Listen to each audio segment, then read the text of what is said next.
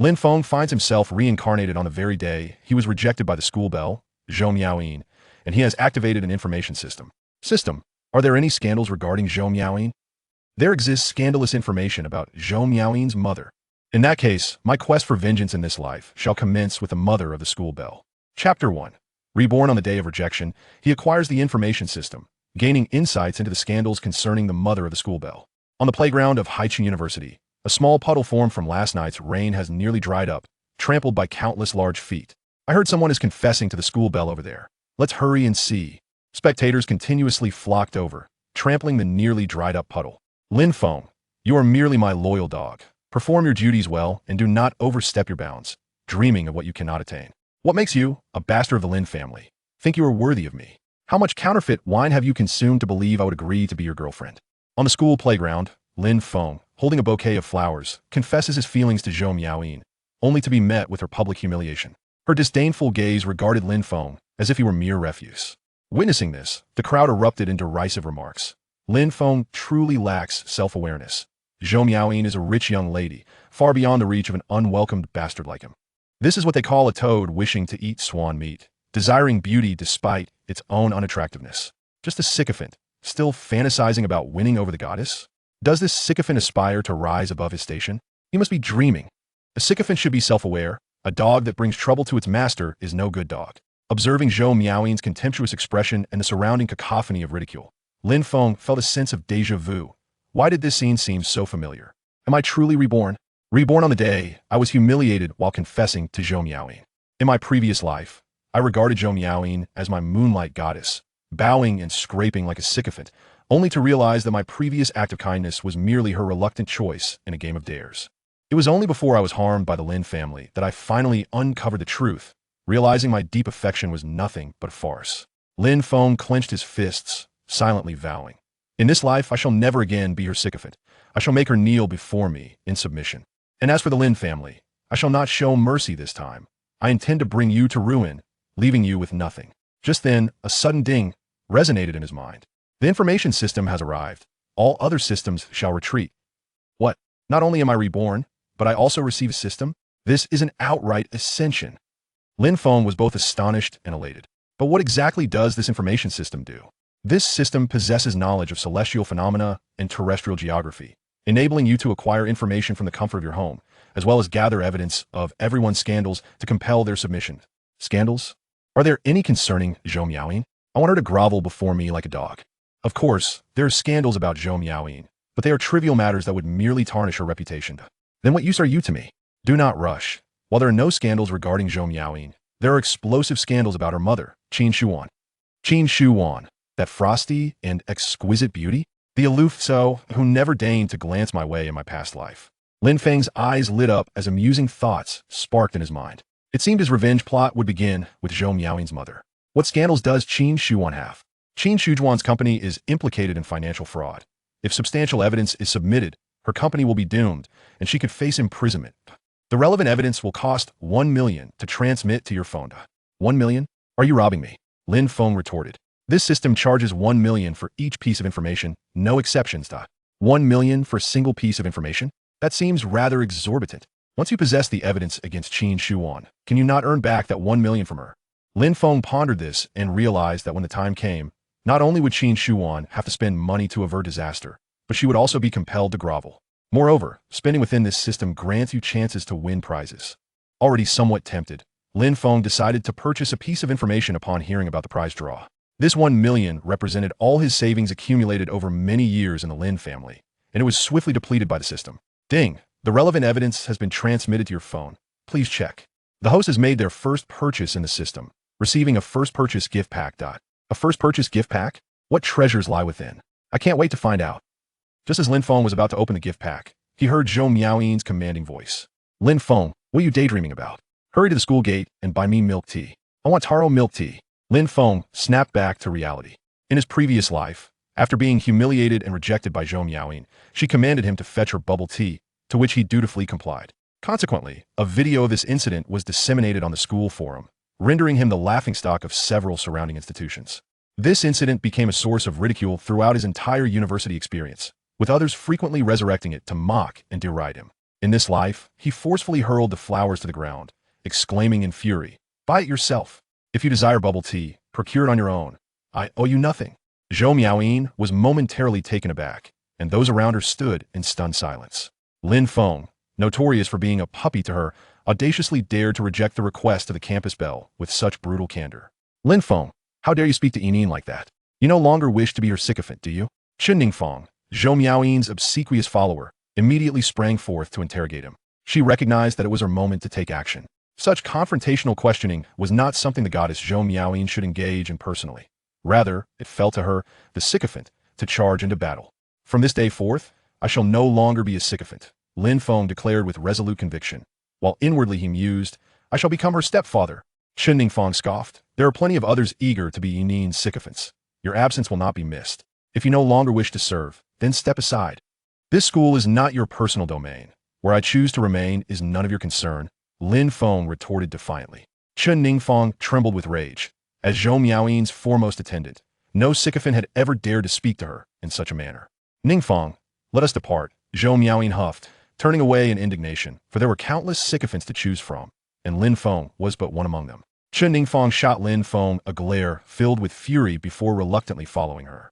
As the crowd of onlookers witnessed the protagonist's exit, they began to disperse, murmuring amongst themselves. Once the area was devoid of spectators, Lin Feng promptly found a place to sit and opened his phone. In a folder labeled Qin Shuan, he discovered it brimming with images, videos, electronic tax receipts, and financial information, the chain of evidence alarmingly complete. "Qin Shuan, your time is up? I refuse to believe you would dare to resist." A wicked smile curled at the corners of his mouth. He then directed his gaze to the system interface and activated the primary reward package. Ding! Congratulations, host, for acquiring a perfect physique, mastery in combat, expertise in dagger combat, a cubic meter of personal space, a dagger capable of slicing through iron, and a foreign company for leather goods. The moment he attained the perfect physique, Lin Feng felt as though his body had been remade. Moments later, 2 large black pills dropped from his armpits. Could this possibly be the miraculous pill of Ji Gong? He lifted his shirt to reveal an impressive set of 8-pack abs and a well-defined V-line, with pectorals that rivaled even those of women. Simultaneously, memories of combat and dagger fighting surged into his mind like a torrent. "Now, I am not only capable of self-defense, but also equipped for retaliation." Lin Feng clenched his fists, a predatory glint flashing in his eyes. Chapter 2. Meeting the school belle's mother at the hotel. Upon reflecting on the previous rewards, Lin Feng found himself puzzled by the nature of the overseas shell company. It hardly seemed valuable. Just as he finished his thought, a sudden realization struck him. "I understand now. This shell company is a means to conduct transactions, isn't it? Thus, even if one were to report it to the authorities, there would be no evidence to seize." "Precisely," the system affirmed. "Your insight is commendable. If one were to directly demand a substantial sum of money, it would be exceedingly easy to become ensnared in legal troubles should the matter escalate to the police. Ultimately, returning the funds would be a minor issue, but one could easily find themselves accused of extortion. However, investing is an entirely different matter. In this day and age, who is unaware that the stock market carries risks and that one must tread carefully before entering? It was time for Qin Shuan to face the repercussions of her daughter's actions. After all, a mother is accountable for her daughter's upbringing. Having procured incriminating evidence against Qin Shuan, the system naturally provided Lin Feng with her contact information, and he promptly dialed the number. "Hello, who is this?" Qin Shujuan's alluring yet indifferent voice resonated through the line. "Qin, don't you wish for your company to thrive?" Lin Feng inquired, his tone deceptively casual. "If you're insane, I suggest you seek help," Qin Shuan coldly retorted, attempting to end the call. Yet just before she could hang up, Lin Feng interjected, "By the way, how many years do you think someone would be sentenced for financial fraud?" Her hand faltered, and she hesitated. "What do you mean by that?" "If there's something you don't understand, you can always look it up online," she responded, maintaining her composure. Lin Feng mused to himself. As expected of the CEO of a publicly traded company, she remains remarkably composed. "I am asking how many years you would face for financial fraud. Spare me the evasions. I know far more than you might anticipate," Lin Feng stated bluntly. "Who are you? What do you want?" Qin Shuan questioned, her voice icy. Lin Feng, with a hint of mischief in his tone, replied from now on. "Your man is me. What I desire, naturally, is you. Many have sought to pursue me, but who do you think you are?" Qin Shuan shot back, her tone dripping with disdain. Lin Feng, unfazed, proclaimed, "Those pathetic men may wish to indulge in your charms, but without leverage against you, they are powerless. I, however, possess undeniable evidence of your financial misconduct. At this, Qin Shujuan's heart skipped a beat. The details of the financial fraud were known only to her, the financial director, and a finance manager, both of whom had been her loyal confidants for years. Logically, they would not betray her. Yet, Lin Feng's assertive claims raised doubts within her. Could it be that those two had indeed turned against her? What evidence do you have? She asked, forcing herself to remain calm. Curious to know? Meet me at the Howding Hotel, and I will reveal it to you in person, Lin Feng suggested. Qin Shuan felt an urge to unleash a torrent of curses upon Lin Feng and sever the call, but she refrained from acting impulsively. Should Lin Feng truly possess evidence, both her and her company's futures would be at dire risk. Gritting her teeth, she replied, I will be there shortly. I will call you upon my arrival. Remember to dress provocatively, Lin Feng teased over the phone. Qin Shuan, without a word, hung up. She promptly summoned 5 of her most astute and formidable bodyguards. You 5, go ahead and discreetly scout the Howding Hotel. Once I arrive, follow my orders. Remember to remain inconspicuous and avoid drawing suspicion, she instructed. Understood. The bodyguards acknowledged before swiftly changing into civilian attire, concealing their equipment as they made their way to the hotel. After a brief wait, Qin Shuan departed her office accompanied by 2 additional bodyguards.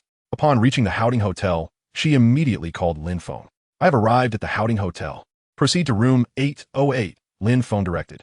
Once she received the address, Qin Shuan sent a message to her WeChat group. The target is in room 808. Upon receiving the notification, the 5 bodyguards who had arrived earlier stealthily approached room 808, their concealed batons occasionally glinting ominously. Taking a deep breath, Qin Shuan arrived at room 808 and rapped on the door. Moments later, the door swung open, revealing Lin Feng's strikingly handsome visage. Leaning against the doorframe with a raised eyebrow, his charming eyes sparkled with mischief, captivating her instantly. Qin Shuan felt a rush of heat rise in her throat, chastising herself for losing focus in such a critical moment. It had been years since her divorce from her scoundrel of an ex-husband, and she had long since abandoned the pleasures of intimacy, instead dealing solely with inanimate objects, a rather dreary existence that left her momentarily dazed. However, as a mature woman and a CEO of a publicly traded company, her self-control far surpassed that of the average individual. Although she found Lin Feng's appearance alluring, she refused to let it cloud her judgment. Are you the one who summoned me? Qin Shuan inquired, deliberately adopting a stern demeanor. She needed to verify Lin Feng's identity, ensuring he was not merely a pawn in a larger scheme that could alert others should she act against him. Indeed, it is I, Lin Feng affirmed. Upon hearing his voice, Qin Shuan confirmed he was the same person who had contacted her earlier. With her objective now clear, she wasted no time. Attack, she commanded, gesturing to her 2 bodyguards. The 2 bodyguards, receiving the order, lunged at Lin Feng. With a chilling gaze, Lin Feng swiftly retaliated. His speed far exceeded that of the 2 bodyguards, and before they could even react, he incapacitated them with ease. Is this all you've got? Lin Feng scoffed, casting a disdainful glance at Qin Shuan.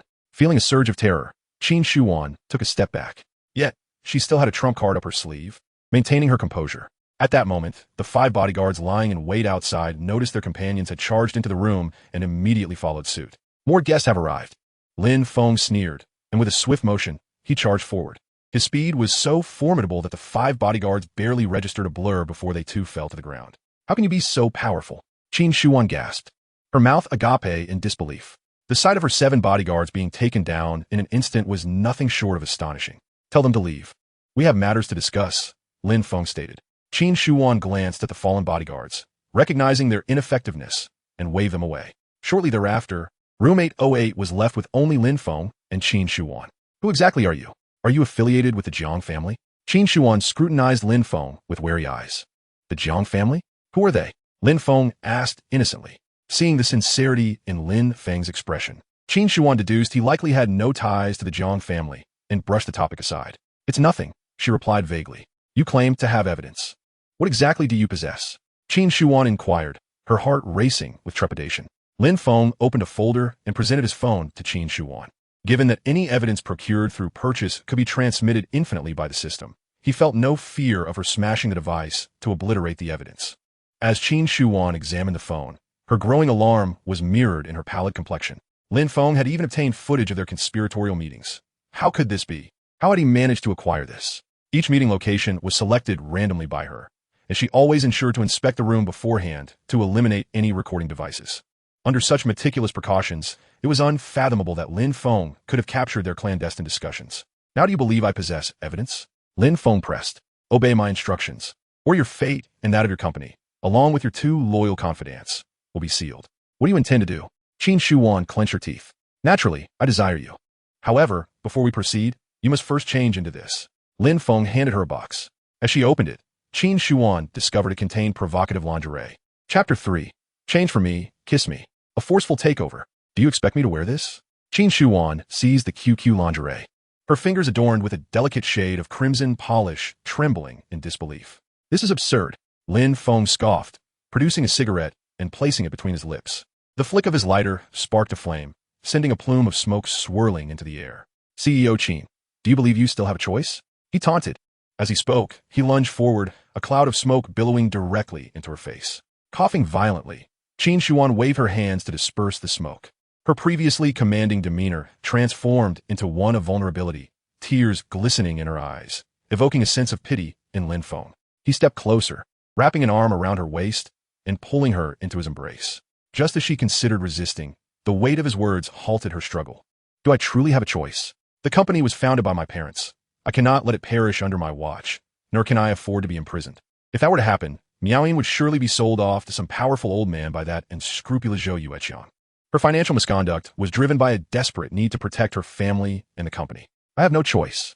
With determination, Qin Shuan declared, I will change. Lin Feng, upon hearing this, planted a kiss on her forehead, a smile illuminating his face. Now, that's the spirit. He released her, settling down against the headboard, his gaze admiring her. I'll go change in the bathroom, Qin Shuan announced, clutching the box. Right here, Lin Feng commanded. With a resigned sigh, she placed the box at the foot of the bed and began to remove her tailored suit. Dressed in professional attire, Qin Shuan exuded an air of sophistication. But as she shed her jacket to reveal a loosely buttoned white blouse underneath, she took on the alluring essence of a secretary. Lin Feng, reclining against the headboard, let out a whistle, half complimenting, half teasing. If CEO Qin were to become a secretary, which boss could resist her? Her expression shifted, feeling a sense of humiliation. Yet she could only endure in silence. CEO Qin must be very weary, mustn't she? Lin Feng inquired, his gaze lingering on her chest. Before Qin Shuan could respond, he continued, after all, carrying around several pounds of burden must be quite exhausting. Mortified, Qin Shuan lowered her head, realizing he was referring to her physical attributes, not her workload. I'll take a shower and change afterward, she stated. No need. We can wash up later, Lin Feng dismissed. Without uttering another word, Qin Shuan gritted her teeth and changed into the QQ lingerie Lin Feng had prepared. His excitement surged at the sight of her in the new attire, and he signaled her to come closer. As she approached, he commanded, change for me. Reluctantly, she thought to herself, since I've come this far, there is no point in being coy. Leaning forward, she grasped the hem of his t-shirt and lifted it, revealing his chiseled 8-pack abs and the alluring line of his torso. His physique was unexpectedly impressive. Qin Shuan was astonished. It truly was a case of clothes, making one appear slender while undressed, revealing muscle. Her eyes sparkled with surprise, and had it not been for Lin Feng's coercion, her resentment towards him might have transformed into a desire to admire the nightscape together or even to indulge in a more indulgent relationship. Isn't my body quite remarkable? Lin Feng asked playfully. Qin Shuan snapped back to reality, feeling a rush of embarrassment, akin to being caught in the act of spying. The bashful Qin Shuan was indeed a captivating beauty. No wonder Zhou Miaoyin's infatuation with her. Lin Feng, seizing her hands, effortlessly lifted the loose t-shirt over their heads, unveiling his perfect upper body. He tossed the t-shirt aside and pulled Qin Shuan onto his lap. Kiss me, Lin Feng commanded, his tone leaving no room for refusal. Slowly, she wrapped her arms around his neck, hesitating for a moment before pressing her lips against his. What began as a gentle touch escalated into a passionate kiss, and soon they were entwined in each other's embrace. Moments later, Lin Feng produced a bottle of champagne, addressing Qin Shuan. A beauty deserves champagne. Let us indulge together. An hour and a half later, they finished the entire bottle. Lin Feng took out his phone and snapped a few intimate selfies with her. Miaoyin, I wonder what your expression would be if you saw these photos of me and your mother. It must be quite the shock. A mischievous smile crept across Lin Feng's lips. He then patted Qin Shuan and asked, Are you feeling all right? Startled, she forced herself to regain her composure and quickly replied, I can't drink anymore. Find someone else. Lin Feng chuckled. Why would I seek anyone else? You're my choice. He playfully slapped her shoulder. Wincing at the sting, Qin Shuan reluctantly pleaded, Then please don't pour me too much. I truly can't handle it. Not drinking? I have a lucrative project that needs funding. I require your investment, Lin Feng stated casually.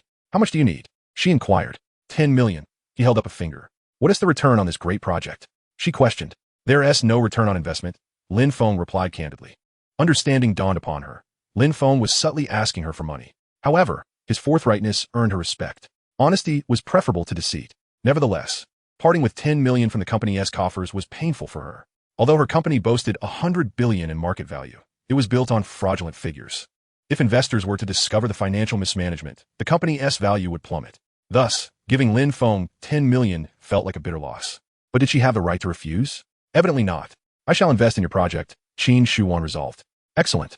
Let us sign the contract. Lin Feng produced 2 pre-prepared contracts and presented them to her. Qin Shuan glanced over the documents, noting the terms heavily favored Lin Feng, already signed and sealed. Clearly, he had premeditated this. She mused. She signed her name, and once it returned to the company for a stamp, the contract would take effect. She retrieved her phone and sent the corporate account details to the finance department for the transfer. Soon enough, Lin Feng received the 10 million transfer. Seeing Qin Shuan so compliant, Lin Feng pulled her close, asserting, remember, from this moment on, you are mine. If you wish to deal with anyone, simply tell me, and I will gather dirt on them. Really? Qin Shuan asked, her excitement palpable. Having already witnessed Lin Feng's intelligence capabilities, she was curious about their extent. Of course, you are now my woman. Only I may take advantage of you, no one else. Lin Feng asserted firmly. Do you have any dirt on Zhou Miaoyin? Qin Shuan inquired eagerly. Chapter 4. The Ex-Husband's Secrets, Infuriating Zhou Miaoyin. After consulting the system, Lin Feng responded to Qin Shuan. Of course. But you'll need to pay 2 million to acquire his criminal evidence. Understood. Qin Shuan was not naive enough to expect Lin Feng to assist her for free. After privately transferring 2 million to him, Lin Feng immediately spent 1 million to purchase Zhou Miaoyin's criminal evidence from the system. Beep. Host successfully spent 1 million. Total expenditure 2 million, gaining 1 lottery opportunity. Shall we draw the lottery now? Immediately. Right now. Lin Feng exclaimed with excitement. Ding. Congratulations, host. You have drawn the body immune to all poisons. Lin Feng exclaimed in delight. This is wonderful. From now on, I shall be impervious to toxins and no longer fear the treachery of poisoners. After his initial excitement subsided, Lin Feng took out his phone and sent a compiled dossier of evidence against Zhou Miaoyin to Qin Shuan. Upon reviewing the incriminating material, Qin Shuan's eyes sparkled with exhilaration as she remarked, that scoundrel Zhou Miaoyin actually drove under the influence, causing someone's death, and then callously disposed of the body in a ravine. This time, he is finished, utterly finished. Her hatred for her ex-husband ran deep. He had once drugged her to repay his gambling debts, sending her to the bed of an older man. Had that man not suffered a fall in the shower and broken his leg, she would have been subjected to his vile desires. Following that incident, she had resolutely divorced Zhou Miaoyin, yet he continued to harass her intermittently, even colluding with young Master Jiang to undermine her company, leading to financial turmoil that forced her into accounting fraud. Eliminating Zhou Miaoyin would certainly ease her burdens. Was the 2 million well spent? Lin Feng inquired, lifting her chin with curiosity. Absolutely. It was worth every penny, Qin Shuan proclaimed with excitement. Armed with this evidence, she could finally send Zhou Miaoyin to prison. Yet, she pondered, but there are no surveillance cameras on that mountain road. How did you capture this video? She asked, intrigued. Some questions are better left unasked, Lin Feng admonished sternly. Qin Shuan shivered, realizing she had overstepped. Some organizations were shrouded in mystery and preferred to remain undisclosed. In her heart, she vowed never to offend Lin Feng, even striving to be someone he could not easily part with, perhaps even his cherished lover. However, given Lin Feng's youthful charm, would he truly be drawn to a middle-aged woman like her? Moreover, his drinking prowess was formidable. She feared she could not keep up. Noticing her hesitation, Lin Feng raised an eyebrow and asked, what is it? Did you not enjoy the drinks earlier? No, I certainly enjoyed it, but I cannot drink another drop. Qin Shuan hastily replied, panicked at the thought of being sick. So, what were you about to say? Lin Feng pressed. Nothing. She shook her head in denial. To divert his attention, she leaned in and kissed him softly. At Haiqing University, within the girls' dormitory, Zhou Miaoyin's roommate, Li Yuxiang, curiously asked Miaoyin, have you seen the school forum? There's a post claiming that Lin Feng is no longer your devoted admirer. Is that true? Just as Zhou Miaoyin was about to respond, Shen Ningfang interjected, of course it's false. That Lin Feng just confessed was rejected by you and is now sulking, which is why he is lashing out. If you ignore him for a couple of days, he'll be back, tail between his legs, to fawn over you again. I see. I thought it strange that Lin Feng, who has been so devoted to Miaoyin for years, would suddenly stop. So, he is just embarrassed and acting out, Li Yuxiang realized. With so many suitors pursuing Miaoyin, and her rejecting countless confessions, what made Lin Feng think he'd succeed? If he dares to show you disrespect, it's only because you've been too kind to him, Lin Feng asserted. Miaoyin, you mustn't forgive him easily this time. He needs to learn he has no right to act superior. Zhou Miaoyin frowned. Lin Feng is merely a bastard child of the Lin family. He doesn't team match my status, so I would never accept his confession. Such a sycophant is hardly worth my time.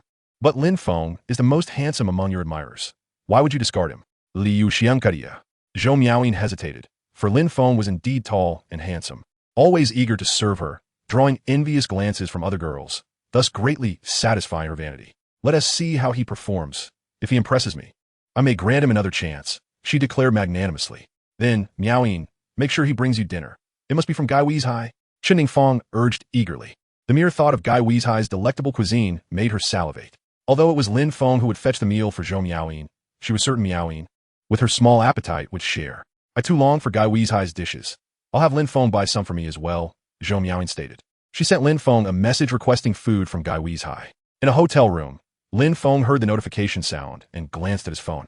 Noting the message from Zhou Miaoyin, he then looked at the exquisite woman beside him. Though the campus belle was alluring, her mother was even more so. Lin Feng unlocked his phone and replied to Zhou Miaoyin, I'd rather feast upon your mother. Upon reading the message, Zhou Miaoyin was infuriated, tossing her phone onto the bed. This Lin Feng has truly crossed the line. He infuriates me. Miaoyin, what happened? Lin Feng, ever the sycophant, immediately inquired. Lin Feng dared to insult me. I am livid. Zhou Miaoyin retorted angrily. What did he say? Lin Feng asked, intrigued. Zhou Miaoyin picked up her phone to show the message to Lin Feng and Liu Xiang.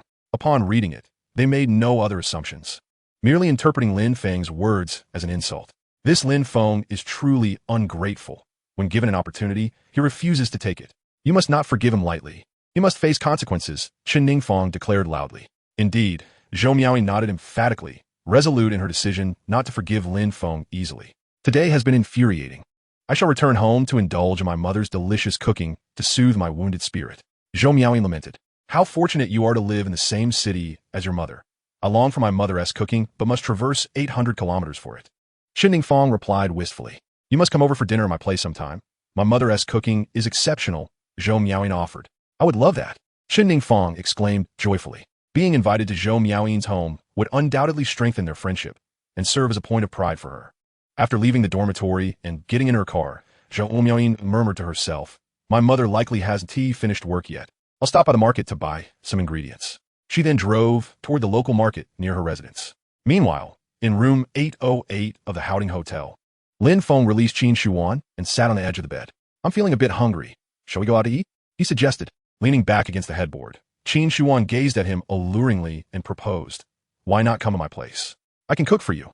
My culinary skills are quite commendable. To win a man's heart, one must first captivate his stomach. Moreover, Lin Feng had just assisted her in resolving a significant issue, and she felt compelled to show her gratitude. Lin Feng had heard Zhou Miaoyin mention her mother's excellent cooking in a past conversation, but had never had the opportunity to sample it. Today, he was eager to indulge. Sound great. I look forward to tasting your culinary delights, Lin Feng replied with anticipation. Then let us go. We can pick up some ingredients at the market, Qin Shuan said as she stood up. Mature women are often more at ease. If it were a young girl, she would likely shyly ask Lin Feng to turn around, but Qin Shuan, unabashed, dressed in front of him. Lin Feng naturally appreciated the view without reservation. Once they were ready, they departed the hotel, boarding Qin Shujuan's car en route to the market. Chapter 5. After all, I am your stepfather. At the Jinjiang Road Market, Lin Feng was busy shopping for vegetables with Qin Shuan when he received a phone call. Upon seeing the caller ID, he noted it was his nominal father, Lin Jinya. What does that old man want? Lin Feng mused. His feelings toward Lin Jinya were complex, a blend of love and hate. A desire for closeness intertwined with a wish to distance himself. When Lin Feng was 13, his mother fell gravely ill and sent him to the Lin family, after which she vanished without a trace. Although Lin Jinya harbored a certain indifference towards him, he remained, after all, his father. On the surface, he had never treated him poorly and would not allow others to bully him openly. He even provided him with pocket money. Over the course of 7 years, Lin Jinya had given him 2 million in allowance. While this sum was modest compared to that of the legitimate sons of the Lin family, it was still significantly more than what an average family could afford. In material terms, Lin Feng felt grateful to Lin Jinya. It was thanks to that old man that he could eat his fill and dress warmly after losing the protection of his mother. However, When the legitimate sons of the Lin family and Wang Yurong secretly tormented him, Lin Jianye chose to turn a blind eye or trivialize the matter, favoring the more prominent issues. This left Lin Feng, who lacked any powerful backing, to endure a difficult existence within the Lin household, suffering both mentally and physically. He harbored a deep-seated resentment towards Lin Jianye, a resentment that was profound. Thus, when Lin Jinye's call came through, Lin Feng was reluctant to answer, yet he felt compelled to do so. Once the call connected, Lin Jinye's somewhat detached voice immediately reached his ears. Please take leave tomorrow morning to return to the Lin family. I have something to announce. Upon hearing this, Lin Feng recalled that tomorrow was the day Lin Jinye would declare the heir selection test. He had enjoyed a splendid day today with the exquisite Qin Shuan, completely forgetting about this matter. In his previous life, he had suffered greatly in the heir selection due to Lin Jinye's favoritism. In this life, he was determined to crush everyone in his path and witness Lin Jinye's expression in response. Lin Feng silently resolved himself. Understood, he replied coolly. Lin Jinye did not say anything further and promptly hung up the call. Just as Lin Feng was putting his phone away, an irate voice interrupted him. Lin Feng, how dare you follow me here? You are invading my privacy, she exclaimed, her anger palpable. Let me tell you, I will not only refuse to forgive you for this, but I will also despise you even more. Turning to face her, Lin Feng noticed Zhou Miaoyin glaring at him with indignation. He could not help but furrow his brow and mutter, Are you out of your mind? I have no interest in you, he added. I am much more interested in your mother. Lin Feng, you are infuriating me. Zhou Miaoyin pointed at him, her eyes aflame with fury. How dare you insult my mother? You've successfully angered me, and I will not let this go. There is no way I will forgive you. Do I need your forgiveness? Do you think I am your loyal dog? Lin Feng retorted, brushing past Zhou Miaoyin and walking towards Qin Shuan, who was busy shopping for vegetables. Frustrated, Zhou Miaoyin stamped her foot and shouted at Lin Feng's retreating figure. Let me tell you, no matter what scheme you are plotting, I will no longer pay you any mind. Lin Feng waved his hand dismissively behind him, confidently stating, You will pay me attention. After all, I am your stepfather, my dear daughter. He mused inwardly. How arrogant. If I pay you any attention, that would make me a fool. Zhou Miaoyin shot back angrily. She then stormed off in another direction, failing to notice Qin Shuan. Finding Qin Shuan, Lin Feng wrapped his arm around her waist and whispered in her ear, Where'd you buy? I got some spare ribs and a kidney. Qin Shuan replied with a smile. A kidney? What do you mean by that? Are you trying to nourish my health? Do you think I am lacking? Lin Feng teased her softly. Qin Shujuan's face flushed momentarily, and she hurriedly explained. I just want to make a spicy kidney dish. It's my specialty, nothing more. Really nothing more? Lin Feng raised an eyebrow, tightening his grip around her waist slightly. Absolutely nothing, I swear, Qin Shuan insisted, raising 3 fingers in a pledge. She then shyly added, Your physique is quite impressive. It's yours that I wish to nourish. Very well. Upon hearing Qin Shuan's compliment, Lin Feng decided to let her off the hook. After purchasing a couple more items, they finally left the market and returned home. Make yourself comfortable. I will go prepare dinner, Qin Shuan said as she entered the house, beckoning Lin Feng to sit while she, like a dutiful wife, headed to the kitchen. Lin Feng chose not to wait and instead began to wander around the living room, appreciating the layout and decor of the house. As he approached the television cabinet, he noticed a framed photograph resting atop it, depicting Qin Shuan and Zhou Miaoyin together. In the picture, Zhou Miaoyin appeared as a small girl, around 8 or 9 years old, laughing brightly in Qin Shuan's embrace. Qin Shuan looked youthful in the image, devoid of crow's feet, appearing even more vibrant, though lacking the depth that time bestows. Comparing the young Qin Shuan in the photograph to the current version, Lin Feng found himself preferring the more alluring and sophisticated Qin Shuan of today. At that moment, the villa's door swung open, and a cheerful voice rang through the living room. Mom, I saw your car. Why are you home so early today? As the exuberant voice faded, Zhou Miaoyin caught sight of Lin Feng and was taken aback. Lin Feng, what are you doing here? How did you get in? What do you want? Before Lin Feng could respond, she fumed. I can't believe you followed me home and deceived my mom into opening the door for you under the guise of classmate. How shameless. Get out of here. We do not welcome you. She shouted again, not waiting for Lin Feng to reply. From the kitchen, however, Qin Shuan's voice carried through, Miaoyin, do not be rude. Lin Feng is a distinguished guest of mine. Dressed in an apron, Qin Shuan approached. Zhou Miaoyin, perplexed, wondered how Lin Feng had become her mother's esteemed guest. Mom, don't be fooled by Lin Feng. He is the illegitimate son of a Lin family. How could he possibly be your guest?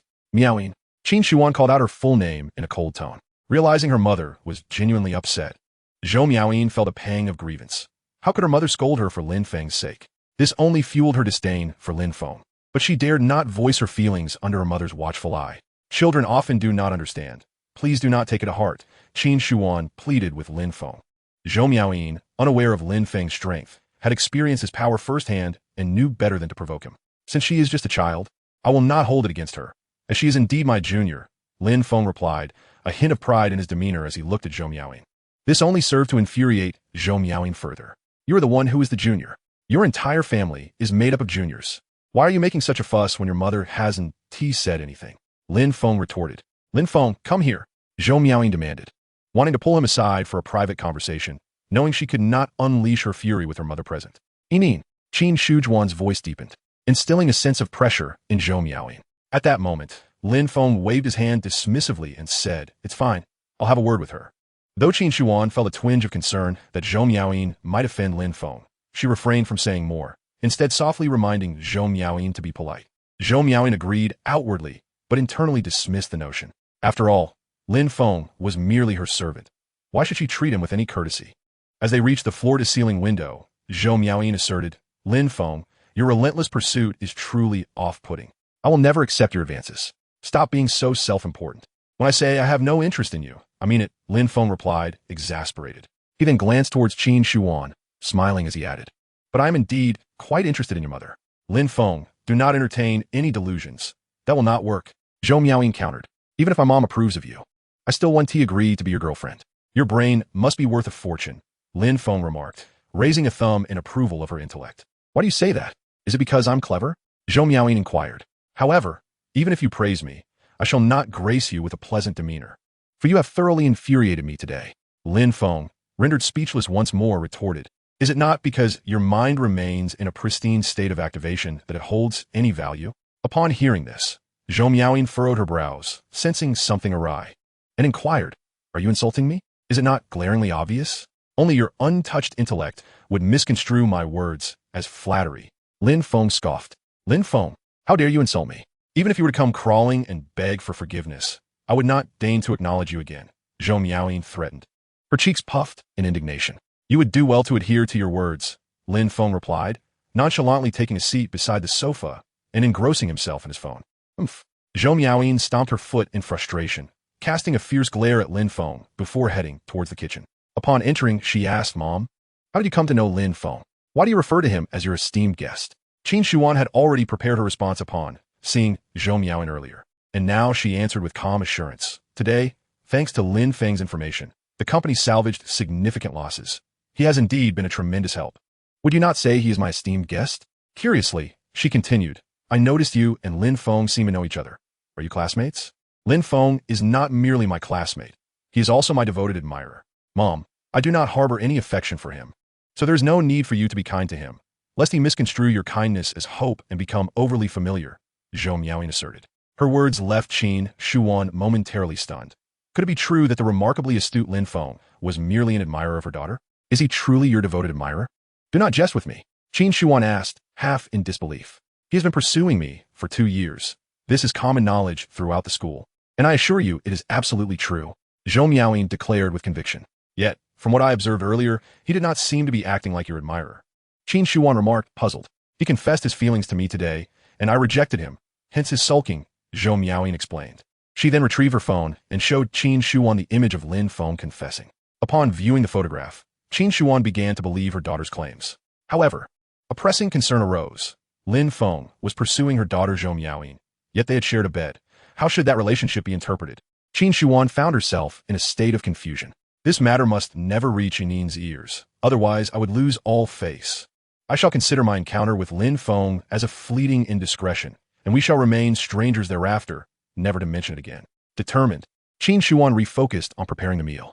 Nearly an hour later, 6 dishes and a soup were arranged elegantly on the dining table, their colors tantalizing. Dinner is served, Qin Shuan announced. Lin Feng washed his hands and sat at the table, picking up his chopsticks and savoring a piece of rib.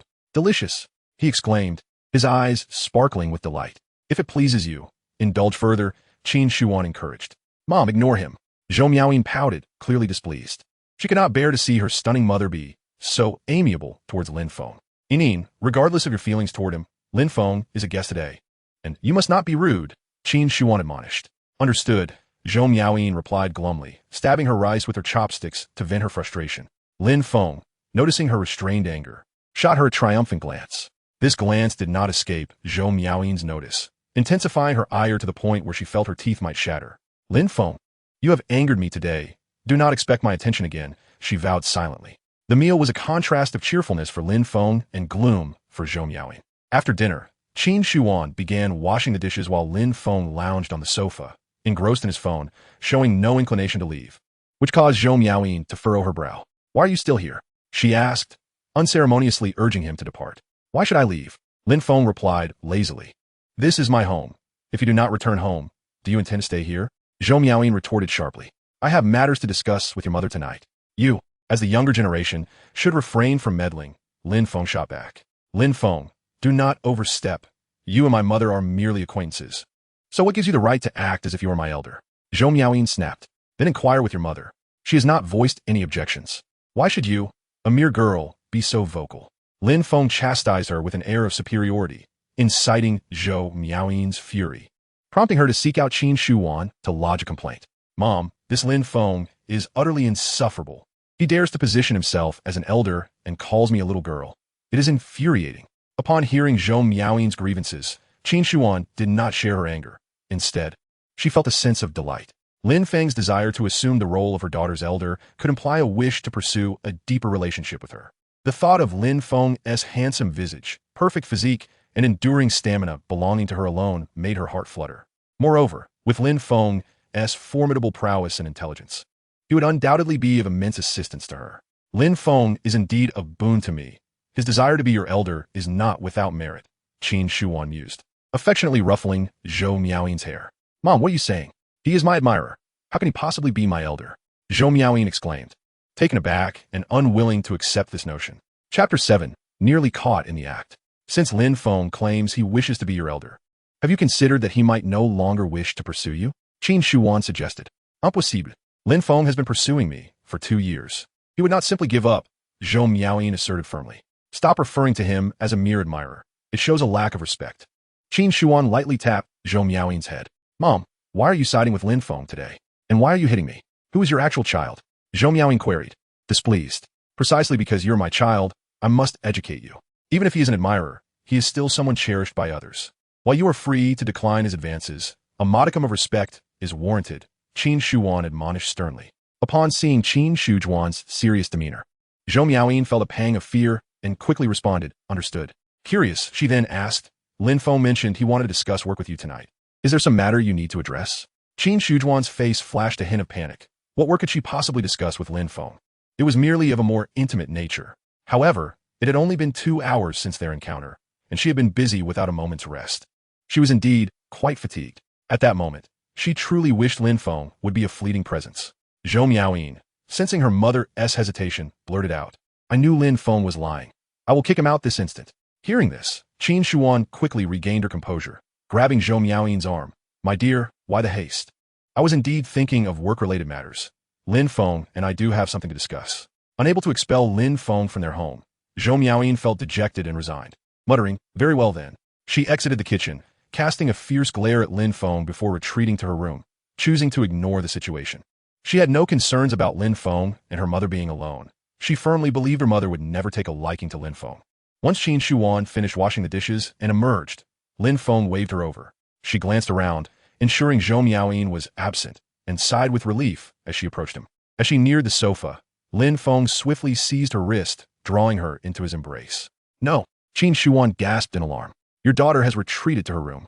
As long as you keep your voice down, she will not hear us, Lin Feng remarked playfully. I heard Yining say you were pursuing her. What does this make of our situation? Qin Shuan asked, a hint of melancholy in her tone. What? Are you jealous of your daughter now? Lin Feng teased, lifting her chin with a smile. Seeing that Lin Feng did not provide a direct answer only heightened her feelings of discontent. Since you wish to be my daughter's boyfriend, it is inappropriate for us to continue in this manner. Henceforth, let's maintain our distance. With that, she struggled to rise. Lin Feng tightened his embrace around Qin Shuan, swiftly capturing her lips and indulging in a fervent kiss. Qin Shuan immediately melted into his arms, wrapping her arms around his neck and responding with fervor. Just as their passionate exchange intensified, the sound of the doorknob turning pierced the air. Startled, Qin Shuan hurriedly extricated herself from Lin Feng's embrace, collapsing onto the nearby sofa. A sudden wave of guilt washed over her, prompting her to drape her leg over Lin Feng's. She gestured with her mouth, signaling him to massage her leg. Lin Feng understood, casting a wary glance at Qin Shuan before placing his hands on her nylon-clad leg and beginning to knead. "What are you two doing?" Zhou Miaoyin's voice, laced with shock and curiosity, interrupted them. She had intended to fetch a glass of water, but was taken aback by the scene before her. Qin Shuan glanced at Zhou Miaoyin and calmly explained, "I walked too much today, and my legs are a bit sore. Lin Feng knows how to massage, so I asked him for a little help." Zhou Miaoyin eyed the pair with suspicion, sensing something awry, but her mother's explanation seemed plausible. So she held her doubts at bay. She merely pointed a warning finger at Lin Feng, admonishing, "Don't take advantage of my mom." Lin Feng met Qin Shuan's gaze, silently acknowledging, "I already have." Once Zhou Miaoyin retreated to her room with a glass of water, Qin Shuan breathed a sigh of relief. She then suggested to Lin Feng, "You should sleep in the guest room tonight." "No, I want to share a room with you," Lin Feng countered. "But I'm quite exhausted today. Please let me be," Qin Shuan pleaded, her tone laced with a hint of vulnerability. "What are you thinking? I merely intend to hold you while we sleep," Lin Feng teased, his expression playful. "However, if you desire more, I'm always available." "No, I don't want that," Qin Shuan quickly rejected. "Then let us take a shower," Lin Feng declared, lifting Qin Shuan into his arms and heading towards the master bedroom.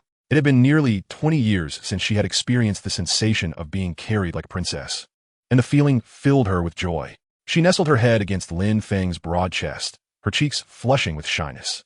Once inside the master bathroom, Lin Feng gently set her down. "Aren't you leaving?" she inquired, eyeing him suspiciously. "You don't intend to suggest we share a bath, do you?" "Of course," Lin Feng replied boldly. "That's unacceptable," Qin Shuan protested, fearing Lin Feng might lose control midway, leaving her to face the consequences. Lin Feng cast a sidelong glance at her and said, "Beg me." "Please," she implored. That lacked sincerity. Thus, Qin Shuan approached Lin Feng, wrapping her arms around his neck and, standing on her toes, planted a gentle kiss on his cheek. "Kissing my cheek is far too dismissive. It one tea suffice." Lin Feng shook his head. With a resigned smile, Qin Shuan tiptoed to kiss his lips. Just then, Zhou Miaoyin, sensing something was amiss, emerged from her room. Noticing the empty living room, a sense of unease gripped her, compelling her to ascend the stairs towards the master bedroom. Startled by the sound of the door opening, Lin Feng and Qin Shuan instantly halted their kiss, but maintained their embrace. "Mom, are you there?" Zhou Miaoyin called out. "I'm in the bathroom. Just undressed and about to take a shower," Qin Shuan replied calmly. "And Lin Feng?" Zhou Miaoyin inquired. "Weren't you the one who didn't want to pay him any attention? Why the sudden concern?" Qin Shuan teased. "Who was concerned about him? I just worry he might misbehave with you. After all, you're quite the beauty. And I fear he might lose control," Zhou Miaoyin retorted, a hint of irritation in her voice. At this moment, Lin Feng leaned closer to Qin Shuan, whispering in her ear, "I truly can't help myself around you." Qin Shuan shot him a disapproving glance, but subtly distanced herself. Chapter 8. Can mere kiss be overheard? How loud must one be? Hearing the startled cry from the bathroom, Zhou Miaoyin anxiously called out, "What is going on?" "It's nothing. Just saw a cockroach suddenly," Qin Shuan replied, knowing her daughter's fear of such creatures would deter her from entering. "How could there be a cockroach in our perfectly clean home?" Zhou Miaoyin questioned, puzzled. "Perhaps it crawled in from the sewer of another house," Qin Shuan suggested. "Does your sewer need unclogging?" Lin Feng leaned in, whispering to Qin Shuan. Qin Shuan shot him a glare, silently thinking, "You better be referring to the sewer, otherwise, I might just end it all." Unaware of the underlying tension, Zhou Miaoyin decided to retreat to her room. After her departure, Qin Shuan opted not to insist Lin Feng leave, fearing Zhou Miaoyin might return unexpectedly. Thus, they took a shower together. After an hour, Lin Feng finally emerged from the bathroom, carrying Qin Shuan in his arms. They embraced and fell into a peaceful slumber. The next morning, Qin Shuan awoke from her deep sleep to find Lin Feng's perfect profile beside her. She smiled and reached out to touch the tip of his nose with her finger. "With you by my side, I slept soundly until dawn. It's more effective than any sleeping pill." "Then I shall hold you while you sleep whenever I have the opportunity," Lin Feng replied, suddenly grasping her hand and smiling at her. "You're awake. When did you wake up?" Qin Shuan asked, feeling slightly flustered. "Just as your fingertip brushed against my nose," Lin Feng answered. "While Miaoyin is still asleep. You should leave quickly before she sees you," Qin Shuan urged. "Don't be hasty. We haven't done our morning exercises yet," Lin Feng replied with a grin. "Don't. She'll hear us," Qin Shuan warned. "Can a mere kiss be overheard?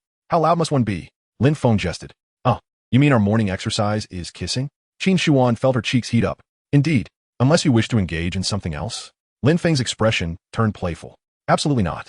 I think kissing is quite delightful," Qin Shuan quickly affirmed. Then what are we waiting for? Let us begin, Lin Feng declared, rolling over to pin Qin Shuan beneath him. One hand supporting his weight while the other cradled her head as he kissed her fervently. 20 minutes later, Qin Shuan lay breathlessly on the bed, her lips tingling. I want to be having breakfast here. I need to return to the Lin family, Lin Feng said as he got dressed. I heard you're a bastard of the Lin family. You want to be bullied during this visit, will you? Qin Shuan asked, propping herself up on one elbow. Concern etched on her face.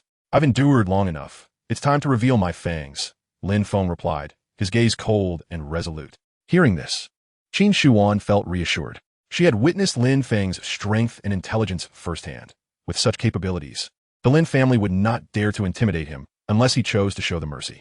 I wish you a smooth journey, Qin Shuan said warmly. Since we're close. No need for thanks. I'll put in more effort next time, Lin Feng winked at her. Qin Shuan, feeling a rush of shyness, tossed a pillow at him, playfully chastising. How can you repay kindness with ingratitude? Lin Feng caught the pillow and tossed it onto the bed, smiling as he asked, what is wrong? Don't you like it? I do, but it's just too exhausting, Qin Shuan admitted. Then you should exercise more. I only put in half my effort yesterday, Lin Feng remarked. Monster, Qin Shuan pouted. In Lin Feng's presence, Qin Shuan, the exquisite beauty, found herself increasingly adopting a more feminine demeanor. Once dressed, Lin Feng departed from Qin Shujuan's villa. In this life, it was time to confront those who had once bullied his family. Murmuring to himself, he strode purposefully towards the exit of the community. Lin Feng currently does not possess his own vehicle and can only hail a taxi to return to the Lin family estate. Upon alighting from the taxi, he gazes steadfastly at the grand entrance of the Lin manor and declares with resolute determination, from this moment forth, I, Lin Feng, shall no longer live like a dog. The Lin family will ultimately be at my feet. As he strides through the entrance of the Lin estate, he heads directly towards the Electra Patrol car station beside the security booth. Young Master Feng, you don't intend to commandeer our patrol vehicle, do you? This is merely a means of transport for us subservient aides, wholly incompatible with your esteemed status. A security guard with a hooked nose obstructs Lin Feng's path, ostensibly out of concern for him, but in reality, he seeks to create trouble for Lin Feng. Aware that Lin Feng lacks a personal car and typically relies on his own 2 feet for mobility, he is determined to prevent Lin Feng from taking the patrol vehicle. After all, he is but a dog of Lin Mingyao, the second young master of the Lin family, meant to bite at Lin Feng, the illegitimate child. Lin Feng regards the hooked nose guard with a sardonic laugh, saying, what a good dog you are, yet alas. Dogs that dare to bite their masters seldom meet a favorable end. Without warning, Lin Feng delivers a powerful kick to the guard's chest, sending him flying several meters. The guard collapses to the ground, unconscious. Lin Feng confidently conjectures that this fellow has at least 3 broken ribs. Let the revenge upon the Lin family commence with you. This dog, he silently vows as he observes the fallen guard. He then climbs into the Electra Patrol car and drives straight into the depths of the estate. Other security personnel, witnessing the grim fate of their comrade, dare not intervene. They simply relay the news upwards. Yet, they are left perplexed. How is it that the usually submissive Lin Feng has transformed into such an assertive and violent figure today? As Lin Feng arrives beside the villa of the Lin family, he is immediately confronted by Lin Mingyao, who approaches him with a menacing demeanor. You, the bastard, dare to lay hands on my people? Have you a death wish? Lin Mingyao questions coldly as he strides forward. A dog that bites has bitten, Lin Feng replies nonchalantly. Lin Mingyao is momentarily taken aback. The usually meek Lin Feng, who seldom dares to speak, is now audacious enough to confront him, much to his astonishment. Yet, this surprise quickly morphs into fury. How dare a mere illegitimate child defy him? Something feels amiss. Has Lin Feng's previous weakness merely been an act? Is he finally revealing his true nature? With this thought, Lin Mingyao's gaze turns sinister. Should Lin Feng prove to be a threat, he would not hesitate to eliminate him. Chapter 9. Lin Mingyao's plea for mercy, the unfair air assessment. Even if he is a dog, he is still my dog. You, the bastard, have no right to touch him. Lin Mingyao glares frostily at Lin Feng. This is the second time you have referred to me as a bastard. As the saying goes, 3 strikes and you're out. I hope not to hear that word again, or I shall not hold back. The memories of Lin Mingyao's transgressions against him only deepen Lin Feng's icy demeanor. Upon hearing this, Lin Mingyao's attitude shifts to one of arrogance, laughing derisively. Oh, the bastard dares to be rude to me? I'm most curious to see how you intend to be rude. No sooner had Lin Mingyao finished speaking than Lin Feng's hand clamped down fiercely on his throat, causing immediate pain and difficulty breathing. He frantically attempts to pry Lin Feng's grip loose, but to no avail. The Lin family servants, witnessing the scene, shout for Lin Feng to release the second young master while rushing towards him. They are well aware of Lin Mingyao's favorite status and are eager to come to his aid. As for Lin Feng, he is merely an unfavored young master. What consequence is it to offend him? However, Lin Feng is no longer the same Lin Feng he once was. His combat prowess is extraordinary, capable of taking on 3 special forces operatives single-handedly, let alone mere servants. With a swift kick, he sends each of the advancing servants sprawling. Given the force of his blows, fractures are inevitable. The remaining servants, witnessing this display, immediately halt their advance. They had wished to impress Lin Mingyao, but certainly did not wish to risk their lives in the attempt. At this point, Lin Mingyao has been held by the throat for a full minute, his frantic struggles causing him to consume oxygen rapidly. His complexion begins to turn a shade of purple from asphyxiation. If this continues, he will surely perish. Third young master, if you do not release the second young master, he will lose consciousness. Do you truly intend to kill him here in the Lin family? One servant cries out. Lin Feng, of course, has no intention of murdering Lin Mingyao in front of witnesses, for then he would be labeled a murderer, and he has no desire to end up in prison. However, he is equally unwilling to simply let Lin Mingyao go. Lin Mingyao, plead for mercy, and I shall grant you a reprieve, Lin Feng states coolly. Lin Mingyao's consciousness begins to fade. Visions of his great-grandmother flicker before him. When Lin Feng's voice breaks through, his instinct for survival forces him to regain a modicum of clarity. Please spare me. He manages to croak, his voice hoarse and barely recognizable. His oxygen-deprived brain can no longer think clearly. All he desires is to survive. Since you plead so earnestly for mercy, I shall show you great benevolence and spare your life this once, Lin Feng proclaims, deliberately raising his voice. This is a clear display meant to serve as a warning to those who have treated him with disdain, if he dares to confront Lin Mingyao. What are they to him? With that, Lin Feng unceremoniously tosses Lin Mingyao to the ground, his icy gaze sweeping across the gathered servants. Each one who meets his eyes instinctively lowers their gaze, unwilling to confront him directly. Satisfied with the effect of his display, Lin Feng lets out a cold snort and strides purposefully into the villa. Lin Mingyao lies on the ground, gasping for air like a fish out of water. After a long moment, he finally manages to catch his breath, though the crimson marks around his neck will likely take days to fade. Gritting his teeth, Lin Mingyao growls, "You will pay for this. I will have my revenge." Upon entering the villa, Lin Feng spots Lin Jinye dining in the first-floor dining room. He approaches directly, calls out "Father," and boldly pulls out a chair made of mahogany to sit down, picking up silver chopsticks to indulge in a sumptuous breakfast. Lin Jinye and the butler exchange astonished glances. Lin Feng has never dared to be so audacious as to share a meal with him. Today, he seems unusually bold. However, Lin Jinye feels a sense of satisfaction. As he ages, he longs to be closer to his children, and Lin Feng's willingness to approach him brings him joy.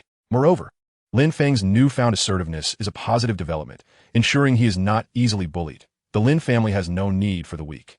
As they near the end of the meal, Lin Jinye instructs the butler, "Go summon them all." "Yes, sir," the butler responds, departing for a moment before returning with Lin Hongsheng, the eldest, and Lin Qiwen, the third child. Lin Mingyao also enters from outside, now clad in a high-neck shirt with the buttons tightly fastened, concealing any trace of the marks on his neck. Though he could seek to complain to Lin Jinye about his grievances, he cannot afford to lose face. Once everyone is settled on the sofas in the parlor, Lin Jinye states, "The purpose of gathering you all here today is likely known to some of you already, so I will be direct. I'm instituting an air assessment. The first phase of the assessment will last 1 year. I will assign each of you a company, and after 1 year, the individual whose company has the highest market value will be declared the victor of the first phase. The winner will receive an opportunity for support from headquarters, which will be highly advantageous for the second phase of the assessment." Upon hearing this, Lin Feng cannot help but smirk inwardly. In his previous life, Lin Jinye assigned others companies valued at 10 billion with solid operations, while he himself was allocated a company worth only 1 billion, one that could scarcely pay its employees. The bias was egregiously blatant. In his previous life, Lin Feng devoted considerable effort to ensure the smooth operation of his company. Eventually, by serendipity, he seized the opportunity of the times to expand his business. Alas, the assessment period came to an end, and his company ranked 5th from the bottom in terms of market value. Not only did he lose his inheritance qualification, but the company he had painstakingly managed was also ruthlessly reclaimed.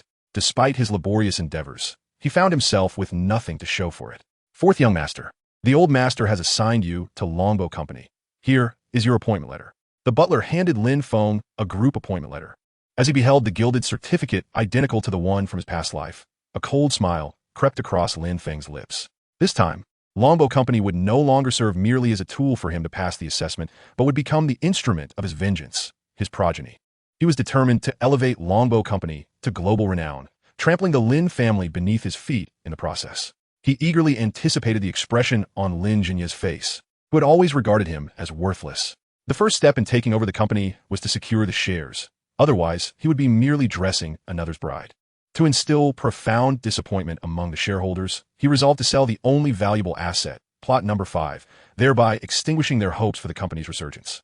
Since his elder brother, Lin Hongsheng, had long coveted plot number 5, he would sell it to him. When experts inevitably discovered a burial site at plot number 5 a month later, its value would plummet to nothing. Having devised this nefarious scheme, Lin Feng refrained from approaching Lin Hongsheng directly, lest it arouse suspicion. After Lin Jinya departed, Lin Feng swiftly exited the Lin family estate, hastening to Longbow Company. He intended to set a trap for Lin Hongsheng. Chapter 10. Restructuring the company. The maid's costume is on display. Upon arriving at Longbow Company, Lin Feng produced the appointment letter and promptly called for a high-level meeting. As the meeting commenced, he stood and declared, "I am Lin Feng, and from this moment forth, I shall be wholly responsible for Longbow Company. My first decree is to announce the sale of plot number 5. His proclamation was met with intensified dissatisfaction from the already disgruntled executives. "Mr. Lin, I must disagree with this decision. Plot number 5 is the most valuable asset of the company. Even if we lack funds to build a new factory, we cannot sell it. Its value will appreciate in due time," protested Ma Mingyu, a minor shareholder among the executives. "Appreciate? Spare me your naivete. Should I report to the Cultural Heritage Bureau that there are burial sites underground, this land will be worthless," Lin Feng mused inwardly, though he kept this thought to himself to maintain his cunning advantage. "Your opposition is futile. My decision is final and indisputable," Lin Feng asserted firmly. "Mr. Lin, your obstinacy will lead to the company's demise." Another executive, Lu Shengnan, stood up in outrage. The other executives echoed their dissent, voicing their discontent with Lin Feng's unilateral approach. With a resounding slap on the table, Lin Feng silenced the room, shocking the agitated executives into silence. "This company is under my command now. I will dictate its course. If you disagree, you are welcome to resign," he declared resolutely. The executives, incensed, were taken aback by the audacity of a mere newcomer usurping their authority. "I will not resign, but if the company dismisses me, I demand the compensation I am owed," Lu Shengnan retorted with hostility. "Rest assured, your compensation will be paid in full. Is there anyone else wishing to resign? You may do so now, and I will ensure you receive your severance. Otherwise, should I later uncover any of your misdeeds, I will expel you without compensation." Lin Feng surveyed the executives with a steely gaze. "I wish to resign." "So do I." Lin Feng's heart leaped at the sight of several minor shareholders opting to leave. Their impending resignations indicated they would likely relinquish their shares, providing him the perfect opportunity to orchestrate a buyout. "You may proceed to handle your resignation paperwork now. Your compensation will be transferred within 3 working days." He gestured for their departure. As those departing executives exited the meeting room, only 3 remained. Lin Feng scrutinized them and noted that they held high positions but had no shares, an ideal situation for his plan. He pointed at one individual and proclaimed from now on, "You are promoted to general manager." This man, He Mingwei, had been Lin Feng's trusted aide in his previous life. Since he had not departed in this iteration, Lin Feng intended to utilize his talents to achieve greatness. "Thank you, Mr. Lin," He Mingwei exclaimed joyfully. Lin Feng did not alter the positions of the other 2 executives, but did grant them salary increases. Then, Lin Feng issued his first command, immediately announced the intention to sell plot number 5. "Yes." Next, he commanded, with so many high-level departures, promptly select capable individuals from within to fill the vacancies, regardless of their current rank. Additionally, inform the HR department to expedite recruitment. "Understood. Let us adjourn for today." Lin Feng waved his hand. Once the 3 left, Lin Feng promptly called Qin Shuwan. "Hello.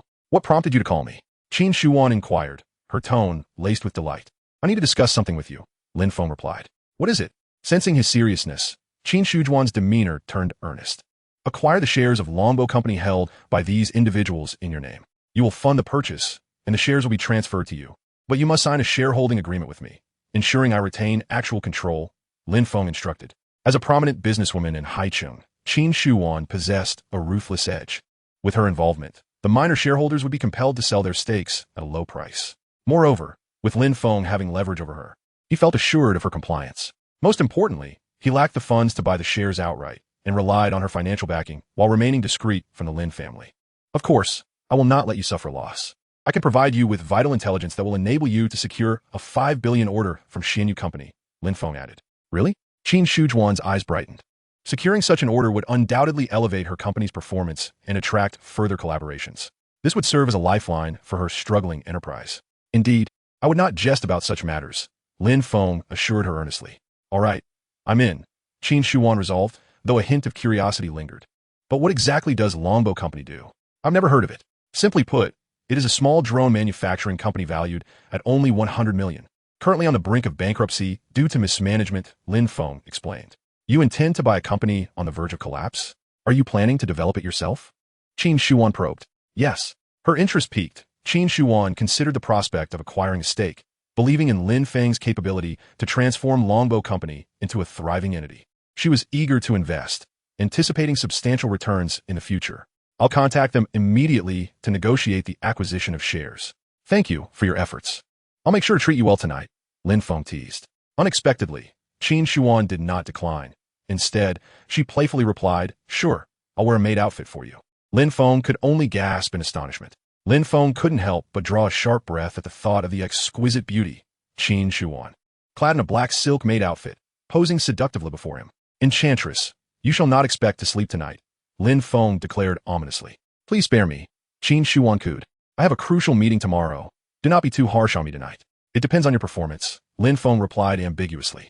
I promise to perform well tonight, Qin Shuan assured him. Chapter 11. Setting a trap for Lin Hongsheng. Subsequently, Qin Shuan inquired, Will you join me for dinner tonight? If so, I shall return home early to prepare. No need. Conserve your energy for other endeavors, Lin Feng insinuated. How vexatious, Qin Shuan retorted playfully. I shall attend to the tasks you assigned. As long as you are diligent and single-minded, your reward shall be plentiful in the future, Lin Feng assured her. Aware that it was time to pledge her loyalty, Qin Shuan immediately affirmed, I will be devoted to you. At that moment, He Mingwei knocked on the conference room door. Lin Feng promptly told Qin Shuan, I have matters to attend to. I must hang up. All right, you take care. After ending the call, Lin Feng beckoned He Mingwei inside. Director Lin, the Jiqiang Group intends to purchase our lot number 5. They just called to inquire, He Mingwei reported. Jiqiang Group? Isn't that the assessment company assigned to Lin Hongsheng? I didn't expect him to act so swiftly, Lin Feng mused, stroking his chin with a pleased expression. In his previous life, Lin Hongsheng had sought to acquire lot number 5 from Lin Feng, but at that time, Lin Feng was unaware that a burial site lay beneath it. The deal fell through due to a failure to agree on a price. Eventually, experts inadvertently discovered the cemetery, which would take at least a decade to fully excavate, rendering lot number 5 worthless and severely injuring Longbow Company. Lin Feng had to toil for over 6 months to help the company recover. In this lifetime, he naturally intended to sell the land to Lin Hongsheng, setting a trap for him. Otherwise, what was the point of his rebirth buff? What price is Jiqiang Group offering? Lin Feng inquired. They are only willing to pay 50 million, which suggests a lack of sincerity. Hence the negotiation has stalled, He Minghui replied. Given that lot no. 5 is worth at least 60 million. Lin Hongsheng's offer of 50 million indicates he aims to take advantage of Lin Feng. Although Lin Feng wished to deceive him, he couldn't shortchange him by 10 million.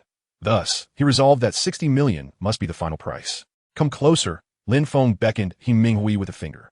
He Minghui trembled slightly, casting a wary glance at Lin Feng, as silence spoke volumes. Lin Feng then kicked him, exasperated. I'm a straight man. I have no interest in you. He Minghui exhaled in relief and leaned closer to Lin Feng. In our company's marketing department, there is an employee named Jiang Xinzu who has been bribed by Jiqiang Group. You need to find someone to inadvertently leak a piece of information in front of him, Lin Feng instructed. What? We already have a corporate spy? He Minghui exclaimed in shock. Keep your voice down. Do you want everyone to hear? Lin Feng kicked him again. My apologies, Director Lin. I was just taken aback. He Minghui quickly apologized. He then shifted the topic, asking, what information do you wish to leak to this spy? Have someone casually disclose that Mingyuan Group is interested in purchasing lot number 5 for 58 million, and that negotiations are currently underway. Remember, the key point is that Mingyuan Group is secretly in contact with us, and outsiders are completely unaware, Lin Feng emphasized. Mingyuan Group is the assessment company assigned to Lin Mingyao. Although Lin Feng knew Lin Mingyao had no interest in lot number 5, he could leverage his name to provoke Lin Hongsheng. Despite being born of the same mother, their relationship was strained, and due to inheritance evaluations, they would undoubtedly compete behind the scenes. If Lin Hongsheng were to learn that Lin Mingyao was interested in lot number 5, he would surely act impulsively. Upon hearing this, He Minghui's eyes lit up as he responded, Understood, Director Lin. I will take care of it immediately. After dismissing He Minghui, Lin Feng promptly took out his notebook and listed several names. high-end talents in drone development. In his previous life, Longbow Company had neither the funds nor the reputation to attract these talents. But this time, armed with an intelligence system, he would resort to coercion if necessary to recruit them for his purposes. With these high-end talents, he could develop a new type of drone. Currently, DJI held over 70% of the civilian drone market, while the remaining market share was divided among other major brands. Lin Feng recognized that carving a niche in the civilian drone market would be exceedingly difficult. Thus, he aimed to pursue the logistics drone market instead. Shun Feng had successfully transitioned from civilian to military applications with its dual-tailed Scorpion drone, initially designed for logistics. Since competing in the civilian market was not an option, Lin Feng resolved to target the military sector. Securing a partnership with the military would provide him with a formidable backing. To attract these talents, merely relying on Longbow Company would be insufficient. He needed a reputable figure to act as a guarantor and intermediary. Among these talents, Luo Yiming held the highest esteem. If Lin Feng could grasp leverage over him, he could compel him to serve as his advocate. System, do you have any dirt on Luo Yiming? Yes. Information on Luo Yiming has been compiled. Would the host like to purchase it for 1 million? Purchase. Purchase of Luo Yiming's information successful. Relevant evidence has been transmitted to your phone. Lin Feng quickly opened his phone to review the information. My goodness. Luo Yiming is connected to a scandal involving the destruction of his lineage. It seems one cannot judge a person merely by their appearance, he mused. Luo Yiming had been involved with his mentor's wife, Yu Lily, while his mentor was still alive, and they had even had a child together, who was now 18 years old. If the evidence in his possession were to be exposed, it would ruin the reputations of all three individuals. Luo Yiming. I shall have my way with you now. Lin Feng smiled darkly. Professor Luo, we shall meet in 2 days. In 2 days, a drone technology exchange summit would be held in Haicheng, attracting many high-end talents, including Luo Yiming. Lin Feng planned to meet with Luo Yiming at this summit and have him introduce him to other talents. Once the plan was set, Lin Feng stood up and exited the conference room. Upon returning to his office, He Minghui promptly entered and locked the door behind him. Observing this, Lin Feng teasingly remarked, "You better not harbor any improper thoughts. I am a staunch heterosexual. If you truly have designs on me, I would be the one in charge." He Minghui rolled his eyes, exasperated, and quickly replied, "Director Lin, enough with the jesting. The tasks you assigned have been completed. Our surveillance confirmed Jiang Zhenzu was in contact with Jiqiang Group." "Good. Let's await the outcome," Lin Feng said, as he and He Minghui anxiously awaited in the office. Half an hour later, He Minghui finally received news regarding Jiqiang Group. Chapter 12. Ant Wang's Scandal. Director Lin. Jiqiang Group has decided to offer 60 million for our lot number 5, He Minghui announced with delight. "Excellent, splendid," Lin Feng exclaimed, rising with excitement. "Lin Hongsheng, I've finally ensnared you. Prepare to weep," he thought with a smirk. "He Minghui, you will be in charge of the contract with Jiqiang Group. Ensure they transfer the funds promptly," Lin Feng instructed. "Rest assured, Director Lin, I will handle it," He Minghui promised. "If there's nothing else today, I will head home.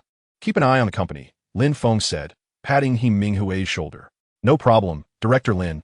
You can count on me," He Minghui assured him. Lin Feng seized the opportunity to tease He Minghui, playfully remarking, "Soft as a feather, like a woman." Lin, the general manager. He Minghui's face flushed crimson, pouting like a wronged little wife. "Ha ha ha, I'm off." Lin Feng waved his hand, pocketed his phone, and left the company. As he exited the office building, he happened upon Wang Yurong, who had initially served as Lin Jinya's secretary. Later, due to her uncanny resemblance to his late wife, Lin Jinya adopted her as his godsister. Although, by lineage, Wang Yurong was considered the god-aunt of Lin Feng and his peers, no one dared to address her as such. They typically referred to her as Auntie or Aunt Wang. Today, she was particularly eye-catching. Her black blouse casually adorned with a long silk ribbon tied loosely into a bow that swayed gently against her collarbone as she walked. She wore a fiery red knee-length skirt, the right side of which was split high, revealing a glimpse of her beautifully wrapped legs in sheer black stockings that shimmered subtly in the sunlight. Her red-soled black high heels echoed loudly with each step, their heels as red as molten lava, perfectly complementing the vibrant hue of her skirt. Despite the simplicity of her ensemble, her stunning beauty, exquisite figure, and remarkable poise rendered her extraordinarily captivating, immediately attracting the attention of passers-by. It was no wonder Lin Jinya insisted on claiming her as a godsister. She truly was a rare gem. At merely 30 years of age, Wang Yurong was in the prime of her womanhood. Yet Lin Jinya had kept her tethered to his side, forbidding her from seeking a boyfriend. However, perhaps it was this very sense of guilt that compelled Lin Jinya to shower her with affection, even including her in the heir assessment of the Lin family. Lost in thought, Lin Feng was interrupted as Wang Yurong spotted him and commanded without hesitation, "I'm heading to the mall to shop. You'll carry my bags." With that, she made her way to her Porsche 918, tossing over her shoulder, "You can take a cab and follow me." Wang Yurong had often issued such imperious commands to Lin Feng, sometimes even venting her frustrations on him when she was in a foul mood. In the past, Lin Feng had no choice but to endure, given Lin's indulgent treatment of Wang Yurong. Even the three legitimate sons dared not confront her, let alone Lin Feng, who was neither wealthy nor influential. However, now Lin Feng would no longer be subject to Wang Yurong's whims. System, do you have any dirt on Wang Yurong? Yes. There are two explosive pieces of information about Wang Yurong. Would the host like to purchase both? By absolutely. Transaction successful. Evidence of Wang Yurong's two pieces of dirt has been transmitted to your phone. Ding, the host has accumulated spending of 4 million, earning 1 lottery chance. Would you like to draw now? Draw immediately. Ding, congratulations to the host for winning super recovery. From now on, the host will recover from injuries or fatigue at 10 times the normal speed. Does that include recovery in that regard? Lin Feng inquired curiously. Indeed. Good. The previous lottery was at a cumulative 2 million. This time, it was 4 million. So, the next draw is at 8 million? Correct. Lin Feng mused that he needed to amass more funds to purchase information. He glanced at Wang Yurong, who was starting her Porsche 918, thinking to himself, "Isn't she just a money tree? What are you staring at? Hurry up and take a cab to catch up. Don't keep me waiting, you useless fool." Wang Yurong noticed Lin Feng's gaze and immediately scolded him. With a swift press of the gas pedal, she sped away. "Damn it, you vile woman. Let's see how arrogant you can be later," Lin Feng muttered as he opened his phone and found a folder labeled Wang Yurong. Shockingly, she had poisoned Lin Jinya. No wonder that old man had died 3 years later and left most of his estate to her in his will. I thought that shrewd old man would never draft such a will unless he were under the influence of poison, leaving him unable to think clearly. Unfortunately, by then, he was already dead, and his will had to be executed as notarized. The 3 legitimate sons had caused quite a stir over it, but they could only extract a small portion of the estate from Wang Yurong. In this battle among the gods, mere mortals suffered. The 3 legitimate sons of the Lin family could do nothing against Wang Yurong, who controlled the majority of the family wealth and could only target Lin Feng, the easy prey. At that time, Lin Feng was still weak, lacking even the faintest protection from Lin Jinya. Faced with the combined pressure of the 3 legitimate sons, he soon went bankrupt, ultimately leading to his untimely demise at their hands. Gazing at the evidence on his phone, Lin Feng smirked coldly. "Wang Yurong, even if Lin Jinya dotes on you, once he discovers you poison him, he surely won't let you off easily." He then turned his attention to the second piece of dirt. To his astonishment, Wang Yurong had been using Lin Jinya's money to support another man. The man she was keeping was clearly a fool, who resented her for being close to the elderly Lin Jinya and refused to touch her, frequently engaging in psychological manipulation that made her feel indebted, willingly offering her money. Ah, what a sensational plot, more dramatic than a soap opera. If it weren't for the solid evidence provided by the system, I would think this was all fabricated. Lin Feng's eyes suddenly sharpened. "Wang Yurong, this time you're finished. Even if Lin Jinya can overlook your poisoning him, he will never tolerate you seeing another man, even if you are merely his god sister. His desire for control is ingrained deep within him. Otherwise, I wouldn't be just an illegitimate son, deprived of his affection, enduring endless bullying within the Lin family." Enough of that. Wang Yurong is the main event. If I can grasp her, it's like possessing a money tree. Lin Feng promptly opened his phone and dialed Wang Yurong's number. After a considerable wait, Wang Yurong finally answered the call. "Who is this?" Her voice was laced with impatience, tinged with irritation at being disturbed. "You wouldn't want Lin Jinya to find out about the poison you administered, would you?" Lin Feng threatened, his tone foreboding. Wang Yurong's spine chilled at his words, and she hastily slammed on the brakes, the screeching sound reverberating through the receiver. Had it not been for the car behind her keeping a safe distance from her unapproachable Porsche 918, she might have crashed into it. "Lin Feng." Wang Yurong's eyes narrowed coldly. The only ones who knew about the poisoning were her and Zheng Yuxuan. How could he possibly know? Stay calm, stay calm. Even if Lin Feng has caught wind of something, he surely lacks evidence. If he dares to expose me, I can always turn the tables on him. After all, Lin Jinya trusts me implicitly. Just as Wang Yurong managed to steady her nerves, Lin Feng's mocking voice rang out. "I bet you think I have no evidence. Why don't you come to the Howding Hotel and see for yourself what I have?" Chapter 13. Wang Yurong is countered by Lin Feng. "Lin Feng, how dare you threaten me? I'll make sure to deal with you today." Wang Yurong seethed, slamming her hands on the steering wheel, producing a sharp honk. She lifted her phone, intending to call the Lin family's butler to send 10 bodyguards her way, but then reconsidered. Notifying the butler would undoubtedly alert Lin Jinya to her private meeting with Lin Feng. If Lin Jinya learned of it, he would surely want to inquire about the situation. Without knowing whether Lin Feng truly possessed evidence, she couldn't afford to take that risk. Thus, she dialed the small-time leader of the Black Dog gang, Mad Dog. Mad Dog was well acquainted with Zheng Yuxuan, so she had his contact information. Mad Dog, I need you to deal with someone. I'm willing to pay 100,000. 100,000. You're quite generous, sister. Who do you want to teach a lesson? I'll take care of it. Just a mere illegitimate son, with no power or wealth. All right, who is it? And where does he live? I'll send my brothers to take care of him right now. This guy has invited me to the Howding Hotel. You bring your brothers and give him a good beating. That guy actually invited you to a room? He has got some guts. Don't worry. I'll make sure to break his third leg. The deranged dog harbored certain intentions towards Wang Yuyong, the exquisite beauty. Yet he was fully aware that she was Lin Jinye's sworn sister, which deterred him from crossing any lines. However, he could not tolerate the thought of other men arranging rendezvous with her, for that would certainly provoke the wrath of the deranged dog. After hanging up the phone, Wang Yuyong let out a cold laugh, declaring, Lin Feng, whether you survive today or not, you shall pay a price for this threat. With that, she pressed the accelerator and sped towards the Grand Hotel. Upon arriving at the Grand Hotel, Wang Yuyong waited a brief moment before the deranged dog finally appeared. Accompanied by 6 brothers, each exuding an aura of fierce intimidation, clearly not to be trifled with. With everyone assembled, Wang Yuyong promptly dialed Lin Feng. I've arrived at the Grand Hotel. Where are you? Come to room 808.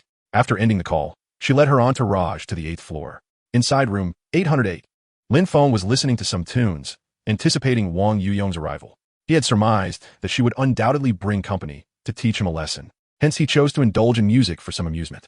A knock resounded at the door of room 808. Rising, Lin Feng approached the door and peered through the peephole, catching only a glimpse of Wang Yuyong's silhouette, with no sight of her bodyguards. It remained uncertain whether they were concealed or intentionally left behind. Nevertheless, it mattered not as long as his plans were unhindered. Opening the door, Lin Feng regarded Wang Yuyong with an air of calm indifference. Observing how easily he had opened the door, Wang Yuyong could not help but smirk, thinking to herself, truly arrogant. Soon enough, you shall weep. The deranged dog, seeing the door ajar, lunged in first, intent on subduing the audacious man who dared to invite Wang Yuyong to a hotel room. Where did this big rat come from? Lin Feng shouted, swiftly delivering a resounding slap.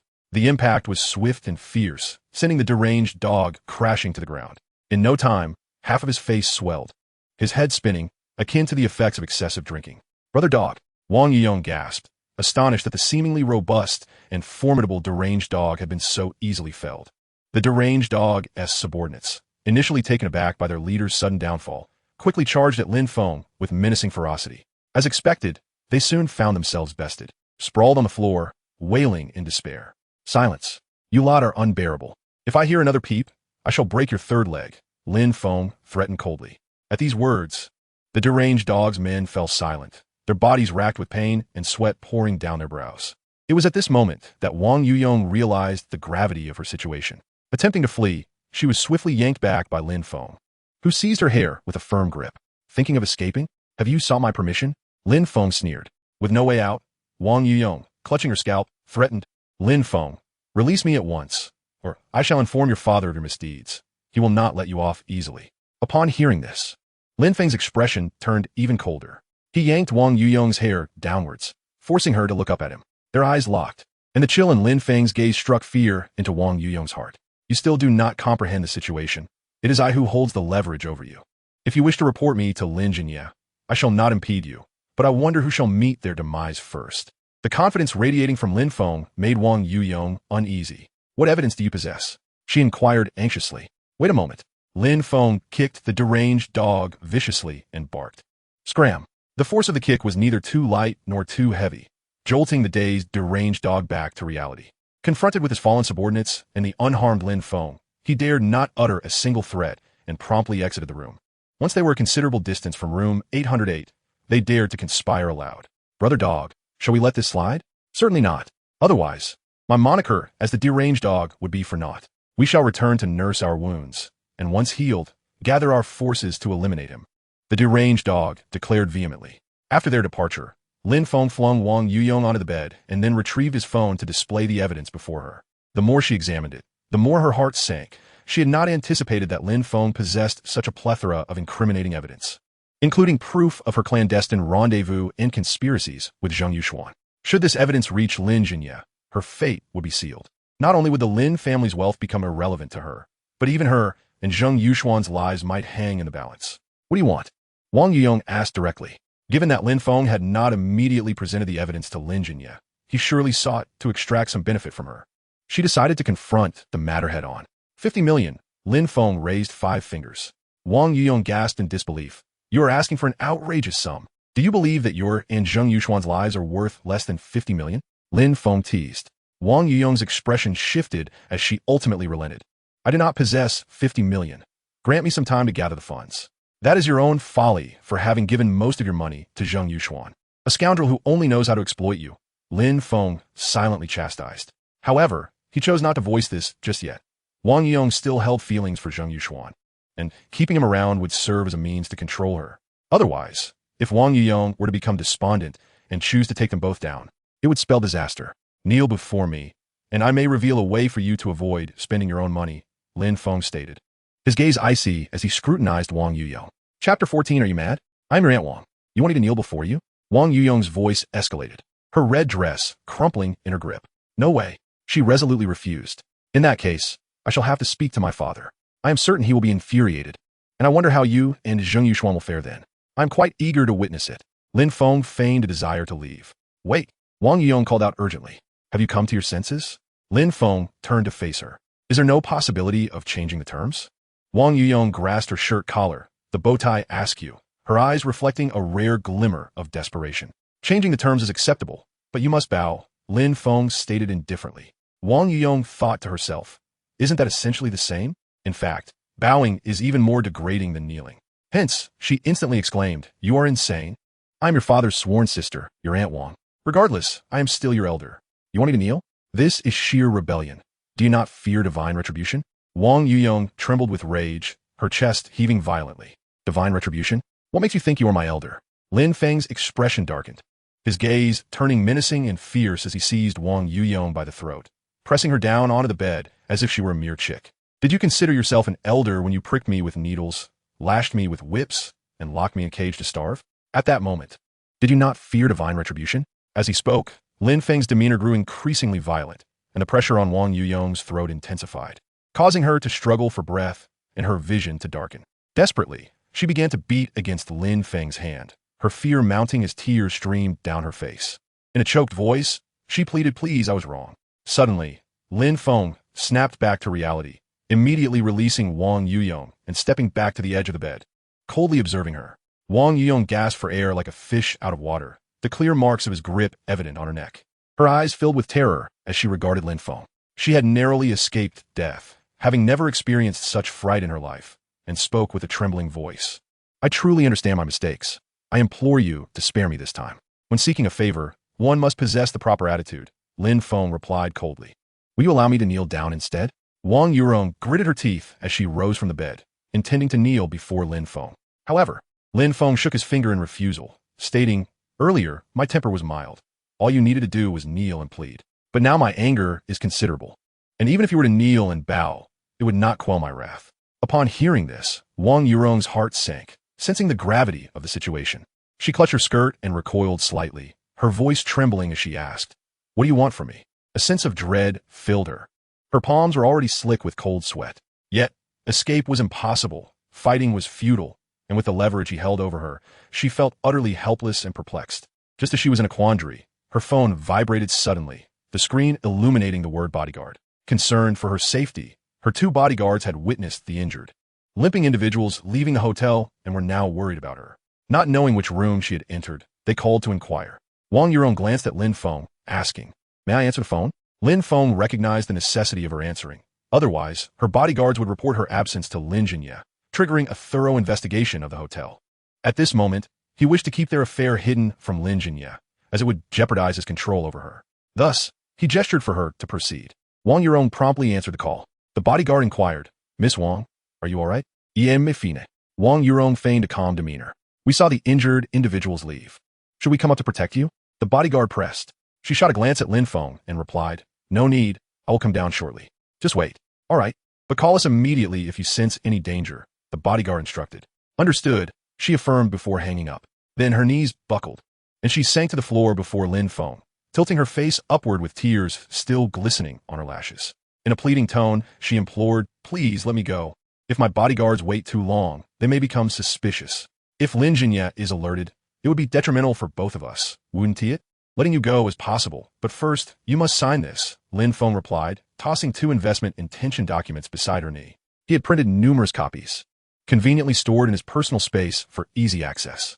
Wang Yuron picked one up to discover it required her to invest in a strange company to the tune of 50 million. She mused. So this is what Lin Feng meant by not spending my money. Lin Jinya had assigned her a company where she held the power to allocate funds, contingent upon the board's approval. It's not my money anyway. I'll sign, she resolved, swiftly signing the investment intention. Once the finance department resumes operations tomorrow, transfer the funds to the account noted in the contract, or don't blame me for coming after you, Lin Feng threatened. I understand. I will personally oversee it, Wang Yuron assured him. She then raised her head and asked, "May I stand now?" "Yes, you may," Lin Feng replied coldly. Wang Yuron quickly stood and brushed off non-existent dust from her stockings. "Can I leave now?" she asked nervously. "Why the hurry to leave?" Lin Feng inquired with a teasing glint in his eyes. "But my bodyguards are waiting. If they grow anxious, they might come to check on me," she expressed her concern. Chapter 15. Are you crazy? I came to find your mother. After Wang Yuron spoke, she fixed her gaze on Lin Feng for several seconds, but ultimately lacked the courage to turn and leave. She understood that being forceful at this moment would only lead to more severe consequences. "If you wish to leave, you may. But are you certain you want to depart in this manner?" Lin Feng indicated the marks around her neck. Realizing the implication, she hastily retrieved a small mirror from her crocodile skin bag and opened it. In the reflection, a distinct bruise from 5 fingers marred her neck, a remnant of Lin Feng's earlier aggression. If her bodyguards noticed this clear mark, it would spell disaster. Though she could silence them with money, it was better to erase any evidence beforehand. Thus, she quickly took out concealer, applying it meticulously to her neck while checking the mirror repeatedly until the bruise was completely concealed. She then reapplied lipstick and lip balm, ensuring her appearance was flawless before seizing her bag and heading toward the door. Just as her hand grasped the doorknob, Lin Feng's voice rang out behind her, "Come back." She froze, her heart racing. Did he have a change of heart? Turning to face him, she found him seated, enveloped in smoke, his handsome features rendered enigmatic by the haze. "Let me check." Lin Feng casually flicked ash from a cigarette, his tone nonchalant, his gaze languid and indifferent. Wang Yuron stood at the threshold, fully aware that if she wanted to flee, she could simply open the door and run. Lin Feng was testing whether she would return for him to inspect her. If she did, he would temporarily spare her. If not, he would have no choice but to ruin her. Wang Yuron's fingers tightened around the doorknob, her thoughts a jumble. After a moment of hesitation, she ultimately turned around, stepping back toward him. Standing before Lin Feng, she raised her chin, exposing her delicate neck. Lin Feng merely cast a cursory glance and waved her off dismissively. "You may leave." Wang Yuron felt a wave of humiliation wash over her. Yet she clenched her teeth in silence and turned to exit. "Lin Feng, one day I shall make you pay," she vowed silently. Meanwhile, Lin Feng harbored his own thoughts. "Wang Yuron, the game has only just begun. I will settle our scores gradually." With that, he extinguished his cigarette and rose to depart.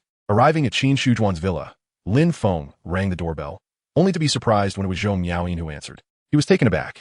Wasn't she supposed to be at school, seldom returning home? However, her presence at home seemed even more tantalizing. Zhou Miaoyin was equally surprised to see Lin Feng and quickly expressed her disdain. "Why are you here again? Since you've claimed not to pursue me any longer, what is the point of coming to my home and pestering me? Can't you have a bit of dignity? You're truly disappointing. Are you out of your mind? I came to see your mother," Lin Feng retorted, brushing past the obstructive Zhou Miaoyin and striding into the house. "What are you doing? This is trespassing," Zhou Miaoyin shouted, agitated. At that moment, Qin Shuan emerged from the kitchen with a spatula in hand, calling out, "Inin, don't be rude to guests. Lin Feng is someone I invited." "Mom, why did you invite Lin Feng over again? You two aren't involved in anything, are you?" Zhou Miaoyin protested, stamping her foot in irritation. Unintentionally, her words struck a chord with Qin Shuan, who hastily clarified, "You silly girl, don't say such things. Lin Feng and I are merely discussing work matters." "What work could you possibly have with him?" Zhou Miaoyin scoffed, her tone dripping with scorn. "A disgraceful illegitimation? The Lin family's assets are beyond his reach. He lacks the capital to start a company, and he is still in school with no time for work. Are you truly expecting me to believe that? Do you need a beating? I've told you not to mention Lin Feng's status as an illegitimate child again. Are you incapable of remembering?" Qin Shuan advanced with the spatula raised, causing Zhou Miaoyin to cower and shield her head. Qin Shuan would never strike her child in front of Lin Feng. She retracted the spatula and shot Zhou Miaoyin a glare. Lin Feng is now the CEO of Longbow Corporation. Our two companies are currently negotiating a partnership, hence his visit. He asked the CEO. Zhou Miaoyin gazed at Lin Feng in astonishment. However, she harbored no doubts about Qin Shujuan's words. As the chairwoman of a multi-billion-dollar conglomerate, her mother would never jest about matters concerning her work. With your limited perspective, you are merely suited to gaze at the sky from the depths of a well. Lin Feng remarked, casting a sidelong glance at Zhou Miaoyin, his tone dripping with derision. You dare to call me a frog at the bottom of the well? Zhou Miaoyin retorted, her anger palpable.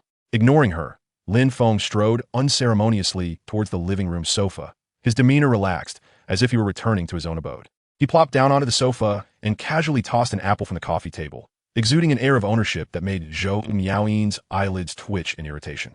Mom, look at him. Zhou Miaoyin tugged at Qin Shujuan's arm, seeking to complain. Qin Shujuan swatted her hand away and whispered, enough if you don't want to see him. Retreat to your room. Oomph.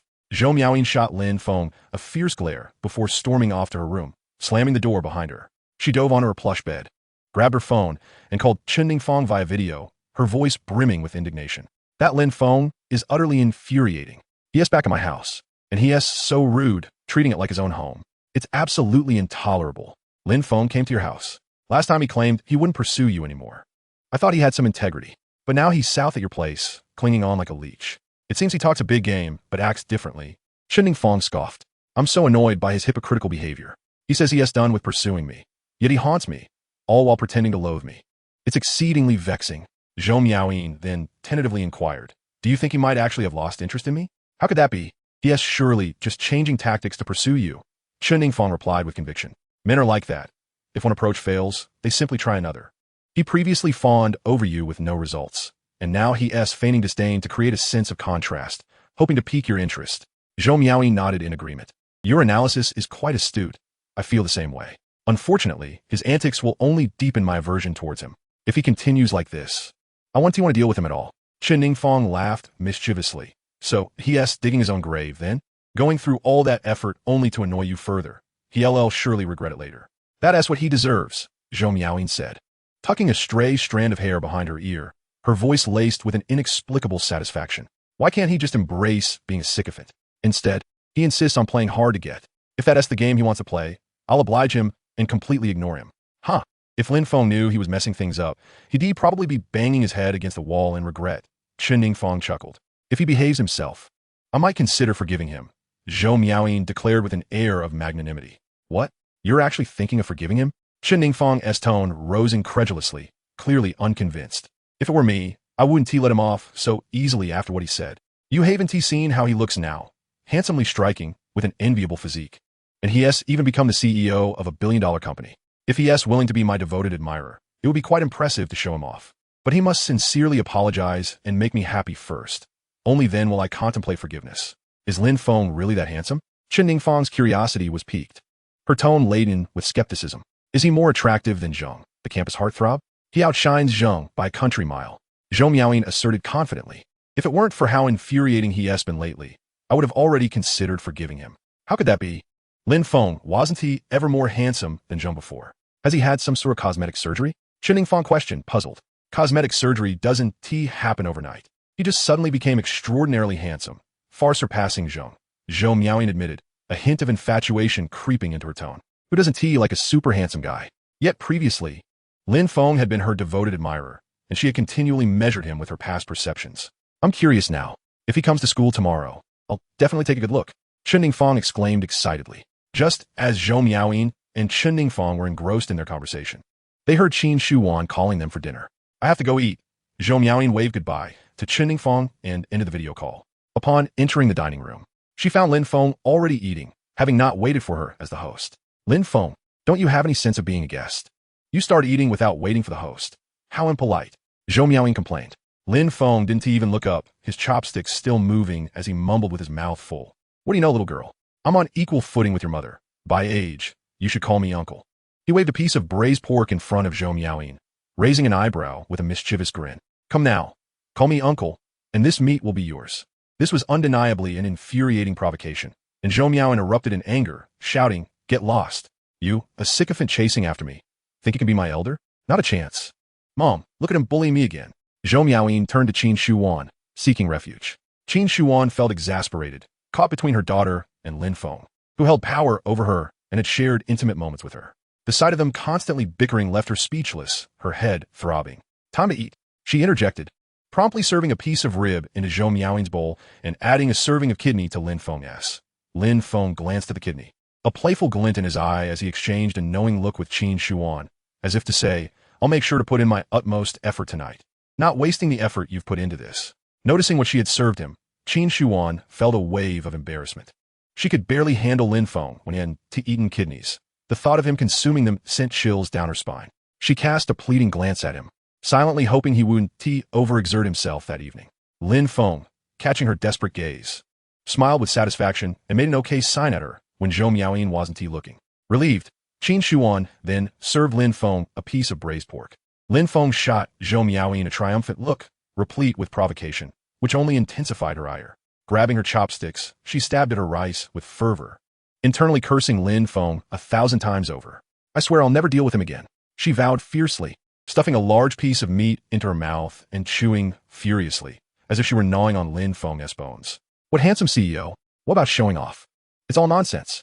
All she wanted was to press that infuriating face in her soup bowl. After hastily finishing a few bites of her meal, Zhou Miaoyin promptly excused herself and retreated to her room, leaving Lin Feng and Qin Shuan alone in the dining room. I'll help you wash the dishes, Lin Feng offered as he stood up. Qin Shuan, busy clearing the table, smiled at him and replied, No need, just wait outside. I really want to wash the dishes with you. Lin Feng's voice came closer, laced with a hint of flirtation. At his words, Qin Shuan beamed, her charm radiating as she cheerfully said, All right then. In the kitchen, as Qin Shuan turned on the faucet to begin washing the dishes, she instructed Lin Feng, You can use that sink. To her surprise, Lin Feng didn't head towards the sink. Instead, he approached her from behind, his warm body pressing against her back. His arms wrapped around her waist, and he rested his chin on her shoulder.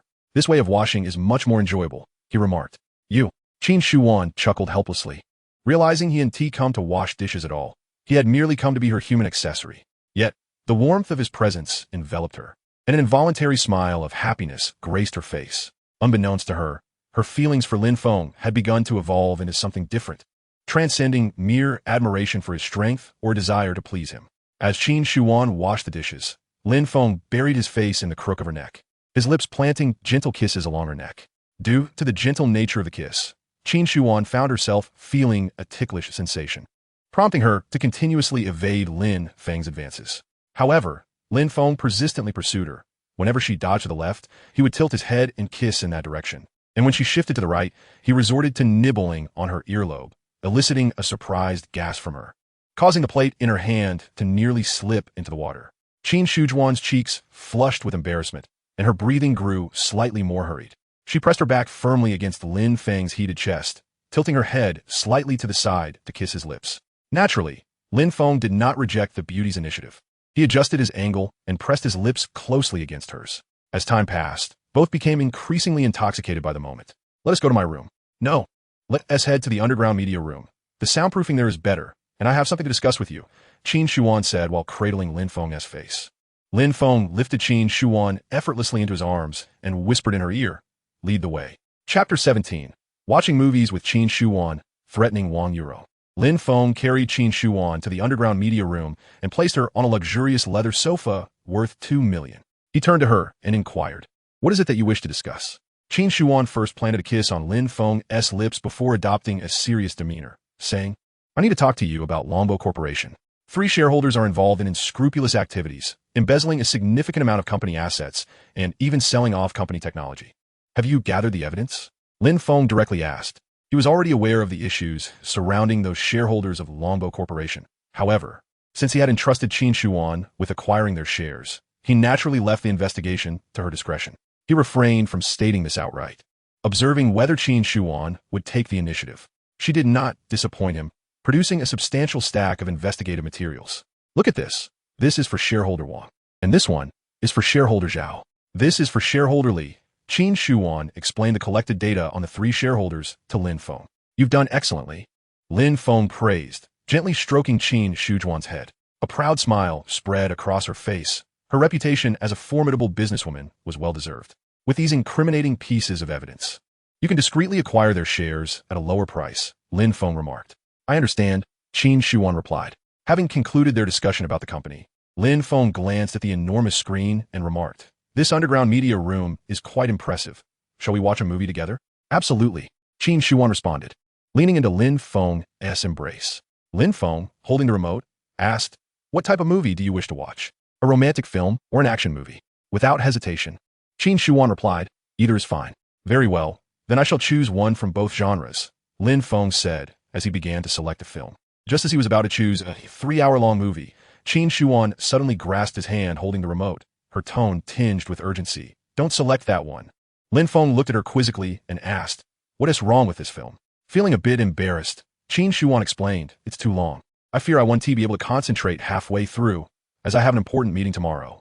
Upon hearing this, Lin Feng turned his gaze to the screen and said, then let us pick a shorter one. He soon spotted a film lasting 70 minutes and asked Qin Shuan, how about this one?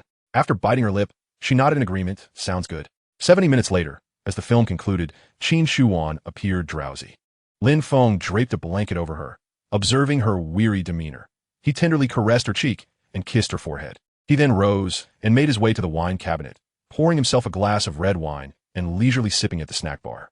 Qin Shujuan's media room was well equipped, boasting a complete set of high-end audiovisual equipment, a wine cabinet, a snack preparation area, and even entertainment facilities, including an arcade machine tucked into a corner. They had explored all these areas together. After drinking half a bottle of red wine, Lin Feng approached the sofa, lifted Qin Shuan into his arms, and made his way toward her bedroom. Upon reaching the first floor, Lin Feng's gaze suddenly sharpened. Zhou Miaoyin was unexpectedly on the first floor. What would she think if she saw her mother in my arms? Would she erupt in fury? A mischievous smile curled at the corners of Lin Feng's lips as he mused, surely, she would perceive me as a villain and call the police. I'm rather curious to test that theory. Lin Feng took a step forward, aware that if Zhou Miaoyin glanced in this direction, she would undoubtedly catch a glimpse of him. At that moment, as if sensing something, Qin Shuan stirred slightly, her brow furrowing. Lin Feng looked down at her, noticing her slight frown and fatigued expression, and a flicker of hesitation crossed his mind. I am indeed too soft-hearted. Lin Feng sighed softly and stepped back. He then reassured himself. I am merely concerned that the effect of the misunderstanding might be unfavorable, hence my temporary concealment. Yes, that's it. Just then, he heard Zhou Miaoyin's voice filled with annoyance. Damn Lin Feng. Why must you provoke me? I couldn't even enjoy my dinner properly. I want to be speaking to you again. Shortly afterward, Lin Feng heard the sounds of the kitchen stove igniting and the exhaust fan turning on. With these sounds providing cover, Lin Feng boldly cradled Qin Shuan and made his way outside, casting a quick glance toward the kitchen, where he saw no sign of Zhou Miaoyin, allowing him to breathe a sigh of relief. He swiftly ascended the stairs with Qin Shuan and returned to her bedroom. After taking a quick shower and drying off, Lin Feng slipped under the covers, embracing Qin Shuan as they drifted off to sleep. The following morning, Qin Shuan awoke first. As she moved slightly, she felt a soreness in her waist and legs, causing her to furrow her brow. She shot a glance at Lin Feng beside her and muttered softly, what a non-human. She then tiptoed to the bathroom for a soothing warm bath to alleviate her fatigue. Just as she wrapped herself in a towel and emerged, she was met with the sight of Lin Feng at the door, delivering a striking visual impact. What a handsome face, what a perfect figure. Even though she had seen him several times, the sight still made her heart flutter. Lin Feng flashed a charming smile and grasped Qin Shuan's hand. What is this? Do you wish to touch? He teased. Qin Shuan almost nodded, but remembered the important meeting she had that morning. If she lost control, she would forfeit the meeting entirely. Thus, she quickly shook her head, saying, next time, definitely. She then gently urged Lin Feng, you should leave. Yinyin will be waking up soon, and we mustn't let her see you. As Lin Feng backed away, he playfully insisted, kiss me once, and I'll go. You really give me no choice. Qin Shuan feigned helplessness. However, the moment her words fell, she stood on her tiptoes and planted a kiss on Lin Feng's lips. True to his word, Lin Feng promptly exited Qin Shuan's room. After enjoying breakfast at Qin Shuan's home, Lin Feng made his way to Longbow Corporation, entering He Minghui's office. How is the signing progress for Plot 5? Lin Feng inquired directly. We have signed a sales contract with Jiqiang Company. We are merely waiting for them to transfer the funds, He Minghui replied. Have they specified when the funds will be transferred? Lin Feng asked with concern. They are scheduled to transfer today, He Minghui responded. Excellent, Lin Feng exclaimed, his excitement palpable. As soon as the funds arrived, He would unveil the information about the burial site beneath Plot 5, setting the stage to ensnare Lin Hongsheng and formally declare war against him. If Lin Feng were patient, he could wait for Lin Hongsheng to invest a substantial amount in the development of Plot 5 before revealing this information. At that point, Lin Hongsheng might attribute it to mere bad luck, believing it was not Lin Feng's intention to ensnare him, thus avoiding a direct confrontation. However, Lin Feng was unwilling to take such an approach. He was too eager to witness Lin Hongsheng's downfall and did not wish to wait any longer. He was determined to confront Lin Hongsheng, to sever ties completely. He wanted to convey to the Lin family that he, Lin Feng, was no longer the Lin Feng of yesteryears, armed with the advantage of rebirth and the invaluable intelligence system at his disposal. He could no longer afford to bide his time aimlessly, as it would only render him a pitiful figure. After spending an hour at the company, Lin Feng grew increasingly impatient when the expected transfer from Wang Yurong had yet to materialize. His gaze turned icy as he promptly dialed her number. Wang Yurong was in the midst of reviewing documents when her phone rang unexpectedly. Upon seeing Lin Feng's name on the screen, her expression soured immediately.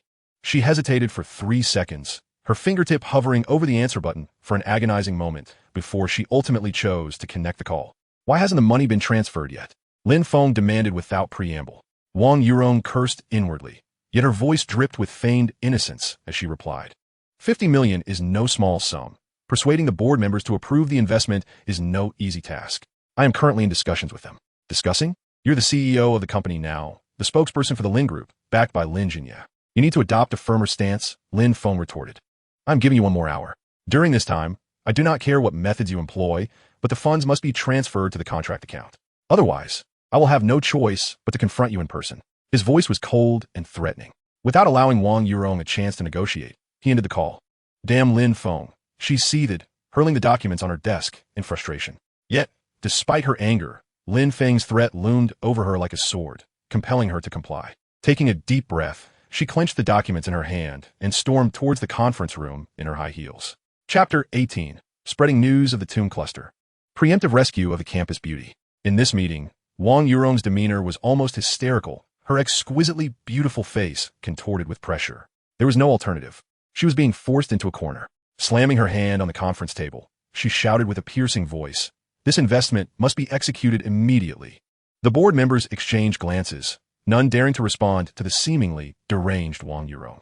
Everyone was acutely aware of Lin Jinya's influence behind her. With a mere flick of his finger, he could send them packing. Ultimately, they consented to the investment, albeit with the condition that Wang Yurong signed a guarantee, taking full responsibility for the venture. This is merely purchasing time. 3 days, just 3 days. I can endure this for a little longer. Wang Yurong silently recited to herself as she picked up a pen and resolutely signed the guarantee. She understood better than anyone that this 50 million was akin to throwing a meat bun to a dog, gone without a trace. Yet, she had no choice but to buy peace for now, to stabilize the storm that was Lin Feng. Half an hour later, the account of Lin Feng's offshore shell company reflected a deposit of 50 million. Upon seeing the funds, a cold smile crept across Lin Feng's lips. Wang Yurong, Zheng Yuxuan, I know you 1T let me off easily, and I, too, shall not spare you. Let us see who prevails in this game. The game has only just begun. At that moment, He Minghui burst into the office, exclaiming excitedly, Mr. Lin, the land payment from Jiqiang Company has arrived. Excellent. Lin Feng clenched his fist tightly, his excitement palpable. I have a task for you. Please give your orders. He Minghui stood at attention, like a soldier awaiting commands. Disseminate the information about the tomb cluster located underground on the 5th. The more commotion, the better. What? The tomb cluster? He Minghui exclaimed in surprise. Is this information credible? A smile played on Lin Feng's lips as he lightly tapped his fingers on the desk. When have I ever deceived you? This is absolutely true. Mr. Lin, have you known about this all along? Is that why you were so eager to sell the land to Jiqiang Company? Why else? I intend to deal Jiqiang Company a blow. I hope they appreciate my little surprise, Lin Feng said with a mischievous grin. But Jiqiang Company has no grievances with us.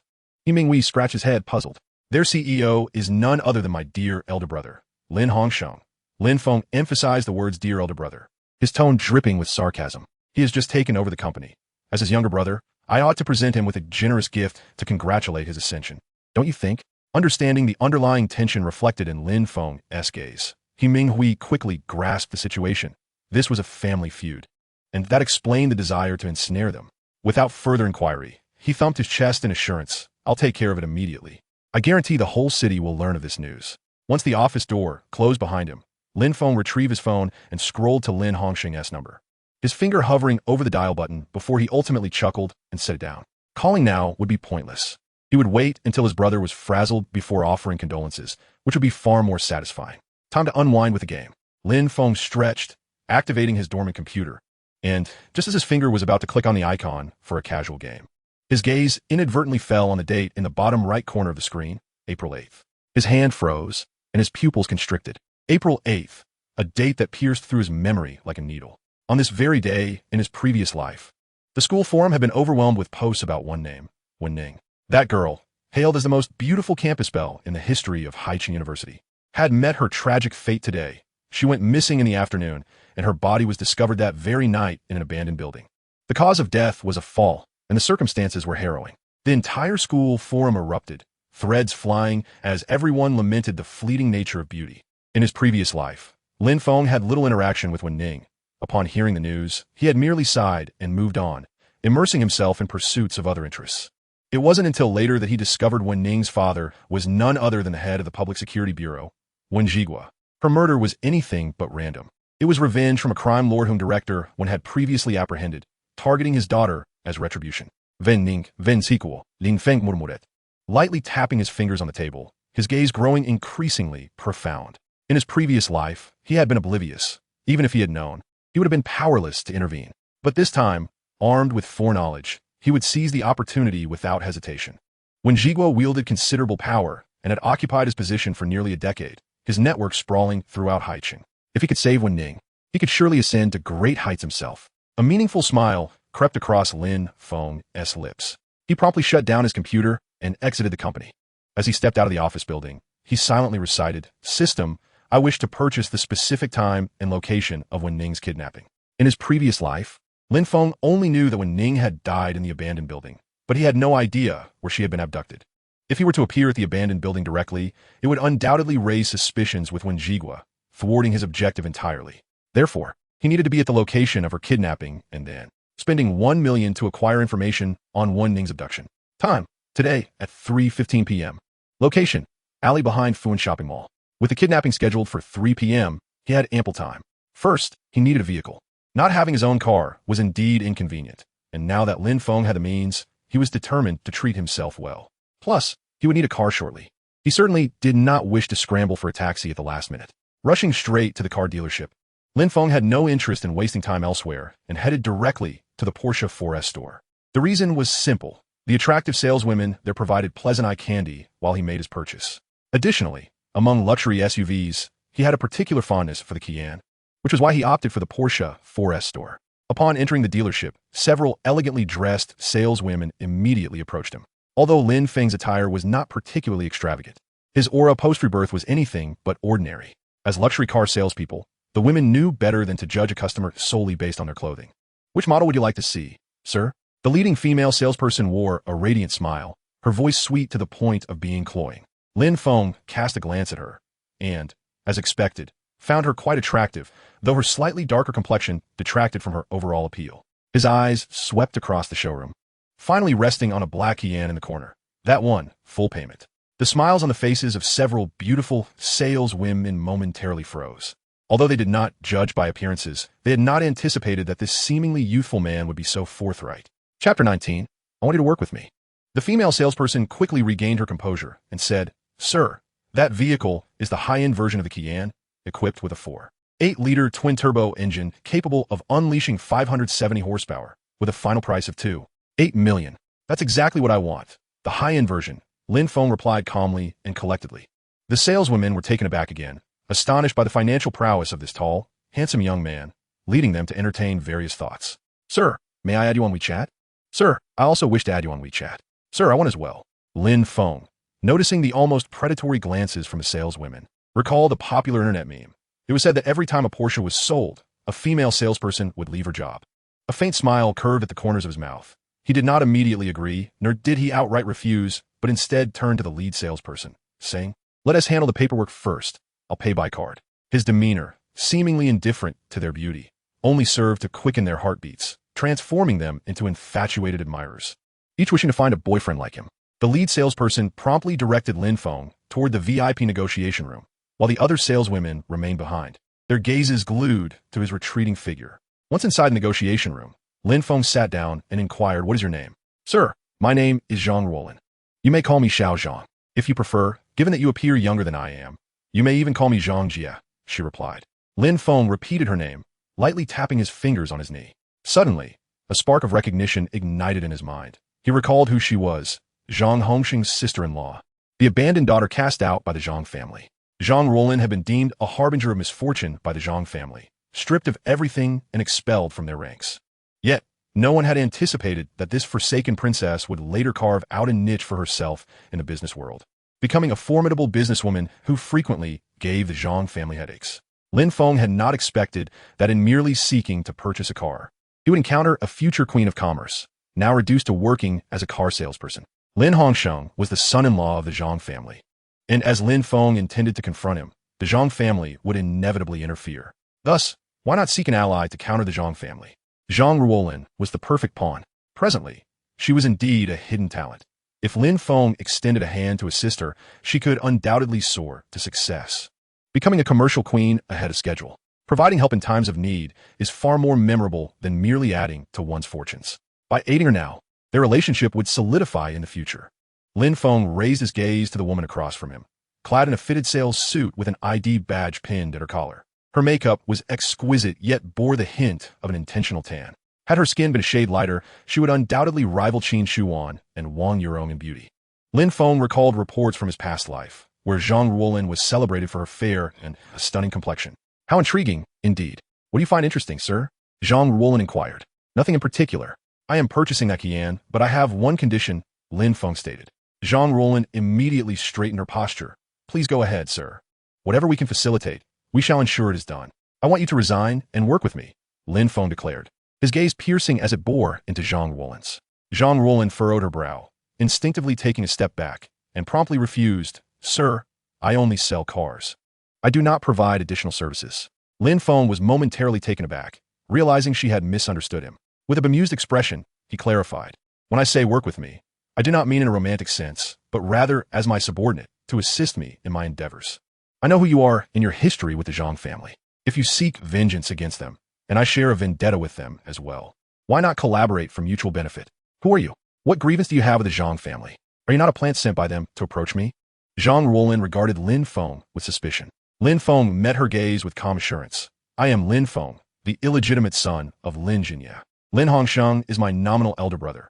He married your sister, so it is not surprising that I am aware of your circumstances. As a bastard, my position within the Lin family is precarious, thus I seek retribution. To bring down Lin Hongsheng, I must also deal with the Zhang family. Therefore, we share a common enemy. You truly are Lin Jinye's illegitimate son? Zhang Ruolin appeared skeptical. She had heard whispers about the Lin family's illegitimate offspring. Rumored to be poorly treated and given meager allowances, it seemed implausible that one of them could effortlessly purchase a luxury car worth $8 million. Without further ado, Lin Feng produced his ID and handed it to Zhang Ruolin. Here is my identification. Zhang Ruolin accepted the ID and scrutinized it closely. The youthful visage depicted bore a certain melancholy, yet it bore resemblance to the sharp-eyed, commanding young man before her, though they appeared to be entirely different individuals. There's a resemblance, yet it feels off, she concluded, returning the ID with a lingering doubt. You haven't undergone plastic surgery, have you? You seem to have blossomed recently and are indeed quite handsome. But let us set that aside for now. If I were to invest in you, what industry would you pursue? Lin Feng inquired. Upon hearing this, Zhang Ruolin pondered seriously. If Lin Feng's claims were genuine, it would be an opportunity for her, and she needed to muster all her strength to respond effectively. The Zhang family operated within the traditional newspaper industry, yet they had begun to decline in recent years due to the rise of the internet. They still wielded a degree of influence in news coverage, particularly in Haicheng, where their users remained loyal to them. I plan to disrupt the Zhang family's foundation. With the emergence of the internet, smartphones, and computers have largely replaced traditional newspapers. However, the overwhelming amount of information often leaves users struggling to find what they truly need. I intend to create a platform that delivers personalized content based on user interests and locations, allowing them to access information effortlessly, which would undoubtedly foster high user engagement. Upon hearing this, Lin Feng realized that this was essentially the prototype of today's news apps. Her vision was indeed sharp. It was no wonder she later became a business titan. Yet he wondered why Zhang Ruolin had not pursued this idea in his past life. That's an excellent concept. Lin Feng acknowledged, nodding in approval, before shifting the conversation. However, merely providing news is insufficient. I believe we could also incorporate a segment for short video sharing, allowing users to upload amusing anecdotes and talents for everyone to view, enabling interaction through likes and comments. Short video sharing? That is a brilliant idea. Zhang Ruolin's eyes sparkled with excitement, as if she had found a kindred spirit. Leaning forward, her voice quickened. This idea is fantastic. Nowadays, young people love taking photos. If they could share short videos, it would definitely go viral. Who doesn't have interesting stories to tell? It would allow them to document their lives while engaging others, garnering likes and comments. The news app would handle precise information delivery, while the short video platform would facilitate entertainment and interaction.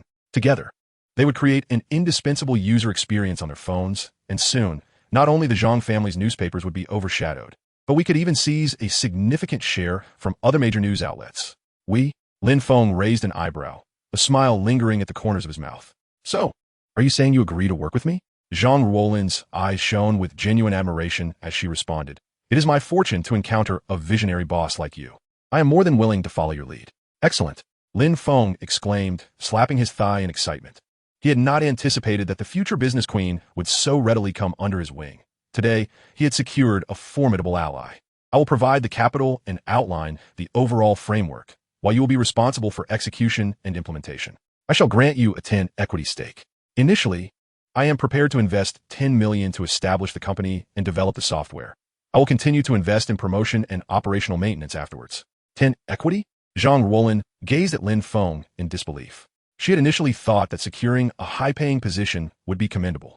She never expected Lin Feng to offer her shares, 10 no less. Based on the initial investment of 10 million, this amounted to 1 million, not to mention the incalculable value of those shares once the company flourished. She firmly believed in the company's potential for growth, which only heightened her understanding of the significance of that 10 stake. Boss, you're offering too much, Zhang Ruolin declined. I have an uncanny ability to judge character, Lin Feng asserted confidently. I believe in your capabilities. All you need is an opportunity. I am providing you with that opportunity. All you need to do is seize it. Zhang Ruolin clenched her fists, a rush of warmth flooding her heart. This kindness, this recognition, moved her far more than monetary gain. Taking a deep breath, she bowed deeply to Lin Feng, saying, rest assured, if I do not deliver results, I will forfeit the 10 equity and leave without a word. Her eyes burned with fierce determination, not only for vengeance, but also to honor the trust bestowed upon her. Lin Feng, observing the fire in her gaze, smiled with satisfaction. With such a resolute and capable subordinate, how could he possibly fail in his grand endeavors? Let's first sign the car purchase agreement. I have other matters to attend to, so I will leave the tasks of finding an office space, registering the company, and hiring to you, Lin Feng instructed. Understood. Zhang Ruolin responded eagerly. She strode out with buoyant steps, as if shedding a heavy burden. Soon, she returned with the car purchase agreement, clearly explaining the details to Lin Feng, ensuring he encountered no pitfalls. After signing the contract and completing the payment, Lin Feng said, I will transfer 1 million to you now. Use it as you see fit. Then, recalling something, he added, do you have a car of your own? If not, feel free to select another one right here. I do. Zhang Ruolin quickly waved her hand.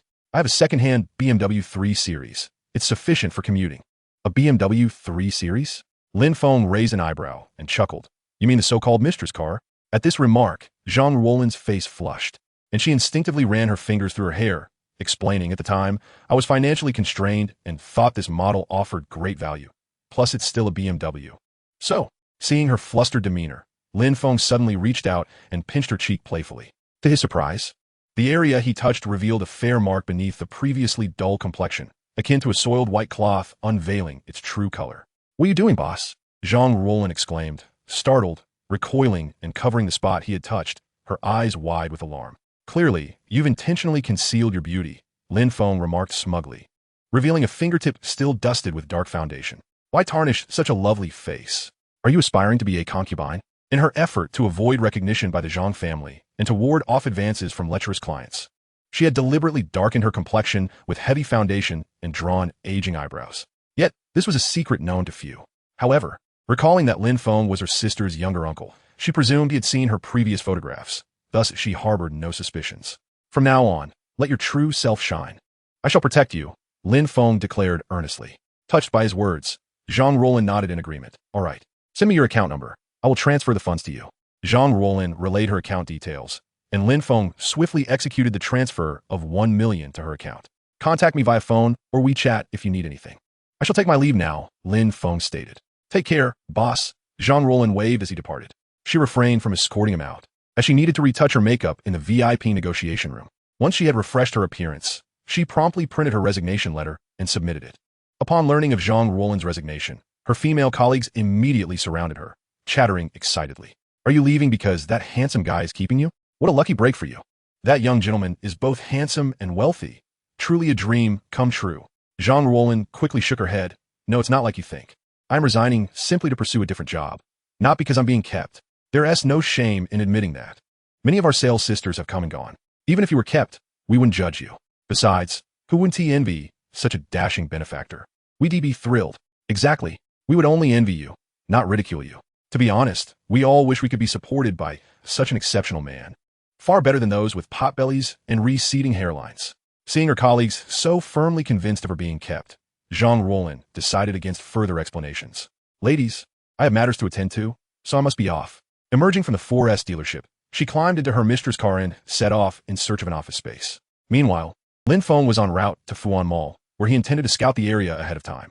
Upon arriving at the pedestrian street at the rear of Fuan Mall, Lin Feng parked and began to stroll, picking up a few items along the way. This is the alley. If I position the car here by 3:15, I will witness the entire abduction. With his location secured, all that remained was to wait for the opportunity to arise. He found a fast food restaurant, purchased a snack, and settled in to wait. Chapter 21. When Ning is kidnapped, Lin Feng intercepts the vehicle. Shortly after 3 p.m., Lin Feng departed the fast food establishment, returned to his Qian, and drove towards the designated alleyway. Maintaining a controlled speed, he arrived precisely at 3:15, just in time to see when Ning being forcibly dragged into a van by several burly men. The system stated 3:15. It is indeed accurate. He promptly took out his phone and dialed 110. Hello, I need to report a kidnapping. He spoke in a deliberately urgent tone, infused with just the right amount of panic. Upon hearing of such a serious crime, the operator's demeanor shifted to one of gravity, urgently inquiring, where is this kidnapping occurring? Can you provide specific details? In the alley behind Fuan Mall, a girl in a white dress is being dragged into a silver-gray van, license plate number high A73. Before he could finish, the van suddenly revved up and sped away from the alley onto the main road. Lin Feng immediately pursued them, relaying to the operator, the kidnappers are fleeing. I'm following them. Sir, this is dangerous. Please do not engage. Let's handle it. Just inform me of their direction, and I will contact nearby patrols to intercept, the operator urged. They just turned onto Changhua Avenue, heading towards Urxiankyo, Lin Feng reported. Understood. I will contact the patrols in the vicinity to set up a blockade. Upon receiving word of the kidnapping, the patrols near Changhua Avenue quickly mounted their motorcycles and rushed to the routes the kidnappers would take, implementing roadblocks. Inside the silver-gray van, when Ning sat in the back seat, her mouth taped shut and hands bound with rope, overwhelmed by the stench of sweat and other foul odors that assaulted her senses, nearly prompting her to gag. She looked fearfully at the kidnappers in the front seat, despair gnawing at her heart, especially when she heard the unbearable words of the kidnappers. It made her even more tempted to die. This girl looks really energetic. She is truly the daughter of Director Wen. She has delicate skin and tender flesh, and she must be very enjoyable to play with. Didn't the boss say he wanted to live? What should I do if I break it? Can't we be gentle? Just take a breath and make a sound. She was played with by us. Will she not be able to come to terms with it? What can she do even if she can't think about it? Can she commit suicide or something? What if she goes on a hunger strike? You want to stick a tube into her stomach and force it on her. Hee hee, what you said makes sense. Then we can have fun with her without any reservations. Maybe after she has tasted that wonderful taste, she will have to kneel and beg us to come a few more times. With so many brothers, can we still take care of a delicate young lady? Keeping it safe will let her know what happiness is, and she may be looking forward to our good fortune every day. No matter what happens in the future, I want to have some soup. Of course, the soup should be left for the boss. Do you still dare to compete with the boss? As for the boss enjoying it, why do we have to go one by one? Isn't it good to go together? Ha ha ha, you still know how to play. Every word the kidnapper said was like a poisoned needle, piercing Wen Ning's heart one by one, tears of despair streaming down her cheeks. Suddenly, she looked up abruptly, the fear in her eyes replaced by determination, and she desperately wriggled her body, trying to struggle to get up. She would rather crash herself in the car than watch these beasts defile her. Be honest with me. A kidnapper slapped Wen Ning hard and slammed her onto the seat, taking a deep breath and leaving half of her body numb. Just as the kidnapper was about to give a stern warning to Wen Ning, the driver suddenly shouted, "There's a siren ahead, be quiet," Don't let them realize anything's wrong. The kidnappers dared not speak again upon hearing these words and sternly warned Wen Ning not to act rashly with their eyes. Upon hearing that there were security guards nearby, Wen Ning felt hopeful and had no intention of seeking death again. At this moment, the driver shouted in some panic, "It's broken. The road ahead has been closed for inspection. Let's quickly change lanes." The other kidnappers cursed and agreed. Just as the driver was about to forcefully make a U-turn, Lin Feng stopped driving the Qian and blocked the route they were going to take. "Grass!" The driver angrily cursed and immediately opened the window, shouting at Lin Feng's Qian car, "We are in a hurry to leave. Please make way." Lin Feng also lowered the car window and shouted to the kidnapper driver, "Don't turn around. Someone in my car has fallen ill. Please move aside quickly. If someone dies, you will take full responsibility." The kidnapper driver shouted angrily. Upon hearing these words, Lin Feng shouted arrogantly, "I take responsibility for your mother. Even if you die, my whole family has nothing to do with me." The kidnapper driver was furious upon hearing this and wanted to get off the car and have a live solo with Lin Feng, but was stopped by the kidnapper in the passenger seat. "I will meet him when I go down. If you seize the opportunity, turn around immediately," the co-pilot's kidnapper said. The kidnapper driver nodded and gave Lin Feng a cold look, secretly deciding that after the kidnapping incident, he would find an opportunity to teach this kid who hosted the card banquet a lesson. The bald kidnapper in the passenger seat got off the car and walked towards Lin Feng with a gloomy expression. "Kid, come down here." The bald kidnappers shouted loudly. "If you call me down, I'll go down. That's so embarrassing. If you call me grandpa, I'll go down." Lin Feng deliberately provoked the kidnappers. The bald kidnapper's eyes turned cold. He reached for the dagger in his pocket, lit up at Lin Feng, and whispered, "Kid, if you want to die, I can help you." In the anticipation of the bald kidnappers, Lin Feng should have turned pale with fear and immediately moved the car away. Unexpectedly, Lin Feng sneered and said to him, "Who do you want to scare with a broken dagger? Only you have a weapon, right?" Lin Feng took out a 1-meter-long pry bar from the passenger seat and suddenly opened the car door, pointing at the bald kidnapper. The tip of the crowbar is very thin, like a blade shining with a cold light. If the crowbar goes down, it will either die or be damaged, which makes the bald kidnappers feel scared. "Little brother, what is this? I just asked you to make a way." The attitude of the bald kidnapper immediately changed 180 degrees, from a cold face to a smiling face. The other kidnappers on the van saw that their companions were in danger and immediately got out of the car. The two of them stood next to the bald kidnappers, staring coldly at Lin Feng, trying to give him a sense of oppression. "Do you think I'm afraid of you because there are many people? Come on, come on, come on, try moving me, I'll kill you." Lin Feng arrogantly approached a few people with a posture of trying to deceive them. The three kidnappers were immediately intimidated by Lin Feng's rogue-like behavior and looked at each other in confusion. Just as their expressions relaxed, Lin Feng suddenly burst into rebellion. Chapter 22. Beating the kidnappers and rescuing Wen Ning. Lin Feng kicked the kidnapper's vital area with his left foot and swung a pry bar with his right hand to smash the kidnapper's shoulder. Only 2 screams were heard, and the 2 kidnappers knelt down in pain. At this moment, the third kidnapper had just realized that it was too late to escape. Lin Feng's right leg suddenly attacked and kicked him hard in the stomach, knocking him over to the ground. Lin Feng, who knew that hitting someone required a knife, stepped forward and gave each of the 3 people a knife, knocking them unconscious on the ground. The kidnapper driver turned pale with fear when he saw Lin Feng so vicious. When he saw Lin Feng walking towards him with a pry bar, he was even more panicked. But then his gaze suddenly turned fierce, muttering to himself, "This is something you have brought upon yourself." He stepped on the gas pedal, and the van crashed fiercely towards Lin Feng.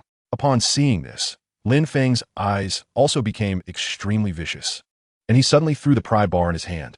The pry bar, accompanied by whistling wind, rushed straight towards the driver's seat of the van like a black lightning bolt. Bang down! The tip of the pry bar hit the car window glass fiercely, causing a hole in the laminated glass instantly. The crowbar drove straight in and headed straight for the kidnapper driver.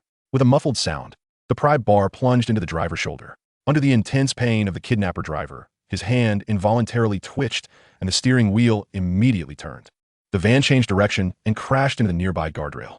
Fortunately, the distance traveled was very short and the van had not yet picked up speed, so it just lightly bumped against the guardrail and stopped.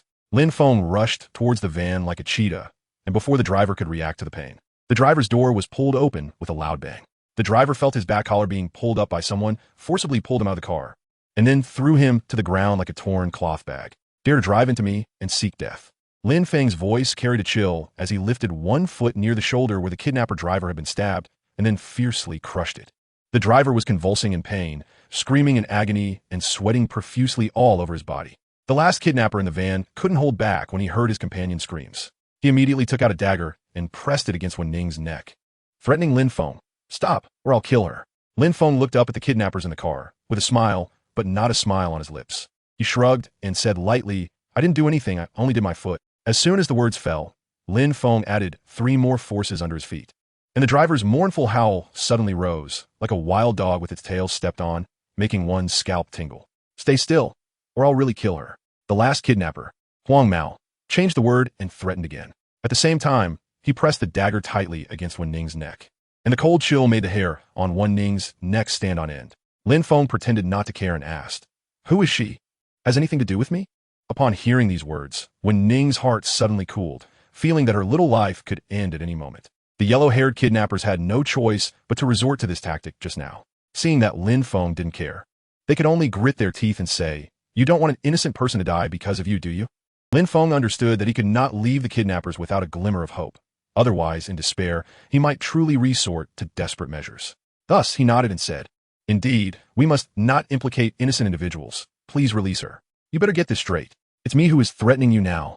Huang Mao fumed, his anger boiling over.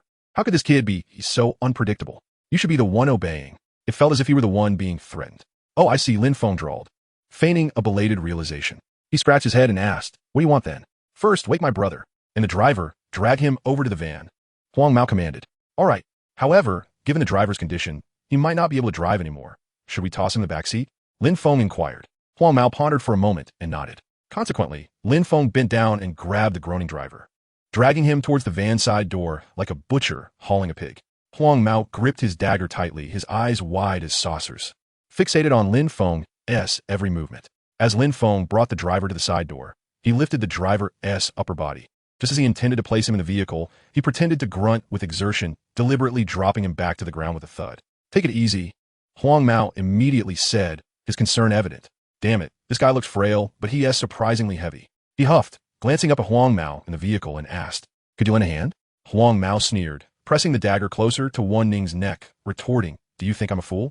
The moment I step out, you'll pin me down. Did I not see you just beat my brother? He paused, then added menacingly, If you can't lift him, then don't. First, wake my brothers. Lin Feng did not move. Instead, he suddenly shouted at Wen Ning, Come over here. Huang Mao's heart raced, and he instinctively glanced towards Wen Ning.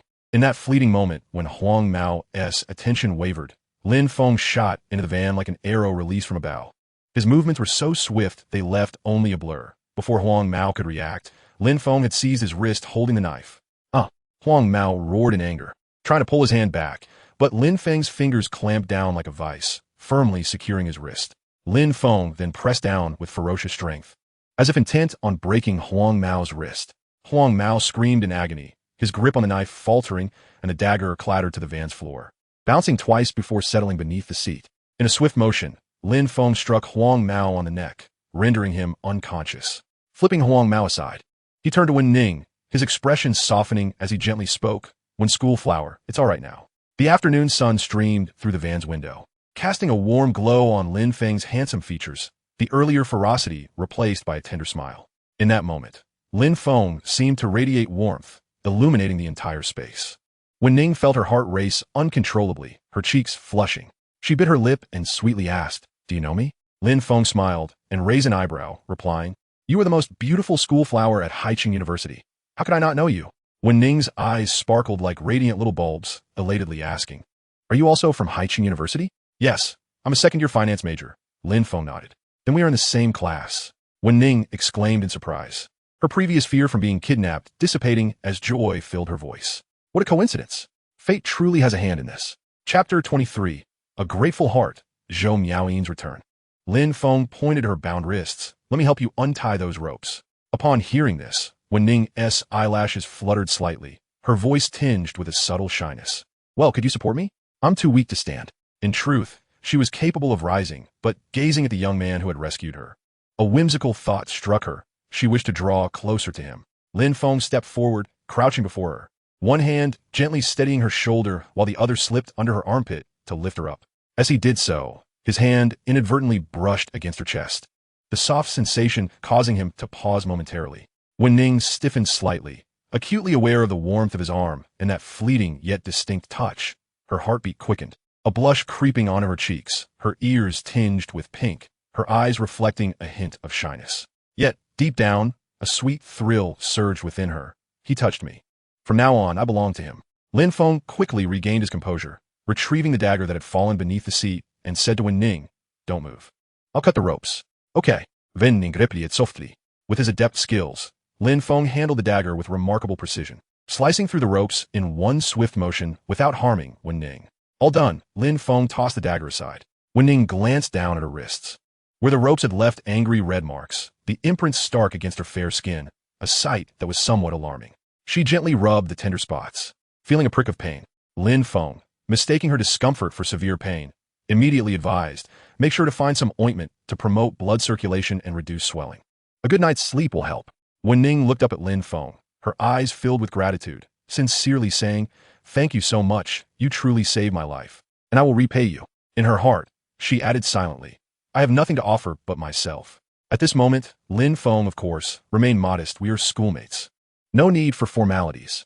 By the way, what is your name?" Wen Ning eagerly pressed on, wishing to know the name of her savior. "I." Just then, a voice from outside called out, "We are the security police. Come out and surrender." At that moment, the security police finally located the silver gray van, approaching while calling out. However, when they reached the vicinity of the van and saw several unconscious kidnappers on the ground, they were momentarily stunned. What's going on? Despite this, the officers remained vigilant, cautiously advancing towards the van. "Let us step outside," Lin Feng suggested. "All right." Wen Ning unconditionally agreed to Lin Feng's proposal. The two of them slowly emerged from the vehicle, and immediately, an officer raised his gun at them. Upon seeing Wen Ning, the leading officer shouted, "Put your guns away." While the others may not recognize her, he was acutely aware that she was the daughter of Director One. If anything happened to her, they would all be in deep trouble. With the captain's order, the other officers promptly lowered their weapons. The captain then approached and inquired, "Are you both all right?" "We're fine. I owe it all to him," Wen Ning exclaimed, beaming with gratitude as she clung to Lin Feng's arm, eager for the world to know that he had saved her, hoping to repay him in kind. "What happened with these kidnappers?" the captain asked. Wen Ning immediately pointed to Lin Feng with a triumphant smile, proclaiming, "He took them all down." "What? You single-handedly subdued all these kidnappers?" The captain found it hard to believe. "Just lucky," Lin Feng humbly replied. The captain gave Lin Feng a thumbs up, praising, "You've got some serious skills, young man." "Just a bit of knowledge in martial arts," Lin Feng modestly responded. Subduing multiple armed kidnappers was merely a bit of knowledge. The captain shook his head, feeling suddenly aged. "Although you are the victims, we will need your cooperation for a statement at the police station," the captain stated. "No problem." Thus, Wen Ning and Lin Feng were escorted to the police station. Upon arrival, they were taken to a private office where the captain began to question Lin Feng. Name? Lin Feng. Wen Ning committed this name to memory. Her heartthrob was named Lin Feng. Age? 20. Why did you appear at the scene of the crime? It was I who reported it. I have been tracking the kidnapper. The chief of security immediately perked up with interest. "Oh, you were the one who called the police?" "Yes," Lin Feng replied. "While driving past the alley behind the Fuan shopping mall, I happened to witness Wen Ning being abducted by the kidnapper, so I reported it." The chief of security believed Lin Feng was truthful, as this matter could easily be verified. Upon learning that Lin Feng was the one who alerted the authorities, Wen Ning felt an even deeper sense of gratitude towards him. Had it not been for Lin Feng's timely report, the security forces might have sealed off the area, and she could still be in the clutches of her captor. After the routine questioning, Lin Feng and Wen Ning departed from the security bureau, while the chief of security promptly reported the incident to Wen Jigua. Upon hearing that his daughter had been kidnapped, Wen Jigua erupted in fury, issuing orders for a thorough investigation and crackdown on those nefarious forces. Concurrently, he dispatched personnel to investigate Lin Feng. A chance passerby with remarkable skills raised his suspicions. Lin Feng drove Wen Ning back to school, stopping only when they reached the girls' dormitory. Although the Qian may not be as ostentatious as some supercars, its sleek design and high brand recognition immediately drew the attention of the female students. A Porsche Qian, a luxury car worth $1 million. Who is he here to pick up? Riding in such a lavish vehicle, how enviable. When will I ever have the chance to be chauffeured in $1 million car? Alongside envy, there was also disdain. What is there to be envious of? The owner could very well be an old man, perhaps a paunchy bald fellow. I will be disgusted to be associated with such a man. TCH, sour grapes for those who can't reach the grapes. If someone were willing to sponsor you, you'd be eager to spread your legs for them in no time. At that moment, Zhou Miaoyin and Chen Ningfang fortuitously arrived at the girls' dormitory. In the face of the envious gazes from other girls, Zhou Miaoyin disdainfully remarked, "What a bunch of naive girls. It's merely a Porsche Qian. What is all the fuss about?" Chen Ningfang immediately chimed in with flattering praise. "How could those impoverished girls compare to you? the esteemed young lady? A Qian is nothing to you, yet it's something they could only dream of in their lifetimes. Just then, the passenger door of the Qian swung open, revealing Wen Ning's figure to the onlookers. Chapter 24. Zhou Miaoyin's jealousy, Wen Ning's confession. Upon seeing Wen Ning in the passenger seat, gasps of astonishment erupted among the crowd. It's actually Wen, the campus belle. Has she been taken under someone's wing? One must come from a good family. How could she possibly be sponsored? Who knows if those designer handbags she usually carries were purchased by her benefactor? Wen is so beautiful. Perhaps she has already caught the eye of some powerful figure. We just don't know it. Curiosity piqued, several girls could not contain themselves and hurried over to the open passenger door, eager to glimpse the benefactor in the driver's seat. The next moment, a chorus of exclamations filled the air. Oh my, such good looks. Swoonin. Mom asked me why I was drooling over a car, and I said it was simply too handsome. One, from this moment forth, you are my lifelong rival in love.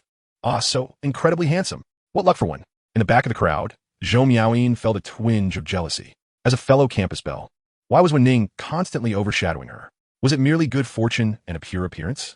She crossed her arms and pushed forward, suppressing her frustration as she sought to discover what kind of extraordinary person could reduce this group of love-struck girls to such a state.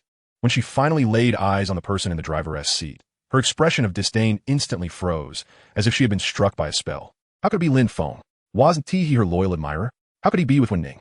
This realization made her uncomfortable, as if she had been bitten by her own admirer. Beside her, Chen Feng gasped, "What did you just say? You mean that handsome guy is Lin Feng? You mentioned he had become more attractive, and I didn't believe you. This isn't just an improvement. It's like he has swapped faces."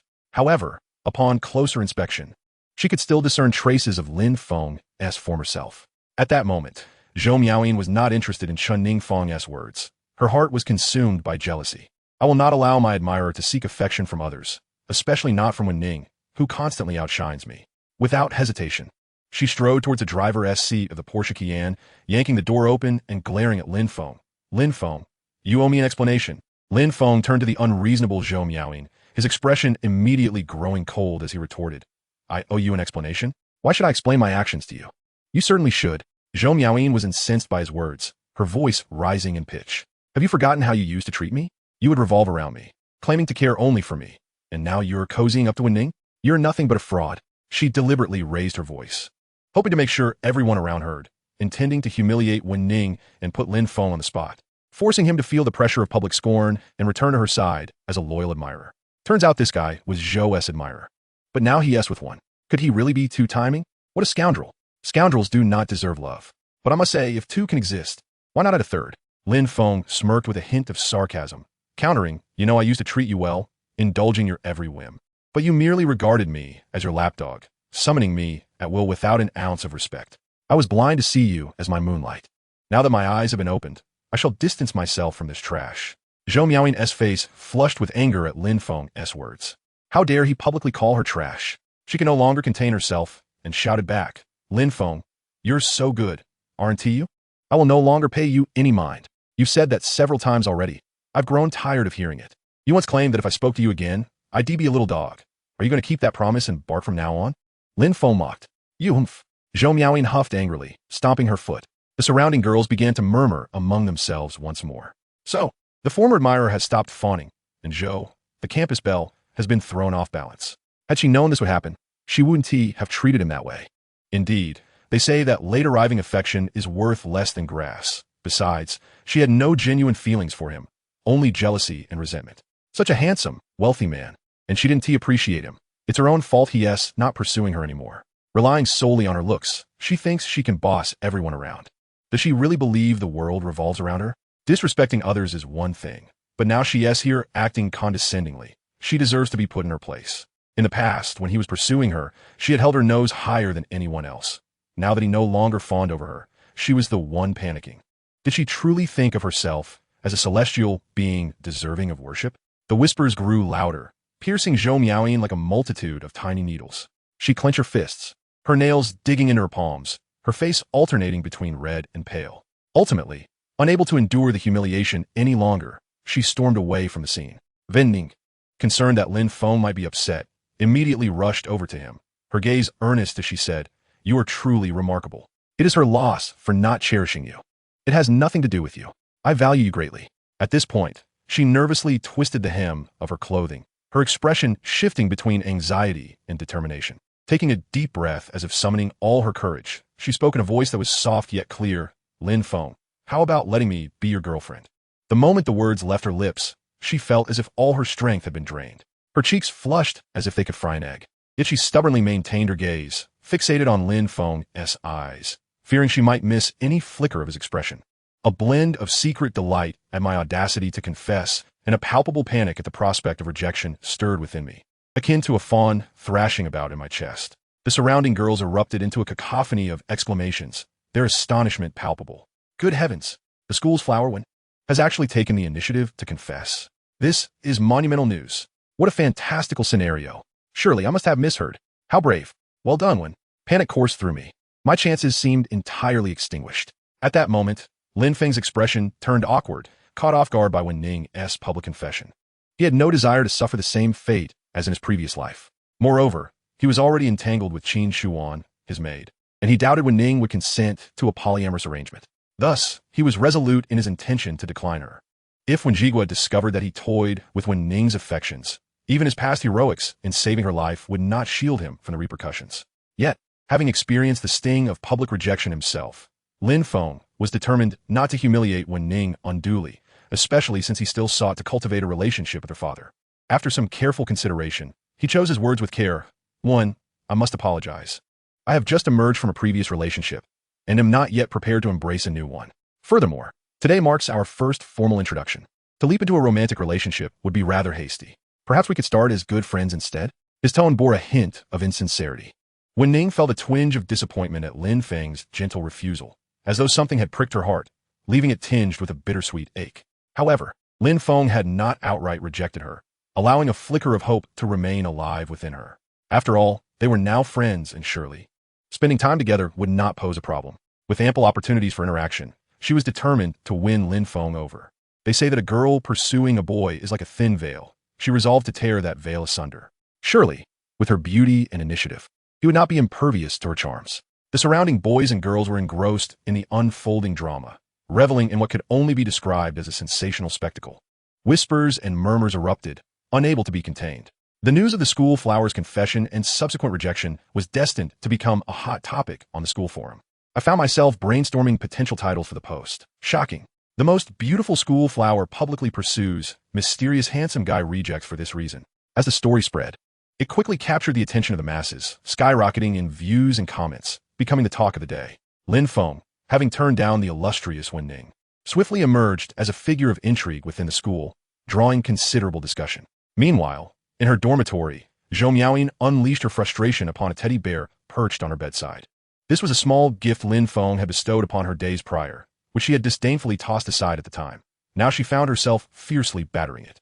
That wretched Lin Feng, how dare he treat me with such disdain and flirt with Wen Ning? You have truly ignited my ire. I shall never allow you to be my sycophant again. Just then, Chen Ningfang burst into the dorm, breathless with a peculiar excitement. Miaoyin, good news, good news. Zhou Miaoyin, still irked, glanced up with annoyance. What good news?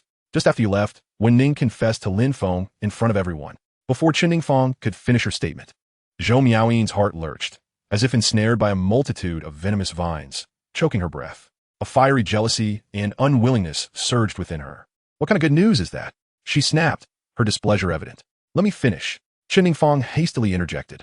Wen Ning did confess, but Lin Feng, he rejected her. What did you say? Zhou Miaoyin's voice rose sharply as she grasped Chen Ningfang's arm, her excitement palpable. He rejected Wen Ning's confession? Is that true? Of course it is. There are so many witnesses. This will undoubtedly make its way to the school forum. You can check for yourself. Chen Ningfang asserted confidently. Zhou Miaoyin leaped from her seat and rushed to her desk, logging into the school forum to peruse the latest posts. Almost immediately, several bold headlines caught her eye. Breaking. Wen Ning confesses, rejected by mysterious handsome guy on the spot. An exclusive. Who is Lin Feng? How could he say no to Wen Ning?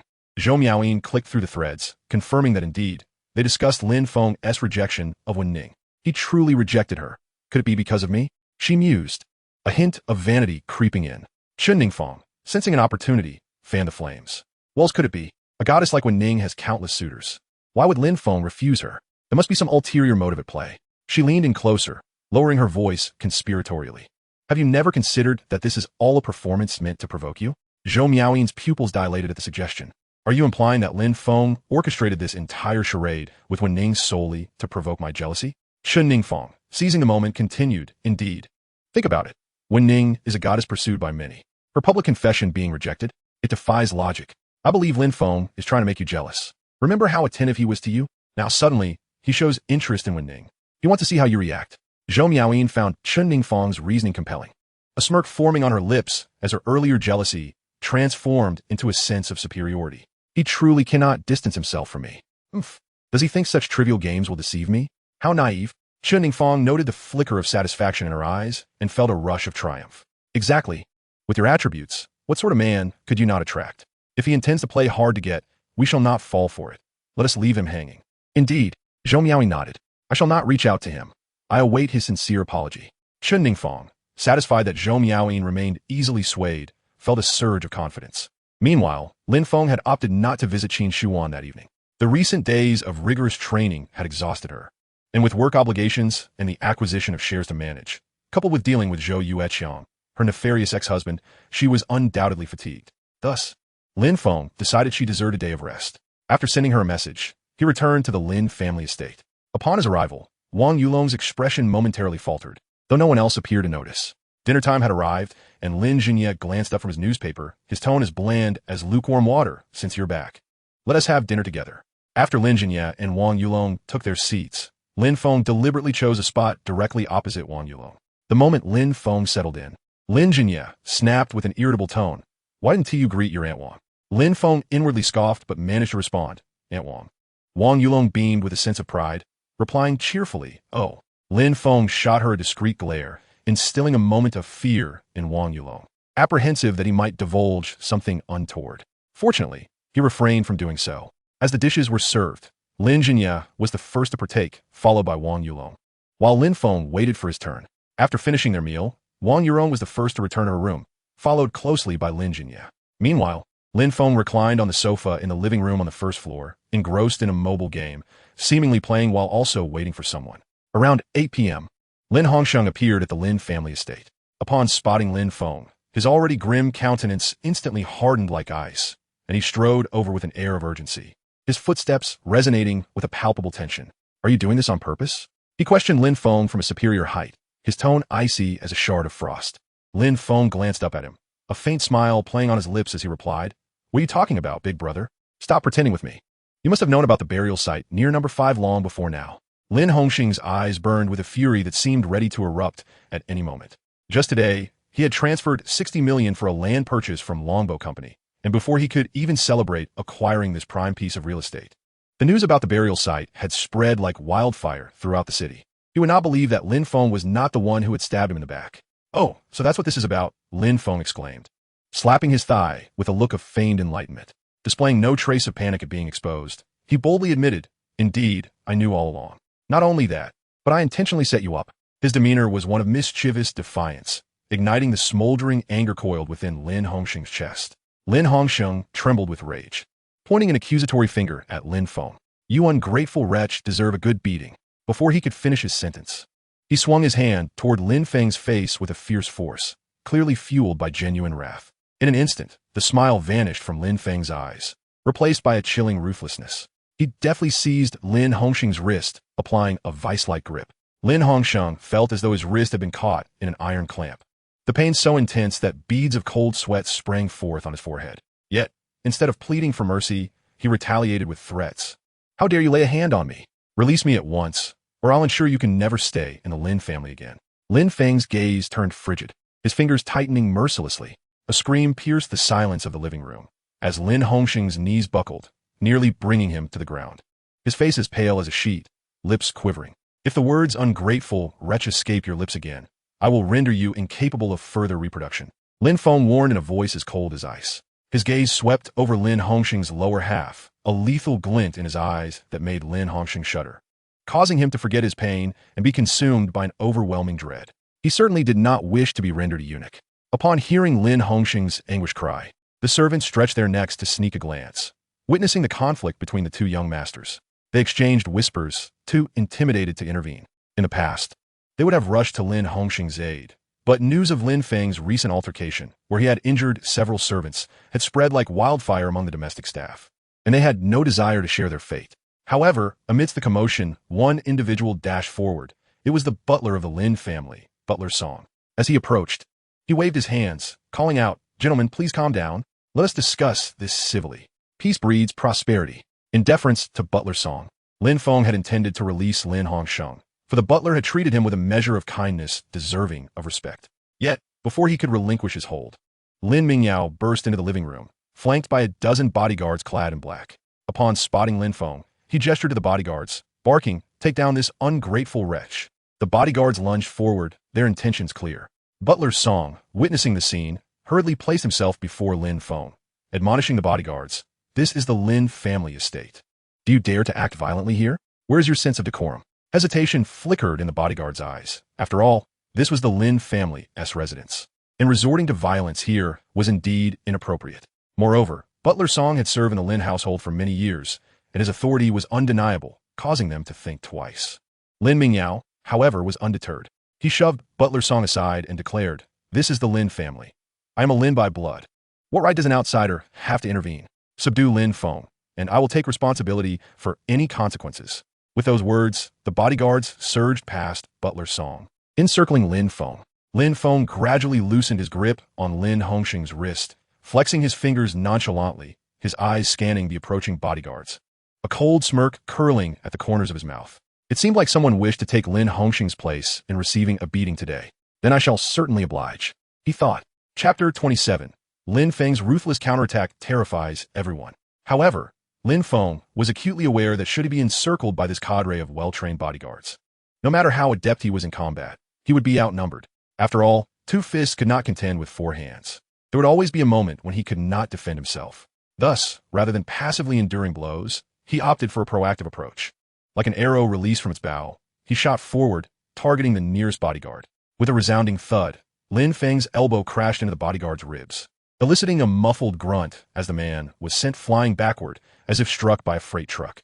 Without waiting for the first bodyguard to hit the ground, Lin Feng pivoted, driving his knee into the second bodyguard's waist, the speed of his movements leaving only an afterimage.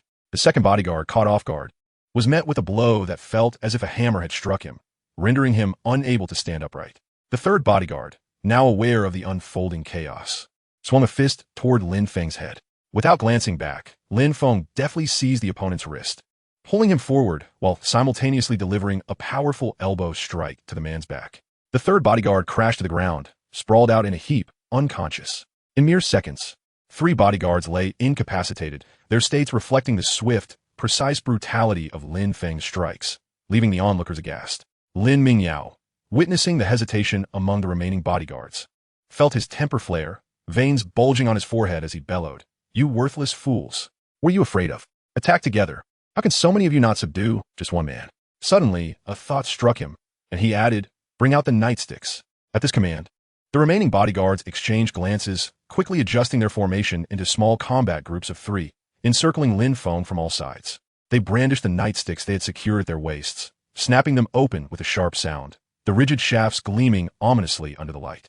Observing the coordinated assault and the weapons in hand, Lin Feng's expression grew serious. He understood that relying solely on his fists would be insufficient. Thus, he reached into his jacket, his fingers casually stroking his chest. It appeared as though he were merely adjusting his attire, but in reality, he was retrieving a dagger from his concealed space. This dagger, approximately 33 centimeters in length, with a blade measuring 21 centimeters, was entirely black, as if steeped in ink. Even when illuminated, it reflected no light, exuding a chilling aura. "You carry a knife with you?" Lin Mingyao's pupils constricted in surprise. He quickly scoffed, a look of disdain crossing his face. "But it matters little. It's merely a worthless dagger. I want to see how you can fend off a dozen nightsticks with just that." After belittling Lin Feng, Lin Mingyao, with a fierce expression, instructed the bodyguards, "If he is so skilled, then break his hands and feet. Let us see how he fights without them." As the bodyguards received their orders, they lunged at Lin Feng, wielding their nightsticks like ravenous wolves. In a flash, Lin Feng snatched a cushion from a sofa, hurling it towards the 3 advancing bodyguards. As the trio prepared to strike him with their nightsticks aimed at his head, shoulder, and waist, each blow ruthless, Lin Feng's speed surged, and before the nightsticks could separate bang, with a muffled thud, the cushion deftly intercepted 3 swinging clubs, the fabric instantly dented, dissipating much of the force. Just at the moment when the bodyguards were spent from their exertions and yet to regain their strength, Lin Feng's dagger in his right hand suddenly struck. A streak of black light moved so swiftly that its trajectory was barely discernible. All that could be heard were a few soft sounds, akin to slicing through tofu with precision. In the next heartbeat, 3 right hands gripping the clubs fell to the ground, blood gushing like a fountain from the severed wrists, splattering across the floor and sofa. The severed hands maintained their grip on the clubs, clattering down and spraying blood, an alarming sight. The 3 bodyguards froze for half a second, only then feeling the excruciating pain radiating from their wrists, erupting into heart-wrenching screams, their faces as pale as paper, collapsing to the ground while clutching their severed limbs, blood rapidly pooling beneath them. Lin Feng, holding the dagger, turned with a cold and fierce expression, casting a steely gaze at the bodyguards advancing from other directions, the droplets of blood trickling from the blade, imparting an overwhelming sense of dread. Lin Mingyao's sinister smile froze, replaced by fear in his eyes. He stared at the twitching severed hand and the pool of blood on the ground, his stomach churning, involuntarily retreating 2 steps until he collided with the sofa behind him to steady himself. Lin Hongsheng fared no better, equally dumbfounded, unable to fathom Lin Feng's ruthless nature in severing a hand so directly. Lin Feng flicked the blood from his dagger, its black blade remaining pristine, devoid of any blemish. He surveyed the room, his gaze icy as he inquired, "Who else wishes to test the sharpness of my blade?" The bodyguards exchanged glances, yet none dared to step forward. Lin Feng's dagger cut through iron as if it were clay, rendering the clubs in their hands mere ornaments. Naturally, they were reluctant to approach and offer their heads for the taking. "Since your men are inadequate, it is time to settle the score between us," Lin Feng declared coldly, advancing step by step towards Lin Mingyao. Each of Lin Feng's strides felt to Lin Mingyao like a countdown to his demise, causing him to retreat in fear. His voice trembling as he stammered, "If you dare to harm me, my father will not let you go." Lin Feng's steps did not falter, his frigid gaze fixed on Lin Mingyao. "Song Butler, Uncle Song, save me." Lin Mingyao cried out in sheer panic, seeking assistance from Song Butler. Fearing Lin Feng might commit an outrageous act that would be difficult to explain to the master, Song Butler interjected, "Third young master, perhaps you should spare second young master this once." "I have my limits. I want to take his life," Lin Feng replied indifferently. With that, Lin Feng swiftly closed the distance to Lin Mingyao, delivering a kick that sent him sprawling to the ground. He then seized the club from one of the bodyguards and brought it down mercilessly onto Lin Mingyao's right leg, shattering the calf bone with a sharp crack. The intense pain elicited a blood-curdling scream from Lin Mingyao, who rolled on the ground, clutching his broken leg. Meanwhile, Lin Feng swiftly turned and hurled the club at Lin Hongsheng, striking him squarely in the chest. Thud! The club hit Lin Hongsheng hard, knocking him down. Though it didn't break any bones, it left him gasping for breath, his flesh bruised and swollen, ensuring he wouldn't recover in less than 10 days or 2 weeks. Song Butler, observing the injured eldest and second young masters, furrowed his brow tightly. Feeling as if the sky was collapsing, Lin Feng approached and patted his shoulder, speaking with calm assurance, "Uncle Song, it's nothing." Then in his mind, Lin Feng silently inquired, "System, do you have any dirt on Lin Hongsheng and Lin Mingyao?" "Yes, there is some, but Lin Hongsheng's dirt holds little value. Lin Mingyao's, however, has some merit. Would the host like to spend money to acquire dirt on both individuals? Could Lin Hongsheng's dirt silence him from mentioning today's events? Prevent him from reporting to Lin Jinya? That is indeed feasible. Then I shall purchase their dirt. The host has successfully spent 2 million to acquire dirt on Lin Hongsheng and Lin Mingyao. Evidence has been transmitted to your mobile device. Beep. The host's cumulative expenditure has reached 8 million, granting 1 lottery opportunity. Would you like to draw immediately? Draw beep. Congratulations to the host for acquiring the active skill in firearms. Perfect accuracy. Perfect accuracy, a splendid skill. It seems I shall need to procure a firearm in the future. After the draw, Lin Feng promptly retrieved his phone to examine the dirt on Lin Hongsheng and Lin Mingyao. Lin Hongsheng had patronized prostitutes twice in the world of high society. This wasn't a significant scandal, but with a bit of manipulation, it could become public knowledge, compelling the police to detain Lin Hongsheng for a few days. A young master of a wealthy family caught in such a scandal would suffer considerable humiliation in his circle. Moreover, this incident could serve as a thorn in the side of his sister-in-law, while it wouldn't affect the collaboration between the Lin and Zhang families. Her displeasure would surely create trouble for Lin Hongsheng. After perusing the dirt, Lin Feng strode towards Lin Hongsheng. Seeing Lin Feng approach with menacing intent, Lin Hongsheng instinctively recoiled, his voice quivering as he asked, "What do you want?" The earlier ruthlessness Lin Feng displayed against the bodyguards loomed large in his mind. He had no doubt Lin Feng was capable of even more extreme actions. Lin Feng leaned close to Lin Hongsheng, a devilish smile curling his lips as he whispered menacingly. You wouldn't want your escapades with prostitutes to become common knowledge, would you? Lin Hongsheng's pupils dilated in fear, his brow furrowed in suspicion as he questioned. How does he know? Yet, he could never admit to it, stubbornly retorting, What nonsense are you spouting? I would never patronize a prostitute. Don't believe me? Lin Feng raised an eyebrow, turning his phone around to present a video before Lin Hongsheng's eyes. Take a look at this. In the video, within a dimly lit room, Lin Hongsheng was entangled on a sofa with a woman clad in a leopard print camisole and black stockings.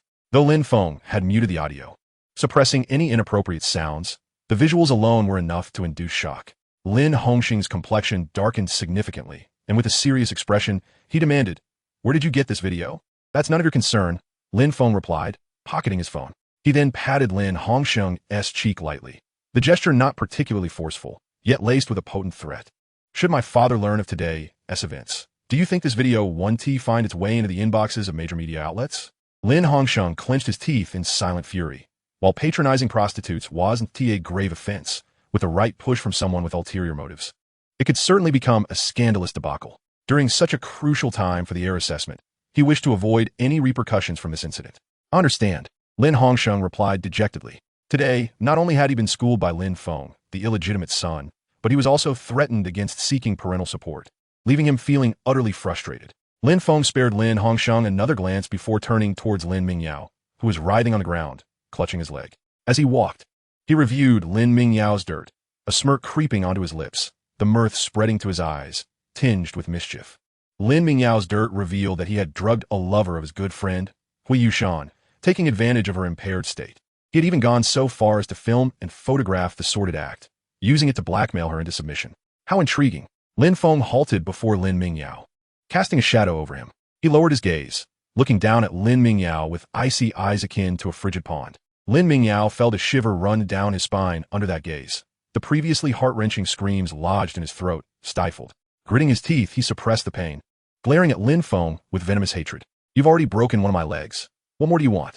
He spat defiantly. Just wait. I will ensure father delivers justice for me, and I will have you expelled from the Lin family. Brother, what utter nonsense, Lin Feng suddenly chuckled, the curve of his lips seemingly gentle yet devoid of warmth. What could I possibly do to you? It was merely an expression of concern for your grievous injuries, as I intended to escort you to the hospital. Lin Mingyao was taken aback, but soon he presumed that Lin Feng was intimidated, thus igniting a flicker of arrogance within him. Don't think that this will make me. Before he could finish, a sudden immense force seized his wrist, and Lin Feng dragged him towards the exit as if he were a lifeless dog. The friction of Lin Mingyao's broken leg against the floor caused him excruciating pain, prompting beads of cold sweat to trickle down his brow.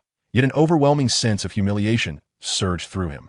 Let go of me. Release me, he cried, struggling frantically, his fists flailing wildly, unable to even brush against the hem of Lin Feng's clothing, helplessly watching as he was dragged further away. You need not thank me, second brother, nor worry about inconveniencing me. After all, it is my duty, seeing as you are my beloved second brother. I shall ensure you reach the hospital safely. Lin Feng stated with a tone that suggested he expected no gratitude, inciting Lin Mingyao to the brink of fury. On the third floor by the railing, Wang Yurong appeared silently. She and Lin Jinya had initially retreated to their respective rooms, but as Lin Jinya was in the shower and somewhat hard of hearing due to age, he remained oblivious to the commotion below. Wang Yurong, disturbed by the cries emanating from downstairs, could not resist the urge to investigate. Upon witnessing Lin Feng dragging Lin Mingyao out like a piece of refuse, a shiver ran down her spine.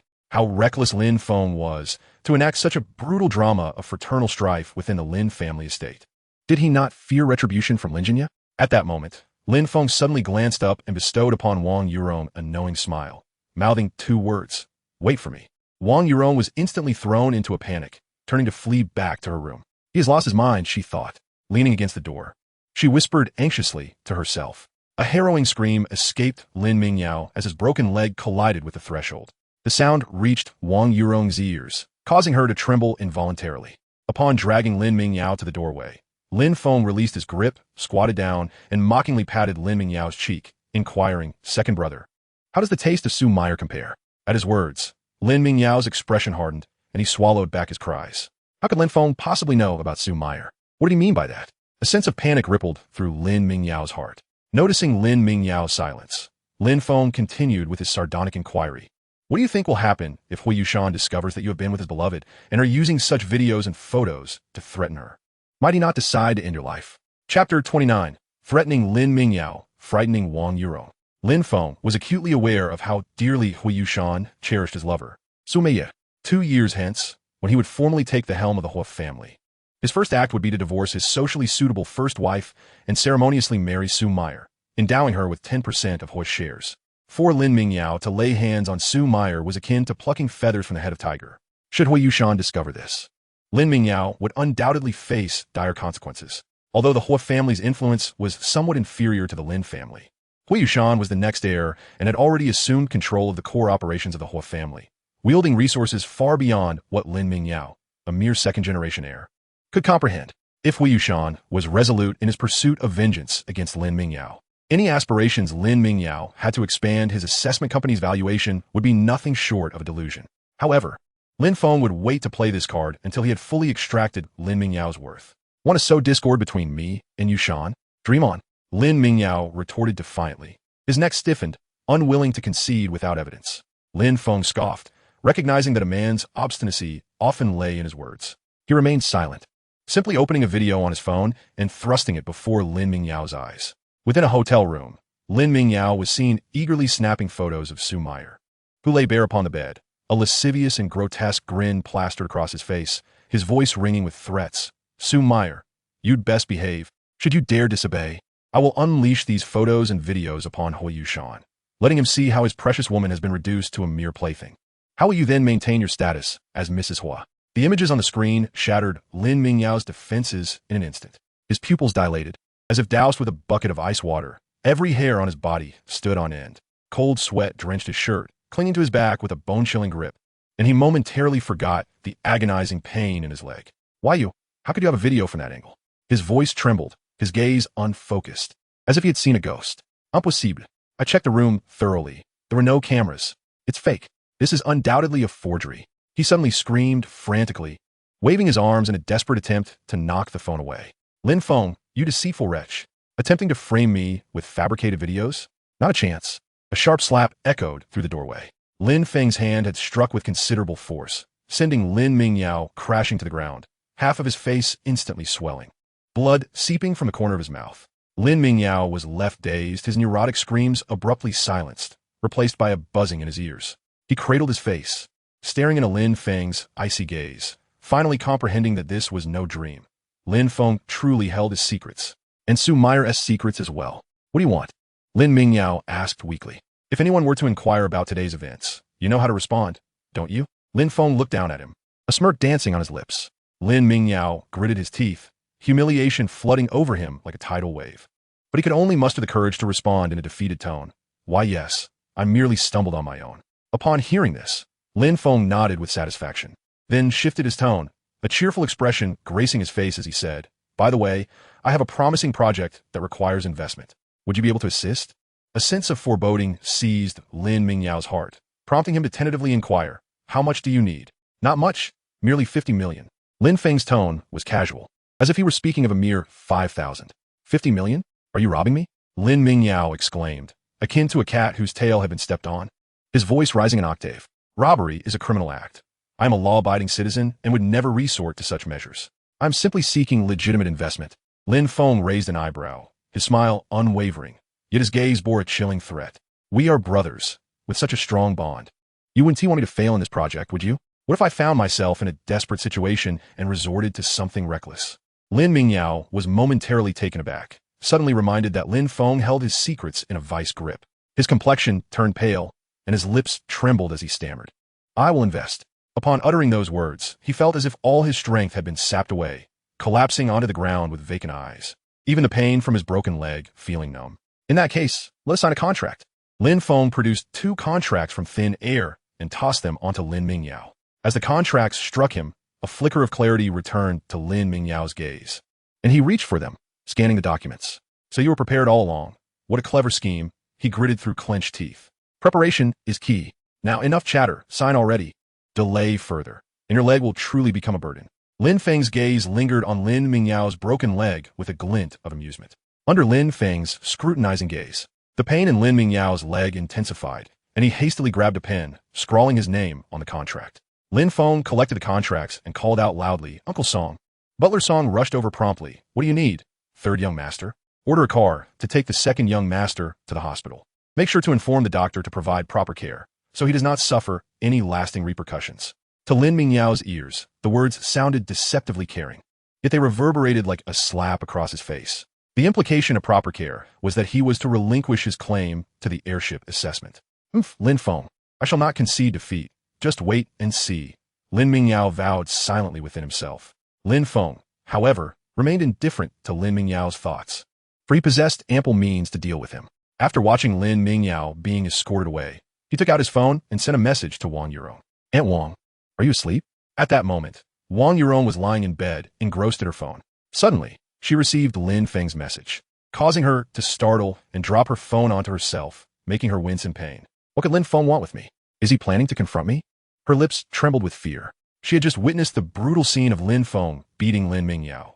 If he dared to strike Lin Mingyao, he might very well do the same to her. Had Lin Feng truly gone mad?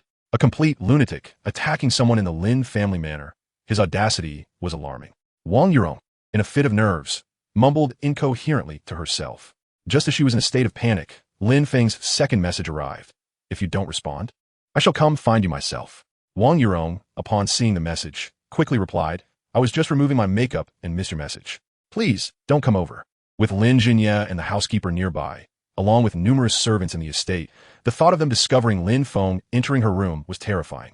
Chapter 30. Intimidation of Wang Yurong. When Ning invites Lin Feng to the bar. Upon reading Wang Yurong's reply, a cold smile crept across Lin Feng's lips. Tonight, having witnessed him beat Lin Mingyao was the perfect opportunity for psychological intimidation. He would not let such a chance slip away. Thus, he immediately sent her another message. "Do you find Lin Mingyao's screams melodious?" Gasp! Wang Yurong was taken aback by the message, causing her to drop her phone again, resulting in another wince. He is threatening me. He is actually threatening me. Wang Yurong's mind screamed in terror. In her flustered state, Lin Feng's message came again. "Why so silent? Do you find it unpleasant? Next time, I can make him scream more melodiously. Or perhaps you would like to demonstrate how one should scream with a broken leg." Gasp!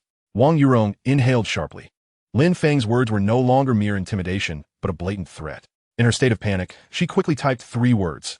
No, no, no. The importance of her message warranted repetition. Lin Feng, upon receiving Wang Yurong's frantic reply, displayed a cruel smile.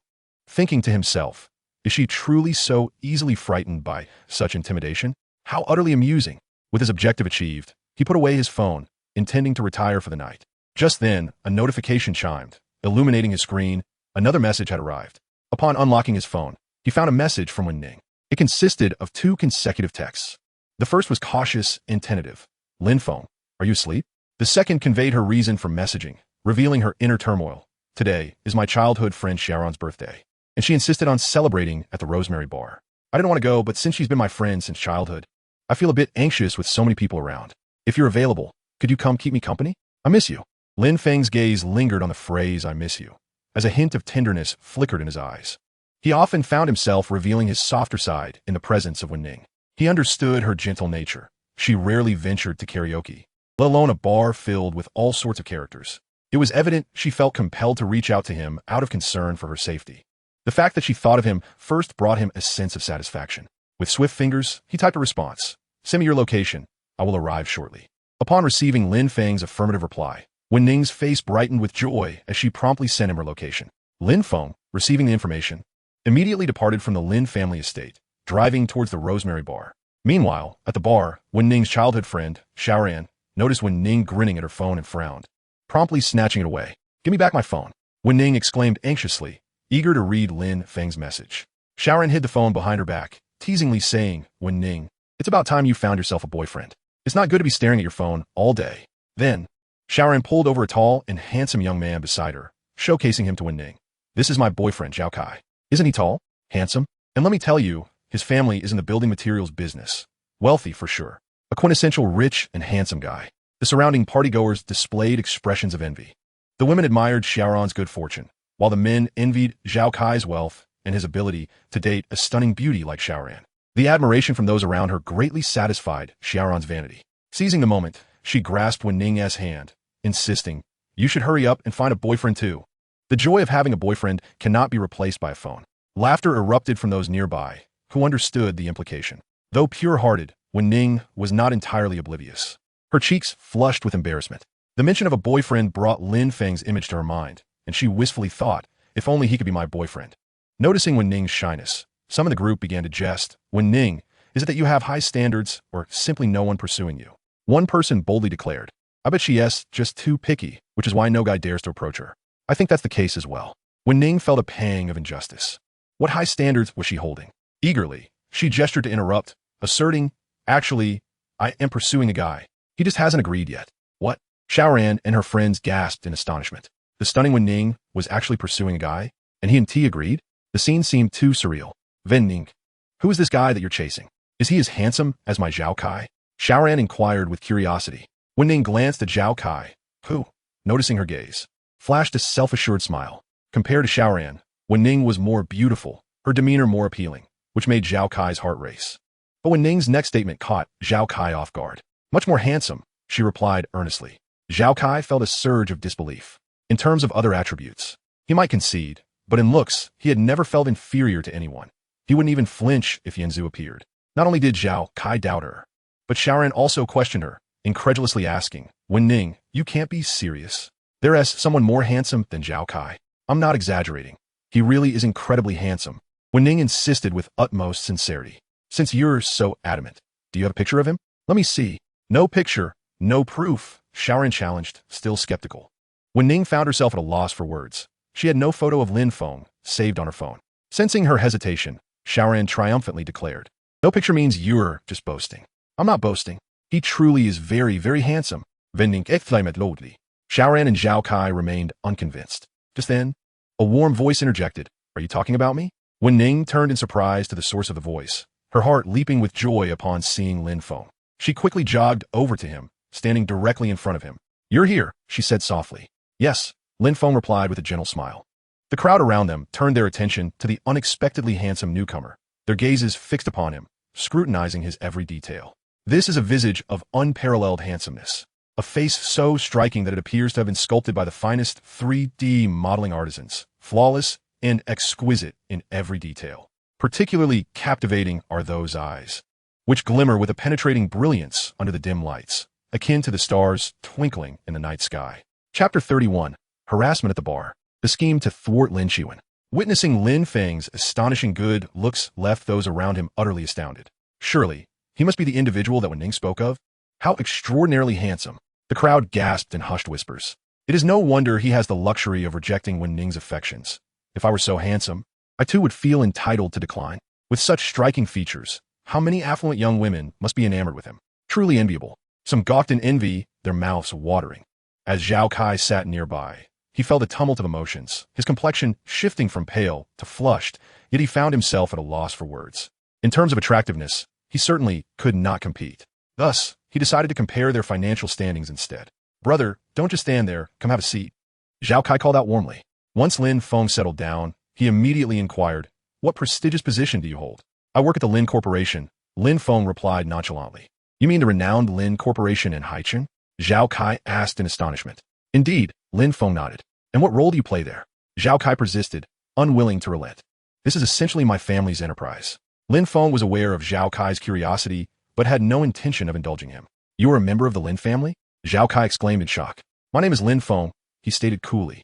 Zhao Kai gasped, having intended to impress, only to hit a brick wall instead. The revelation that Lin Feng belonged to an affluent family elevated his status in the eyes of the onlookers immeasurably.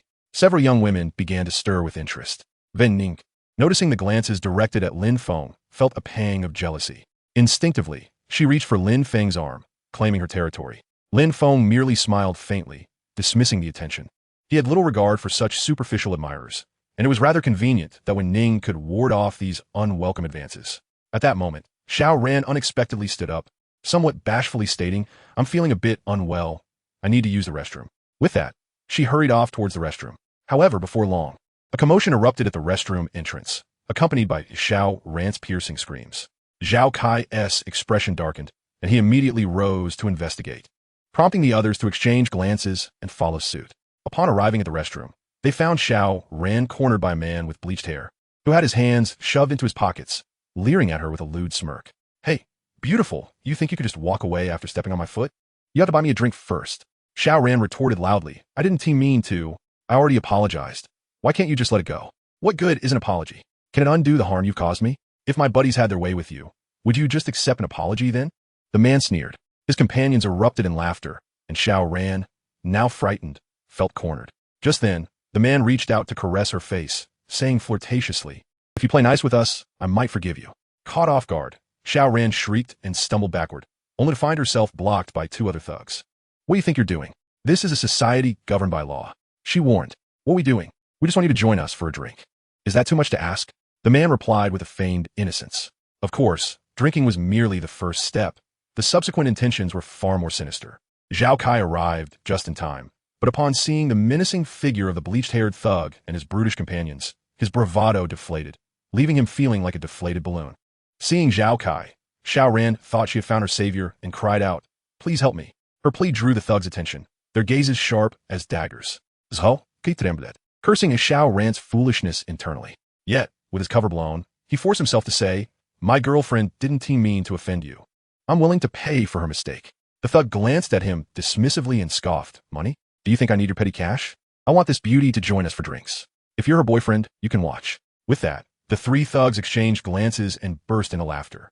Though Zhao Kai simmered with anger, he dared not voice his discontent, awkwardly laughing along without a word. Vitnessing Zhao, que skowarditze. Zhou Ran felt a wave of disappointment wash over her. The thug, with a cold smirk, reached out again to touch Zhou Ran's face. At that moment, a hand suddenly seized his wrist with such force that he screamed in pain, "Ah, it hurts! It hurts!" Lin Feng had appeared behind the thug, his gaze as frigid as ice, devoid of warmth. "You dare lay a hand on my friend?" The thug, pale with agony, struggled to break free, but Lin Feng's grip was unyielding like a vice. The two thugs accompanying him charged forward, only to be dispatched by Lin Feng's swift kicks, leaving them writhing on the ground. Realizing he had encountered someone formidable, the thug quickly begged for mercy. "Big brother, soda, I want to do it again. Please, have mercy. Get lost." Lin Feng barked, releasing his grip. The thug staggered back, clutching his injured wrist, hastily nodding and bowing yes, yes. The three thugs scrambled away in a panic. Zhou Ran, relieved to be freed, felt her legs weaken, almost collapsing, but when Ning rushed over to support her, soothingly saying, "Zhou Ran, are you all right?" Tears brimming in her eyes, Zhou Ran shook her head. She then looked at Lin Feng with profound gratitude. "Thank you, Lin Feng." "Not at all. It was but a trifling matter," Lin Feng replied nonchalantly. His words bore truth. Those three ruffians were hardly worthy of a warm-up. Zhao Kai stood awkwardly to the side, his face flushed with embarrassment. Lin Feng's effortless act of valor left him feeling utterly inadequate. "This place isn't safe. You should leave." Wen Ning advised Zhou Ran. Nodding, Zhou Ran took Wen Ning's hand, not sparing Zhao Kai another glance as she followed Lin Feng outside. Zhao Kai watched their retreating figures, his face a canvas of shifting hues, before finally gritting his teeth and following after them. After escorting Wen Ning and Zhao Ran to safety, Lin Feng sought refuge in a five-star hotel for some rest. After a refreshing shower, he reclined on the bed and began conversing with Qin Shuan. "How was the acquisition progressing?" Lin Feng inquired. Qin Shuan responded promptly, "We've acquired shares from 3 individuals, specifically 3 directors we have leverage over, totaling 8. 3 more directors remain undecided." "Well done. Keep up the good work," Lin Feng commended, encouraged by Lin Feng's praise. Qin Shuan felt it was an opportune moment to raise a request without inciting his ire, so she messaged, "The bidding conference for Xianyu Corporation is approaching. What preparation should I make?" Upon reading her message, a glimmer of insight sparked in Lin Feng's eyes. It was time to inform her of the plan to thwart Lin Qiwen. In his previous life, the bidding event for Xianyu Corporation had been won by Kale Corporation. But just as the contract was about to be signed, Lin Qiwen had appeared with a young man, the long-lost son of Ma Hongtao, the chairman of Xianyu Corporation. Lin Qiwen had leveraged the goodwill of reuniting the father and son to persuade Ma Hongtao to disregard the rules and alter the bidding outcome, awarding the contract to her company. It is precisely due to this order that Lin Qiwen's company has surged forward, experiencing remarkable growth, elevating its valuation from 1 billion to 7 billion within a single year. In this lifetime, he will ensure that Lin Qiwen does not succeed again. Lin Feng's fingers danced rapidly across the screen. The chairman of Xianyu Company, Ma Hongtao, has a son who has been missing for many years, named Ma Xiaoyu. Currently, There are individuals searching for his whereabouts, and your task is to locate him ahead of time and ensure his safe delivery to Ma Hongtao. In return, Ma Hongtao will undoubtedly owe you a favor and entrust the Xianyu Company's order to you. Upon seeing this message, Qin Shujuan's eyes initially sparkled with excitement, but soon turned to disappointment. After so many years of searching, how could Ma Hongtao not find Ma Xiaoyu? And how could she possibly locate him in just a few days? It appears that the key to breaking the deadlock still lies with Lin Feng. Since he mentioned Ma Xiaoyu, he would not merely provide vague clues. There must be more detailed information available, as she trusted Lin Feng's intelligence capabilities. Qin Shuwan inquired, "Do you have specific information on Ma Xiaoyu?" Lin Feng replied, "Indeed, I do, but what will you offer in return?" Upon reading this message, Qin Shujuan's cheeks flushed crimson, and her ears grew warm, as if a shy image had crossed her mind. She bit her lip, hesitated for a moment, and then responded, "Whatever you desire, I shall comply." Lin Feng couldn't help but smile upon seeing the message, his gaze lingering on Qin Shujuan's words, a glimmer of anticipation flickering in his eyes. "System, I wish to purchase the location information of Ma Xiaoyu." In his previous life, he only knew that Lin Chuan had located Ma Xiaoyu, but he was unaware of where she had found him. Nevertheless, it mattered not, for he possessed the intelligence system. Spending 1 million, successfully purchased information on Ma Xiaoyu. His location and brief personal details have been transmitted to your phone. Lin Feng opened the file and began to read the brief personal information about Ma Xiaoyu. Due to a high fever in his childhood, Ma Xiaoyu suffered brain damage, resulting in not only amnesia, but also a stutter. He was taken in by a family surnamed Liu, who renamed him Liu Wei. This family treated him like a beast.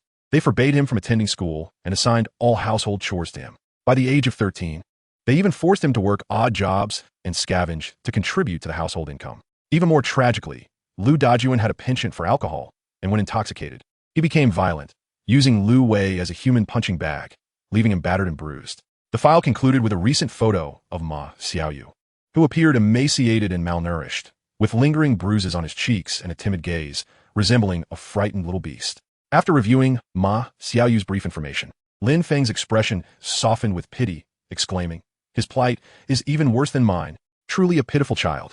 Though he had endured mistreatment from the illegitimate children of the Lin family and Wang Yurong, his life had still been relatively affluent. In contrast, Ma Xiaoyu not only lacked food and clothing, but also faced frequent beatings, far worse than his own circumstances. Lin Feng closed the brief information file and opened the location details. Building 2, Room 401, East City Shantytown. Armed with the precise address, he sent all the information regarding Ma Xiaoyu to Qin Shuwan. Qin Shuwan had funded his acquisition of shares, and in return, he would help her secure the order from Xianyu Company, a mutually agreed arrangement. Chapter 32. Qin Shuwan takes the initiative. After receiving Lin Feng's message, Qin Shuwan immediately began to investigate. Women can be incredibly emotional. As she learned about Ma Xiaoyu's tragic experiences, her eyes became moist with unshed tears. "Ma Xiaoyu, I will certainly take you away from that dreadful place tomorrow and return you home," Qin Shuwan vowed silently in her heart.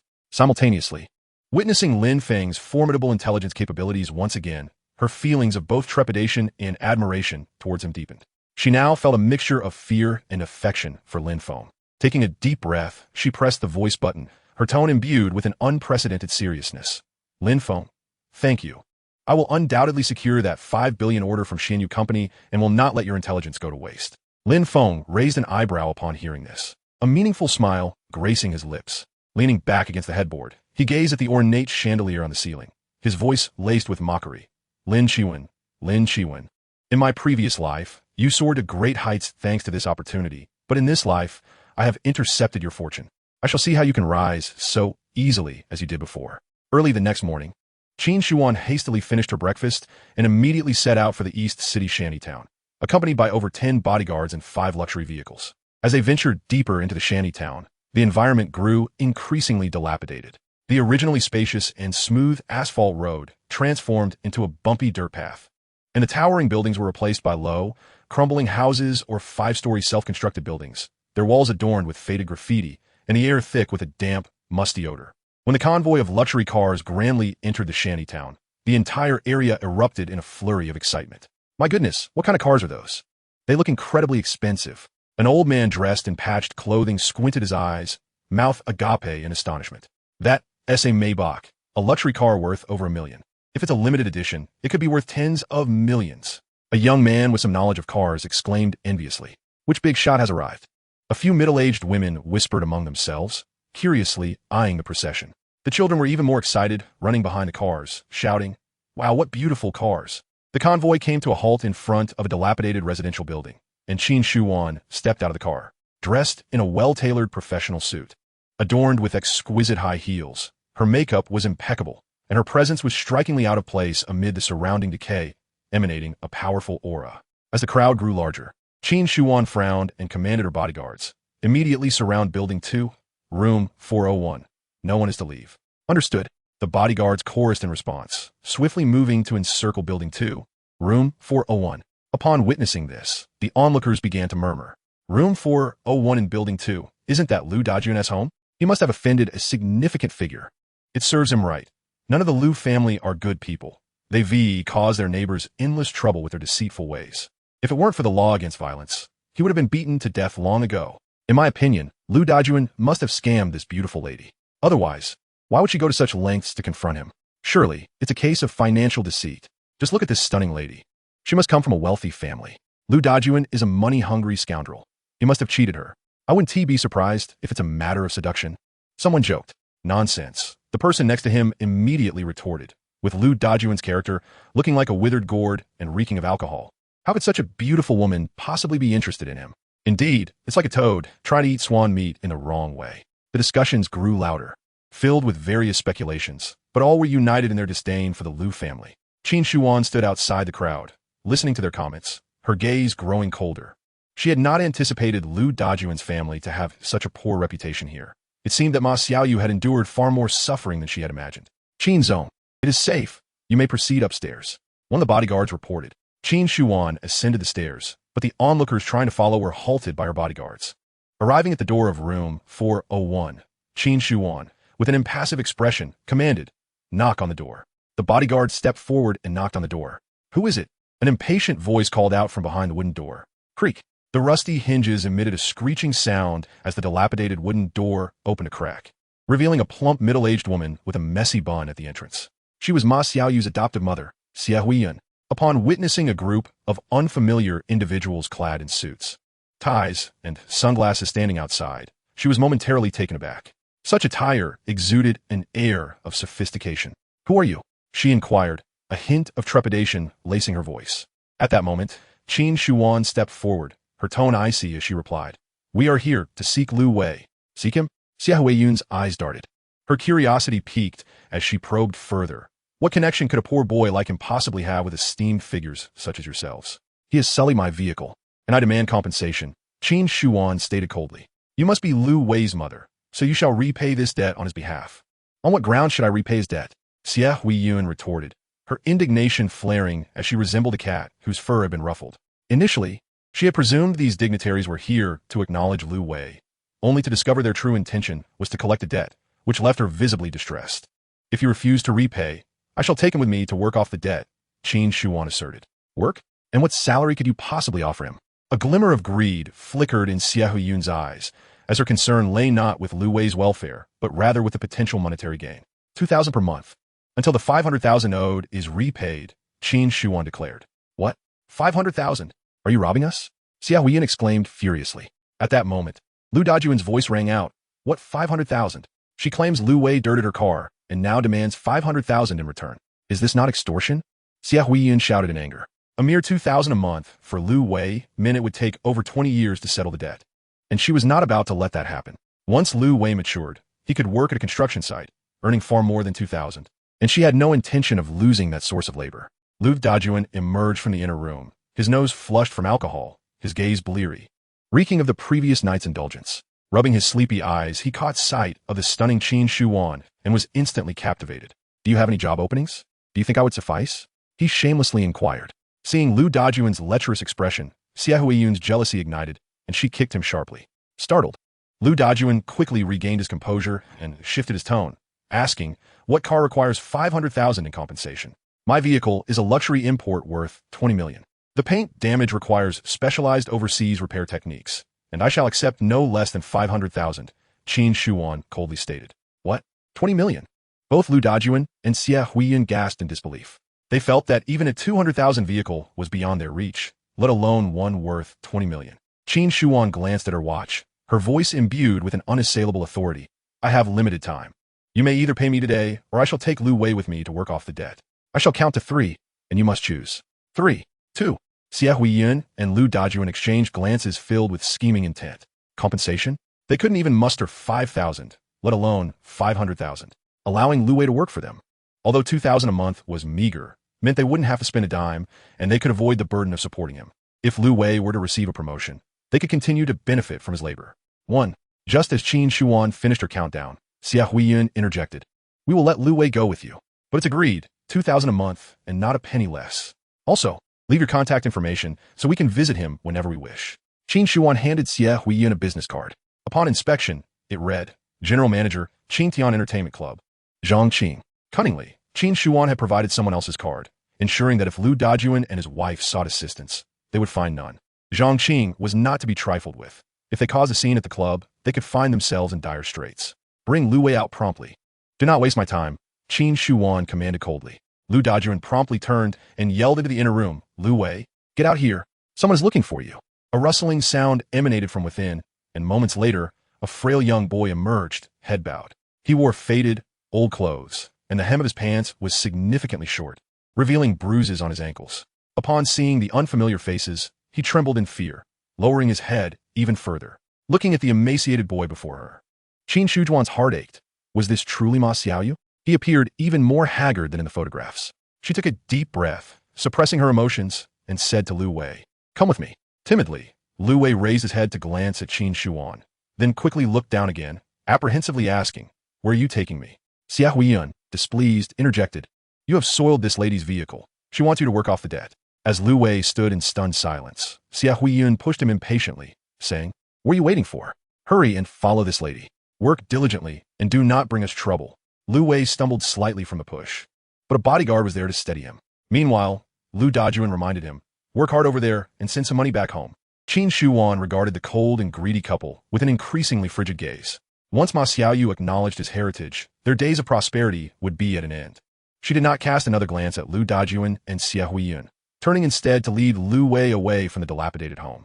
Upon reaching the ground floor, as Qin Shuan instructed Lu Wei to enter the car, he hesitated, fearful of dirtying the vehicle. It's all right. The car can be cleaned, Qin Shuan said soothingly, her demeanor softening from the earlier coldness. Get in. With a gentle push, she urged Lu Wei into the car.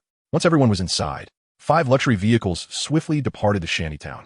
Meanwhile, at the Lin family estate, Lin Chuan received a mysterious phone call. The Ma Xiaoyu you seek is located in the eastern shantytown. He has been fostered by a man named Lu Dajuan. Upon hearing this, Lin Chuan's spirit soared. After expending considerable resources to locate him, she finally had a lead. She immediately ordered a vehicle, determined to personally retrieve the long-lost son of Ma Hongtao. With Ma Xiaoyu in her possession, the 50 billion order for Xianyu Company would be secure. As Lin Chuan descended the stairs in her high heels, she chanced upon Lin Feng being reprimanded by Lin Jinye. With a furious thump of his cane, Lin Jinye glared at Lin Feng. Are you aware of your wrongdoing? Calmly, Lin Feng met Lin Jinye's gaze, responding assertively. What wrongdoing do you speak of? You broke Ming Yao's leg and claim you are innocent? Lin Jinye demanded, his voice rising in anger. Lin Chuan halted mid-step, her attention drawn to the confrontation. Ming Yao's leg was broken by Lin Feng. This was sensational news. When had Lin Feng, the illegitimate child, become so audacious? Hadn't he always been meek, often bullied without retaliation? Dad, my second brother's leg was broken due to his own clumsiness. It has nothing to do with me, Lin Feng replied, still composed, even exuding confidence. Butler Song has informed me of last night's events. He witnessed it himself. Your denial is futile. Lin Jinye slammed his cane down, appearing ready to physically reprimand Lin Feng. Butler Song shot Lin Feng an apologetic glance. He had no other choice but to report such a significant event. Failure to do so would jeopardize his position. Dad, hold on. If you don't believe me, why not ask my second brother directly? Let's see what he has to say. Lin Feng maintained his calm demeanor. I shall call him right now. With that, Lin Feng took out his phone and dialed Lin Mingyao. Lin Chuan stood at the staircase's corner, her mind swirling with doubts. Lin Mingyao harbored a deep disdain for Lin Feng. How could he possibly defend him? What scheme was Lin Feng plotting? She watched the unfolding drama with keen interest, eager to see how it would develop. Lin Mingyao's call was quickly answered. Lin Feng immediately inquired with a tone of concern. Second brother, is your leg all right? Both Dad and I are quite worried about you. Lin Mingyao, harboring a deep-seated desire to see Lin Feng suffer, could only reply, "My leg is fractured and it hurts terribly. I will need to recuperate for a while." "You must take good care of yourself then." Lin Feng responded with genuine concern. He swiftly shifted the topic, adding, "However, there's something I need you to clarify. Dad claims that I broke your leg. Please explain the situation to him." A moment of silence lingered on the other end of the line before Lin Mingyao's anxious voice broke through. "Dad, please don't wrongfully accuse the third brother. I injured my leg due to my own clumsiness. It has nothing to do with him. He even took me to the hospital. He is a good brother." Lin Jinya was taken aback, as was Butler Song, and Lin Qiwen gasped, nearly smudging her freshly applied lipstick. What on earth is happening? Has Lin Mingyao lost his mind? Even after having his leg broken, he is defending Lin Feng? After ending the call, Lin Feng raised his gaze to meet the astonished expression of Lin Jinya. A faint smile curling at the corners of his mouth. "Dad, do you believe it now?" Chapter 34. Lin Jinya's partiality, Wen Ning's invitation, Zhou Miaoyin's narcissism. The sunlight streamed through the window, casting an undeniable air of pressure upon Lin Feng's upright figure. Lin Qiwen, observing the familiar yet foreign silhouette, suddenly experienced a chilling thought. Lin Feng was feigning weakness all along. His previous meekness and retreat were mere pretenses. If that is indeed the case, then this fellow possesses an astonishing capacity for endurance. Lin Qiwen mused to herself, her fingers instinctively tightening around her handbag.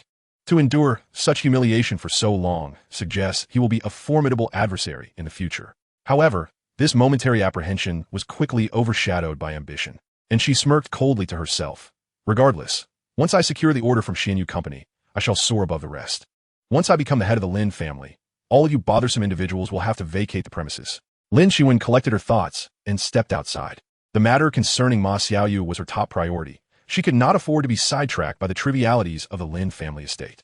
In the living room, Lin Jinya leaned on his cane, his sharp gaze scrutinizing Lin Feng like a hawk, while Lin Feng met his stare with calmness, his eyes devoid of the previous timidity. "It seems that over the years, everyone has underestimated you." Lin Jinya finally spoke, his voice tinged with complexity. "It is only natural for people to misjudge others from time to time." Lin Feng replied with a dispassionate tone, as if discussing someone else's affairs. "I'm pleased to see you grow stronger. However, you are still brothers. I'm unhappy with how harshly you have acted." Lin Jinya cautioned.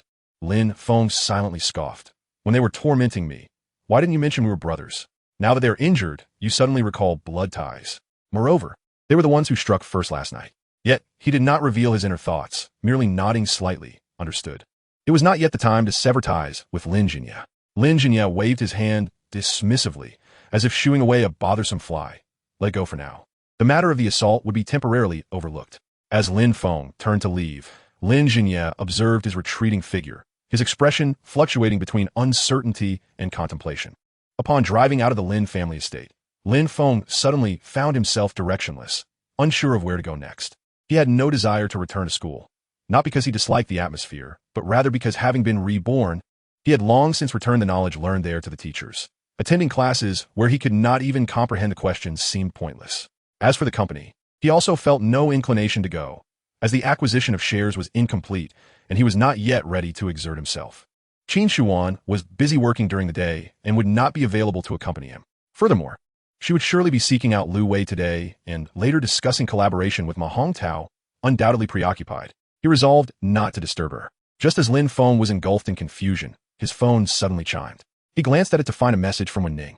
"Have you eaten? If not, would you like to join me for breakfast? I know a fantastic breakfast place near the school.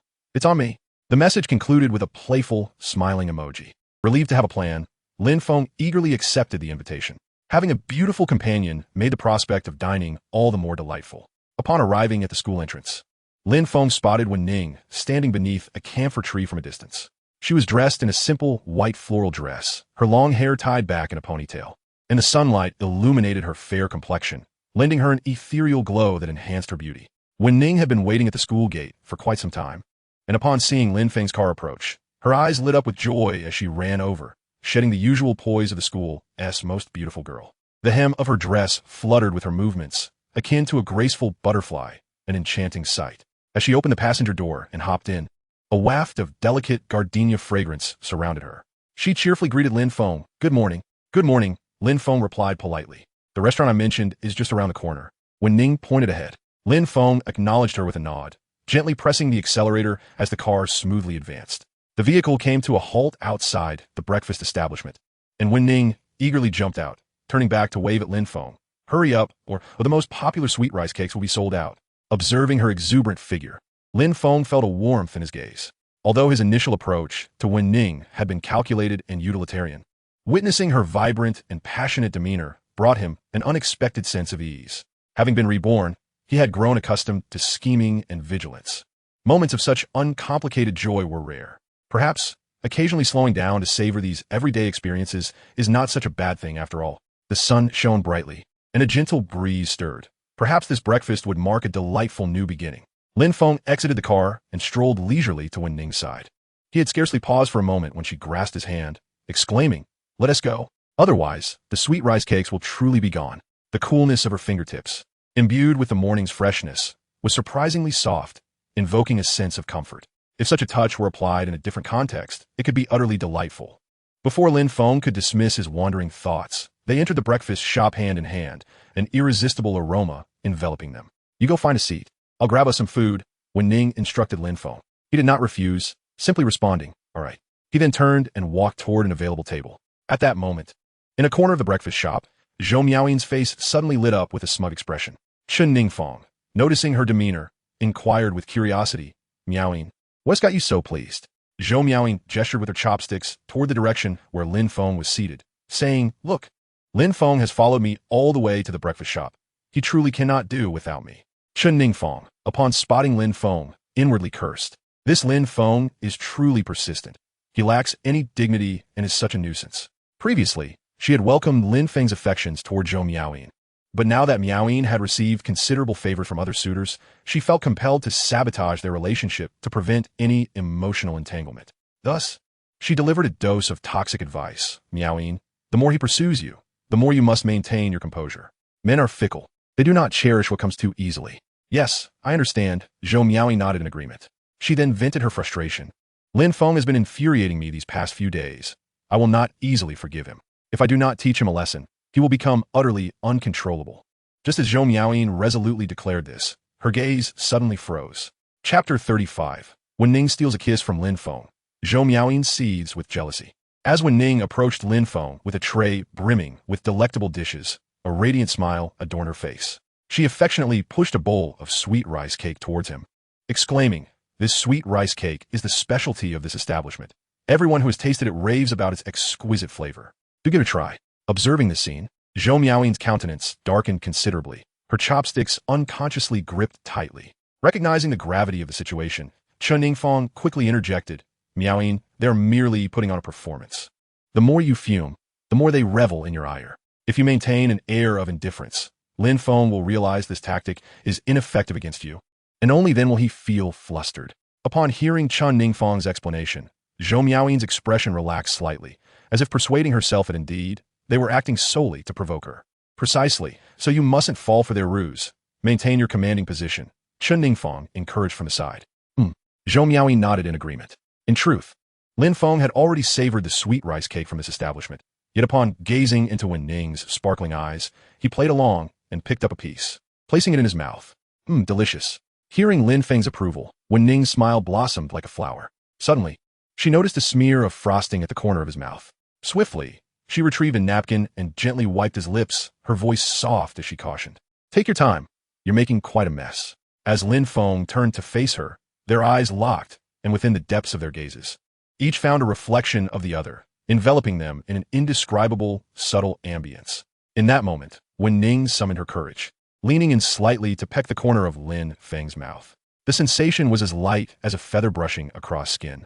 It radiated a warmth and softness that was intoxicating. After the brief kiss, Wen Ning immediately recoiled, nearly burying her face in her bowl, pretending to focus intently on her meal, though her ears and cheeks flushed crimson, and a rosy hue crept down her neck. Lin Feng, momentarily stunned, brushed his fingertip against the spot where she had kissed him, still lingering with her warmth and the faint fragrance of gardenias. Observing Wen Ning, who was evading like an ostrich, a faint smile involuntarily crept across his lips. Zhou Miaoyin, watching from an angle, felt her eyes welling with tears, furiously stabbing the sweet rice cake in her bowl, causing syrup to splatter and pool at the bottom. She abruptly turned to glare at Chen Ningfeng, her voice laden with suppressed fury. "Is this what you call acting?" Chen Ningfeng, taken aback by Zhou Miaoyin's glare, pondered. When the world has gotten into Ning, isn't she supposed to be the ice-cold campus beauty? Why is she so boldly kissing Lin Feng? She opened her mouth, struggling to articulate a response, finally stammering, perhaps it was an accident? An accident? You dare to call that an accident? Zhou Miaoyin's anger nearly made her laugh. Pointing at Wen Ning, who was still blushing and avoiding eye contact with Lin Feng, demanding, did you not see the way she was practically glued to Lin Feng? Ning Feng was momentarily at a loss for words, her mind racing, and she stubbornly continued, Miaoyin, think about it. Lin Feng is incredibly handsome right now. Even if Wen Ning doesn't harbor feelings for him, who knows, she might experience a physiological response just for being so close to such a face. Moreover, they are merely acting for your sake. It's only natural to occasionally improvise when one gets too engrossed in their performance. Zhou Miaoyin's brow furrowed deeper, her fingers subconsciously clawing at the tablecloth. Are you certain they are truly acting? Absolutely certain. Ning Feng's tone was resolute. Before yesterday, they had no interactions and suddenly, they seemed familiar, deliberately appearing before you. And today, they coincidentally choose the same place to dine. Does that seem normal? Does that make sense? There must be something amiss. The only plausible explanation is that they are performing for you, while in private, they are hardly acquainted. Zhou Miaoyin fell silent. While Ning Feng's argument seemed somewhat valid, the sincerity in Wen Ning's shy demeanor during that kiss felt all too genuine. Her heart swung like a pendulum, torn between indecision. Should I intervene and stop them? Zhou Miaoyin sought Ning Feng's advice. Absolutely not. Ning Feng quickly countered. Think about it. Knowing they are acting, if you approach them, it would signify their scheme has succeeded. Wouldn't that mean conceding defeat? She locked eyes with Zhou Miaoyin, questioning, do you wish to concede? Not at all. Zhou Miaoyin shook her head vigorously. Then that settles it. Your competition with Lin Feng is merely a test of patience. Let us see who can outlast the other. Ning Feng leaned in closer, lowering her voice conspiratorially. I suggest you find a boy to feign closeness, to apply some pressure on Lin Feng. Is that method feasible? Zhou Miaoyin asked uncertainly. Seeing Lin Feng grow close with Wen Ning, does that not ignite your anger? Ning Feng probed. Zhou Miaoyin shifted her gaze back to Lin Feng, just in time to witness him expertly peeling a tea egg and placing it in Wen Ning's bowl, the action seamless and natural. Wen Ning looked up, smiling at him, her grin dazzlingly bright. A surge of unnameable frustration welled within Zhou Miaoyin, and she clenched her fists tightly, absolutely infuriating. Resolute, she declared, I must find someone. Ning Feng's face lit up with glee at her response. Now that's the spirit. What do you think of Senior Zhao? If you're agreeable, I'll message him to come and accidentally run into you. Senior Zhao? Zhao Yuan? Zhou Miaoyin asked to confirm. Yes, that's him. Ning Feng nodded. He is the vice president of the student council, quite handsome, and comes from a family of some influence. Outside of Lin Feng, he is the most exceptional choice. Zhou Miaoyin considered for a moment. Zhao Yuan was indeed the most presentable among her many admirers aside from Lin Feng. He had a decent appearance and a solid reputation at school, unlike some illegitimate children, and he was only slightly shorter than Lin Feng. If she were to act, it was crucial to choose someone comparable to Lin Feng, lest she be overshadowed and provide Lin Feng with amusement. Fine, Zhou Miaoyin acquiesced with a slight nod, her tone betraying an unnoticeable competitiveness. Let him come. Excellent.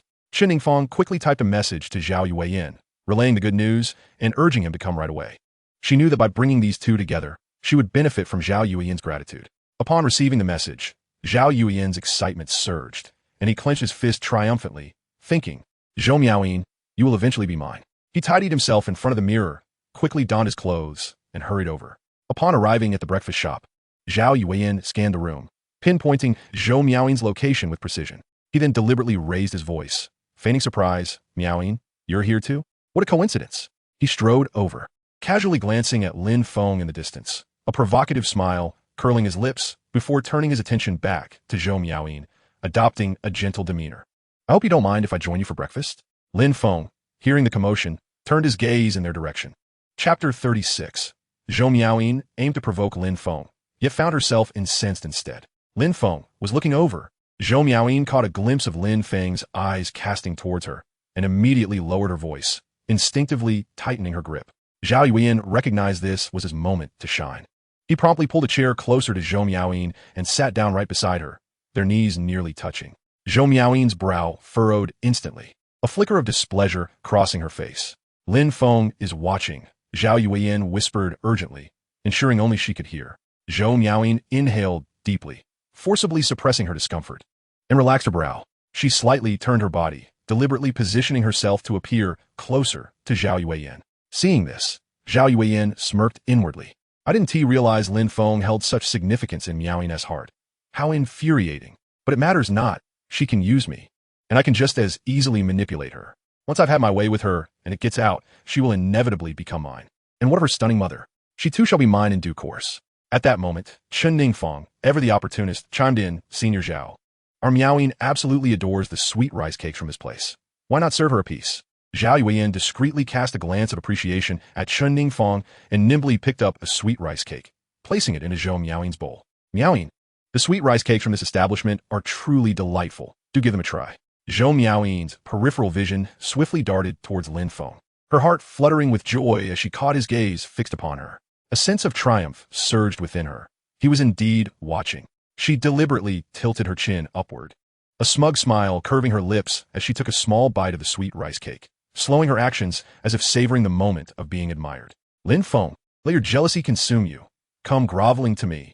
She chuckled inwardly. Unbeknownst to her, Lin Feng's attention was not on her at all. His gaze was directed at Zhao Yuan's feigned affectionate expression, his eyes brimming with an icy disdain. Zhao Yuan was the very man from her previous life, leveraging his position as vice president of the student council to coerce female students into spreading rumors about him peeping into the girls' restroom. Although Lin Feng ultimately faced no severe punishment due to the lack of concrete evidence, his reputation at school was irreparably tarnished, with many girls casting discreet glances and keeping their distance. In this life, it was time to settle old scores. Lin Feng's expression hardened, a cold smile creeping upon his lips. Witnessing this scene, Zhou Miaoyin felt a surge of exhilaration, her previous pride almost bubbling over. It was effective indeed. Lin Feng's demeanor was unmistakably displeased. He must be seething with jealousy. With a little more effort, he might very well become utterly unhinged, she mused. She glanced at Zhao Yuan beside her, adopting a tone tinged with condescension. Peel a tea egg for me. Of course. Zhao Yuan immediately donned a servile smile, nodding and bowing, all the while cursing Zhou Miaoyin internally. Were it not for the desire to win over Zhou Miaoyin and thus gain favor with her mother, Qin Shuan, who would willingly serve this willful young lady. After peeling a tea egg, he placed it in Zhou Miaoyin's bowl, speaking sweetly, Miaoyin. This is a heartfelt tea egg I prepared just for you. Do savor it. Zhou Miaoyin picked up the tea egg, her gaze instinctively drifting towards Lin Feng again, eager to relish his expression of jealousy. However, upon looking, her smugness instantly faltered. Lin Feng's attention was entirely elsewhere. He was turned towards Wen Ning. Listening intently with a soft smile on his lips, the two engaged in what appeared to be an intimate conversation. Zhou Miaoyin's grip on the tea egg tightened, causing it to crack, nearly bursting the yolk within. How could this be? Lin Feng was remarkably composed. Zhou Miaoyin could scarcely believe it. At that moment, it seemed Lin Feng and Wen Ning had finished their meal. Wen Ning produced a napkin to wipe the remnants of grease from Lin Feng's mouth. In turn, Lin Feng reciprocated the gesture, wiping the soy milk foam from her lips. They appeared as a charming couple deeply in love. Zhou Miaoyin scoffed in fury, her chest heaving with indignation, her very breath ignited with rage. Just then, Lin Feng and Wen Ning rose, making their way towards the exit. Wen Ning, naturally, quickened her pace, wrapping her arm around Lin Feng's, her cheek affectionately resting against his shoulder, akin to a clingy kitten. Lin Feng glanced down at her, but made no attempt to distance himself, allowing her to cling to him as they exited. Sunlight streamed through the glass windows, casting a golden glow upon them, making them appear as celestial beings. Zhou Miaoyin glared at their departing figures, her teeth nearly grinding to dust in frustration. Lin Feng, you detestable sycophant, you infuriate me. Miaoyin, are you all right? Zhao Yuan, noticing her pallor, cautiously extended a napkin, his hands now soiled. Zhou Miaoyin swatted his hand away, her voice laced with suppressed fury. Get away. Zhao Yuan was momentarily taken aback by her outburst, his expression darkening, but he quickly regained his composure.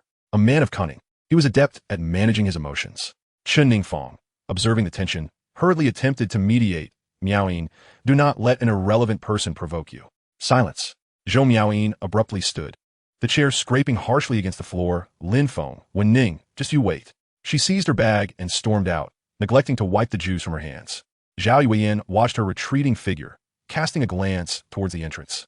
A glimmer of malice flashing in his eyes. It seemed necessary to devise a plan to bring Lin Feng down decisively. Meanwhile, on the dilapidated roads of the eastern slums, a convoy of luxury cars churned through the uneven terrain, splashing mud and shattering the tranquility of the area once more. Lin Chuan lowered the car window halfway, the distinct mixed odors of the slum assaulting her senses, prompting her to wrinkle her nose and promptly shut the window. Miss, the number 2 building is just ahead, the driver respectfully announced. Lin Qiwen looked up to see a dilapidated red brick building, its peeling walls leaning precariously, with clothes hung out to dry, fluttering in the wind like tattered rags. The surrounding residents, noticing the arrival of another luxury vehicle, peeked out from their doorways, whispering among themselves. As the vehicle came to a halt, Lin Qiwen exited, stepping onto the crumbling ground in her high heels. Immediately take me to room 401 in building 2, she commanded. Yes, the bodyguards replied in unison, escorting her upstairs. The nearby residents, relishing in the spectacle, began to gossip. They're heading to room 401 again. Has Lu Dajuan stirred up a hornet's nest? Lu Dajuan is finished. He just offended that stunning beauty.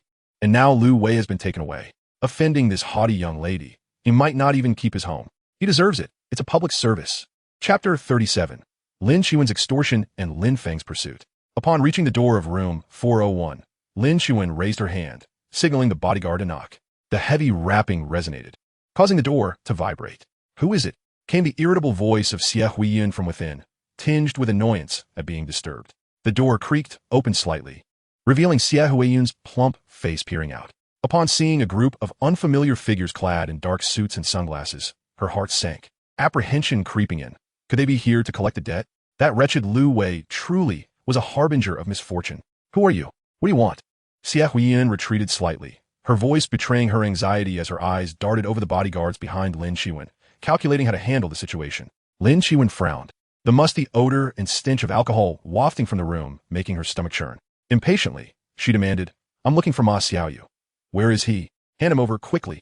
She wanted to linger not a moment longer and yearned to find the person and leave this dreadful place. You must be mistaken. There is no one named Ma Xiaoyu in my house. Xie Huiyin breathed a sigh of relief upon hearing the unfamiliar name. That's impossible, Lin Qiwen replied firmly. Is there someone named Lu Dajuan in your household?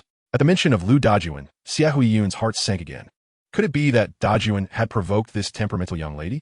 Given that she had tracked him down, denying it would be futile, she reluctantly nodded. Yes, there is a Lu Dajuan. He's my husband. Then it's settled. You have adopted a child. I am looking for him, Lin Qiwen stated. Xie Huiyin's heart simmered with curses. This was indeed a troublesome situation. She forced a resigned expression. You're looking for Lu Wei? He's been taken away. You won't find him. Taken away?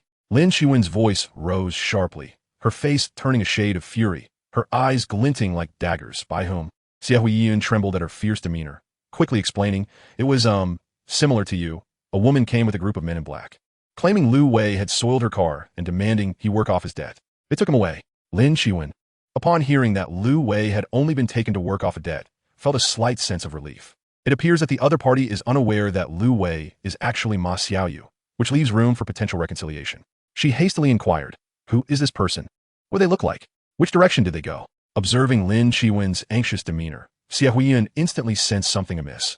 If they were merely seeking compensation, they wouldn't concern themselves with the person's whereabouts, but would rather demand money from them. Moreover, with two groups approaching Lu Wei, both impeccably dressed and exuding an air of authority, it was evident that this young man was in trouble. How could she pass up an opportunity for extortion?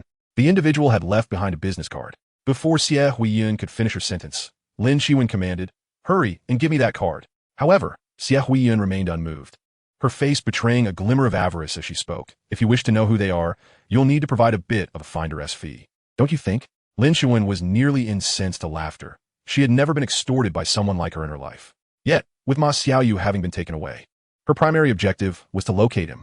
Suppressing her fury, she retrieved a stack of cash from her bag, approximately 10,000 yuan, and slapped it down before Xie Huiyin. Is this enough? Upon seeing the money, Xie Huiyin's greed intensified. She appraised Lin Qiwen's designer outfit and diamond watch, concluding that some of her stature would surely possess more than just 10,000. She shook her hand dismissively, indicating that the amount was insufficient. Lin Qiwen's expression turned icy as she threatened, if you dare to push your luck, believe that I will break your legs. Though Xie Huiyin trembled at the threat, the prospect of wealth compelled her to gamble. Breaking my legs is one thing, but I've hidden the business card. If you wish to find Lu Wei, it will take some time, and who knows what may occur in the meantime. He could be sold off to another province, and you wouldn't be able to find him. Lin Qiwen's complexion darkened, but for the sake of obtaining a lead on Ma Xiaoyu, she endured. How much do you want? Xie Huiyin pondered for a moment and held up 5 fingers. 50,000? That's acceptable, Lin Qiwen replied.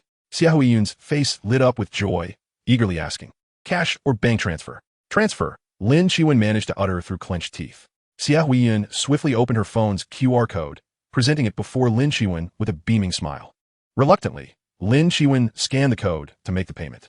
Upon receiving the 50,000 yuan, Xia Huiyin beamed and declared, "I'll go fetch the business card right away." Soon, Xia Huiyin emerged, brandishing a card as if it were a treasure. "Here it is, Zhang Qing." Lin Qiwen snatched the card and scrutinized it. It belonged to the Qingtian Entertainment Club, a place notorious for its mix of people, where finding an individual was no simple feat. Lin Qiwen frowned slightly. Turning her gaze to Xia Huiyun, a plan formed in her mind. "You and Lu Dajuan will accompany me to the Qingtian Entertainment Club to rescue Lu Wei. I will settle his debts." Upon hearing this, Xia Huiyun began rubbing her fingers together, her greedy gaze fixating on Lin Qiwen. "For our trouble, after the task is accomplished, I'll give you an additional 100,000. Lin Qiwen interrupted her with evident impatience. "Fine." Xia Huiyun immediately agreed, then turned and shouted into the house, "Dajuan, stop drinking. We have work to do." A muffled response came from within, followed by the sound of furniture clattering. Lu Dajuan emerged, swaying unsteadily in his slippers, his nose red from drink, and his eyes bleary. "What's the fuss? I was just getting into the groove of it. Drink, drink, drink. All you do is drink." Xia Huiyun snatched the bottle from his hands and smashed it on the ground. "There's money to be made. You'll accompany this young lady, and when we return, I'll buy you some fine liquor." Upon hearing the prospect of earning money, Lu Dajuan sobered slightly, squinting at Lin Qiwen and grinning. "What does the young lady require? For the right price, I would brave fire and water."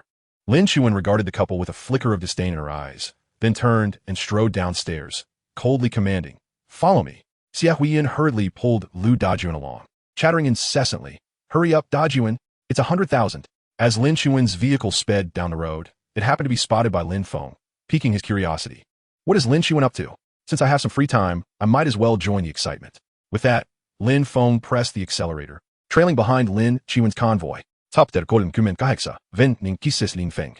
This is my first kiss. You must take responsibility." Lin Qiwen's convoy raced along, finally halting before the Qingtian Entertainment Club. What on earth is she doing at a club in broad daylight? Lin Feng pondered from a nearby car, observing Lin Qiwen and her entourage disembark, his brow furrowing in confusion. At that moment, Wen Ning followed his gaze, catching sight of Lin Qiwen, surrounded as if by admirers.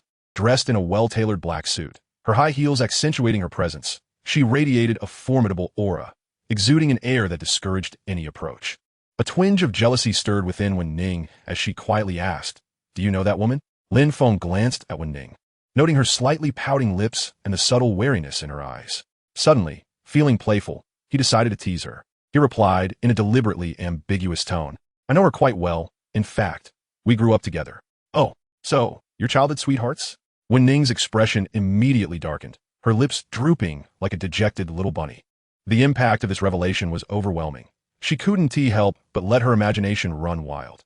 Having grown up together, they must know each other intimately. Was their failure to be together a case of unrecognized love? If they broke through that barrier, wouldn't it be easy for them to be together? With these thoughts, a sense of urgency surged within Wen Ning, leaving her restless. "Lin Feng," Wen Ning suddenly called out to him, her voice tinged with an imperceptible tremor. What's the matter?" Lin Feng was taken aback by her sudden seriousness, gazing at her in confusion. In the next moment, Wen Ning leaned in, cradling his face in her hands, and, driven by a reckless determination, pressed her lips against his with force.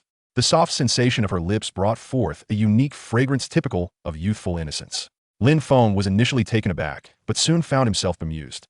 This girl had audaciously taken advantage of him. Yet, after making such a bold move, Wen Ning froze, her eyes shut tight, lips merely resting against Lin Feng's.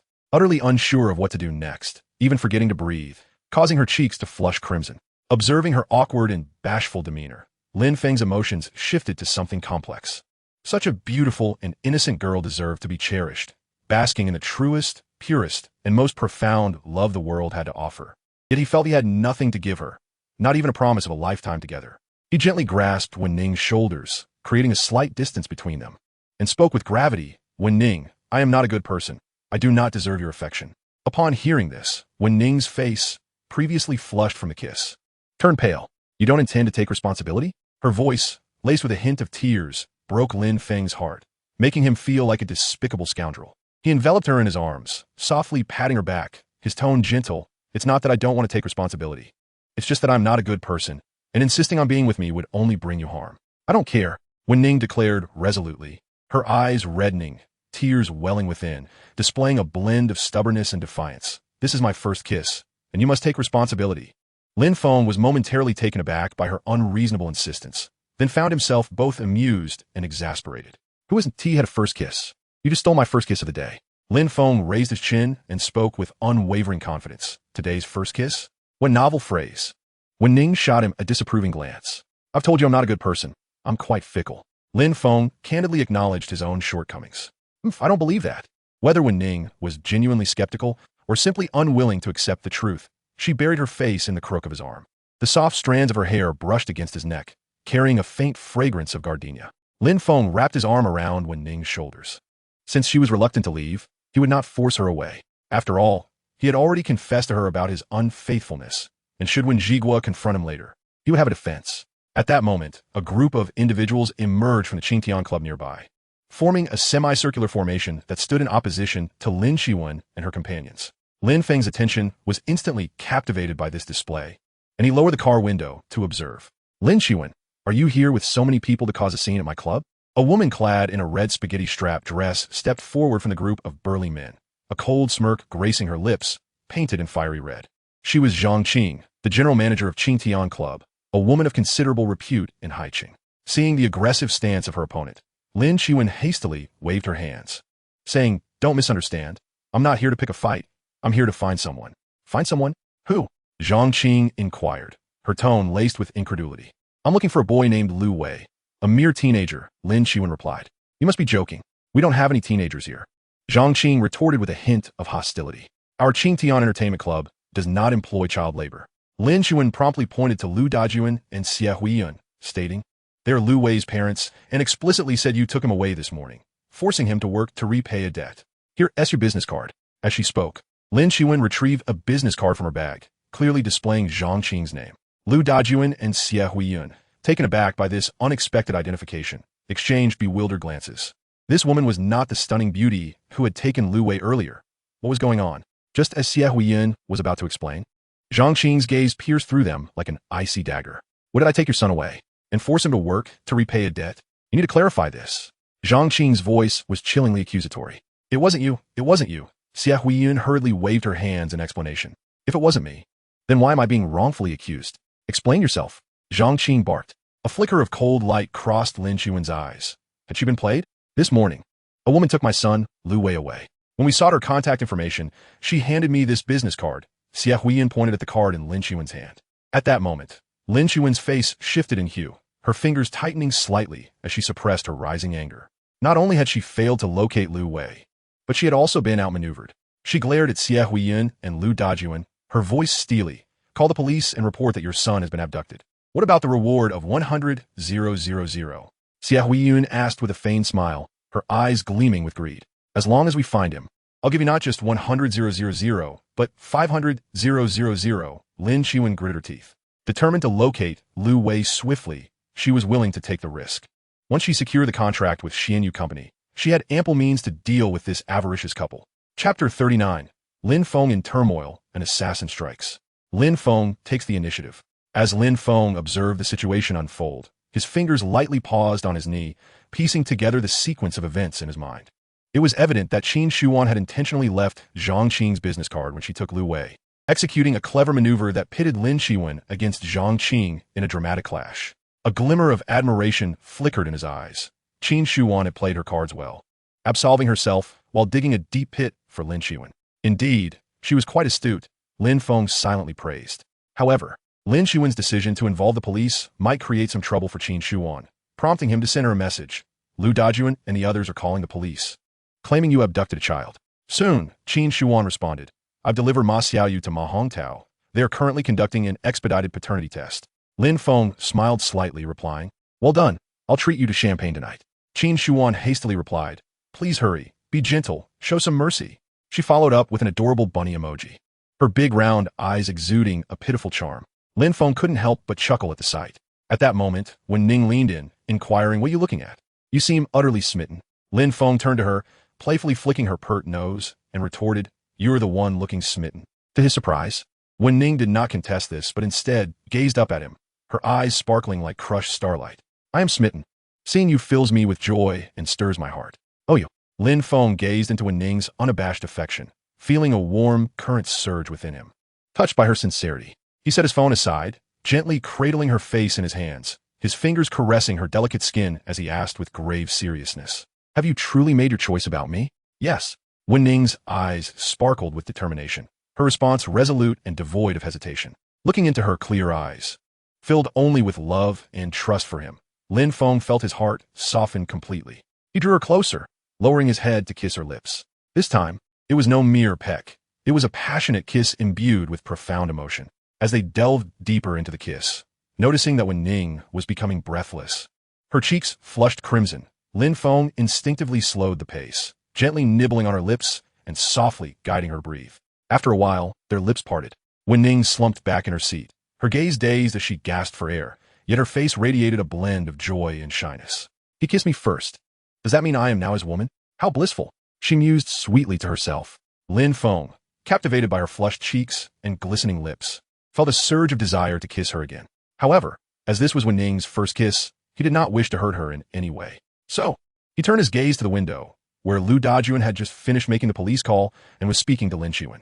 Soon, they all piled into their vehicle and promptly departed. Lin Feng watched them leave, choosing not to follow.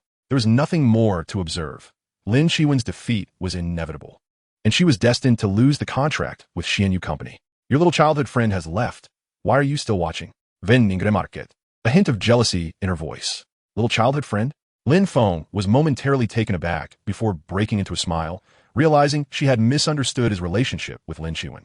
"She is not my little childhood friend. She is my sister, but our relationship is quite poor, like oil and water."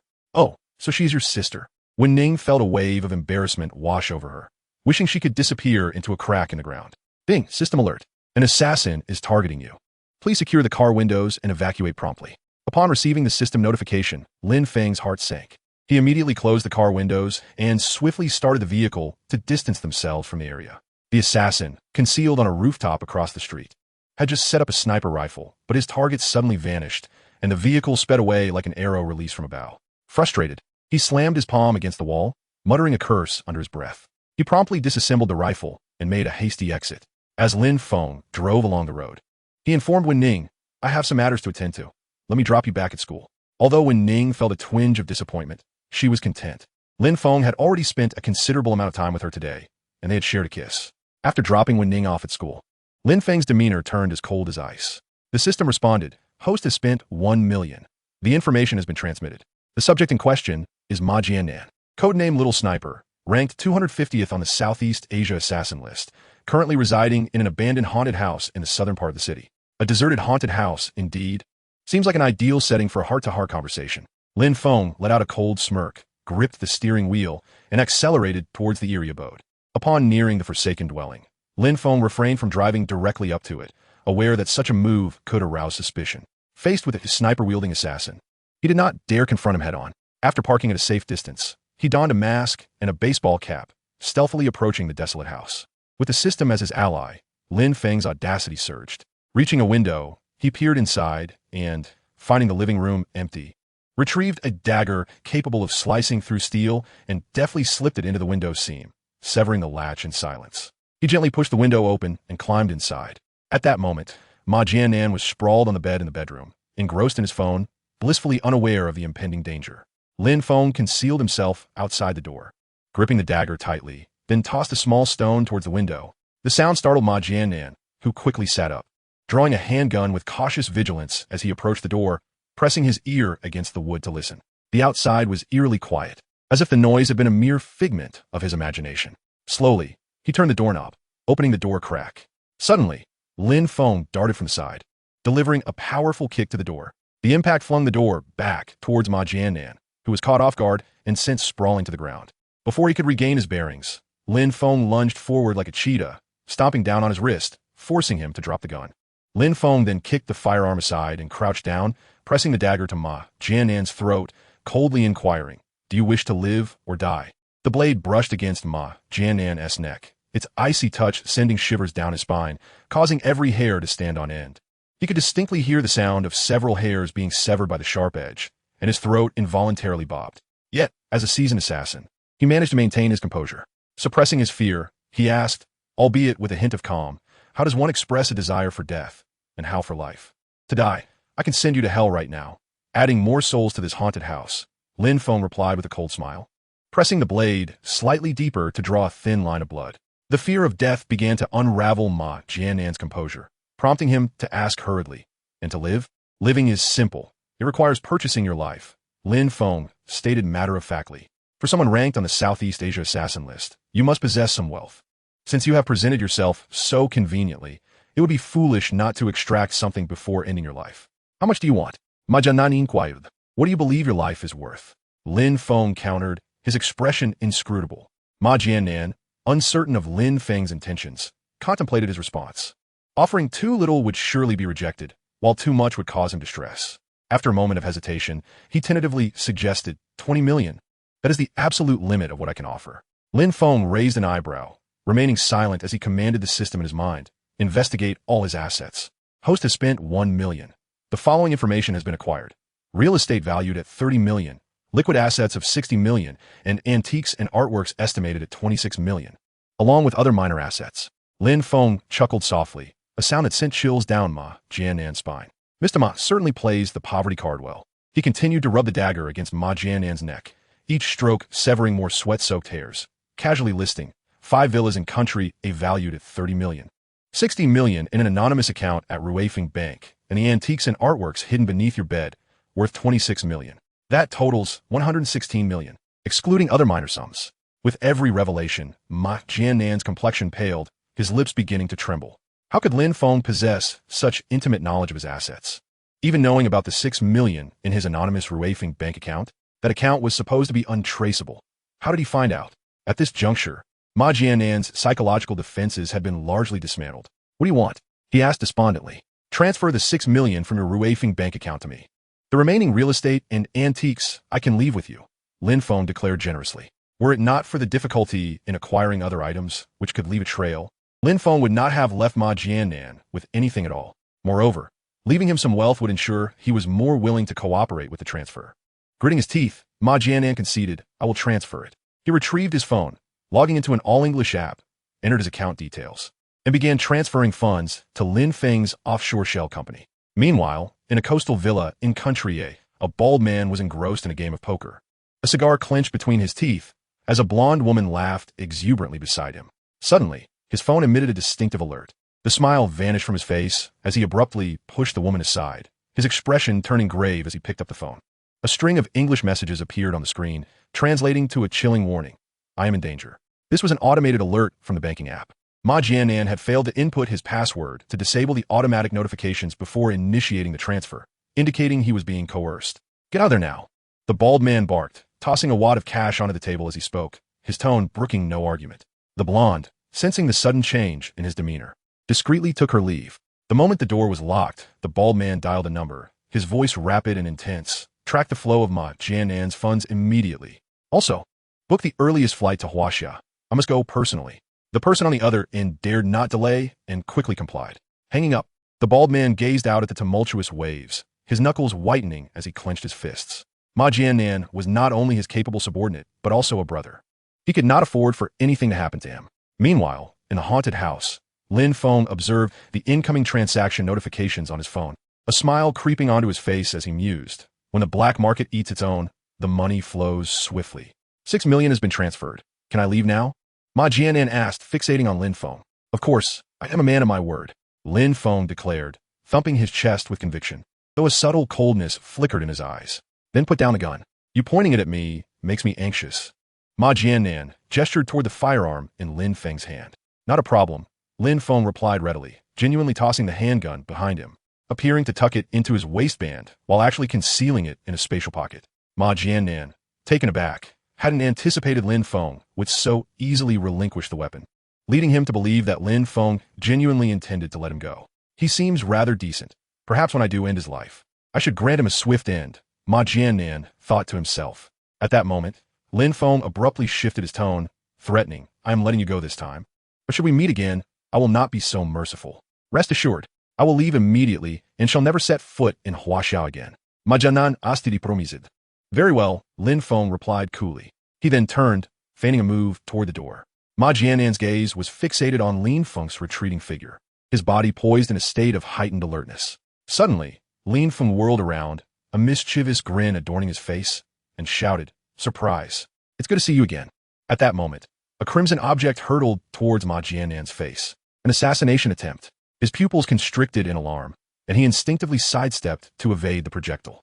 It grazed his cheek and crashed against the wall, revealing itself to be an unopened box of condoms. In that fleeting half-second of hesitation, Lin Feng lunged at him like a cheetah, his powerful hand slicing through the air, aimed directly at his throat. Ma Jiannan hurriedly raised his arm to block. But upon contact, he felt as though his arm had been struck by a steel blade, nearly fracturing his bone. A surge of excruciating pain coursed through Ma Jiannan's body, rendering his arm weak and ineffective. Lin Feng, relentless, seized the moment of distraction. His other hand transformed into a lethal blade, once again targeting his throat. Crack! The sharp sound of bone fracturing echoed hauntingly in the empty room. Ma Jiannan's throat was severed. Chapter 41. Acquiring the Art of Disguise, targeting Zheng Yuxuan. Gurgling. Ma Jiannan's neck twisted at an unnatural angle, his mouth agape yet silenced. Only the sound of blood pooling in his mouth could be heard. Lin Feng, quick-witted, clasped his mouth shut, preventing any blood from spilling forth. He had no desire to leave behind even a trace of blood, lest it provide a clue. This was the very reason he opted not to use a firearm against Ma Jiannan. Observing the lifeless form of Ma Jiannan, Lin Feng remarked seriously, "I did say I wouldn't show mercy upon our second encounter. I keep my promises." He then folded Ma Jiannan's body and stored it within his spatial compartment. Ding! The host has committed murder for the first time after binding the system, triggering a hidden reward. Acquired the skill of disguise. Disguise? What sort of skill is that? A skill for turning against someone? The art of disguise is essentially an advanced form of impersonation, requiring no makeup. It allows one to directly transform their face into that of the target individual. How remarkable! Lin Feng was astounded and promptly utilized the art of disguise to morph into Ma Jiannan's likeness. My word, it truly is an exact replica. Lin Feng marveled at the utterly transformed visage, astonished that even the contours of his cheekbones and the texture of his skin were flawlessly identical. It was nothing short of miraculous. The thought that when his sister-in-law opened the door, he could present himself as his brother was no mere fantasy. A wicked smile crept across Lin Feng's face at this notion. Lin Hongxing, my apologies. Lin Feng reverted to his original appearance, approached the wall, retrieved the box of condoms, and casually tossed it back into his spatial compartment. Aside from suitcase, Ma Jiannan also possessed a firearm case disguised as a music box, containing a Chaitak M200 sniper rifle. The M200 sniper rifle is renowned for its extraordinary range and precision. Its projectiles can travel at supersonic speeds over distances exceeding 2,000 meters, capable of achieving a precision smaller than a dime at 286 meters. This weapon is undoubtedly the quintessential choice for executing high-precision, long-range sniper missions. However, hitting a target from 2,000 meters away is a feat beyond the capabilities of most snipers. Yet for Lin Feng, endowed with the skill of perfect accuracy, it posed no challenge whatsoever. What boy does not harbor a fascination for firearms, especially a sniper rifle capable of killing from a kilometer away? Lin Feng was no exception. His fingertips glided over the barrel, excitement glimmering in his eyes. He swiftly assembled the sniper rifle, parted the curtains slightly, and through the optical sight, began to survey the situation outside. A splendid weapon indeed. Lin Feng clicked his tongue in admiration, unable to pry himself away from it. Yet, this was not a place for lingering. He needed to swiftly dispose of Ma Jiannan's body, as it occupied too much space within his compartment. Thus, he collected what was necessary, then dampened a cloth in the restroom, meticulously wiping away any traces he had left behind. Feeling satisfied that he had done a thorough job, he departed from the deserted crime scene. Upon reaching his Qian, Lin Feng promptly purchased a piece of intelligence. System, who hire Ma Jiannan to kill me. The host spends 1,000,000, purchasing information on the employer. The hired assassin, Zheng Yuxuan, current location, second floor VIP room of Tianhuang Entertainment Club. So it was this fellow. I hadn't troubled him, yet he sought to create trouble for me. He truly is asking for a reckoning. Lin Feng snorted coldly, a glint of menace flashing in his eyes. System, you are quite considerate, providing me with Zheng Yuxuan's location directly. This system's intelligence is both reliable and invaluable. In that case, it was time to pay him a visit. Lin Feng started the vehicle, speeding towards the Tianhuang Entertainment Club. While waiting at a red light, he opened his phone's map, switching to a panoramic view, scrutinizing the terrain surrounding the establishment. He zoomed in on the map, his gaze sweeping over the nearby buildings until it settled upon the Ningya building. The Ningya building stood directly across from the Tianhuang Entertainment Club of moderate height, and directly facing the corridor outside, the second-floor VIP room, a prime location for observation and sniping.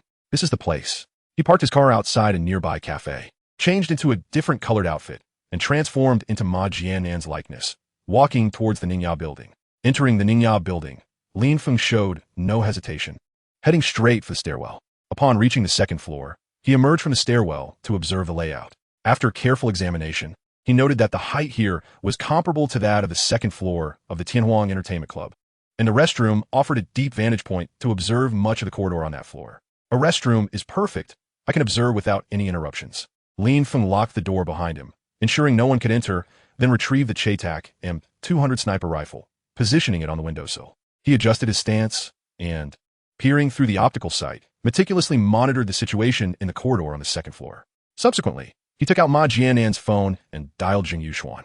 After a few seconds, the call connected, and Jing Yuxuan's slightly inebriated voice came through the receiver. "Hello, who is this? Someone is scheming against you. Your drink has been spiked." Lin Feng deliberately lowered his voice, rendering it hoarse and enigmatic. Without awaiting a response, he abruptly ended the call. Jing Yuxuan, skeptical, glanced at the disconnected call, muttering discontentedly, "What a lunatic! What's wrong, young Master Zheng?" A sultry woman leaned in, her hand playfully exploring his chest. Having not caught his previous words, "Nothing," Jing Yuxuan replied, dismissively. "Then let us continue drinking," the alluring woman suggested, raising a glass to his lips. Just as Jing Yuxuan was about to open his mouth, Lin Feng's ominous words about the spiking of his drink flashed through his mind. He hesitated and shut his mouth. Though he claimed disbelief, the seed of suspicion had silently taken root. Better to believe it than to dismiss it. Jing Yuxuan pondered. He pushed the woman's hand away, his expression indifferent, stating, "Not today. I'm leaving." "Young Master Zheng, leaving so soon? Is a beauty waiting for you?" The woman jested. "Do not pry into matters that do not concern you," Jing Yuxuan reprimanded coldly. The woman, realizing her faux pas, paled and hastily apologized. Jing Yuxuan's interest was now thoroughly extinguished. He rose and swiftly exited the VIP room. Finally, he has emerged. Lin Feng's eyes sharpened instantly, activating his skill of perfect accuracy. He locked onto Jing Yuxuan's lower body, his finger gently squeezing the trigger. Bang! A bullet tore through the air, hurtling towards its target. Chapter 42. Letting you understand what it means when my sister-in-law opens the door, I am my brother. Even with the suppressor affixed. The sound of the bullet being fired remained deafening, particularly within the confines of an enclosed space. Lin Feng felt as though his eardrums might shatter. Damn it, I must remember to bring a pair of soundproof ear muffs next time. After cursing, Lin Feng immediately peered through the scope to assess the situation on the second floor across the way. At that moment, the Tianhuang Entertainment Club had descended into utter chaos due to the shooting.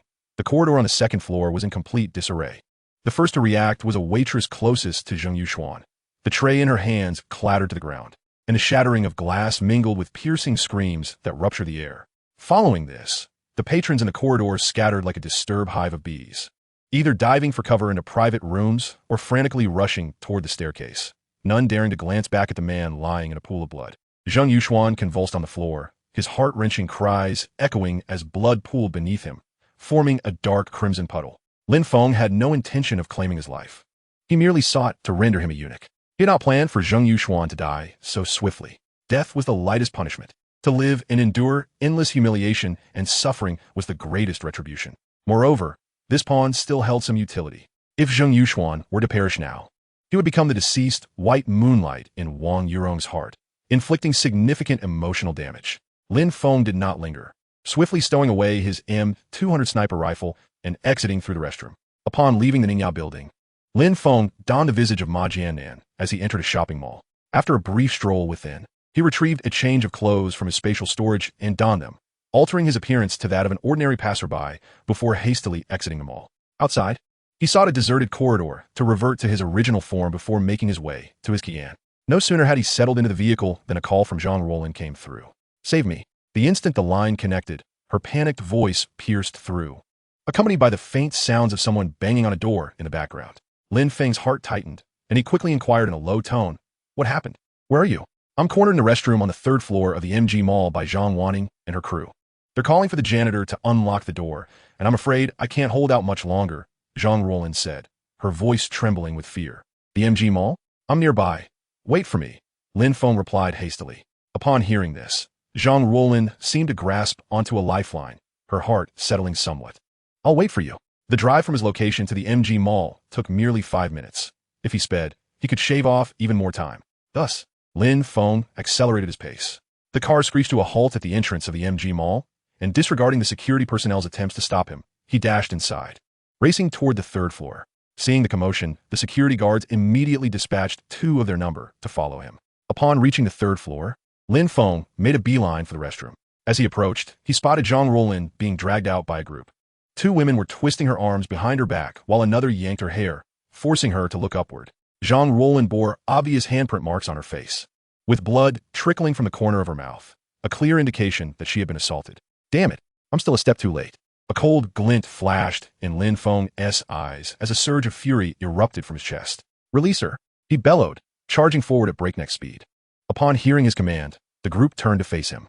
Zhang Ruolin's eyes lit up upon spotting Lin Feng's arrival. Her savior had come. Zhang Wanning, upon recognizing him, curled her lips into a sneer. So it's the spineless, illegitimate son of the Lin family, daring to play the hero today. Yet I must admit, he is rather handsome. His high cheekbones and sharp jawline far surpass the male models at the club. Recently, her friends had voiced dissatisfaction with the male model's quality, so perhaps Lin Feng might catch their eye. She exchanged knowing glances with her colorful-haired companions and mockingly asked, "What do you think? Is he handsome enough?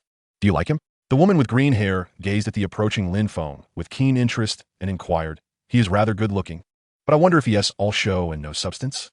Have you tried him? Get lost. I'm a married woman, deeply in love with my husband. I wouldn't engage with another man," Zhang Wanning retorted, rolling her eyes at the green-haired woman. She continued, "Of course I recognize this man. He is the Lin family's illegitimate child. He is exceedingly timid.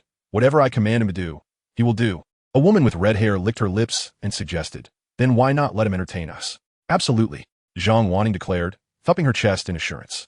She then turned to Lin Feng, her tone sharp as she commanded, "Lin Feng, this is none of your business. Get lost and squat in the corner." Before she could finish her sentence, Lin Feng had already reached Zhang Ruolin's side. He had no time for pleasantries and swiftly delivered 2 resounding slaps. With a crack, the 2 women holding Zhang Ruolin's arms were knocked unconscious, releasing their grip on her. The red-haired woman, about to unleash a tirade, suddenly found her wrist ensnared by Lin Feng's iron grip. As he tightened his hold, she cried out in pain, tears streaming down her face. With the red-haired woman incapacitated, Zhang Ruolin seized the opportunity to take a couple of steps forward, seeking refuge behind Lin Feng, her gaze filled with admiration as she looked up at his back. However, Lin Feng was not finished. He delivered a brutal kick to the red-haired woman's abdomen. She flew backward like a rag doll, rolling twice on the ground before colliding with the restroom doorframe, clutching her stomach and struggling to rise. Zhang Wanning's pupils constricted. Was this truly the same coward she had previously manipulated? Yet, seeing her companions being assaulted, she could not remain passive. She screeched, "Lin Feng, you're incredibly bold. Aren't you afraid your elder brother will find out and punish you? If you know what's good for you, kneel and apologize to my sisters immediately." Lin Feng turned his icy gaze toward Zhang Wanning, his eyes glimmering with frost. The chilling stare sent a shiver down her spine, causing her to instinctively take a step back. Suddenly, Lin Feng's gaze turned playful, and with an air of mystery, he said to Zhang Wanning, "Let us see who cannot endure in the Lin family." With that, Lin Feng took Zhang Ruolin's hand and strode confidently towards the elevator. At that moment, the security guards who had rushed forward intended to block them, but were halted by their captain.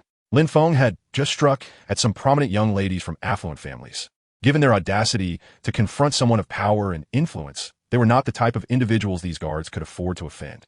It was imperative that they refrain from violence, yet the duty of the security captain compelled him to intercept Lin Feng. "Sir, please move your vehicle swiftly, as it is obstructing the entrance and affecting the normal operations of the mall." Lin Feng paused, assessing the security captain before him and internally acknowledging him as a perceptive individual. "This is my fault. I was in a hurry to rescue someone and inadvertently blocked the entrance." He then produced a thick stack of cash from his pocket and handed it to the captain, sincerely stating, "I apologize for disrupting the mall's business and causing inconvenience to your team. Please accept this token of goodwill to buy some refreshments for everyone." The captain did not hesitate, respectfully accepting the money, fully aware that Lin Feng was not in need of such a sum, and that his colleagues would surely appreciate the gesture. "Thank you for your understanding, sir." Seeing Lin Feng sacrifice a considerable sum for her sake stirred a warm sensation within Zhang Ruolin. She quietly tightened her grip on Lin Feng's hand, silently vowing, "As long as you do not betray me, Lin Feng, I will devote myself wholeheartedly to you." "Let's be on our way," Lin Feng said to Zhang Ruolin. She nodded in agreement, following in his footsteps. Meanwhile, Zhang Wanning watched the departing figures of the two, her eyes filled with venomous resentment. "Lin Feng, Zhang Ruolin, you wretches await your reckoning." She assisted her friends in rising, leading them to the Night Rose Bar. The incident was instigated by her, and tonight she would generously treat her friends to a lavish outing. Otherwise, they might hold grievances against her. It was also a gathering to strategize on how to deal with Lin Feng and Zhang Ruolin. After a couple of drinks, Zhang Wanning began to seethe with resentment. "It is utterly infuriating that we didn't team manage to send Zhang Ruolin to Dong Dehui's bed today. All of this is Lin Feng's fault." At the mere mention of Lin Feng, the women gritted their teeth, wishing to tear him apart. Particularly the red-haired girl, who had suffered the most, still aching all over. She confronted Zhang Wanning with a harsh tone. "Didn't you say that guy was just the Lin family's illegitimate son, cowardly and obedient to you? How could he dare to strike us today?" Zhang Wanning, equally incensed, slammed her hand on the table, exclaiming, "I never expected him to actually lay a hand on anyone."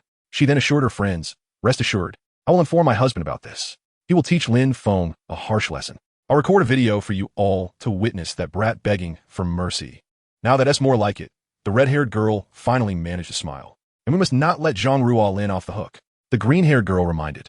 "Fear not. I will ensure she ends up in Dong Dehui's bed," Zhang Wanning asserted with confidence. "Great. Cheers," the green-haired girl exclaimed loudly. The women raised their glasses and began to drink heartily.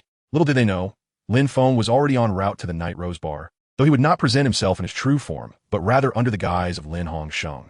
After escorting Zhang Ruolin home and comforting her until she fell asleep, he departed her residence.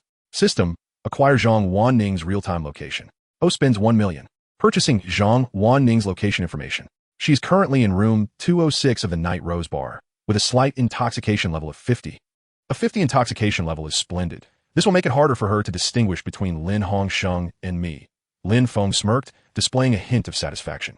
Upon arriving at the Night Rose Bar, Lin Feng headed straight for room 206. As he pushed the door open, he immediately spotted Zhang Wanning sitting in the center of the sofa, her cheeks flushed, her gaze hazy, lifting her glass to toast with the green-haired girl. He strode over confidently, sat beside Zhang Wanning, and wrapped an arm around her waist, his hand caressing her exquisite figure.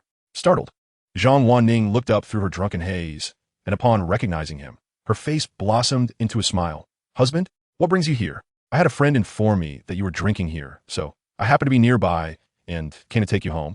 Lin Feng mimiqued l'englishaudiobook usual, calme de mianor. "You're the best husband." Zhang Wanning blinked her intoxicated eyes and wrapped her arms around Lin Feng's neck, planting a kiss on his lips. Lin Feng reciprocated without hesitation, kissing Zhang Wanning openly. The onlooking friends of Zhang Wanning gasped in surprise. Since when did Lin Hongsheng become so bold? Isn't he averse to public displays of affection? Perhaps he was provoked, or maybe he just had too much to drink. But isn't their affection a lovely sight?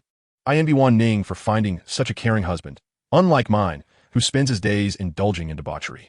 Hearing their discussions, Lin Feng could not help but smirk inwardly. He gently patted Zhang Wanning's back and released her lips, half embracing her as he stood.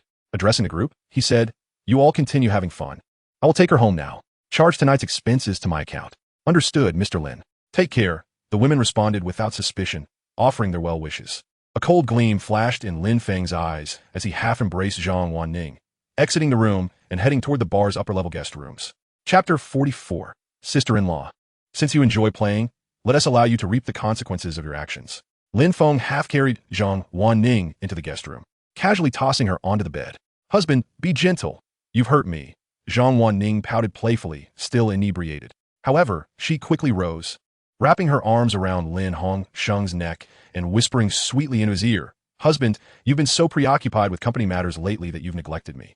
You cannot escape this time." Lin Feng grinned wickedly, responding, "I want to run away."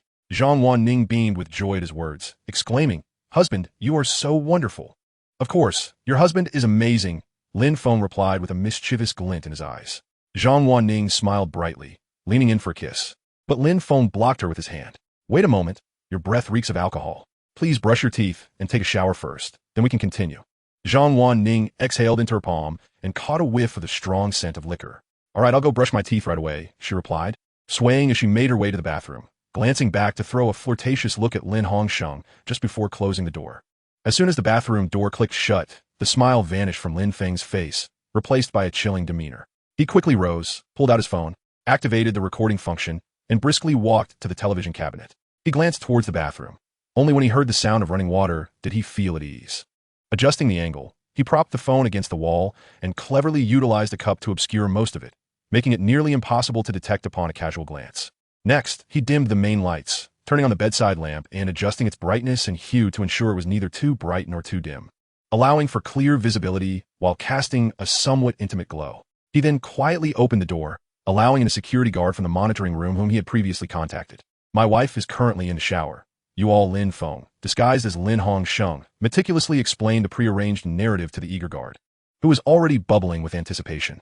At this moment, the room had been infused with a potion sprayed by Lin Feng, one that could incite desire and induce hallucinations. Although the dosage was not substantial, the security guard was now overwhelmed with lust. A mere suggestion would ensnare him. And the gaze he cast upon Lin Feng had grown somewhat hazy. Zhang Wanning, having consumed a considerable amount of alcohol, was already in a state of confusion, unable to discern one person from another.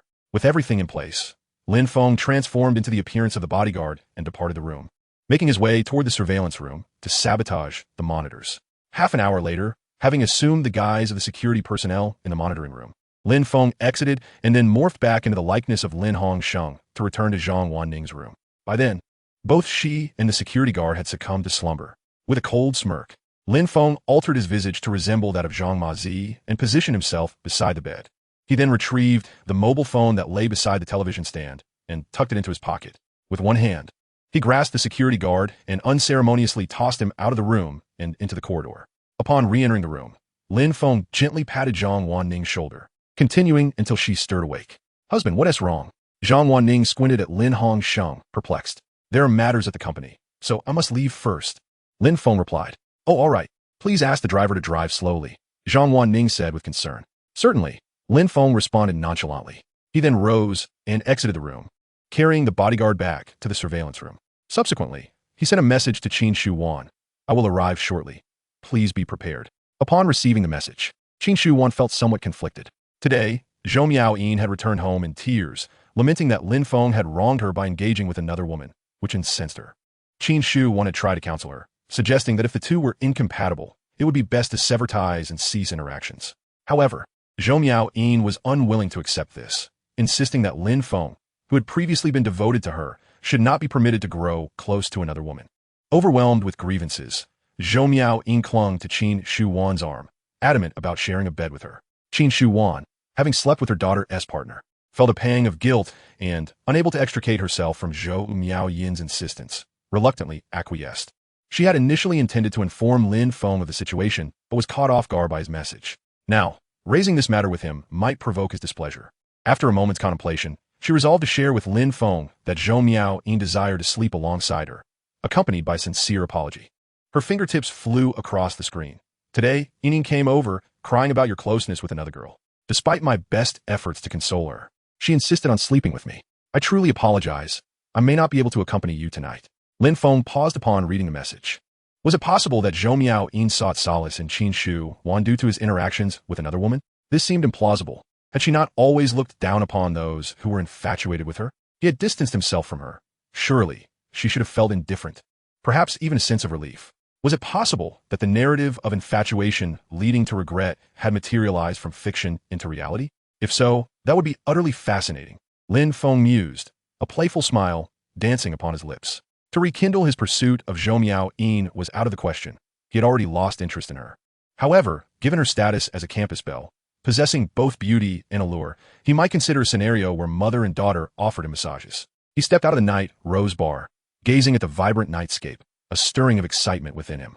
With his long fingers tapping out a response on the screen, he wrote, "I have some matters to attend to. I will come over shortly. Please lull her to sleep." Seeing Lin Feng had not abandoned his intention to visit, Qin Shu Wan hesitated before replying, "All right." Lin Feng then drove to an internet cafe, changing his appearance once more to that of an ordinary passerby. He entered the cafe and headed straight for the private room area.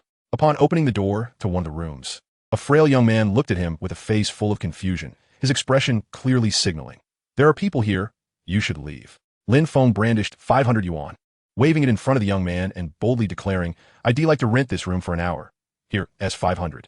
The young man's eyes widened in surprise, and he asked eagerly, "Really?" Lin Feng tossed the money onto the computer desk, casually responding, "That money is yours now." The young man hurriedly counted the bills and promptly vacated his seat, courteously telling Lin Feng, "Please, make yourself comfortable." "Very well, you may leave now. Return in an hour." Lin Feng replied nonchalantly, "Sure thing. Enjoy your time." The young man pocketed the money and swiftly exited the room, shutting the door behind him. Chapter 45. Lin Feng's grand gesture. Zhou Miaoyin awakens. Lin Feng locked the door behind him, settled into a chair, and connected his phone to the computer. Lighting a cigarette, he began downloading video editing software to manipulate the footage on his phone. He obscured the security guard's face with a mosaic, but at a specific point. He replaced it with Zhang Mazi's visage. The appearance of Zhang Mazi was fleeting, lasting barely half a second, imperceptible to the naked eye. Lin Feng chose to use Zhang Mazi's face because of the significant connections between him and Lin Hongsheng. He sought to incite a conflict between the two. In a previous life, Zhang Mazi had caused Lin Feng considerable trouble, even leading to the death of one of Lin Feng's brothers. Thus, this vendetta must be avenged. Zhang Mazi was one of the prominent figures in the underworld of High City, wielding considerable influence, while Lin Hongsheng was wealthy. Their clash promised to be quite the spectacle. After editing the video, Lin Feng watched it at an accelerated speed to ensure it was flawless. Satisfied, he registered a new email account and sent it to Lin Hongsheng. Lin Hongsheng, Zhang Mazi, Zhang Wanning. I hope you will appreciate this grand gift I am sending your way. He then secured his phone, rebooted the computer, and exited the private room. Upon leaving the internet cafe, he messaged Qin Shuwan. "I have completed my task. I am on my way." Has Zhou Miaoyin fallen asleep? Shortly thereafter, Qin Shuwan replied, "Not yet." She followed with another message. "You should come over directly. Head to the underground media room. I will soothe her to sleep and join you." Lin Feng glanced at the screen, his fingers tapping lightly on the steering wheel as he replied, "Understood." Tossing his phone into the passenger seat, Lin Feng drove directly to Qin Shuwan's villa. Upon entering, he poured himself a glass of water in the dining room before heading down to the underground media room. Reclining on the supple leather sofa, Lin Feng began to browse today's news. A major criminal incident involving a shooting would undoubtedly make headlines, and he was curious to see what would be reported. Scanning the news articles, he noted the shocking titles. Upon delving deeper, he found several images, including those of police cordons, bloodstains left at the scene, and the overall exterior of the entertainment venue. The entirety of the content merely stated that a shooting had occurred at the Tian Huang Entertainment Club, warning the public to remain vigilant, without mentioning any specifics, not even the name Zheng Yuxian, which was replaced with a pseudonym. The article concluded by soliciting clues from the public, offering a reward of 50,000 yuan for any useful information. Lin Feng perused several news reports, noting that aside from differing sequences and phrasings, the content remained largely unchanged. Even if there were leads, how could the Public Security Bureau possibly disclose them? It would be a futile exercise to read. He stared at the vague reports on his phone screen, murmuring softly, his fingertips unconsciously brushing the edges of the screen. However, I am curious to see how Wang Yurong will react upon learning of Zheng Yuxian's downfall. I must return to meet her tomorrow. Meanwhile, one might as well observe whether Lin Hongsheng and Zhang Wanning, these two canines, have fallen into a quarrel. If their discord escalates to the point of divorce, then Lin Hongsheng and the Zhang family shall no longer be as inseparable as iron, and it is only a matter of time before they crumble into disarray. The situation has become increasingly intriguing. A playful smile graced Lin Feng's lips.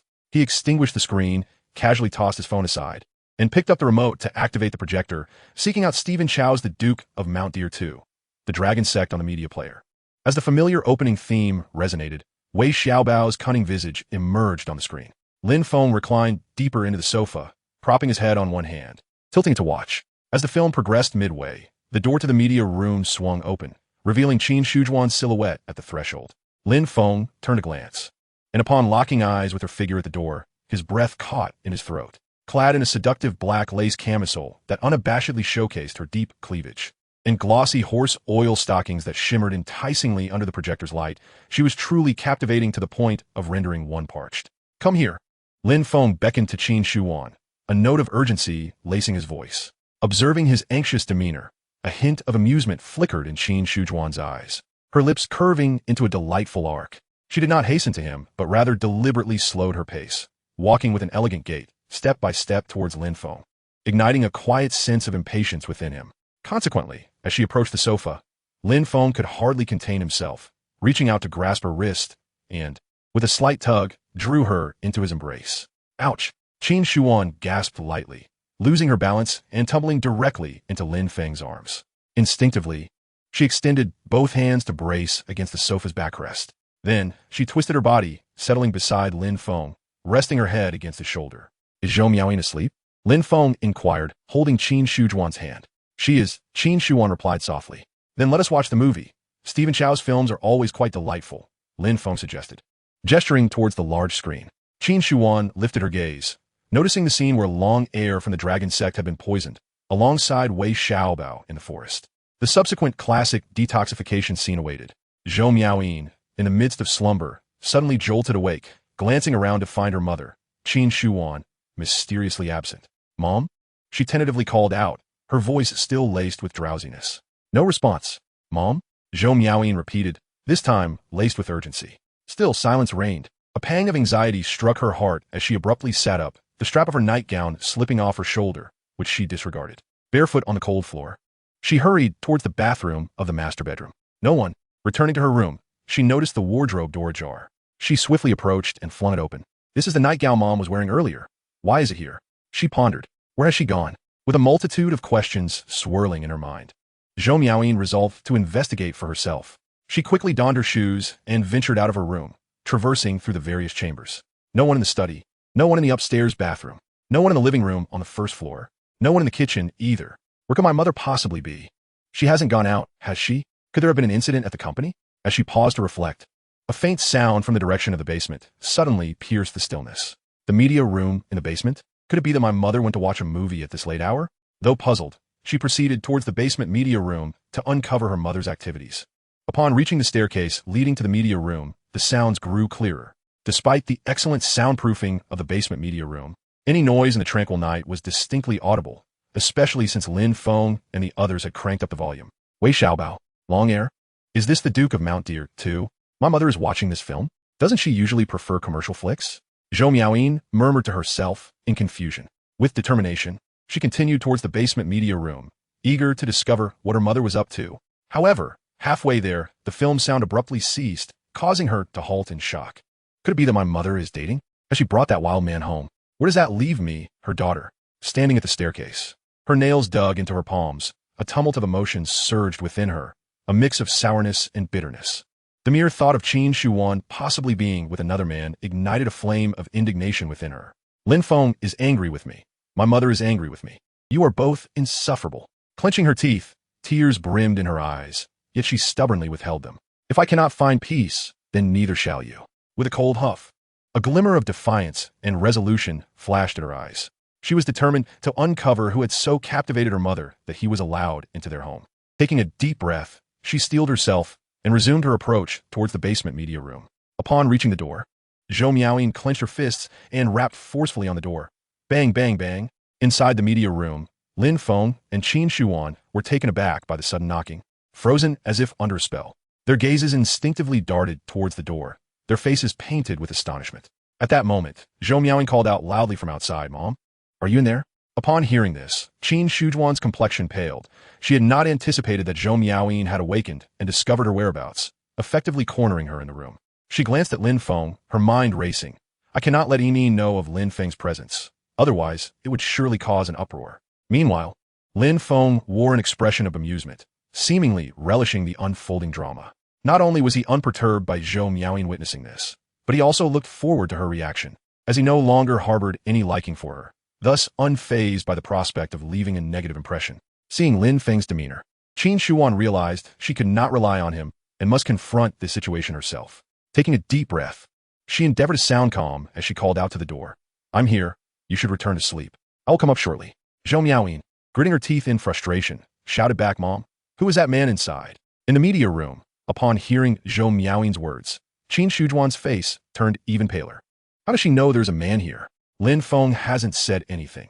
Could she have mistaken the men from the film for a real-life lover? Qin Shuan pondered. Yimin, what nonsense are you talking about? There's no one here. Just as Qin Shuan was about to deny it, Zhou Miaoyin's voice rang out again, Mom. You don't need to deny it. I've heard everything. Open the door. I want to see him. Qin Shujuan's brows knitted tightly, taken aback by Zhou Miaoyin's stubbornness, insisting she must see the man. At that moment, Lin Feng patted Qin Shuan and chuckled softly. What is there to fear? Let her see. Qin Shuan shot Lin Feng a disapproving glance, intending to retort, but Zhou Miaoyin outside began to pound on the door forcefully. Mom, if you don't open the door, I will break it down. The door rattled ominously, causing Lin Feng and Qin Shuan mild discomfort. Lin Feng abruptly rose from the sofa, his brows furrowed in annoyance, his tone laced with impatience. This little girl, if she has not taught a lesson, she'll think she can meddle in adult affairs. He strode towards the door, evidently irked by Zhou Miaoyin's incessant knocking. Seeing Lin Feng move to open the door, Qin Shujuan's heart raced, and she hurriedly stepped forward to block him, lowering her voice. No, let me talk to her. Lin Feng halted, waving his hand in irritation, urging Qin Shuan to resolve the matter swiftly, as the noise was becoming unbearable. Taking a deep breath, Qin Shuan quickly composed herself and made her way to the door. Her previously flustered visage now bore a veil of somberness. Upon reaching the door, she raised her hand and knocked assertively. The dull thud startled Zhou Miaoyin outside, freezing her in place. A stern reprimand from within followed. Stop knocking. Zhou Miaoyin, initially taken aback, instinctively recoiled like a frightened rabbit, her lips pouting in indignation. How could her mother, having committed a wrongdoing, still have the audacity to scold her? The more she pondered, the more aggrieved she felt, tears welling in her eyes. Inside, Qin Shujuan's voice resonated once more, imbued with an irrefutable authority. Return for now. I shall ascend shortly to explain. Be obedient. Recognizing her mother's unwavering tone, Zhou Miaoyin dared not protest further, reluctantly turning away and trudging towards the staircase. Her heart simmering with frustration, yet unwilling to defy her mother's command. Qin Shuan pressed her ear against the door until the sound of retreating footsteps faded. Releasing a long, relieved sigh, a thin sheen of sweat forming on her back. She straightened her posture and turned to Lin Feng, her tone laced with a hint of desperation. Once I step out, you must immediately lock the door. Ensure Miaoyin does not descend to see you. I am not afraid of her seeing me. Lin Feng shrugged nonchalantly, displaying indifference towards Zhou Miaoyin's opinion. Observing this, Qin Shuan clasped her hands together, her eyes glistening with unshed tears, pleading earnestly. I beg you, please, consider it for my sake. Reluctantly, Lin Feng relented, raising his hand in concession. Qin Shuan felt a wave of relief wash over her. After tidying her appearance to conceal any signs of distress, she gently twisted the doorknob. Casting a complex glance at Lin Feng, she opened the door and hurriedly stepped out. Following her instructions, Lin Feng locked the door, returning to the sofa. His gaze fixed upon the flickering images projected before him, a knowing smile gracing his lips. Zhou Miaoyin had planted a thorn in her heart, one that would not be easily extracted. Lin Feng awaited the moment she would uncover the truth. As Qin Shuan entered the living room on the first floor, she was confronted directly by Zhou Miaoyin. The girl's swollen eyes bore into her, as if attempting to bind her with an unwavering gaze, fearful of her escape. With a resigned sigh, Qin Shuan pulled Zhou Miaoyin down onto the sofa. Miaoyin, I am truly sorry, but I'm also unable to restrain my emotions, she stated earnestly. Mother, what enchantment does that man possess that you would bring him into our home, disregarding your own daughter? Zhou Miaoyin questioned, her voice thick with tears. Qin Shuan mused internally. He is tall, handsome, physically appealing, and possesses remarkable abilities, with a mysterious influence behind him. Most importantly, being beside him allows me to experience the joys of femininity, reminiscent of my youth 2 decades ago. Yet, these thoughts remained unspoken, and she merely replied succinctly, I like him. Who is he? I demand to meet him and ensure your well-being, Zhou Miaoyin declared resolutely. Qin Shuan frantically interjected, you cannot meet him. His identity is rather unique and should not be casually revealed, lest it attract unnecessary trouble. Unique? How unique? Is he serving the country? Zhou Miaoyin inquired curiously. Qin Shuan, considering that Lin Feng indeed contributed to the nation by living on its soil, nodded and replied cryptically, this is a secret between us. Do not divulge it. Zhou Miaoyin, swayed by her mother's cautious demeanor, felt a flicker of belief. If her mother was so guarded, the man must indeed be someone of great consequence. Observing the newfound lightness in Qin Shujuan's demeanor, a hint of unspoken happiness, Zhou Miaoyin's earlier resentment began to dissipate. In the past, her mother had shouldered the burden of the company alone, returning home each day with a furrowed brow, casting a heavy pall over their household. Yet now, Qin Shuan radiated a palpable ease, her eyes glinting with a lively mirth. I should not obstruct my mother's pursuit of happiness for my own selfish reasons. With this realization, Zhou Miaoyin addressed Qin Shuan. Mother, if you are truly resolved, I will not hinder your quest for joy. Before Qin Shuan could express her relief, Zhou Miaoyin abruptly shifted her tone. But I must caution you, men are not to be trusted. Just like that scoundrel Lin Feng. Qin Shuan felt a flush of embarrassment. How had Lin Feng suddenly been drawn into this? Perceiving her mother's confusion, Zhou Miaoyin vented. 2 years ago, he clung to me like a piece of chewing gum, bringing me breakfast daily and lingering outside my dorm, professing his devotion. And what is the result? Now he argues with me at every turn, even resorting to feigning a relationship with another woman to provoke me. Who knows, it might even become real. See, no matter how fervent the affection, it cannot withstand the test of novelty. Ultimately, he will surely stray. As she spoke, she seized a cushion from the sofa and hurled it aside, her eyes glistening with unshed tears. Qin Shuan, witnessing her daughter's distress, recognized that she might be ensnared without her own awareness. Yet, recalling Lin Feng's indifference when he had spoken of Zhou Miaoyin in the screening room, she sighed inwardly. Lin Feng truly does not care for Miaoyin anymore. If Miaoyin continues to entangle herself with him, she will undoubtedly be the one to suffer. I must prevent her from harboring feelings for Lin Feng. Thus, she declared Miaoyin, since Lin Feng is not suitable, seek another. It is rare to find a two-legged frog, but three-legged men are abundant. Zhou Miaoyin bristled at her mother's disparagement of Lin Feng, feeling an impulse to defend him. Yet, as the words formed on her lips, she swallowed them back, muttering defiantly to herself, he was never good. He is merely a big, clumsy oaf. Not wishing to prolong the discussion about Lin Feng, she promptly dashed upstairs, casting a parting remark over her shoulder. Mother, do take care. Avoid pregnancy, as advanced maternal age poses great risks. Qin Shujuan's cheeks flushed at the audacity of her daughter's words, a mixture of anger and amusement prompting her to chide. That wretched girl. Why must she speak so openly?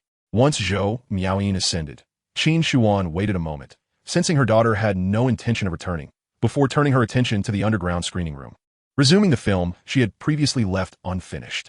In the nocturnal ambience of the Lin family estate, Lin Hongsheng had just concluded a meeting with company executives and was preparing to shut down his computer when an unexpected email notification caught his eye. Exhausted from the day's events, he had intended to address it the following day. However, the email subject jolted him upright, evidence of Zhang Wanning's infidelity. The stark words sent a chill through Lin Hongsheng. Impossible, he murmured to himself. How could Zhang Wanning, who loved him so deeply, betray him? Yet, driven by an inexplicable compulsion, he clicked to open the email.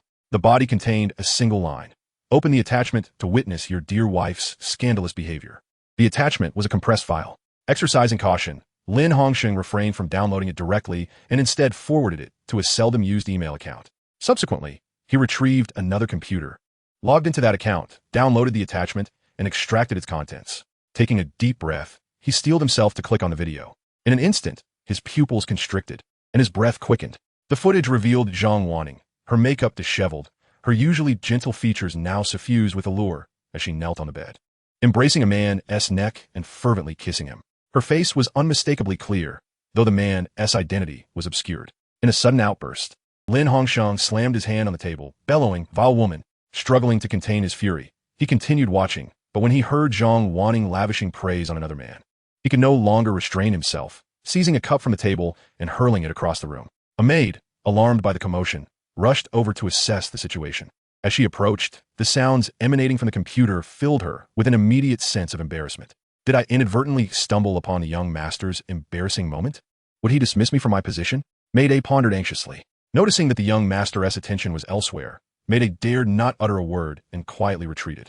Once outside the room, she hastened down the corridor, finally exhaling a sigh of relief upon reaching its end. What has gotten into you? You look as if you've committed a crime. Surely you haven't been stealing? Another maid inquired. I didn't steal anything. I accidentally uncovered something about the young master, and I'm terrified of being fired. Maida quickly clarified. What happened with the young master? Maybe pressed. I'll tell you, but you mustn't breathe a word to anyone. Maid A whispered conspiratorially. Maid B's curiosity was piqued, and she immediately promised, "Speak. I swear I won't tell a soul."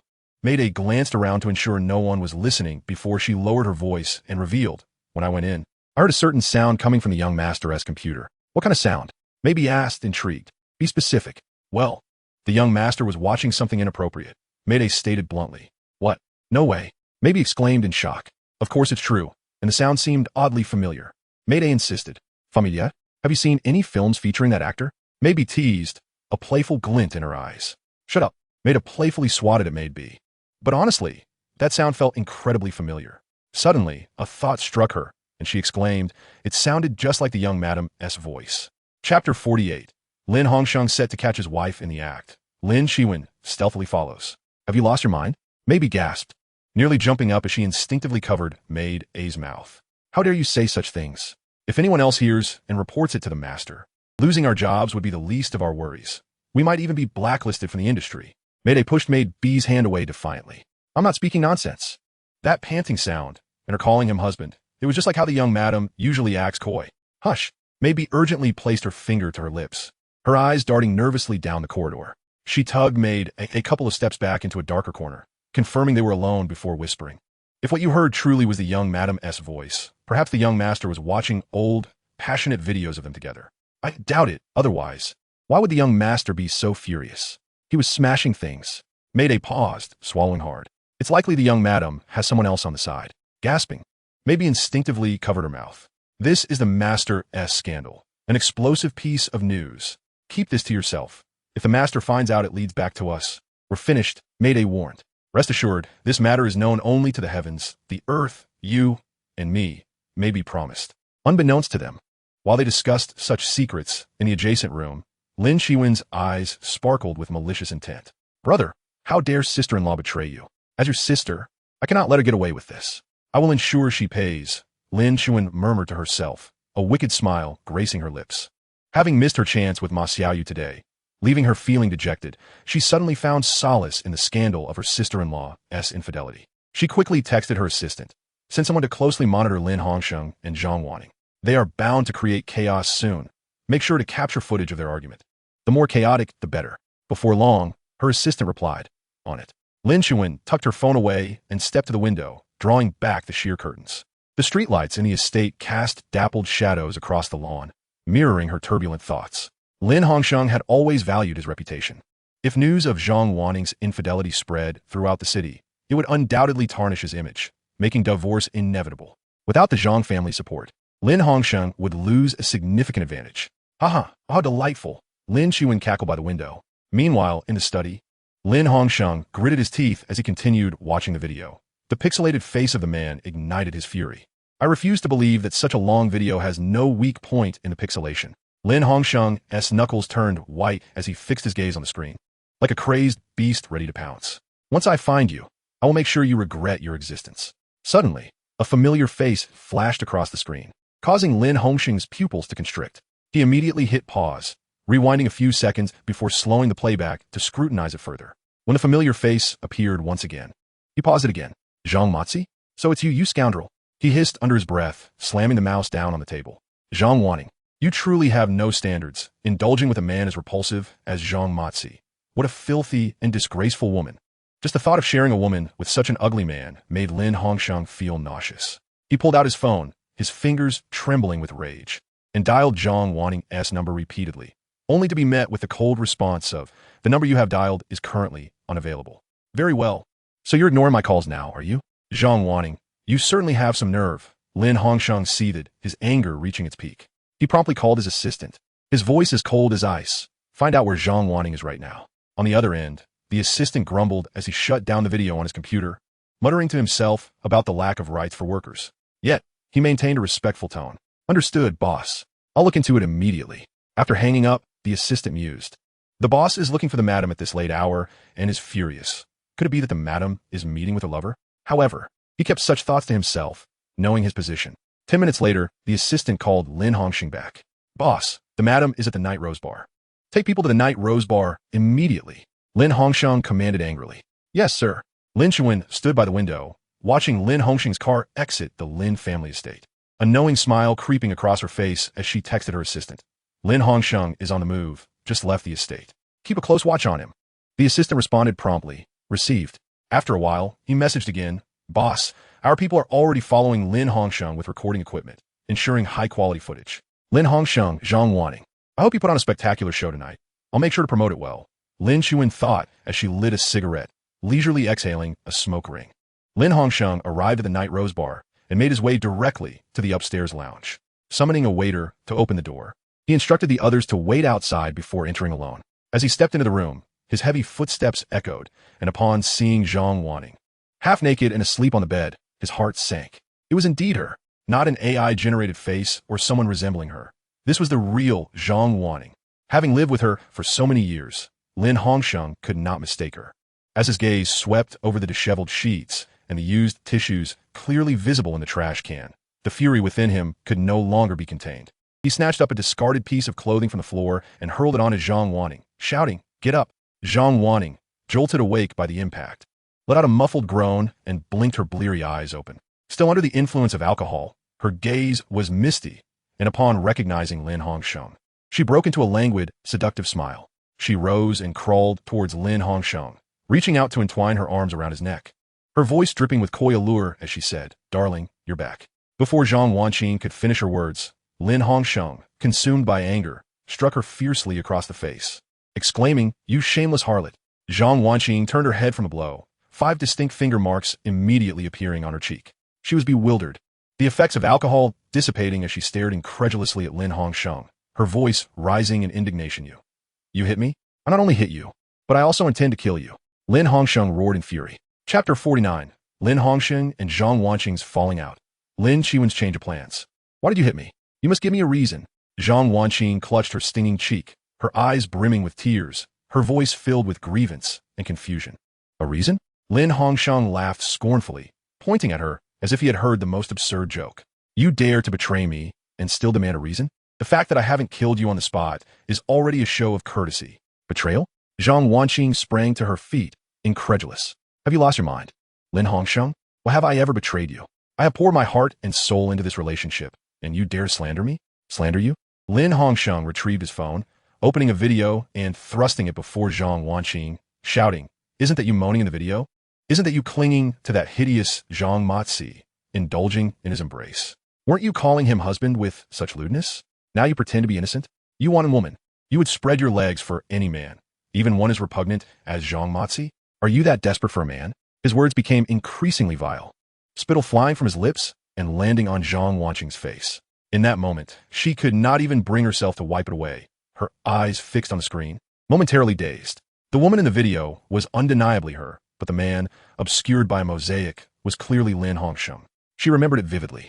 Why was he claiming that man was Zhang Matzi? She did not even know who Zhang Matzi was. Why had Lin Hongsheng clandestinely filmed their passionate encounter? And why was he using this video to accuse her of infidelity? Zhang Wanqing's mind was a chaotic tangle, rendering her utterly perplexed.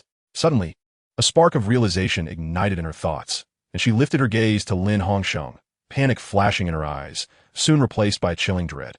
"You must be intending to use this video to frame me, to force me out with nothing. After 6 years of marriage without a child, he must think of me as a barren hen, seeking another woman to bear his offspring. Perhaps he already has a child now, and he wants to kick me aside to make room for that mother and child, and he wouldn't want to part with his wealth. So he uses this video to threaten me into leaving empty-handed. How cruel his heart is, how vicious his methods.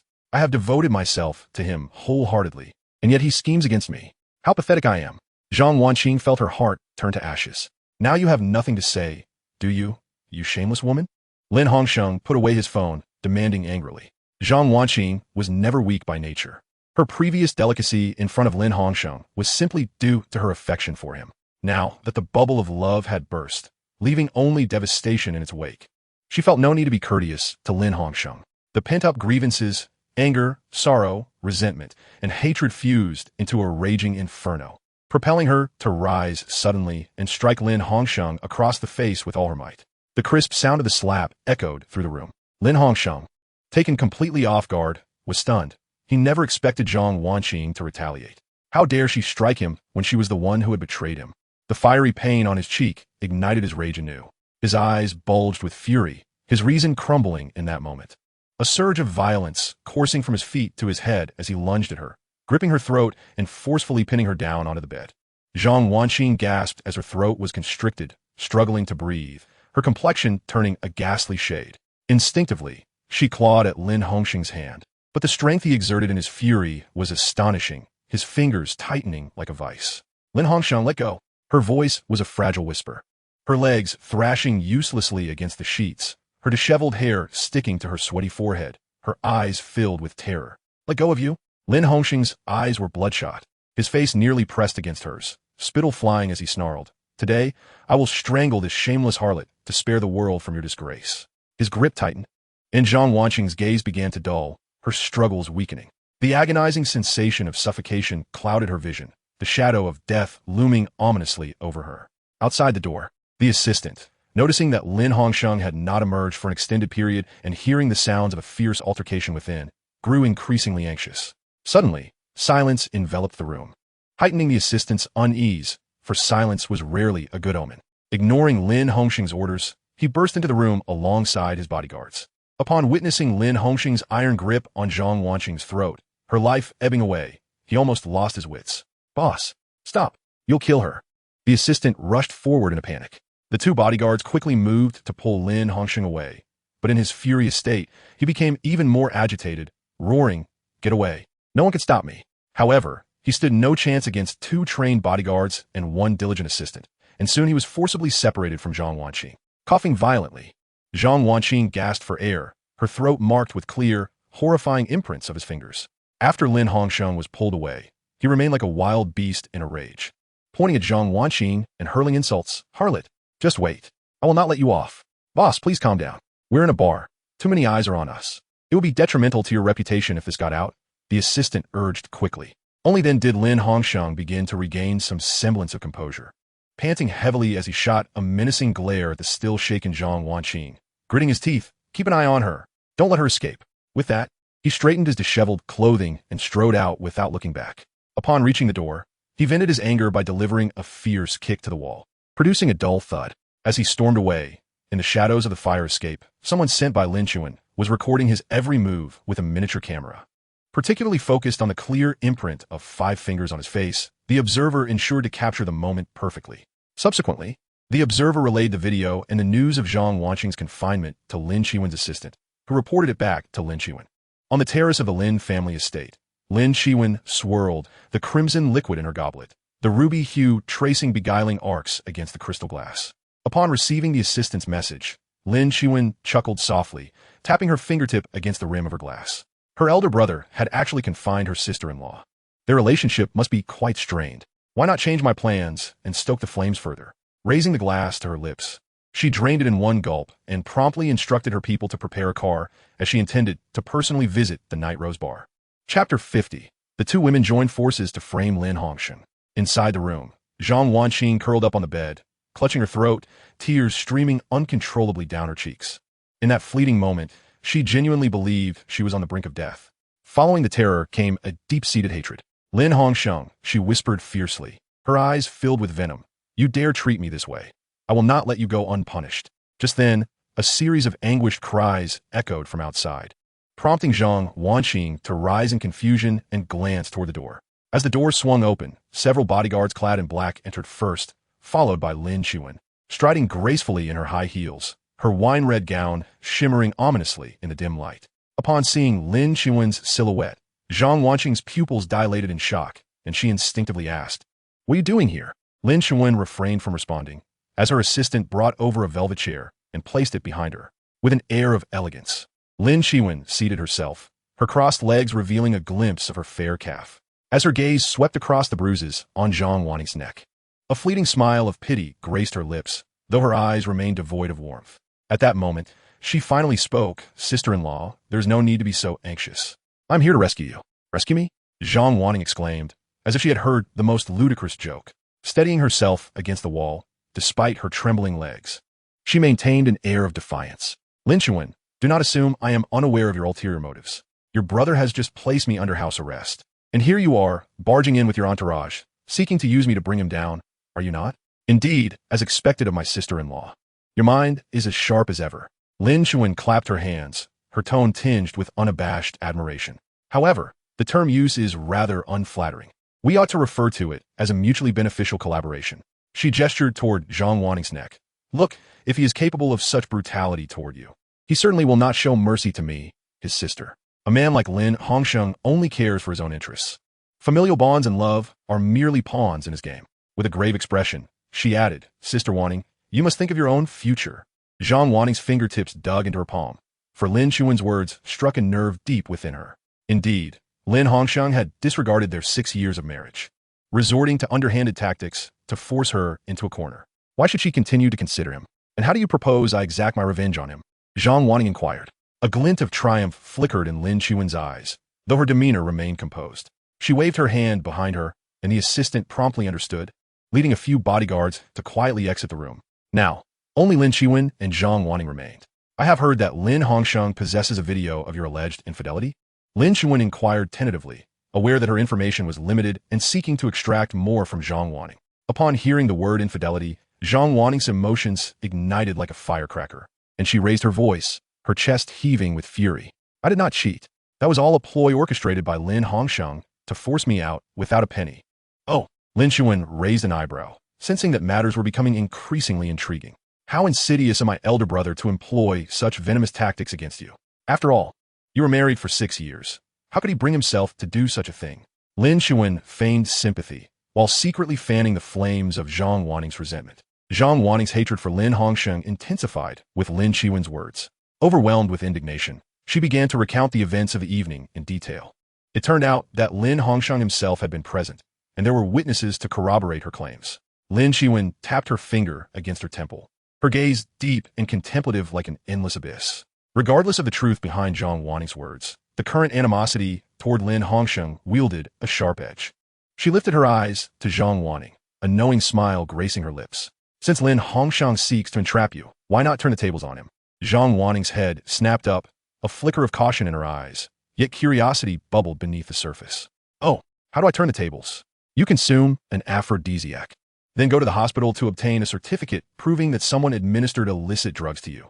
Following that, take the medical documentation to the police station and report that someone drugged you, demanding an investigation into the perpetrator, Lin Qiwen explained. Upon hearing this, Zhang Wanning's pupils constricted in realization. What a brilliant countermeasure, she thought. Thus, the video evidence Lin Hongsheng possessed would lose its potency. As long as it could not be proven that she had cheated willingly, Lin Hongsheng could forget about forcing her out empty-handed. The court would not support him. Moreover, both her reputation and the Zhang family's name would be preserved. Lin Hongsheng, you wish for me to leave with nothing. To clear the way for your little mistress and illegitimate child? Not a chance. Seeing Zhang Wanning's resolve solidify, Lin Qiwen continued. At that point, you can turn the tables on him. Lin Hongsheng had orchestrated this entire scheme to force her out, yet was riddled with flaws. He had entered this room and engaged in intimate behavior with her. She had friends as witnesses, the staff who had seen them, and even bar surveillance footage. Even if he left midway, he would have serious questions to answer. Should the police interrogate him, and he failed to provide a satisfactory explanation, he could very well find himself in trouble. If she were to go a step further and obtain a psychological evaluation, she could even accuse Lin Hongsheng of attempted murder. With an enigmatic smile, Lin Qiwen seductively proposed, at that point, he will be the one begging for your forgiveness. Zhang Wanning felt a surge of determination at Lin Qiwen's words, her breath quickening. She touched the bruises on her neck, still throbbing with pain, finally solidifying her decision. I will do it. A glimmer of satisfaction danced in Lin Qiwen's eyes as she uncrossed her legs and stood, retrieving a small pill from her purse, placing it before Zhang Wanning. This is the aphrodisiac. You understand what to do, correct? Lin Qiwen leaned in, her tone conspiratorial. Zhang Wanning accepted the small pill, a look of resolve flashing in her eyes as she nodded and replied, I understand. Without hesitation, she swallowed the pill. Sister Wanning truly possesses remarkable courage. I am in awe, Lin Qiwen praised, giving her a thumbs up. Take me to the hospital, Zhang Wanning instructed. That is not feasible.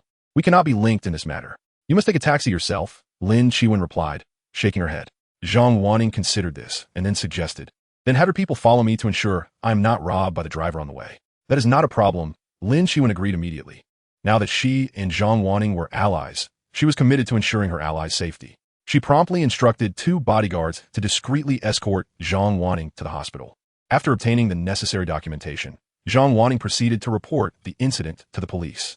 At this point, the developments had exceeded Lin Feng's expectations, spiraling in an uncontrollable direction. Chapter 51. Zhou Miaoyin waited anxiously for Lin Feng, while he was engrossed in tender moments with her mother. The following morning, Zhou Miaoyin rose early, eager to take a stroll around the artificial lake in the center of her community. However, she was taken aback to find Lin Feng's car parked nearby. What is Lin Feng's vehicle doing here? Could he possibly own a place in Tianshan Villa District? The property prices in Tianshan Villa District were notoriously exorbitant, with standalone villas starting in the 8-digit range. How could Lin Feng, a mere illegitimate child relying on the Lin family charity, afford such a place? Had he perhaps been taken in by some wealthy woman? As this thought crossed her mind, Zhou Miaoyin bit her lip in frustration. The mere idea of Lin Feng entangled with another woman sent a pang of heartache through her, nearly causing her to falter. Calm down, Miaoyin. You must remain composed. She whispered to herself, finding temporary solace. Lin Feng is my devoted admirer. He is merely playing hard to get to provoke me.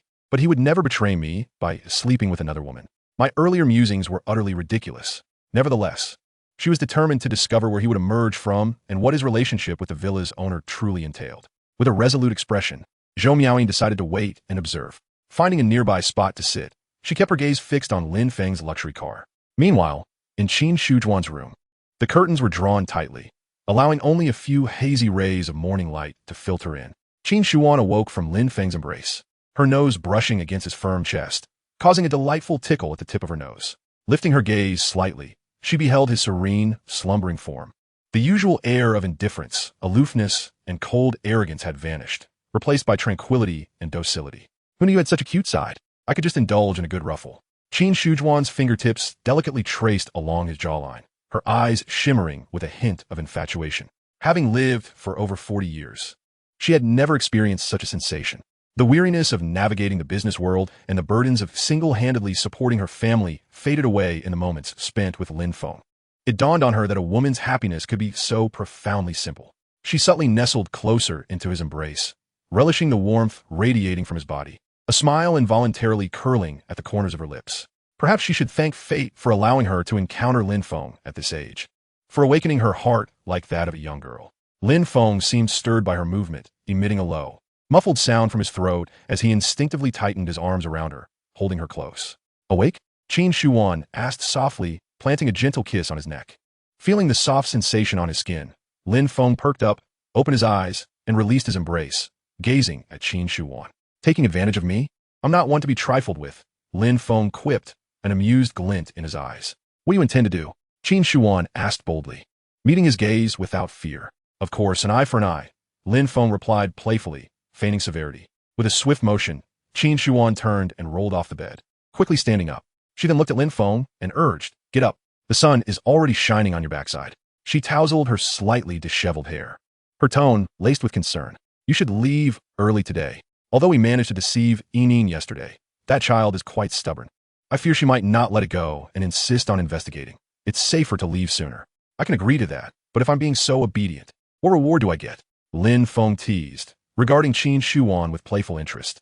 She shot him an exasperated glance, but replied, you name it. I'll comply. Then a maid outfit, of course. You promised to wear it, yet you still haven't shown it to me, Lin Feng mused. All right, no problem, Qin Shujuan readily agreed.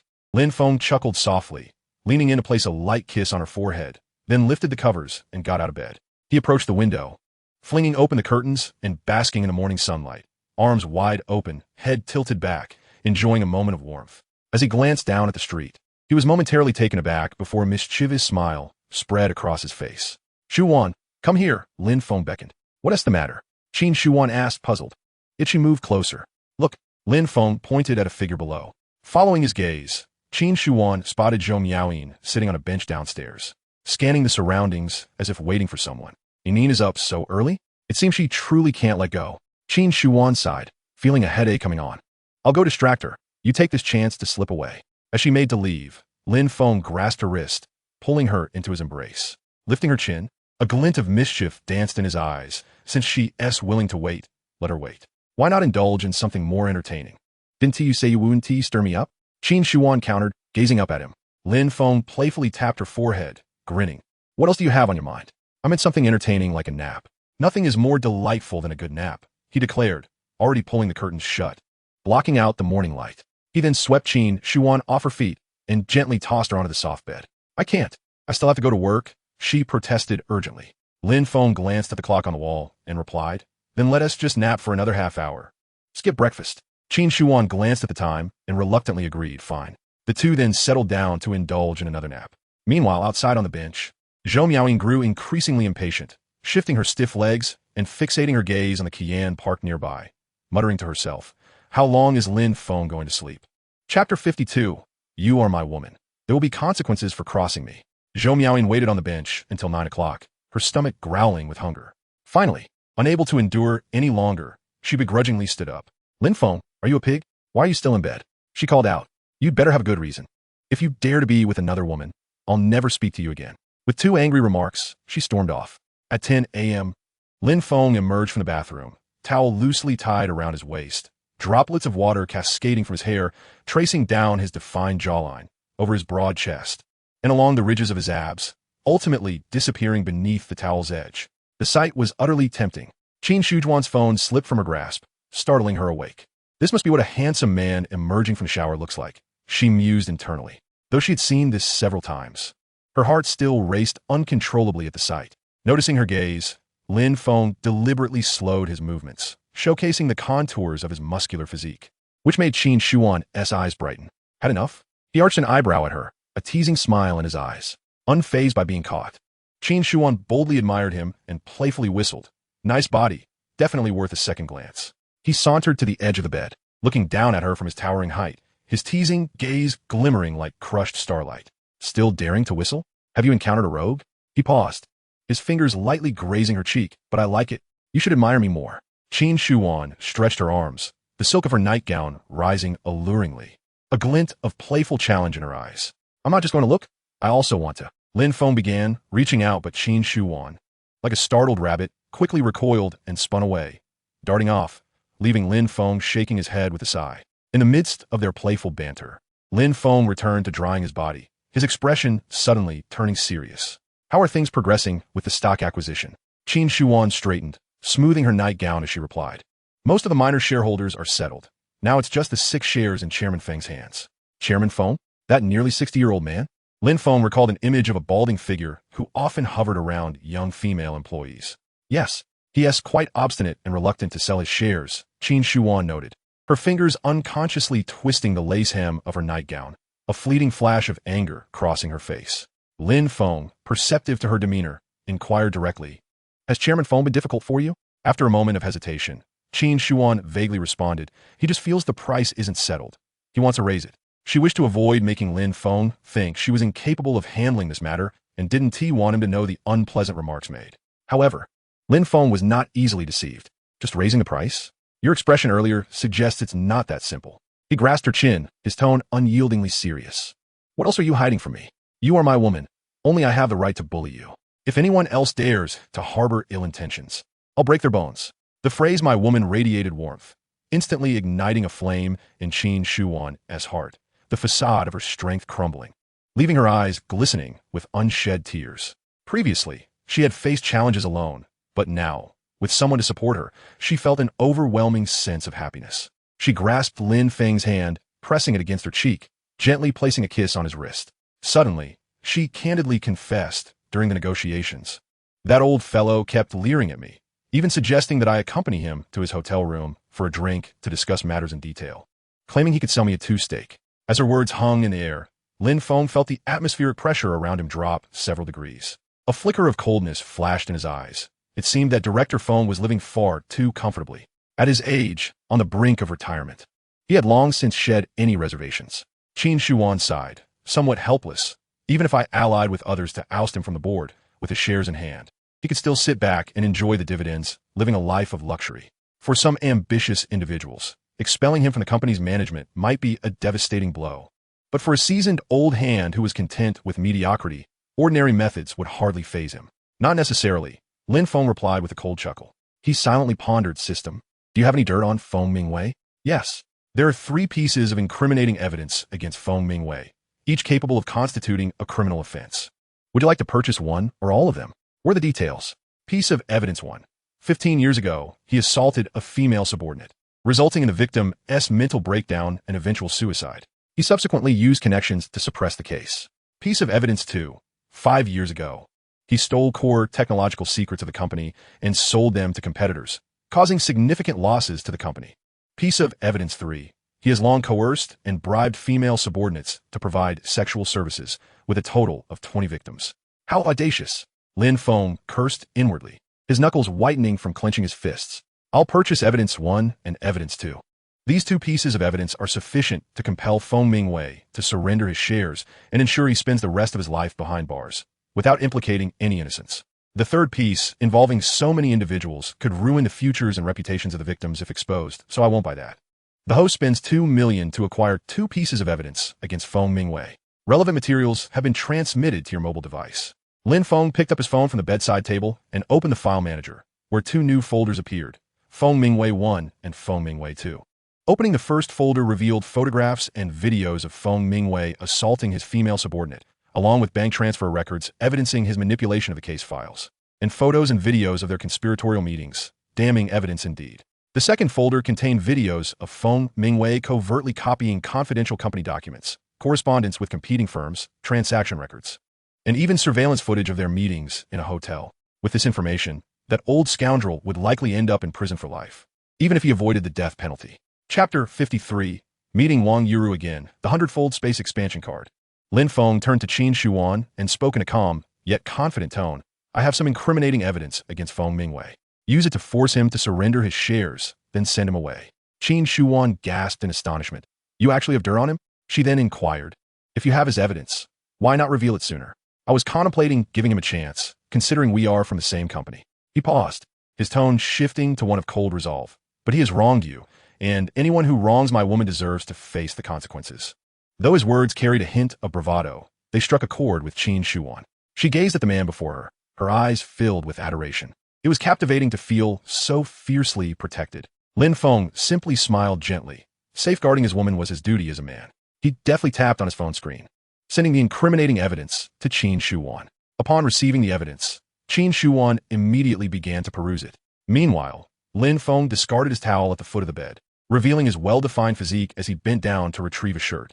Qin Shujuan's gaze was instantly drawn to him, her eyes fixed in admiration.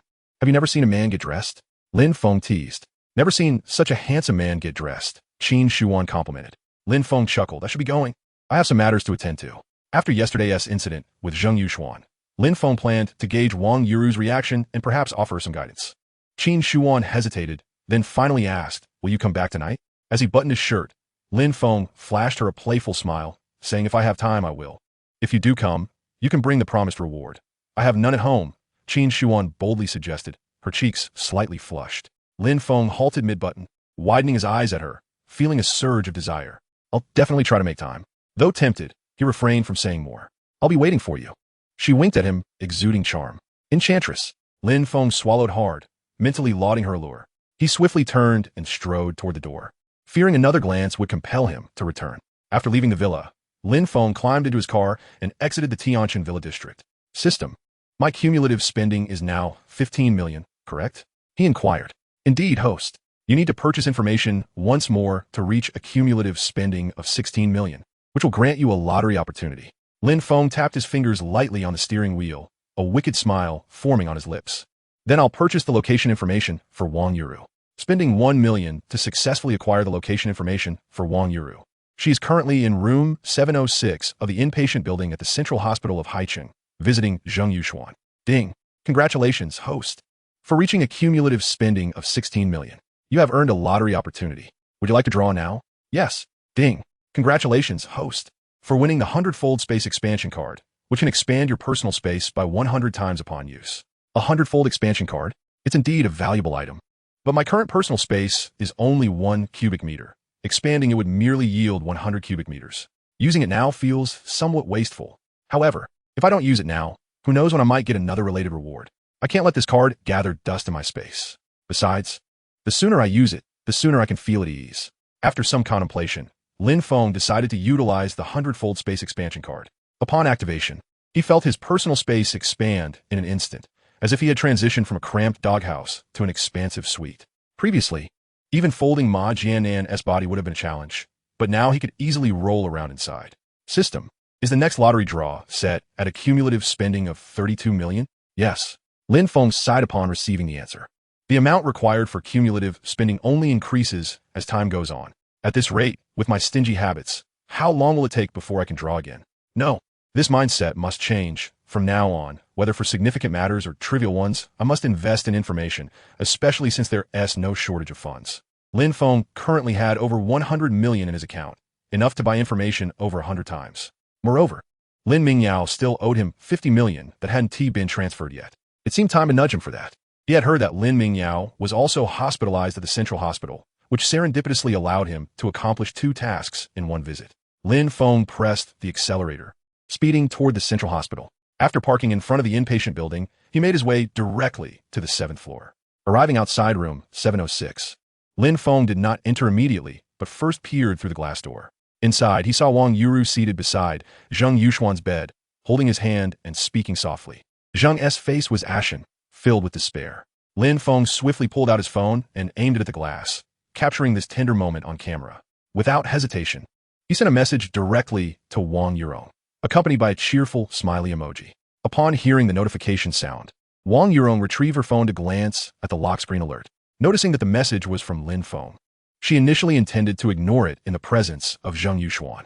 However, the fear of Lin Feng potentially losing his temper and causing a scene compelled her to act otherwise.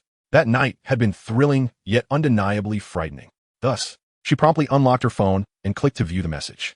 Upon seeing the photo sent by Lin Feng, her pupils widened in shock, and she hastily withdrew her hand from Zheng Yuxuan, her face betraying a flustered expression of being caught in the act. Lin Feng was right outside the door. This thought struck her, and she quickly turned her gaze to the glass pane of the door. There, she saw Lin Feng grinning and waving at her. In a flurry, she stood up, momentarily at a loss for what to do. Zheng Yuxuan, lying on the hospital bed and unable to see the door, could only observe Wang Yurong's panicked demeanor. He quickly inquired, "What's wrong?" "Nothing, just someone has arrived," Wang Yurong replied, her tone tinged with urgency. "Who is it?" Zheng Yuxuan asked curiously. If it were an ordinary person, Wang Yurong certainly wouldn't have been so flustered. At that moment, the door to the ward swung open, and Lin Feng stepped inside. "It's me," Lin Feng remarked, casting a knowing smile at Zheng Yuxuan. The sight of Lin Feng's face sent a jolt through Zheng Yuxuan's heart. He had intended to eliminate Lin Feng, and now the target stood before him. How could he not be taken aback? Chapter 54. The stimulating arrival of Zheng Yuxuan's menstrual cycle. "I've come to visit the patient. Is my presence unwelcome?" Lin Feng's expression darkened, his brows furrowing with a hint of displeasure. "Welcome, of course," Zheng Yuxuan replied, unable to decipher Lin Feng's intentions and reluctant to create a scene. Forcing a smile that was clearly strained and insincere. Then, abruptly shifting the subject, he asked Lin Feng directly, "But we are not acquainted. Why have you come to visit me?" Upon hearing this, Lin Feng glanced at Wang Yurong, a playful smirk curling at the corners of his mouth. "While I may not know you, I am well acquainted with my Aunt Wang. Her friends are, after all, my friends. Wouldn't you agree?" Lin Feng directed the question towards Wang Yurong. Wang Yurong, feeling the weight of Lin Feng's scrutinizing gaze, suddenly felt anxious and swallowed hard, replying yes. Lin Feng already held leverage over her and Zheng Yuxuan, and now he had added new evidence to his arsenal. Although the outcome might spell doom for them both, she couldn't help but feel guilty. At that moment, Lin Feng turned his attention to Zheng Yuxuan, provocatively stating, "I have a few words to share with her. May I borrow her for a while? You don't mind, do you, darling?" The term darling ignited a fierce glare in Zheng Yuxuan's eyes, but he quickly realized Lin Feng had them in a precarious position. He lowered his gaze to conceal the fury that threatened to erupt, fearful of provoking Lin Feng and inviting unnecessary trouble. Though he viewed Wang Yurong merely as a cash machine, devoid of genuine affection, he considered her his personal possession. Being referred to as darling by Lin Feng felt like being labeled a homewrecker, a humiliation he could scarcely tolerate. Furthermore, Lin Feng's grip on their secrets loomed over them like a ticking time bomb, capable of obliterating them at any moment. Zheng Yuxuan seethed with a desire to eliminate Lin Feng. Why had the assassin failed to kill Lin Feng? Had he missed his chance? Or had he simply refrained from acting? Zheng Yuxuan pondered in suspicion. "What's wrong? Are you too embarrassed to face me, darling?" Lin Feng had come with the intent to provoke him, and he would not hold back. Having dared to hire a hit on him, he intended to make his life a living hell. "Actually, you needn't feel guilty on my behalf. We share no connection. She is merely the god-sister of my father. Lin Jinya, not my own sister. Wouldn't that be the case, darling? If anyone should feel guilty, it ought to be my father, not me," Lin Feng said with a mocking smile, his words laced with aggression, humiliation, and a subtle threat. Zheng Yuxuan's eyes blazed with fury, his teeth clenched tightly as he gripped the bed linens. He trembled with rage, the pain from his wounds exacerbated by his anger, causing him to take a sharp breath as beads of cold sweat formed on his brow. Although his body was in agony, the desire to kill Lin Feng intensified in his heart. "Lin Feng, I swear I shall not rest until you are dead," he vowed silently with malice. Lin Feng, observing Zheng Yuxuan's grimace, felt no pity. Instead, his eyes glinted with icy disdain. He feigned ignorance, asking, "What's the matter, darling? Why do you look so pained? Is it your kidneys?" Then, as if struck by a sudden revelation, he exclaimed, "Oh, I remember now. You've lost yours, haven't you? That must be why you are in such distress. He continued with feigned concern. I must tell you, being heartbroken is no trivial matter. It's quite serious. You should call a doctor at once. Would you like me to summon one for you? He asked with a mischievous glint in his eye.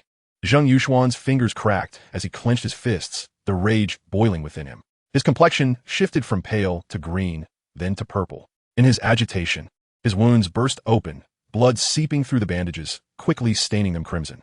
Oh dear, it seems he is on his period, Lin Feng exclaimed, feigning surprise as he pointed at Zheng Yuxuan's bleeding wound. The mention of period only served to further provoke Zheng Yuxuan, and in a fit of rage and excitement, his wound tore open even wider, blood gushing forth. Oh dear, at this rate you might bleed out. You mustn't let that happen, Lin Feng taunted, pretending to express concern. Zheng Yuxuan shouted in anger, his bloodshot eyes fixed on Lin Feng, wishing he could tear him apart. I'm genuinely trying to help you, and yet you glare at me? Truly, you're like a dog biting the hand that feeds it, Lin Feng lamented with a faux expression of grievance. He then slapped his forehead, as if suddenly enlightened, stating, I've heard that those who have been castrated often undergo drastic personality changes, becoming erratic and unpredictable. Now I understand why you're glaring at me. With a magnanimous air, he added, considering this is your first experience as a eunuch and your temperament is understandably volatile, I shall forgive you. Zheng Yuxuan was on the brink of exploding from Lin Feng's provocations, his fists clenched tightly as pain contorted his features. His hatred for Lin Feng had reached its zenith. At this juncture, Wang Yurong could no longer bear to watch and interjected, Lin Feng, you can speak your mind without belittling others. Upon hearing this, Lin Feng turned to Wang Yurong, his gaze sharp with intensity. Have I belittled him? Under Lin Feng's piercing gaze, Wang Yurong felt akin to Zi Wei under the torment of steel needles. A tingling sensation creeping up her spine as she instinctively took 2 steps back. That gaze was utterly terrifying, filling her heart with dread. Noticing Wang Yurong's silence, Lin Feng stepped closer, reiterating, I'm asking you, have I belittled him? No. Wang Yurong stammered nervously, swallowing hard as she attempted to respond. That is more like it. Honesty is essential. One must always speak the truth. Lin Feng seized the opportunity to impart a lesson. Do you understand? He then regarded Wang Yurong with a smile that was neither here nor there, inquiring, Yes. Wang Yurong replied, her expression one of trepidation. Why do you seem so reluctant? Lin Feng narrowed his eyes, the cold glint returning as he scrutinized her. Of course I am willing. Wang Yurong hastily replied. Since you are willing, let us speak properly. Do you understand? Lin Feng pressed. I understand, Wang Yurong asserted, forcing herself to respond without stuttering this time. Excellent, Lin Feng praised. Zheng Yuxuan watched Lin Feng force Wang Yuyong with a seething rage in his heart, yet as a man rendered powerless. He found himself utterly incapable of confronting Lin Feng. Chapter 55, The Tense Wang Yuyong. At this moment, Zheng Yuxuan was aflame with anger, wishing desperately to rise and tear Lin Feng apart. However, such thoughts were destined to remain mere fantasies. Not only was he incapacitated and unable to leave his bed, but even if he could, he knew he would be no match for Lin Feng, who could easily overpower him with a single hand. He had learned from Wang Yuyong that Lin Feng possessed formidable martial prowess, having single-handedly subdued a pack of rabid dogs without sustaining a scratch. Aware that he could not deal with Lin Feng on his own, he resolved to place his hopes in an assassin. Lin Feng, regardless of how you have managed to survive thus far, I vow that you shall not live to see another day. If one assassin fails, I shall hire 2, or even 3. I am determined to see you dead. Zheng Yuxuan silently swore. At that moment, a call bell rang, and the doctors hurried in, transforming the tense atmosphere of the ward. Doctors and nurses sprang into action upon seeing Zheng Yuxuan's wound burst open and blood gushing forth. Some began to remove the bandages, others worked to staunch the bleeding, while yet others administered local anesthetics. Observing the flurry of activity, Lin Feng leaned closer to Wang Yuyong and whispered, Step outside with me. He then strode purposefully toward the door. Wang Yuyong, unsure of Lin Feng's intentions, felt a twinge of anxiety, but dared not refuse his request. Casting a glance at the flustered Zheng Yuxuan, she thought to herself that she could no longer rely on him and would have to depend on herself. Gritting her teeth, she followed Lin Feng out of the ward. Lin Feng led her to the stairwell, where Wang Yuyong hesitated, feeling a pang of fear at the empty space. What could Lin Feng possibly want from me? She pondered nervously. Hurry over. I won't do anything to you. I have a serious matter to discuss. Lin Feng urged with a furrowed brow. Realizing it was a matter of importance, Wang Yuyong stepped into the stairwell. Do you know which ward Lin Mingyao is in? Lin Feng inquired. While he could purchase this information from the system, he deemed it unworthy of the cost, especially since it did not pertain to acquiring any dirt on Lin Mingyao. Lin Mingyao is also in this hospital? Wang Yuyong exclaimed, her surprise evident. Upon learning of Lin Mingyao's presence, she resolved to limit her visits to Zheng Yuxuan in the future. Even if she did come, she must not appear too intimate, lest she arouse suspicion from Lin Mingyao's associates. You didn't know? Lin Feng asked, somewhat taken aback. Wang Yuyong, who was intent on seizing the Lin family fortune, should have been acutely aware of their affairs. Yet she was oblivious to Lin Mingyao's hospitalization. I haven't been keeping up lately, she admitted candidly. Too much had transpired recently, clouding her thoughts and diverting her attention from Lin Mingyao. Very well, then I shall inquire with the nurses, Lin Feng replied. You broke Lin Mingyao's leg, yet you intend to visit him? Wang Yuyong questioned, curiosity piquing her interest. He still owes me money. I'm going to collect. Lin Feng stated coldly. Upon hearing this, Wang Yuyong thought to herself, Lin Mingyao owes him money? It must have been extorted from him. After all, she was one of the victims. Suddenly, an idea struck her. Why don't I ask Lin Jinya? I can use it as an excuse to update him on my whereabouts. She then added with a hint of frustration. I don't know what has gotten in him lately. He has been unusually concerned about me, making me think he might be getting too attached. Lin Feng speculated that perhaps the recent troubles surrounding Lin Hongsheng and Lin Mingyao had caused the elder to feel the weight of life's uncertainties. The feeling of solitude in one's twilight years could indeed be quite melancholic. Lin Feng understood this, but chose to remain silent, as it was merely conjecture. And he saw no need to share it with Wang Yuyong. Wang Yuyong retrieved her phone from her pocket and quickly dialed Lin Jinya's number. Jinya, I heard Lin Mingyao is in the central hospital. Which ward is he in? As his elder, I wish to pay him a visit. As soon as the call connected, she spoke naturally about her intent. He is in the orthopedic ward, room 808, VIP. Lin Jinya's voice came through, tinged with an unmistakable weariness. After a pause, he continued, once you've seen Mingyao, please return promptly. Just a moment ago, Hongsheng was taken by the security police for questioning, and I'm quite troubled by it. I could use your company. What? Hongsheng was taken away by the security police? What for? Wang Yuyong's voice rose in surprise. Yes, he was taken away. Lin Jinya sighed heavily, his tone filled with resignation. I'm still unclear on the specifics, but I'm having people investigate. It seems to be related to Zhang Wanqing. She reported him to the authorities. Why would Wanqing file a complaint against Hongsheng? Haven T, they always had a good relationship? Wang Yuyong queried, perplexed. Who knows what is going on with that woman? She only claimed that Hongsheng nearly killed her, but offered no further explanation. Frankly, I don't trust her words. We'll have to wait for Hongsheng to return from the police station to get to the bottom of this, Lin Jinya replied. Then I'll go see Mingyao first. And I'll return immediately afterward, Wang Yuyong stated. Lin Jinya responded tersely before ending the call. Wang Yuyong put her phone away and said to Lin Feng, let us split up to see Lin Mingyao. I'll go first, and you can come afterward. Whatever, Lin Feng replied nonchalantly. Chapter 56. When Ning and Zhou Miaoyin compete for Lin Feng. After making arrangements with Lin Feng, Wang Yuyong tentatively asked, so, can I leave now? Lin Feng waved his hand dismissively. Go ahead. Wang Yuyong felt as if a great weight had been lifted from her shoulders and hurriedly slipped out of the room, her high heels clacking rapidly against the floor. Lin Feng observed her hurried departure, a smirk playing on his lips as he found amusement in her flustered retreat. He then stepped out of the stairwell as well. Upon reaching the corridor, he paused momentarily before heading toward the elevator. Just as he approached, he spotted two familiar figures, Zhou Miaoyin and her friend, the sycophantic Lin Feng. The duo had come to the hospital because Zhou Miaoyin was experiencing some discomfort and had dragged Lin Feng along for company. Upon seeing them, Lin Feng noticed that Zhou Miaoyin and Lin Feng had also spotted him. Lin Feng immediately leaned in to whisper to Zhou Miaoyin, Yinin, look at Lin Feng. That devoted admirer of yours. He claims he won't bother you anymore. Yet here he is, quietly following you to check on your condition. I think he is just playing hard to get. Don't give in too easily. Otherwise, you'll end up the one at a disadvantage. Hearing Lin Feng's words, Zhou Miaoyin felt a surge of joy and thought, perhaps this devoted admirer really does care about me. Maybe I should give him a little taste of sweetness. At that moment, Lin Feng whispered to her, Yinin, let me test him for you. How do you plan to do that? Zhou Miaoyin asked curiously. Just watch. Lin Feng replied cryptically. Without delay, she strode confidently up to Lin Feng, her tone leaving no room for refusal as she commanded. Yinin is feeling unwell and has no appetite for the hospital food.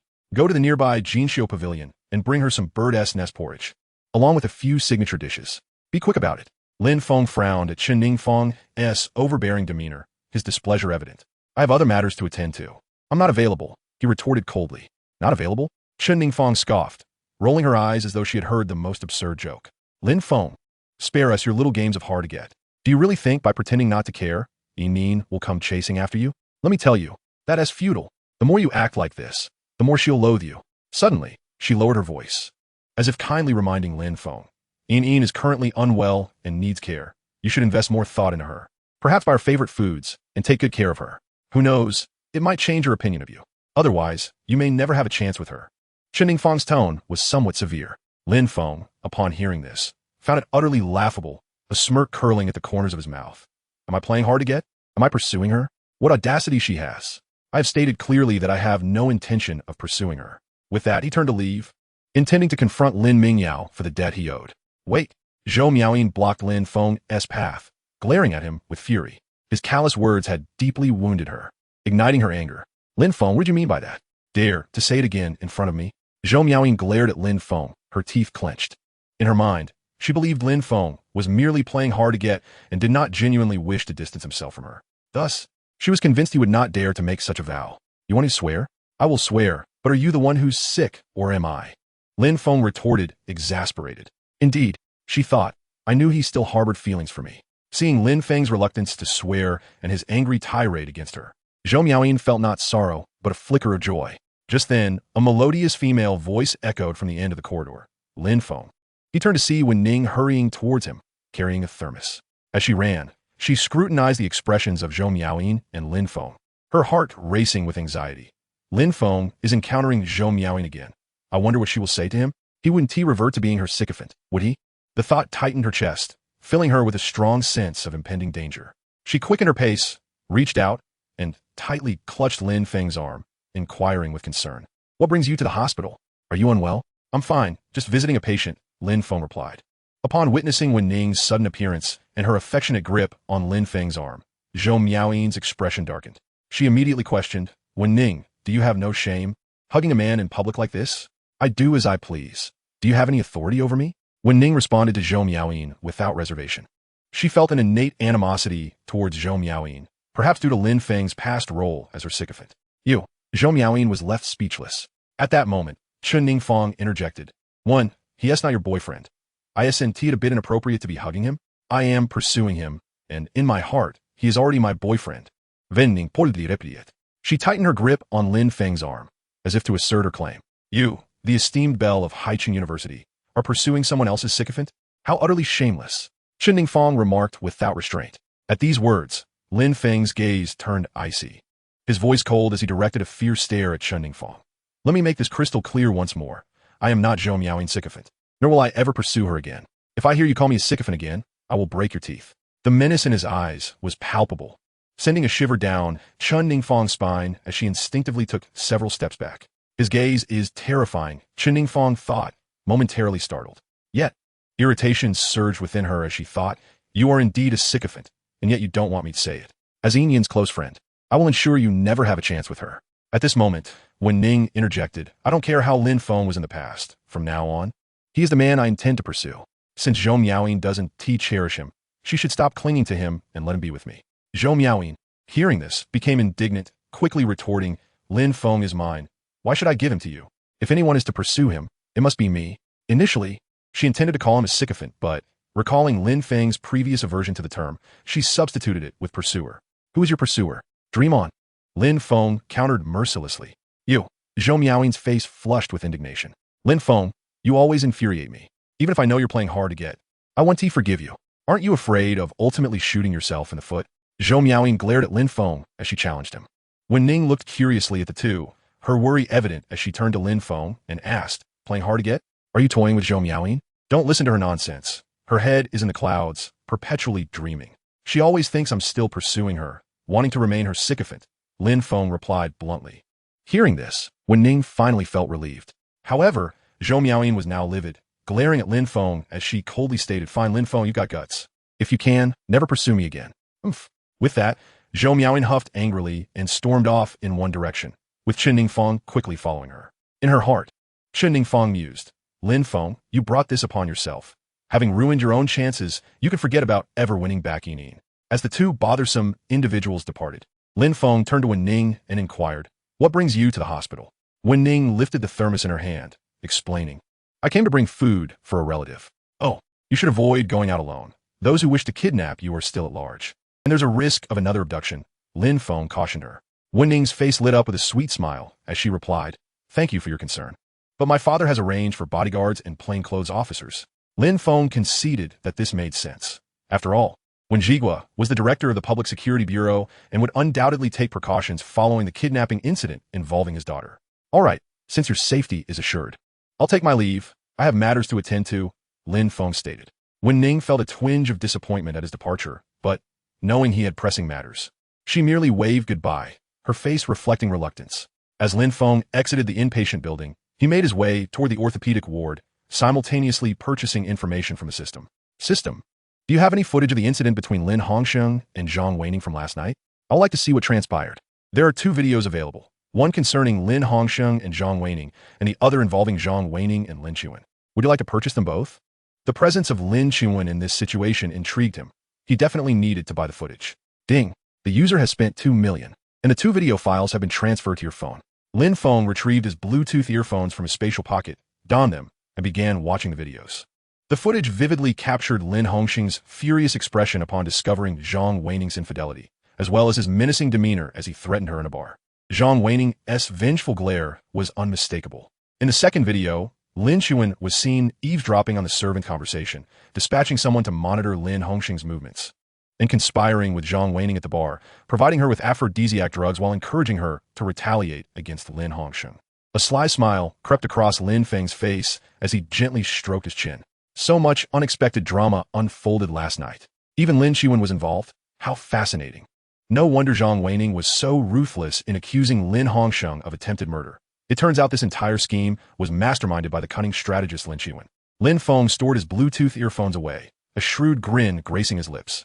"I'll edit the footage of him trying to strangle Zhang Weining and send it to the media, ensuring Lin Hongsheng experiences some repercussions." When he finally emerged, I would send him the video of Lin Chuan and Zhang Wanqin conspiring. He certainly would not let the matter rest easily. At that time, it would undoubtedly lead to a fierce dispute among the 3 of them. The murky waters of the Lin family were about to be thoroughly stirred. As Lin Feng contemplated how best to utilize the video in his possession, he caught a glimpse of a familiar figure out of the corner of his eye. He observed Wang Yurong approaching the orthopedic inpatient building. "Why is she so slow? I've already wasted so much time. Yet she has only just arrived at the entrance of the building." Lin Feng quietly grumbled to himself. In this case, would it not mean that she and I would arrive at Lin Mingyao's ward almost simultaneously? Never mind. Lin Mingyao likely lacks the wit to connect the dots between me and Wang Yurong. Even if he did, why should I fear him? With his thoughts settled, Lin Feng continued on toward the patient ward.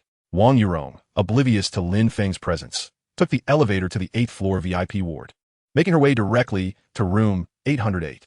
As she pushed open the door, the sight before her caused her to furrow her brow. There lay Lin Mingyao, reclining on the hospital bed with his right calf encased in a thick cast, yet he wore a lewd grin on his face. To his left sat a woman with dyed red hair, feeding him grapes with a toothpick, while to his right, a blonde woman teasingly traced her fingertips across his lips with cherries. Lin Mingyao indulged in the fruit, while his hands wandered inappropriately over the 2 women, creating a scene of debauchery. Witnessing this, Wang Yurong's face revealed her disdain, and she thought to herself, even in the hospital, he cannot behave. Truly a lecherous man. She then added mentally, indeed, none of the Lin family men are worth a dime, especially Lin Feng. The 2 women were momentarily taken aback upon Wang Yurong's entrance. This woman, adorned in designer clothing, exuded elegance and beauty that eclipsed them by a significant margin, instantly igniting a sense of peril within them. Fearing that this stunning figure might threaten their livelihood, the red-haired woman, seizing the moment, glared at Wang Yurong and rebuked, "What sort of expression is that? Serving young Master Lin is a privilege, so why the attitude?" The blonde woman chimed in, raising her voice, "Exactly. To serve young Master Lin is a blessing earned over several lifetimes. You should be grateful. With an attitude like yours, you ought to leave immediately." Assuming Wang Yurong had come to compete for Lin Mingyao's favor, they disparaged her in unison, hoping to incite his disdain. Wang Yurong found their words amusing, yet her expression quickly darkened. She advanced swiftly, her hand raised, delivering a sharp slap to the red-haired woman. The crisp sound echoed through the ward. The red-haired woman was momentarily stunned, as was the blonde, unable to comprehend that Wang Yurong would dare to retaliate. Before they could regain their composure, Wang Yurong leaned against the edge of the bed, her other hand striking the blonde woman hard. Another sharp slap resonated. Wang Yurong withdrew her hand, the tingling sensation still lingering on her fingertips as she regarded the 2 with disdain and mocked. Do two chickens dare to cluck before me? The two women, incensed by the unprovoked slaps and being likened to chickens, were on the verge of lunging at Wang Yurong. Stop! Lin Mingyao bellowed, his voice cutting through the tension. He was already aware that hiring two escort girls reflected poorly on him, and should Wang Yurong be bullied by these two in his presence, he would undoubtedly face severe repercussions from Lin Jinya. The red-haired girl, with a pitiful expression, turned to Lin Mingyao and lamented, "Young master, she struck me first. We were merely trying to warn her, and she attacked." The blonde girl echoed, "Yes, we were only trying to help, and look what we got in return. Young master, you must stand up for us." Wang Yurong cast a cold glance at them, completely disregarding these two clowns, and turned to Lin Mingyao. Her tone deceptively calm, yet laden with pressure. "Young master Lin, how do you intend to handle this?" Lin Mingyao, taken aback by the icy stare from Wang Yurong and the two girls still wailing in the background, cursed his luck internally. He immediately barked at the red-haired and blonde women, "Silence. No more noise." They fell silent at once. Then, he turned to Wang Yurong, forcing a smile onto his face. "Aunt Wang, how could I dare to discipline you? You might as well discipline me instead. I beg you, can we keep today's incident from my father?" The term Aunt Wang caused the red-haired and blonde women to pale, fear gripping them as they instinctively shrank back, thinking this is bad. Just then, the ward door swung open, and Lin Feng appeared in the doorway. "Oh, it seems lively in here," he remarked, surveying the scene with a teasing tone. "Lin Feng, what are you doing here?" Lin Mingyao shot upright like a cat whose tail had been stepped on, his expression instantly darkening. He did not wish for any members of the Lin family to witness this, especially not the very person responsible for his broken leg. "I came to see if you're dead. If not, then kindly transfer the 50 million investment you owe me." Lin Feng strolled leisurely to the bedside, casually patting Lin Mingyao's casted leg. The light touch sent a jolt through Lin Mingyao, instantly recalling the traumatic night when Lin Feng had forcefully broken his leg, leaving him with a psychological scar. Wang Yurong rolled her eyes internally, cursing Lin Feng repeatedly. What investment funds? This is nothing but blatant extortion. She had the authority to comment, as she was one of the victims. Yet, upon reflection, she noted that Lin Mingyao, too frightened to pursue retribution for his broken leg, was equally intimidated by Lin Feng's demands. Clearly, Lin Feng had him under his thumb. Observing Lin Feng discreetly, she calculated. It appears Lin Feng is no longer the weakling easily manipulated. He must possess considerable influence and a formidable intel network. Ultimately, she concluded, it would be wise to avoid conflict with him unless absolutely necessary. Lin Mingyao's expression turned troubled, his brows knitted together as he pleaded, "Third brother, 50 million is no small sum. Look at my leg, still in a cast. How can I discuss such significant projects with the board while lying here? Please allow me some time. Once I recover, I will ensure the investment is secured. Is that acceptable?" "Certainly, of course," Lin Feng replied with a nonchalant shrug, feigning indifference. "Since my second brother is not in a position to invest, I shall have a chat with your good friend. He is wealthier than you and surely won't be as evasive." Lin Mingyao inwardly cursed Lin Feng 1,000 times, yet wore a sycophantic smile, his tone urgent. "Third brother, you jest. How could I ever let such a good opportunity slip to someone else? I will undoubtedly invest. It's just that I'm currently hospitalized and unable to preside over meetings. Please grant me a few more days, just a few." Lin Feng's gaze swept over the two escort girls, who had shrunk into the corner, their heads bowed, wishing they could vanish into the floor. A sardonic smile crept across his lips. "It seems my second brother is busier in this hospital than at the company." The two women inwardly lamented. While the big shots squabble, they hoped the flames would not engulf them. They were ill-equipped to handle such a divine confrontation. Lin Mingyao, feeling the sting of mockery, flushed with embarrassment and anger, followed by an awkward cough. He never anticipated that in seeking solace with two escort girls, he would instead encounter Wang Yurong and Lin Feng. His luck truly had taken a turn for the worse. Stealing a glance at Wang Yurong, who was expressionlessly scrolling through her phone, he exhaled a sigh of relief. Thankfully, she did not mock him on the spot, or he would have felt even more humiliated. He dared not take any action against Wang Yuru and Lin Feng, so he vented his frustration on the two escort girls. "Why aren't you hurrying to leave?" Upon hearing this, the girls felt as if they had been granted a reprieve, hastily nodding and bowing to the three before scurrying towards the exit, their high heels clattering chaotically against the floor, wishing they had 2 extra legs to flee faster, fearing they might be caught in the aftermath. "What is the deal with your second brother? Now that they've left, how will you entertain yourself?" Lin Feng's voice dripped with mockery. His hand rhythmically tapped on Lin Mingyao's plastered leg, as if he had ulterior motives concerning that limb. Lin Mingyao was genuinely terrified that Lin Feng might take further action against his leg, prompting him to ingratiate himself hastily. "How about this? 50 million is indeed too much. I'll invest 10 million first, and in a few days, I'll invest the remaining 40 million. How does that sound? Lin Feng raised an eyebrow and then suddenly pinched the plaster on his right leg with force. Crack! The sharp sound reverberated through the hospital room, as white plaster fragments cascaded down, revealing the bandages beneath. Wang Yuru abruptly stood from the sofa, her pupils constricting, crushing plaster with bare hands. Such strength was utterly terrifying. Lin Mingyao was even more frightened, feeling the tremor of the plaster shattering, his entire leg tingling, fearing that the next moment his bones might be crushed. Your sincerity, second brother, seems somewhat lacking. Lin Feng released his grip, brushing the plaster dust from his palms with a nonchalant tone that belied an icy chill. Lin Mingyao's face turned ashen, his lips quivering. I'll transfer it now. I'll send the 50 million immediately. At that moment, he dared not haggle. He was solely intent on preserving his leg. He quickly retrieved his phone to transfer the funds to Lin Feng. This 50 million was his personal wealth, not company funds, and the thought of parting with it pained him greatly. Before long, Lin Feng's offshore company account reflected an addition of 50 million. After receiving the funds, Lin Feng smiled and patted Lin Mingyao on the shoulder, saying, I knew second brother was optimistic about this project and would be willing to invest actively. Lin Mingyao wore a forced smile, internally cursing Lin Feng 1,000 times. How could I not be active? I certainly don't want my freshly healed leg to break again. Lin Feng waved goodbye to Lin Mingyao, stating, now that our collaboration has been established, I shall not disturb your rest. Take good care of your injuries. All right, take care, Lin Mingyao hurriedly replied, not wishing to confront this harbinger of doom any longer. Then Lin Feng waved at Wang Yuru with a cheerful smile, saying, I'm leaving now. Wang Yuru responded coolly, as she usually did. A dangerous smirk curled at the corners of Lin Feng's mouth, his thoughts deepening as he stepped out of the hospital room.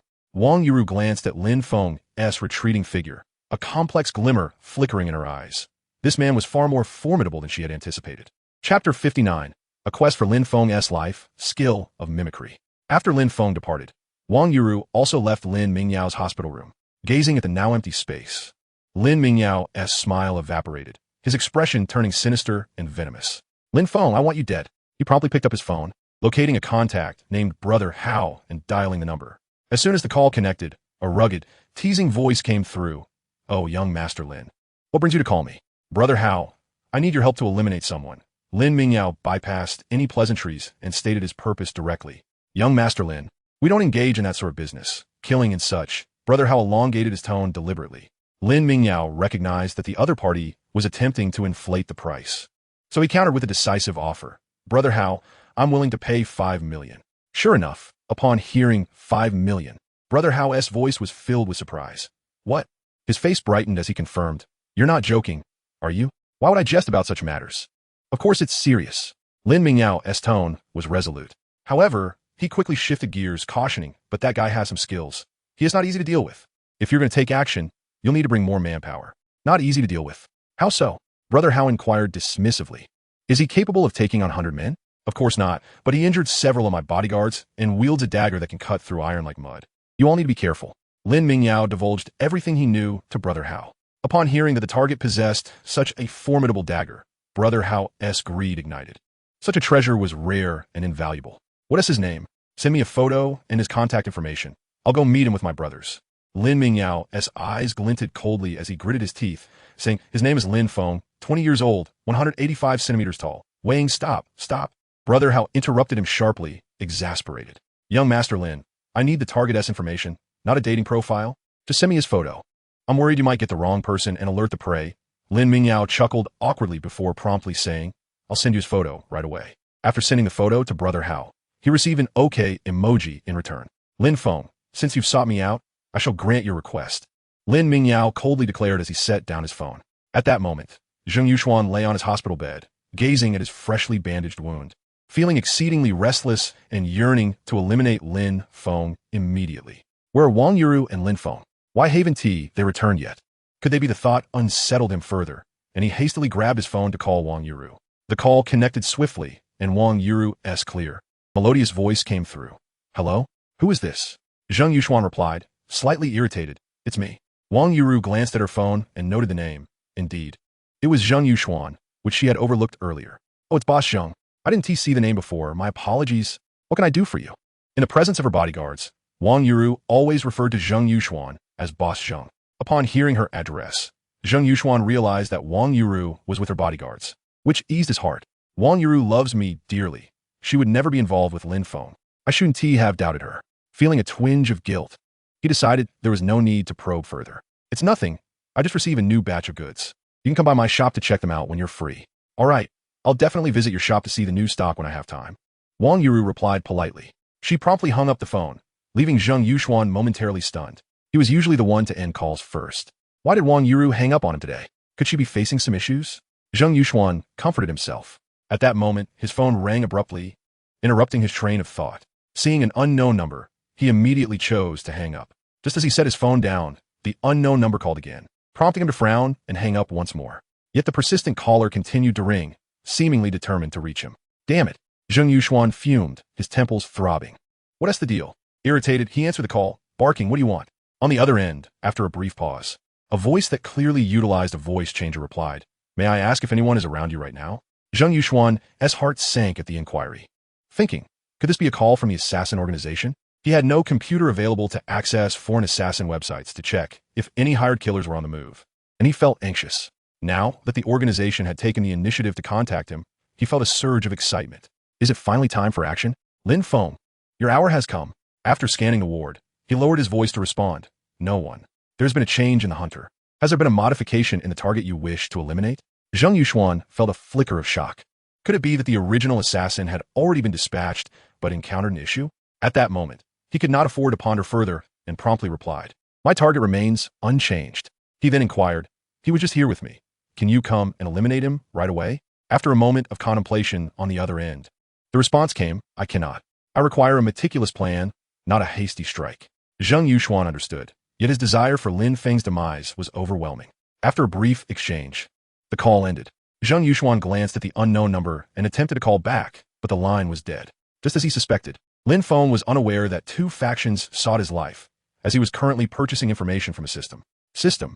I wish to acquire the email of the editor-in-chief of Tangyu News Agency. System. I desire to purchase the email of the editor-in-chief of Haihua Media. System. I seek to obtain the email of the editor-in-chief of Tianhai News. Lin Feng bought the emails of 10 editors from various news outlets and instructed the system to send them a video clip of Lin Hongxing angrily choking Zhang Wanling. This way, he wouldn't have to change his face to send it from an internet cafe, although the cost was rather steep. The 10 emails cost him 10 million. Beep. Congratulations to the host for inadvertently making a one-time expenditure of 10 million, thereby earning a system reward. Beep. Congratulations to the host for acquiring the skill of voice mimicry, enabling the imitation of both human and animal sounds with remarkable accuracy. Chapter 60. Lin Hongxing was mercilessly criticized online, while Lin Jinye was left infuriated. To receive a system reward for a one-time expenditure of 10 million, Lin Feng's pupils constricted suddenly, and the once tranquil depths of his eyes ignited with fervor. Then, I shall spend another 10 million. You were unaware earlier. A one-time expenditure of 10 million can yield a system reward. Now that you are aware of the rules, an additional 10 million will not count. Lin Feng raised an eyebrow, cautiously probing. What if I were to invest 100 million directly? You are welcome to try. The system's response carried a tone of ambiguous jest. Hearing this, Lin Feng discerned that it was fruitless, as it seemed the system was eyeing his purse. Please interpret this as you wish. Lin Feng chose to disregard the system, his attention swiftly captured by the newly unlocked voice mimicry skill. Clearing his throat, he mentally rehearsed, mimic Lin Hongxing's voice. In the next moment, the words that escaped his lips bore a striking resemblance to Lin Hongxing's composed tone. My foolish younger brother, have you decided how you shall meet your end? Stunned by his own imitation, Lin Feng exclaimed, Wow, this is astonishingly accurate. The only difference is the absence of minor idiosyncrasies in everyday speech. He then attempted to mimic Zhang Wanling's voice, producing a flawless feminine tone. A smile curled at the corners of his mouth as his fingertips lightly tapped the steering wheel, his mind already racing with countless applications. Lost in thought, he eventually drifted off to sleep. Uncertain how long he had been asleep, a sudden ringtone jolted him awake. Glancing at the screen, he saw it was a call from Zhang Wanling. Swiftly swiping to answer, he said, Hello? Boss, the company registration procedures have been completed. I selected a few office locations. Would you like to come and finalize the details? Zhang Wanling's voice was upbeat, her excitement palpable as she reported her progress. Where are you? I'll head over now. Lin Feng inquired. I'm at Roland Snack Street. Zhang Wanling's tone was laced with glee, revealing her fatigue from a long day of scouting office spaces. She was eager to grab a bite. Rubbing her sore calves, she gazed at the steaming grilled cold noodles, her stomach grumbling in protest. "Hold on, I'm on my way," Lin Feng replied, noting that Roland Snack Street was just a 10-minute drive from the central hospital, making it convenient. "Great, I'll be waiting." Jean Roland's voice lifted slightly, imbued with youthful playfulness. The thought of seeing her tall and handsome boss brought an involuntary smile to her face. After ending the call, Lin Feng started his car and sped towards Roland Snack Street. Meanwhile, in the editor's office of Tangyu News Agency, Luo Song was meticulously reviewing news articles on his computer, occasionally furrowing his brow at grammatical errors. Suddenly, a new email notification popped up in the lower right corner of his screen, alerting him to an incoming message. Luo Song chose to ignore it, as he had numerous articles awaiting his attention. Any new emails would have to wait until the afternoon. Yet, the notification stubbornly persisted in the corner of the screen, refusing to disappear. His brow furrowed even tighter as he attempted to click the close button in the upper right corner, only for the notification to remain unyielding. "What the hell?" he muttered under his breath, clicking multiple times to no avail. Frustrated, he cursed, "What's wrong with this damn computer?" Initially intending to dismiss it, the irritating notification gnawed at his obsessive-compulsive tendencies, compelling him to check the email. The page transitioned, and the title immediately captured his attention. "Why did the heir of Haiching's affluent family assault his wife?" Accompanying the title was an emotive excerpt. Lin Hongsheng, the heir of Haiching's affluent family, stormed into the Night Rose Bar last night and perpetrated violence against his wife, Zhang Wanling, nearly choking her to death.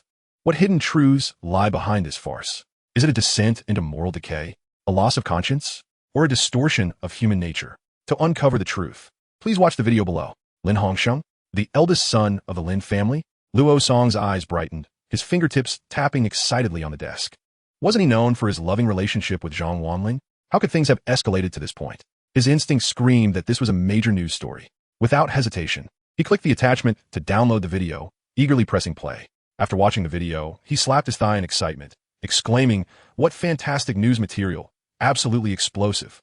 He immediately summoned his capable editor, Xiao Li, and commanded, "Watch this video, and once you've seen it, start writing. We must publish this today, and I'll personally oversee the review." Seeing Luo Song's enthusiasm, Xiao Li's curiosity was piqued, and he quickly clicked to play the video.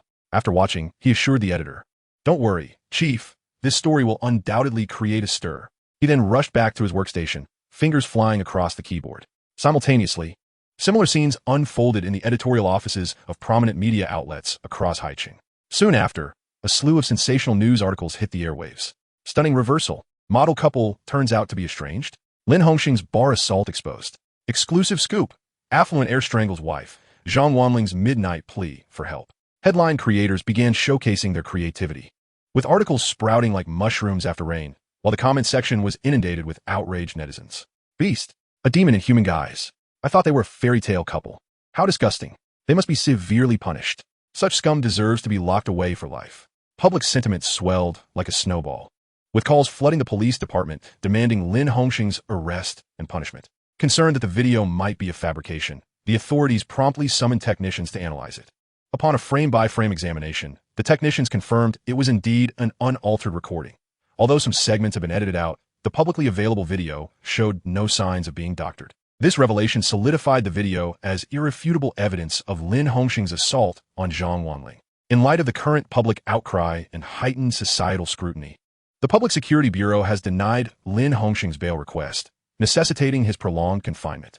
Upon receiving this news from his lawyer, Lin Hongxing erupted in a fit of rage, only calming down after receiving a stern warning from the law enforcement officers, ultimately resigned to this grim reality. Lin Jinya, upon discovering through online news that Lin Hongxing had been taken into custody without the possibility of bail, felt his blood pressure surge dramatically. Straining to take his anti-hypertensive medication from the table, he was suddenly jolted by a financial news alert on his phone. The Lin Group stock had plummeted in response to the incident, with market value diminishing by a staggering 10%, leading to an estimated loss exceeding 50 billion. 50 billion, he murmured to himself. As his blood pressure skyrocketed past a critical threshold, darkness enveloped him, the bottle of medication slipping from his grasp and shattering on the floor with a sharp crack. As he collapsed, the butler, hearing the commotion, rushed in to find Lin Jinya lying on the floor, utterly petrified, and promptly called for an ambulance, hastily arranging for his transport to the hospital. When Wang Yurong arrived home, Lin Jinya had already been taken away by the butler, prompting her to hurriedly make her way to the hospital, feeling as though she were at odds with the institution itself. Chapter 61. Lin Feng surrounded by three stunning beauties. Can Zhou Miaoyin guess the truth? Upon arriving at Roland Snack Street, Lin Feng immediately called Zhang Ruolin. When she answered, she informed him of her whereabouts. Boss, I'm at the entrance of KFC. Lin Feng hurried along the street and soon spotted Zhang Ruolin. She was clad in a creamy white dress, her feet adorned with pristine canvas shoes, and her high ponytail exuded youthful exuberance. Upon catching sight of Lin Feng, her eyes transformed into crescent moons as she tiptoed and vigorously waved. Over here, over here. Zhang Ruolin, with her striking features and radiant smile, stood at the bustling street corner like a resplendent magnolia, drawing numerous gazes. Her exuberance heightened the curiosity of those around, who wondered what sort of person could elicit such a brilliant smile from such a beauty. Wow, this handsome guy is quite a sight. Standing next to this beauty is a real treat. If this handsome guy pursued me, I'd break up with my current boyfriend in an instant. We're all human. So why is he so much more handsome? How did she land such a dashing young man while I'm stuck with a lumpy mess? A plump girl, her face dotted with acne, stare at Lin Feng, her octopus balls suddenly losing their allure. Her boyfriend rolled his eyes, silently scoffing. With your daily tea and fried chicken obsession, even a goddess couldn't bear such a fate. A fat pig with a toad is perfectly matched. As Lin Feng approached Zhang Ruolin, she eagerly offered him a portion of grilled cold noodles, cheerfully exclaiming, I got you a share too, with double eggs and double ham. You must try it. It's delicious. Lin Feng smiled and reached out to take it, but just as his fingertips were about to touch the food box, two female voices abruptly rang out beside him. Don't you dare take it. He froze mid-motion, turning to look left and right, suddenly feeling a chill run down his spine. To his left stood Zhou Miaoyin, clad in a form-fitting blue dress that accentuated her exquisite figure, her brows furrowed in disapproval. To his right was Wen Ning, donned in a delicate lavender gown that exuded both youth and elegance, her brows equally knitted in concern. They flanked him like sentinels, their combined presence commanding the attention of everyone nearby. The grilled cold noodles in Zhang Ruolin's hand hung, suspended in the air, her gaze shifting between the displeased Zhou Miaoyin and the cool-eyed Wen Ning, finally landing on Lin Feng, her smile dimming slightly. Lin Feng felt the weight of three distinct gazes upon him, each imbued with its own allure, and he found himself momentarily embarrassed. The surrounding chatter had quieted, with everyone's eyes flitting among the four of them, revealing a palpable sense of intrigue. Three beauties encircling one handsome man, a scene more riveting than any drama. Initially feeling a tinge of awkwardness, Lin Feng soon shrugged off the discomfort. He cared little for Zhou Miaoyin's opinion. Having previously spoken to Wen Ning about his less-than-virtuous character, he felt that if she was concerned, they could remain merely friends. As for Zhang Ruolin, their relationship was strictly professional, a clear delineation that would remain intact. Lin Feng, who is she? Zhou Miaoyin's brows knitted together as she pointed accusatorily at Zhang Ruolin, her tone dripping with undeniable challenge. Just one Wen Ning was enough to incite her jealousy. Now, another woman was encroaching upon Lin Feng's sphere, inciting her ire. Lin Feng's expression darkened, his eyes turning frigid as he retorted bluntly, What business is it of yours? Do you think you have any say in this? The word struck Zhou Miaoyin like a resounding slap, her face flushing crimson in front of the gathering crowd. Her chest heaved with indignation, her eyes blazing with fury as she glared at Lin Feng, as if attempting to pierce through his facade. Lin Feng, do you truly no longer harbor feelings for me? Or are you merely attempting to provoke my attention through reverse psychology? Regardless of the reason, his public dismissal left her seething. Lin Feng, whatever your motives may be, if you continue to treat me this way, I will genuinely ignore you. Excellent. Who would crave your acknowledgement? Lin Feng clapped mockingly, a smirk gracing his lips. Suddenly, his expression shifted to one of solemnity as he continued. Furthermore, cease addressing me so casually. My mother and your mother are of the same generation. By familial hierarchy, I'm your uncle. Henceforth, when you see me, remember to call me uncle. Uncle? You're my uncle. Zhou Miaoyin's rage boiled over as she cursed vehemently. Your mother, Sister Wan, is indeed older than I, but calling you uncle is utterly absurd. If you can't bring yourself to call me that, then daddy will suffice. Lin Feng's eyes twinkled with mischief. Get lost. Don't take advantage of me. Zhou Miaoyin's brows shot up, her body trembling with fury. How is this taking advantage? It's merely a fact. Lin Feng replied with a knowing glint in his eye. Upon hearing this, Zhou Miaoyin's heart sank, a terrifying notion crashing into her mind. Could the man from last night in the underground cinema be Lin Feng? Fragmented clues exploded in her mind. Her mother, Qin Shuan, had only brought Lin Feng home recently, displaying an unusually affectionate demeanor towards him, and several times he had scolded her. Lin Feng's car had been parked near her family's villa last night, and his repeated claims of elder status the pieces fell into place, chilling her to the bone. The mere thought of Lin Feng being involved with her mother left her breathless. No, it can't be. This is impossible. She shook her head vigorously, gripping her hair. Her eyes glazed as she murmured to herself, trying to convince herself, yet simultaneously resisting the impending reality. Venning, observing Zhou Miaoyin suten despondency. Couldn't help but tug at Lin Feng's sleeve, whispering, what has happened to her? Lin Feng, having surmised the cause of Zhou Miaoyin's distress, felt a flicker of vindictive pleasure. He had long wished to witness her reaction upon learning the truth, but Qin Shuan had persistently implored him to keep their relationship concealed. However, with Zhou Miaoyin now aware, he felt no obligation to intervene, having said nothing at all. With a nonchalant shrug, he replied to Wen Ning, perhaps she simply doesn't wish to be my junior anymore. He swiftly redirected the conversation, gesturing toward Zhang Ruolin as he introduced her to Wen Ning. This is Zhang Ruolin, my company's top employee. Her employee number will be 00001. Turning back to Zhang Ruolin, he continued, and this is Wen Ning, the most beautiful campus belle of Haiqing University. Upon learning that Zhang Ruolin was Lin Feng's subordinate, Wen Ning's mood brightened, and she extended her hand, saying, I'm Wen Ning. From now on, we shall be friends. Zhang Ruolin eagerly shook hands with Wen Ning, beaming. What an honor it is to be friends with the most beautiful campus belle. Wen Ning, somewhat embarrassed, remarked, what do you mean by the most beautiful school belle? It's merely a playful jest concocted by our classmates. Please do not take it seriously. No, with your beauty and grace. You undoubtedly deserve the title of the most beautiful school belle, Zhang Ruolin stated earnestly. Zhang Jia is truly the epitome of beauty. They exchanged compliments in a delightful banter, creating an unexpectedly harmonious atmosphere. Those around them could not help but feel a pang of envy towards Lin Feng. Chapter 62. The Beautiful Police Flower. Since we have made our way to the snack street, how can we not indulge in the local delicacies? Come, let's indulge our inner foodies, Lin Feng declared. Gesturing grandly, taking the lead, Zhang Ruolin and Wen Ning linked arms, following closely behind, their gazes fixed on his retreating figure. Meanwhile, Zhou Miaoyin remained rooted in place, her eyes fixated on the ground, repeatedly murmuring impossible. At that moment, a bold young man approached her, inviting her to join him on the snack street, snapping her back to reality. Casting a glance at the young man, who paled in comparison to Lin Feng, Zhou Miaoyin felt no inclination to engage. She scanned her surroundings, realizing Lin Feng had vanished from sight, and, filled with frustration, she stomped her foot and turned towards the parking area, determined to seek clarity from her mother, Qin Shuan. This left the young man to wallow in his solitude, as Lin Feng strolled through the snack street flanked by two beautiful women.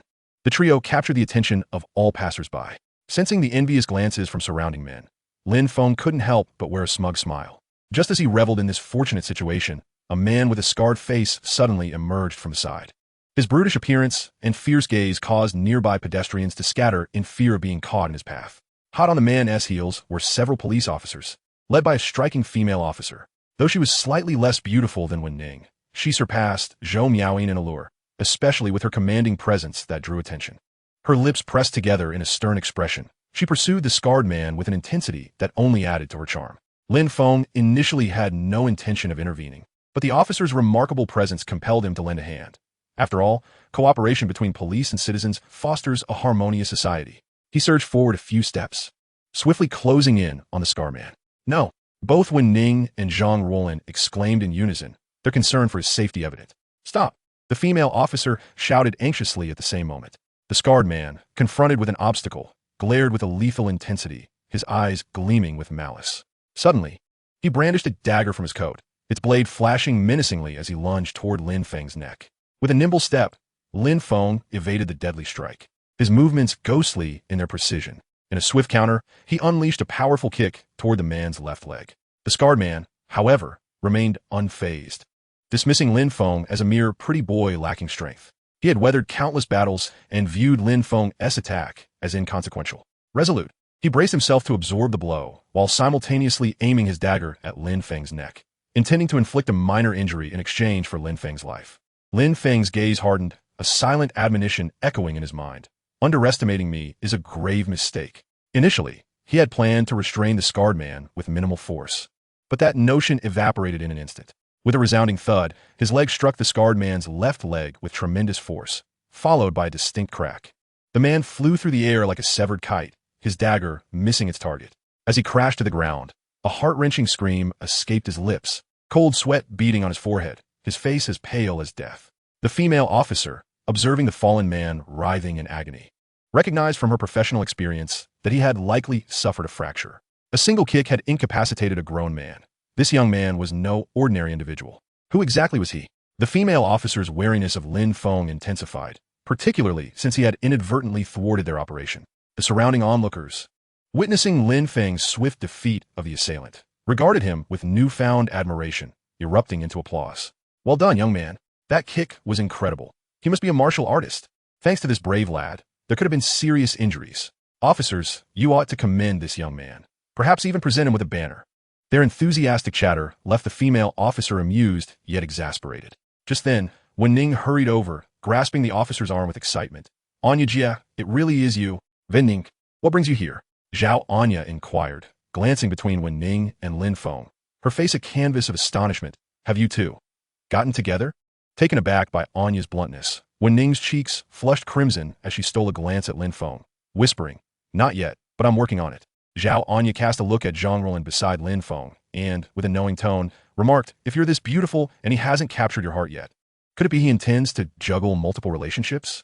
Though Wen Ning harbored similar concerns, she would not allow Zhao Anya to disparage Lin Feng publicly, promptly defending. He has not done so. He is quite devoted when it comes to relationships. Lin Feng felt a wave of embarrassment at Wen Ning's defense, recalling his past devotion to Zhou Miaoyin. Now his focus had merely shifted to captivating beauties. To put it in contemporary terms, I'm not a cad. I simply wish to offer every lovely lady a warm abode. Zhao Anya regarded Lin Feng skeptically but refrained from probing further. She was determined to thoroughly investigate him to ensure her dear friend Wen Ning was not deceived by a rogue. She thought this, yet her tone remained formal as she said, thank you for helping us apprehend the fugitive. However, now that he has a broken leg, he requires medical attention. As per protocol, you need to accompany us to the station to provide a statement. Initially reluctant to deal with the hassle, Lin Feng had hoped to avoid further entanglements. But since he had intervened, he would comply. Sure, he replied. I'll go with you. Zhang Ruolin quickly chimed in. I will accompany you as well, Wen Ning added. Zhao Anya surveyed the trio, ultimately choosing to remain silent. Subsequently, Lin Feng drove with Wen Ning and Zhang Ruolin in tow, following the police vehicle to the precinct. After ensuring the comfort of Wen Ning and Zhang Ruolin, Zhao Anya led Lin Feng into an interrogation room. Sitting across from each other, Zhao Anya's expression turned serious, her gaze sharp as a blade, piercing Lin Feng with intensity. Do you realize that you just disrupted our operation? Lin Feng was genuinely unaware of this and initially felt a bit bewildered. However, he soon reclined in his chair, tapping his fingers on the table, his demeanor calm and composed, a smirk playing at the corners of his lips. Disrupt your operation?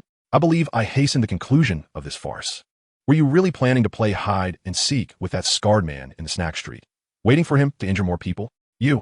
Zhao Anya seethed with anger at Lin Feng's mocking words. They had a meticulous plan in place to prevent the scarred man from harming anyone. However, she would not divulge such confidential matters to Lin Feng. Filled with rage, she longed to reprimand him, but she knew that would be impossible unless she wished to abandon her police uniform.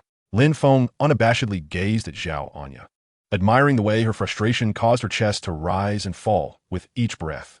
Zhao Anyan is undeniably beautiful, though her bosom may not be particularly ample, barely qualifying as a C-cup. Nevertheless, a C-cup suffices. After all, a delicate grasp is quite commendable. Moreover, with a little push, a C-cup can appear quite substantial. What say you? Do you dare to challenge my gaze? Zhao Anyan, sensing the aggressive scrutiny directed her way, immediately arched her brows and pointed an accusing finger at Lin Feng, reprimanding him. I don't believe it. Lin Feng taunted, shaking his finger provocatively, a nonchalant expression adorning his face. From the onset, he had felt Zhao Anyan's animosity toward him. Although the origin of this hostility eluded him, he was unprepared to retreat in the face of her initial aggression. One of the public security officers, he considered himself a model citizen, indeed a model citizen. Zhao Anyan was taken aback by Lin Feng's audacious provocation, feeling utterly disregarded. It seemed imperative to teach him a lesson. Very well, since you are so bold, do you dare to face me in a duel? Zhao Anyan initiated a challenge, her earlier kick revealing her prowess. Surely you wouldn't back down now? You wish to duel me? Lin Feng pointed at Zhao Anyan, then at himself, an amused expression crossing his face. What, are you afraid? Zhao Anyan pressed on. No, I simply believe it unnecessary, Lin Feng countered, unless there is something at stake. What stakes do you have in mind? Zhao Anyan inquired. If you lose, you must kiss me. If I lose, I shall kiss you. How does that sound? Lin Feng grinned mischievously. Is this not just a ruse? It seems you're intent on taking advantage of me. Zhao Anyan fumed, her composure faltering.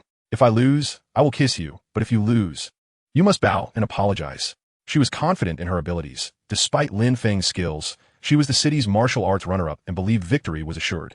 "Agreed," Lin Feng replied without hesitation.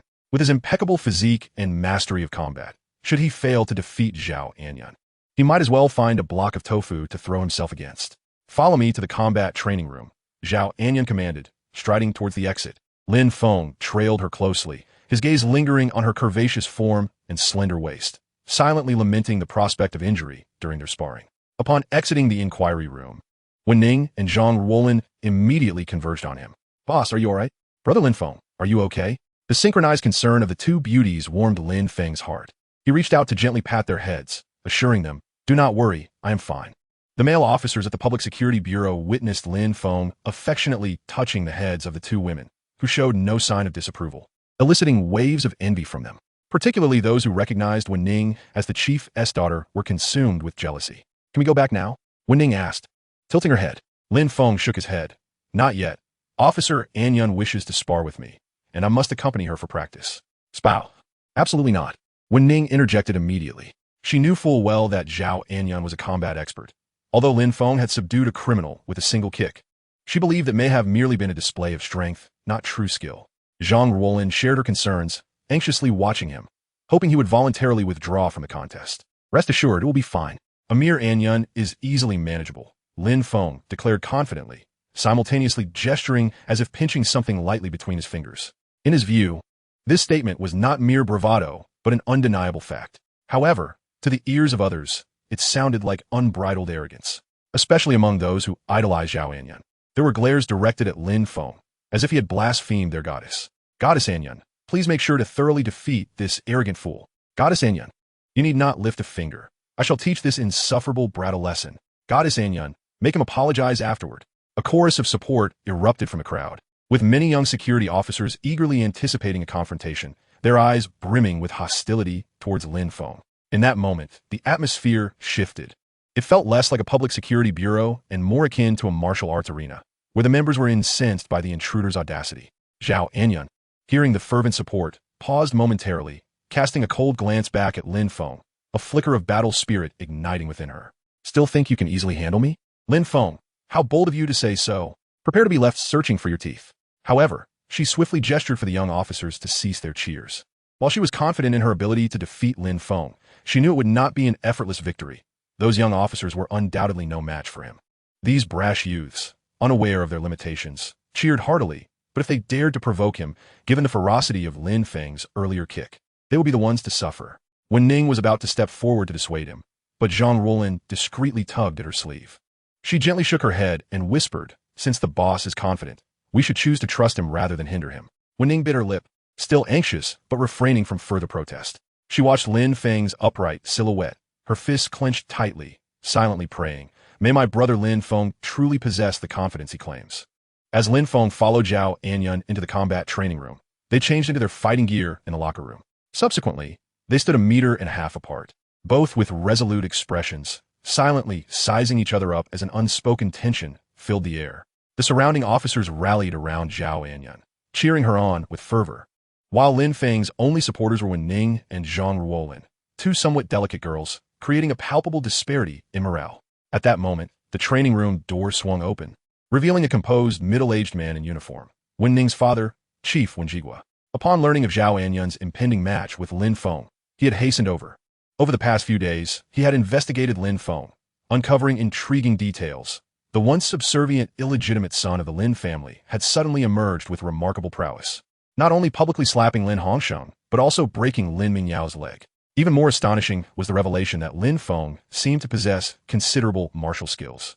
The bodyguards of Qin Shuan and the gangsters hired by Wang Yulong had all fallen before him, and even several knife-wielding robbers had been easily subdued.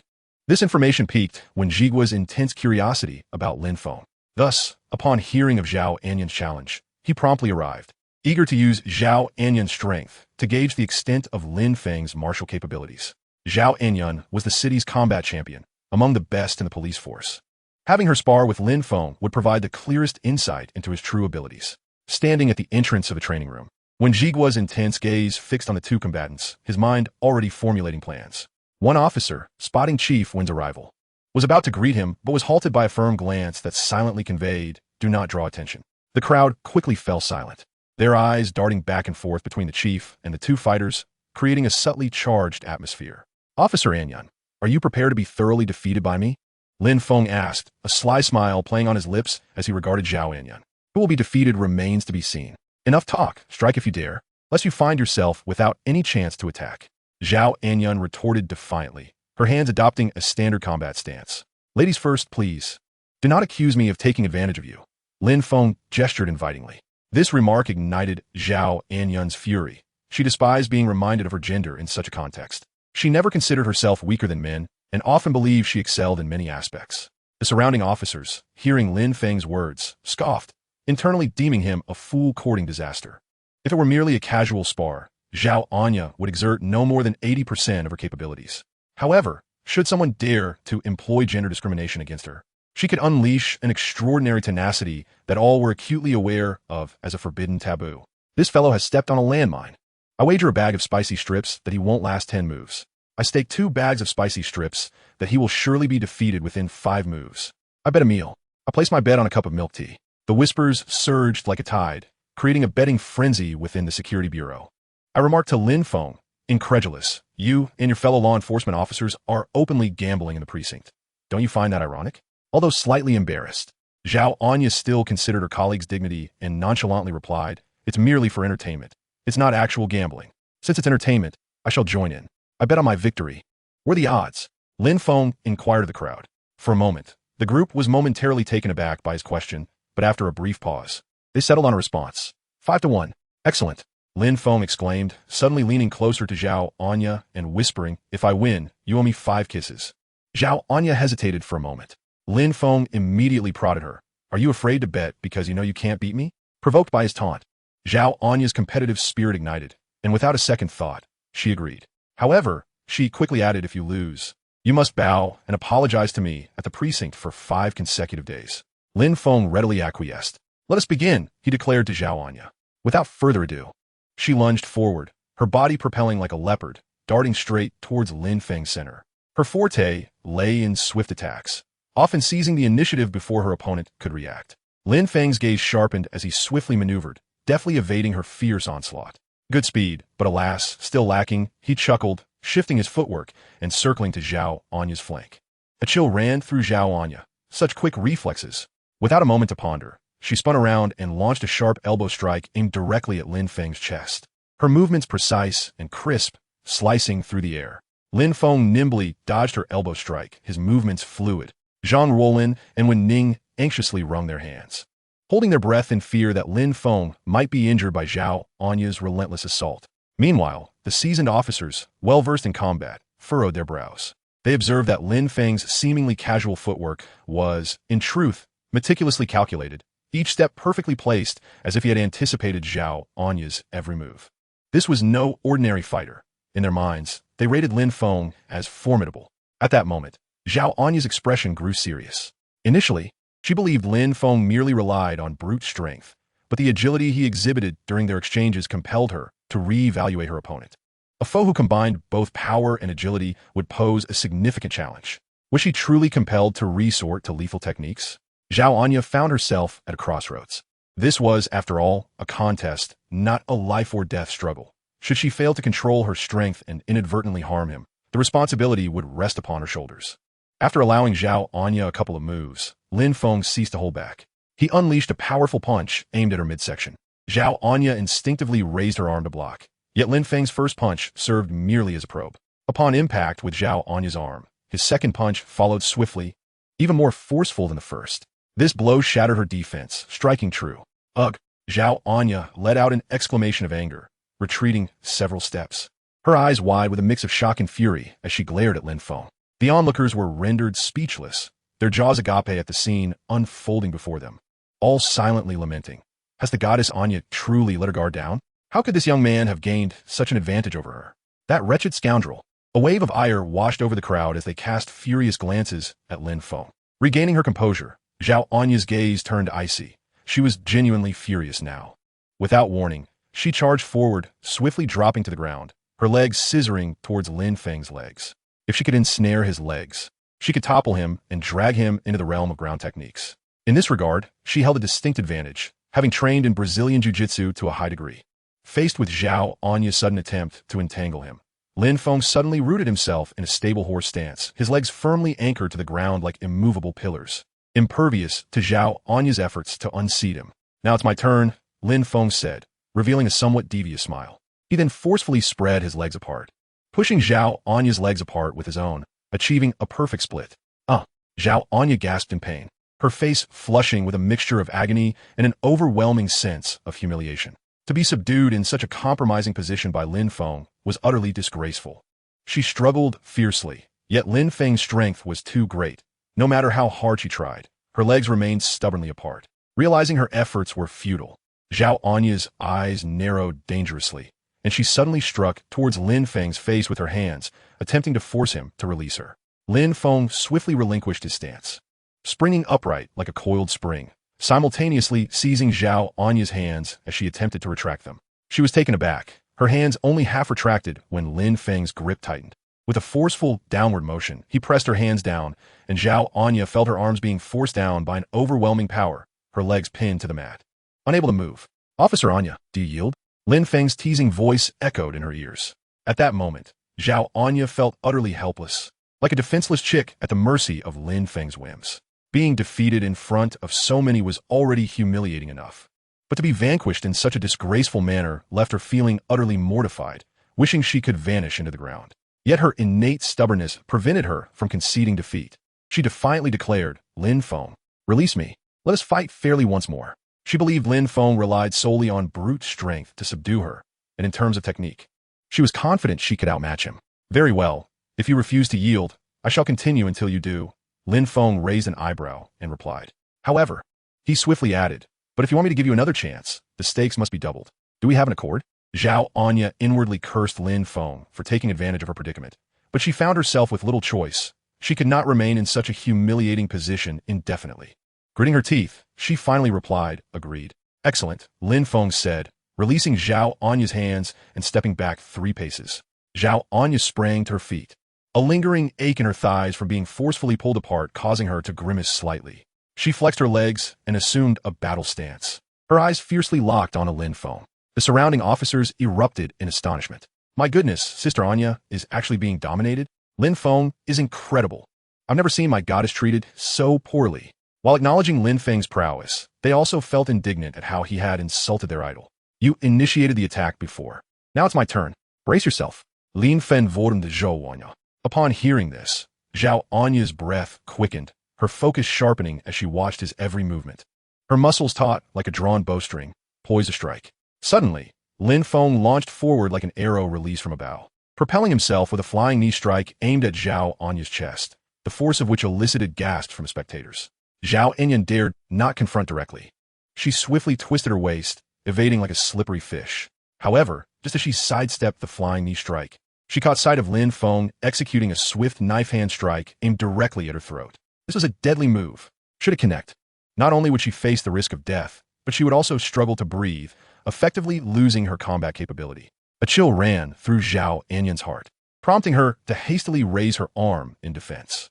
The knife hand collided violently with her arm, causing both combatants to slightly lose their balance due to the force of the impact. Yet, Lin Feng had just landed, and with a deft pivot of his left foot, he not only resolved the issue of balance, but also unleashed his right foot like a whip, targeting Zhou Anyan's backside. The angle of the kick was devious, and given Zhou Anyan's already precarious stance, she found it impossible to evade. In a moment of desperation, she could only brace her arm against her waist and instinctively clench her buttocks to absorb the blow. With a soft thud, Lin Feng had not exerted his full strength. Yet Zhou Anyan was still propelled forward a couple of steps, nearly losing her footing. The pain radiating from her backside flushed her cheeks crimson, igniting a mix of embarrassment and anger. Before she could regain her composure, Lin Feng closed in like a shadow, his arms encircling her from behind, effectively applying a rear naked choke, an exceedingly lethal maneuver in martial arts. Ugh! Zhou Anyan felt her throat constrict, her breath immediately hindered. She instinctively raised her hands to pry Lin Feng's arms apart, yet they were as unyielding as iron bands, tightening further instead. "Are you conceding?" Lin Feng's voice whispered against her ear, laced with a warm breath. The warmth of his breath sent a blush cascading over her ear, spreading like a blush of rouge down her neck. In her 20-plus years of life, this was the first time she had been so intimately close to a man. The faint scent of his shower gel lingered near her nose, and she could distinctly feel the warmth of his chest against her back, her breath becoming slightly erratic. A wave of shyness rising uncontrollably within her. However, the moment she remembered that this man was the insufferable Lin Feng who had bullied her, her gaze hardened with fury once more.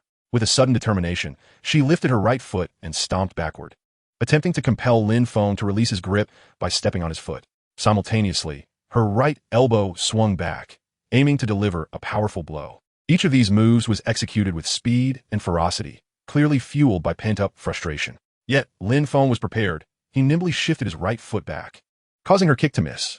At the same time, he twisted his waist to the left, evading her elbow strike as it brushed past him, creating a gust of wind. Before Zhou Miaoyin could regain her stance, Lin Feng swiftly extended his right leg, wrapping his calf around her waist and gently pulling her back, securing her firmly against him.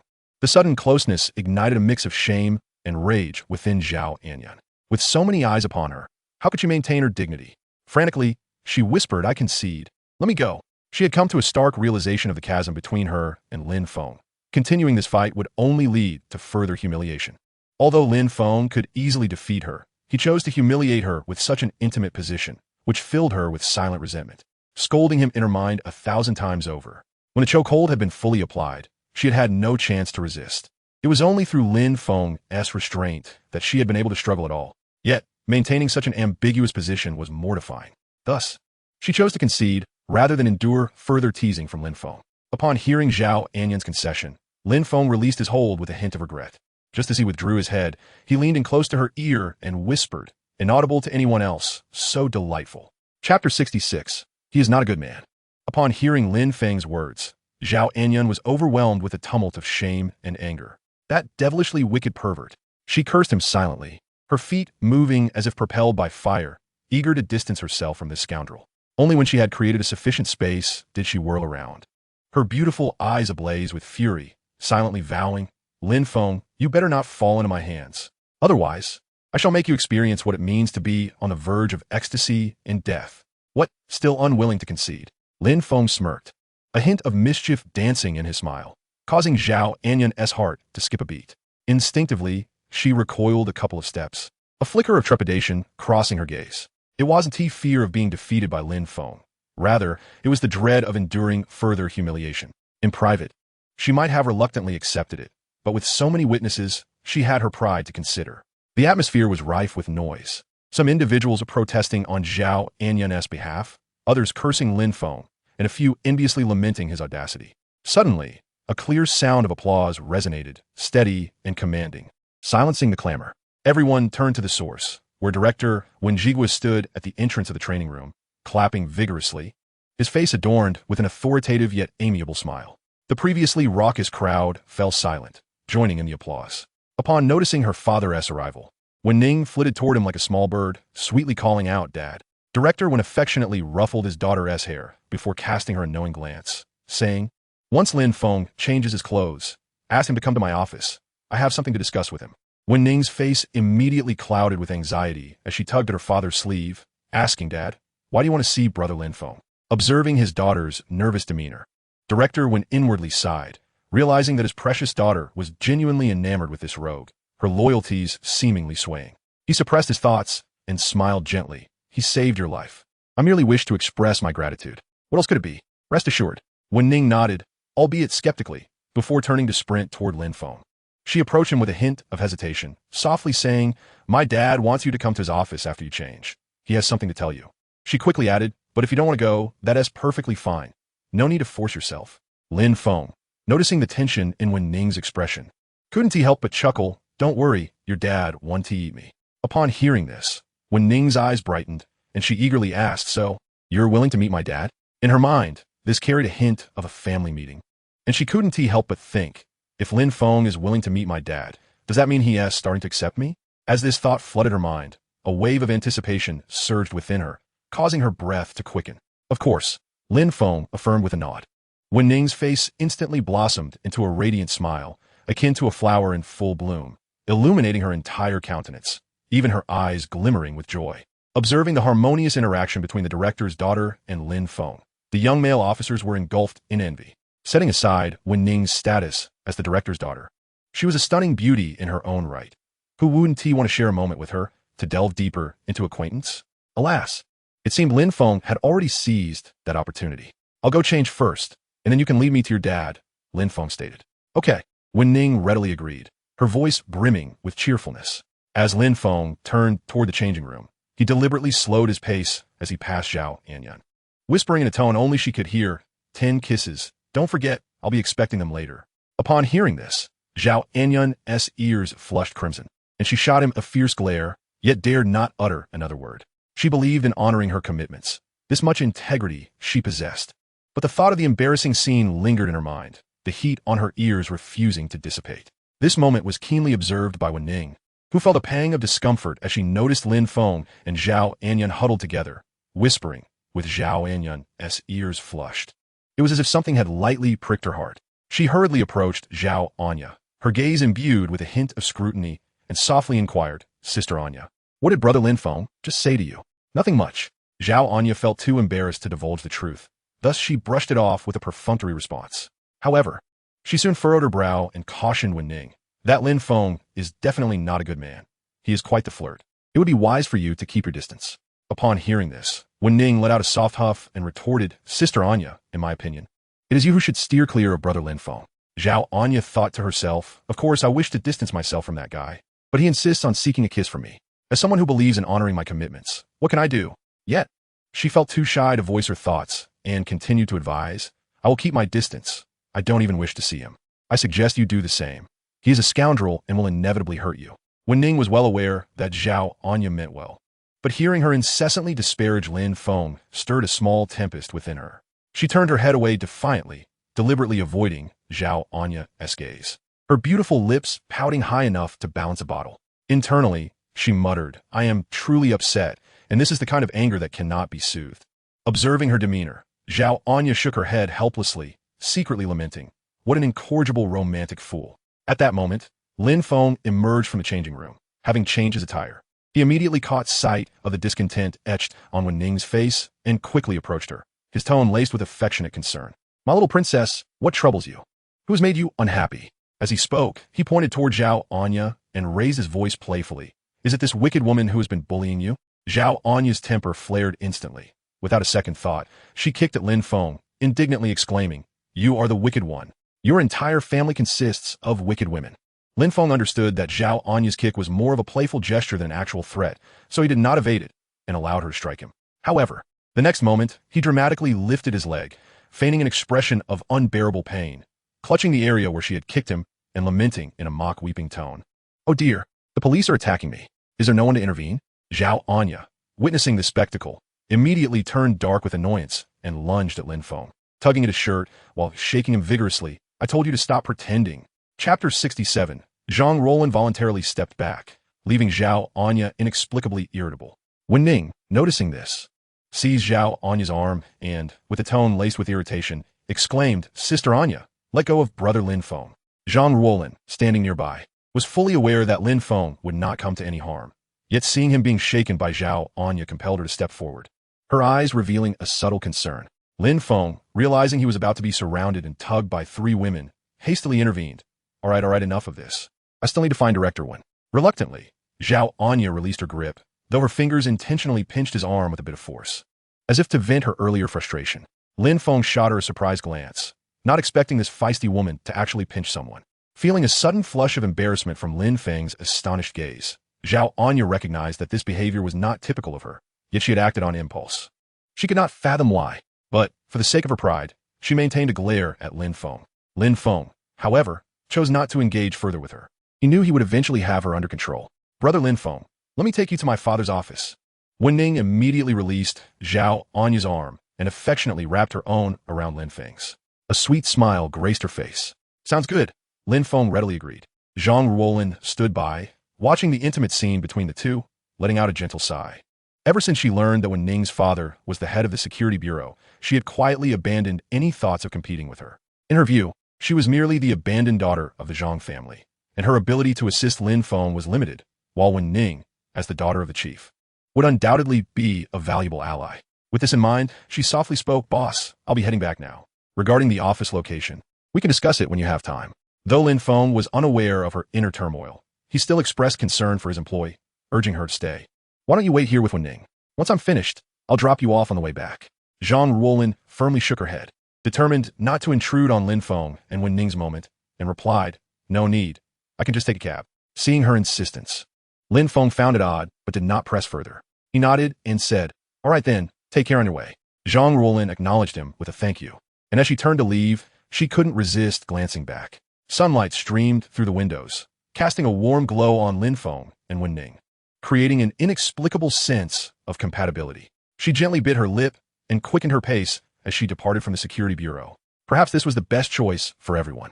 Zhang Ruolin looked up at the sky, whispering softly to herself. Meanwhile, Zhao Anya observed Zhang Ruolin's lonely figure as she departed, and then glanced at the affectionate display between Lin Feng and Wenning.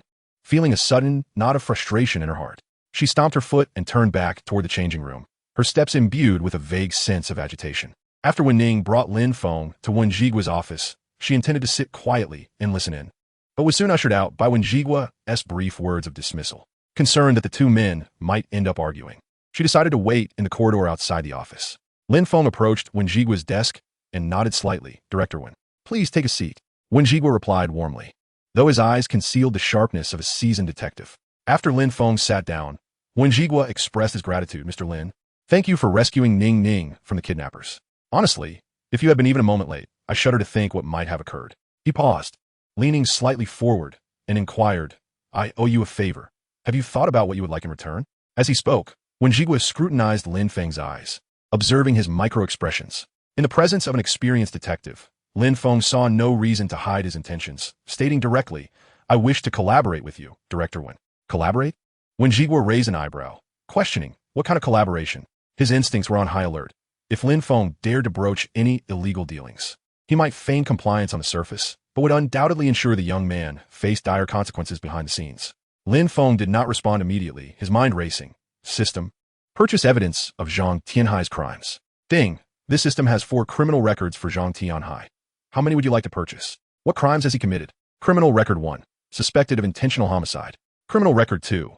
Involvement in drug trafficking. Criminal record 3. Coercing others into low-priced property transfers. Criminal record 4. Falsifying accounts to evade taxes. He actually dares to engage in drug trafficking. This I absolutely cannot tolerate. He must be dealt with. I previously accumulated a spending of 28 million. If I spend another 4 million, will that grant me another draw? Yes. Then I shall purchase all 4 records. Host has spent 4 million. The 4 pieces of criminal evidence against Zhang Tianhai have been transmitted to your phone. Ding. Host total spending has reached 32 million. Granting 1 draw opportunity. Would you like to draw now? Draw immediately. Ding. Congratulations. Host has acquired the skill of finger flick technique. Finger flick technique? Is it the legendary skill of Huang Loxi? Not quite so miraculous. It simply means that objects flicked from your fingers possess high accuracy and lethality, comparable to throwing knives. Well, that's not bad. If I carry some embroidery needles in my spatial pocket, I would be an uncastrated version of Dongfang Bubi. When Jigua noticed Lin Feng suddenly lost in thought, but did not rush him, leisurely sipping his tea as if waiting for him to gather his thoughts. Upon regaining his composure, Lin Feng offered a smile laden with apology before directly posing a question. Director Wen, I wish to inquire about one matter. Do you desire to collaborate in dismantling the Donghai group? What? Wen Jigua's teacup hung suspended in midair, his eyes reflecting a flicker of astonishment. He had anticipated Lin Feng to propose business-related demands or seek tangible benefits, never expecting such an audacious proposition, which truly caught him off guard. Indeed, he harbored an interest in bringing down the Donghai group. The organization's influence in Haicheng was deeply entrenched, and its chairman, Zhang Tianhai, was a cunning old fox, publicly a businessman, while secretly harboring numerous underworld enforcers, yet leaving no substantial evidence of criminal activity. During the previous kidnapping incident, when Jigua had suspected that the perpetrators were affiliated with Zhang Tianhai, but despite thorough investigations, no incriminating evidence was unearthed. Moreover, as long as Zhang Tianhai remained unscathed, eliminating one thug would only lead to the emergence of another, rendering any attempt superficial at best. Setting down his teacup, when Jigua's gaze sharpened, as keen as a blade. Mr. Lin, what compels you to seek a partnership in removing Zhang Tianhai? The depths of the Donghai group are unfathomable. Why would you wade into such murky waters? Because, Chapter 68, a stunned when Jigua nearly drew his weapon. Lin Feng mused to himself. Of course, it is because we have enmity from our past life. In his previous existence, his demise was inexorably linked to the Donghai group, with the kidnapper, Situ Hao, being a minor leader within their ranks. In this life, he was determined not only to eliminate Situ Hao, but also to dismantle the Donghai group's nefarious influence, lest others suffer a fate similar to his. Additionally, with the group involved in drug trafficking, there was no room for negotiation. Whether it was Zhang Tianhai or his deceased mother engaged in such activities, he would report them without hesitation. He vowed to stand against the scourge of narcotics. However, such sentiments could only remain unspoken. The justification he presented was, because I know that the kidnapping of Wenning is closely tied to the Donghai group, and unless they are dealt with, she will forever remain in peril. When Jigua, somewhat skeptical, found it difficult to believe that Lin Feng harbored such profound feelings for Wenning. Observing Lin Feng's past and present behaviors, he perceived him as a cad, entangled in ambiguous relationships with Qin Shuan and Zhang Ruolin, while even today, he was seen embracing Zhao Anya, whom he had just met. How could someone like this inspire trust in his genuine affection for Wenning? Lin Feng, aware that Wenjigua would likely doubt his reasoning, opted not to elaborate further. Instead, he retrieved his phone from his pocket, opened a folder labeled Zhang Tianhai, and slid it across the desk with confidence, stating assuredly, Director Wen, please take a look at this. When Jigua glanced down to find a series of photographs and documents on the screen, unmistakably linked to Zhang Tianhai, his curiosity piqued. He swiftly picked up the phone to scrutinize the contents. Within this folder lay evidence of clandestine transactions between Zhang Tianhai and Haiqing's drug trafficking organization, including videos of their secret meetings, photographs of drug deliveries, footage of his subordinates testing the purity of narcotics, and transaction records. After merely viewing a fragment of the evidence, when Jigua abruptly lifted his gaze to Lin Feng, his eyes brimming with inquisitiveness. Where did you acquire this? Their department's undercover operatives had failed to uncover any traces of Zhang Tianhai's drug dealings, yet Lin Feng had managed to do so. It was astonishing. Director Wen, don't be hasty. Continue perusing, Lin Feng replied calmly. Observing this, when Jigua regarded Lin Feng with newfound respect, then returned to examining the evidence of Zhang Tianhai's drug trafficking. Upon completion, when Jigua's pupils constricted sharply, his fingers trembling slightly around his phone due to an uncontrollable excitement. With this evidence, he could promptly apply for an arrest warrant. If they could detain Zhang Tianhai and subsequently search his residence and company, they would undoubtedly uncover further corroborative evidence, ultimately uprooting this malignant tumor. Can you guarantee the authenticity of this evidence? When Jigua inquired seriously, fixating his gaze on Lin Feng. This was a crucial point. If the evidence were fabricated, his hopes would be dashed, and he might inadvertently alert the target. I vouch for the integrity of this evidence with my honor, Lin Feng assured, raising 3 fingers in promise. When Jigua scrutinized Lin Feng's eyes, his gaze sharp as a blade, while Lin Feng met his stare without flinching, his demeanor composed. After a tense silence of over 10 seconds, when Jigua finally spoke, how do you intend to collaborate with me using this evidence? Director, there's no need to rush. Allow me to present further evidence, Lin Feng replied, rising to tap on his phone, opening a second folder concerning Zhang Tianhai. Within this folder resided evidence of Zhang Tianhai's premeditated murder, encompassing video documentation of the act, locations of buried bodies, and motives. Upon watching the murder video, when Jigua's breath hitched, his expression increasingly incredulous. The footage was strikingly clear, as though filmed from Zhang Tianhai's side. How could he have permitted anyone to be present during the act? If it were a covert recording, how could it be so stable and precise? Was it possible that someone had foreseen Zhang Tianhai's murderous intent and set up cameras in advance? The notion seemed implausible. When Jigua's mind raced, grappling with the unfathomable nature of Lin Feng's findings, particularly the fact that he had even uncovered the burial site. Once more, he looked up at Lin Feng, his astonishment unmasked. He suddenly perceived the young man before him as an enigma, increasingly inscrutable the more he gazed. Noticing the expression on Wen Jigua's face, Lin Feng allowed a faint smile to grace his lips, stating, Director, do not be too surprised.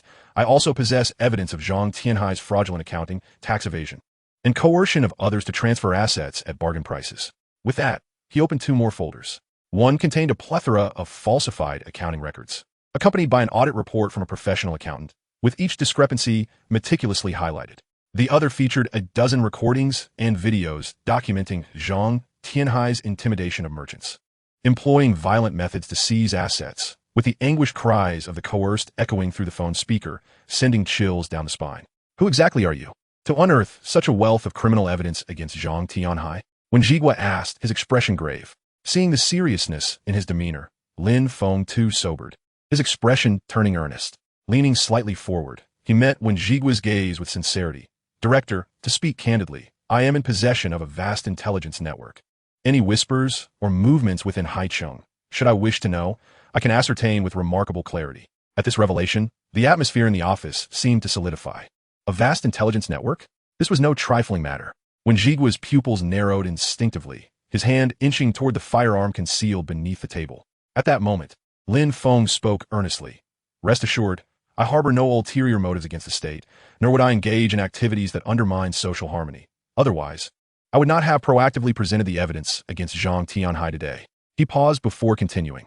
I genuinely wish to collaborate with our law enforcement agency. Why? When Jigua inquired, his hand still poised over his weapon. Firstly, for monetary compensation. Since this is a collaboration, remuneration is expected. Each piece of intelligence will require a minimum of 1 million. And valuable information will command an even higher price, Lin Feng explained. When Jigua's brow furrowed, a flicker of displeasure crossing his features, prompting a sarcastic retort. 1 million per piece of information? You might as well dream of making money that way. Undeterred by the mockery, Lin Feng countered, Director, of the 4 pieces of evidence against Zhang Tianhai, which one is not worth 1 million? When Jigua found himself at a loss for words. Each of those 4 pieces of evidence held a value exceeding 1 million. Should they wish to investigate, even money might not suffice. Observing Wen Jigua's speechlessness, Lin Feng extended him a lifeline. Moreover, not all information requires purchase. Only the significant and challenging intelligence needs to be acquired.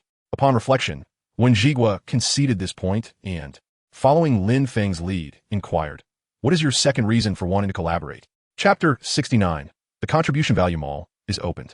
The second reason, of course, is for Wen Ning, Lin Feng declared with a serious expression. Upon hearing Lin Feng mention his daughter, Wen Jigua's countenance instantly darkened, his brows knitting together in a frown. As he vehemently refused, I do not consent to your relationship. He had no rigid requirements for his son-in-law's social standing, but at the very least, there should be loyalty in matters of the heart. Could Lin Feng possibly uphold that? If he cannot, he would rather die than entrust his precious daughter to this scoundrel. Director 1, please do not be agitated. I never said I wanted to pursue Wen Ning. Lin Feng raised his hands in a gesture of surrender. At this, when Jigua's anger flared, huffing, You rascal, my Wen Ning adores you so much, and yet you have no desire to be with her? It infuriates me.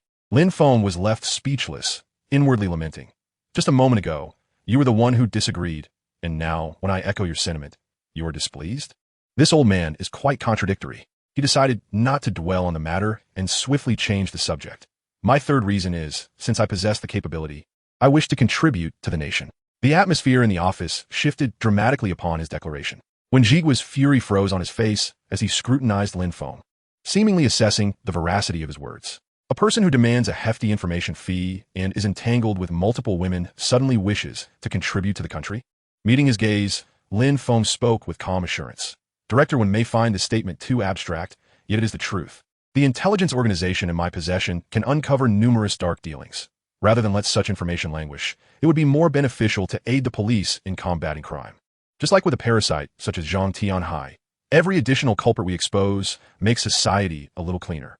He paused momentarily before adding, Of course, the requisite compensation must not be overlooked.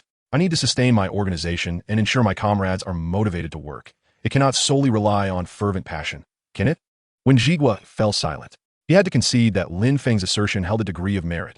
If he could indeed leverage his intelligence to combat crime, even spending a little money would be worthwhile. After a moment of contemplation, Wen Jigua spoke slowly. Contributing to the nation is commendable. However, I still do not consent to your involvement with Ning Ning. Rest assured, Director 1, my feelings for Wen Ning are solely protective and affectionate. There are no ulterior motives. Lin Feng assured with sincerity, his gaze unwavering. As for the matter of a relationship, I will communicate clearly with her, should she choose to distance herself from me. I will not impede her. However, if she insists on following me, I shall not forcibly reject her, causing her sorrow. When Jigua, upon hearing these words, felt a mix of anger and helplessness, ultimately sighing and refraining from further comments. Yet, in his heart, he had silently resolved to separate Wen Ning from Lin Feng.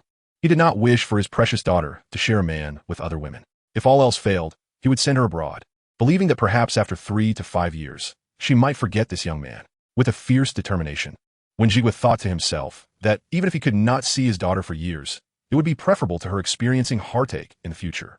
Setting aside the matter of Wen Ning, he promptly shifted the conversation to the issue of payment for the evidence against Zhang Tianhai.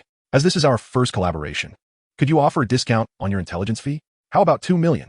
Wen Jigua adopted the demeanor of an old man haggling at the market. Lin Feng, unfazed by the 2 million, readily agreed. Very well, it shall be 2 million. Consider it a contribution to the societal stability of Haiqing. Ding. The system has detected that the host has made a minuscule contribution to society and has activated the contribution value collection function. Lin Feng's heart stirred with curiosity, and he promptly inquired, contribution value? What is its utility? Contribution value can be exchanged for items and can be used for lotteries. The contribution value mall has been opened. Currently, the variety is limited but is continuously being updated. Please check it yourself, host. Lin Feng immediately began to browse. 1 point of contribution value can be exchanged for 10 rounds of M200 specialized ammunition. The M200's specialized ammunition, measuring 1,036 millimeters, is not compatible with standard market ammunition, thus commanding a higher price, with each round costing $30. By this calculation, 1 point of contribution value is worth $300. Wow, 1 point of contribution value is quite a sum. Previously, he had worried about the ammunition for the M200 sniper rifle, but now he had no cause for concern. He continued to browse. Besides ammunition, contribution value could also be exchanged for grenades, bulletproof vests, crossbows, and level 3 helmets, among other items. In addition to weapons and armor, household appliances such as mobile phones, computers, refrigerators, and televisions were also available for exchange.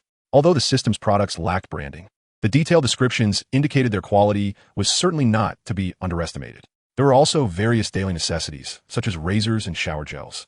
Furthermore, contribution value could be converted into cash, although 1 point of contribution value could only be exchanged for 1,000 yuan, making item exchanges more advantageous. This contribution value mall is a fusion of an armory, a bank, and a supermarket. Lin Feng marveled, noticing Lin Feng lost in thought, his face occasionally lighting up with excitement. Wen Jigua couldn't help but feel puzzled. What is it? Lin Feng snapped back to reality and swiftly redirected the conversation. Oh, nothing. Just had a sudden thought. Director 1, about that 2 million. Rest assured, I will promptly apply for your approval, Wen Jigua stated, picking up the telephone on the desk to make the call. Lin Feng quickly waved his hand. No rush, no rush. We can discuss it after capturing Zhang Tianhai. The priority now is to apprehend Zhang Tianhai swiftly and bring him to justice, lest we prolong the situation. At this moment, Lin Feng was far more invested in the contribution value. Capturing Zhang Tianhai to obtain contribution value will be far more worthwhile than the 2 million. Wen Jigua regarded him with newfound admiration, thinking, this young man holds his ground well in matters of great significance. After discussing further details of their collaboration with Lin Feng, the conversation was finally concluded. Subsequently, Lin Feng exited the office. As soon as he stepped outside, Wen Ning hurried over. Brother Lin Feng, how did it go? Lin Feng affectionately ruffled her hair, smiling as he replied, everything went smoothly.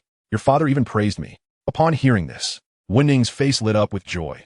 I knew Brother Lin Feng was the best. Looking at Wen Ning's innocent smile, Lin Feng quietly resolved that for such a delightful girl, and to accumulate more contribution value, he must work diligently with Director 1 to eradicate the malignant forces plaguing Haiqing.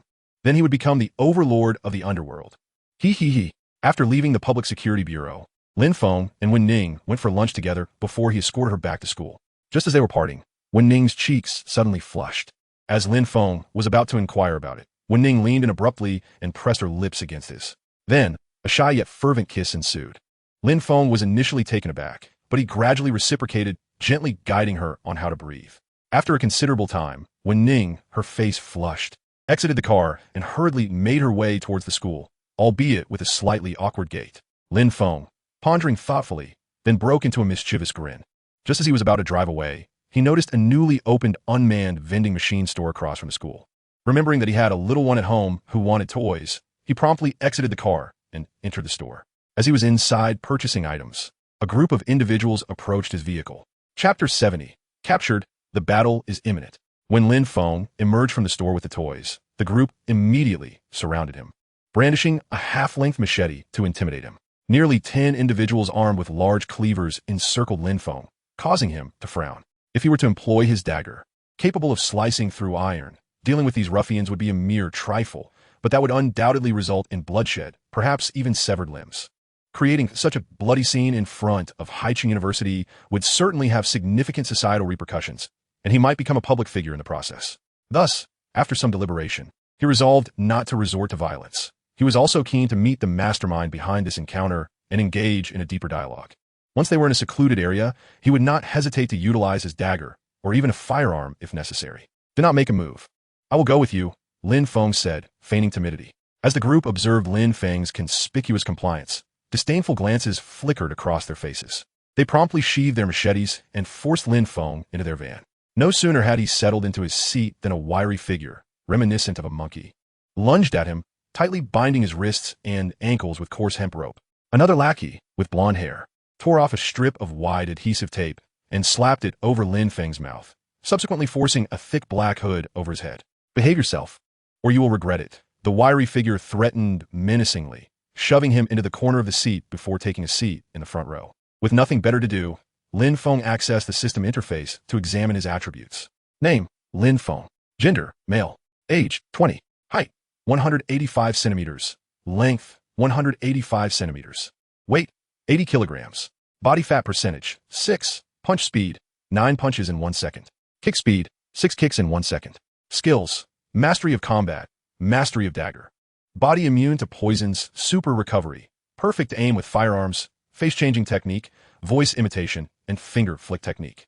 Although he possessed a wealth of skills, it was still insufficient for invincibility. He yearned for a skill akin to the indestructible diamond or immortality. His thoughts then drifted to the contribution value mall, where he perused various product descriptions.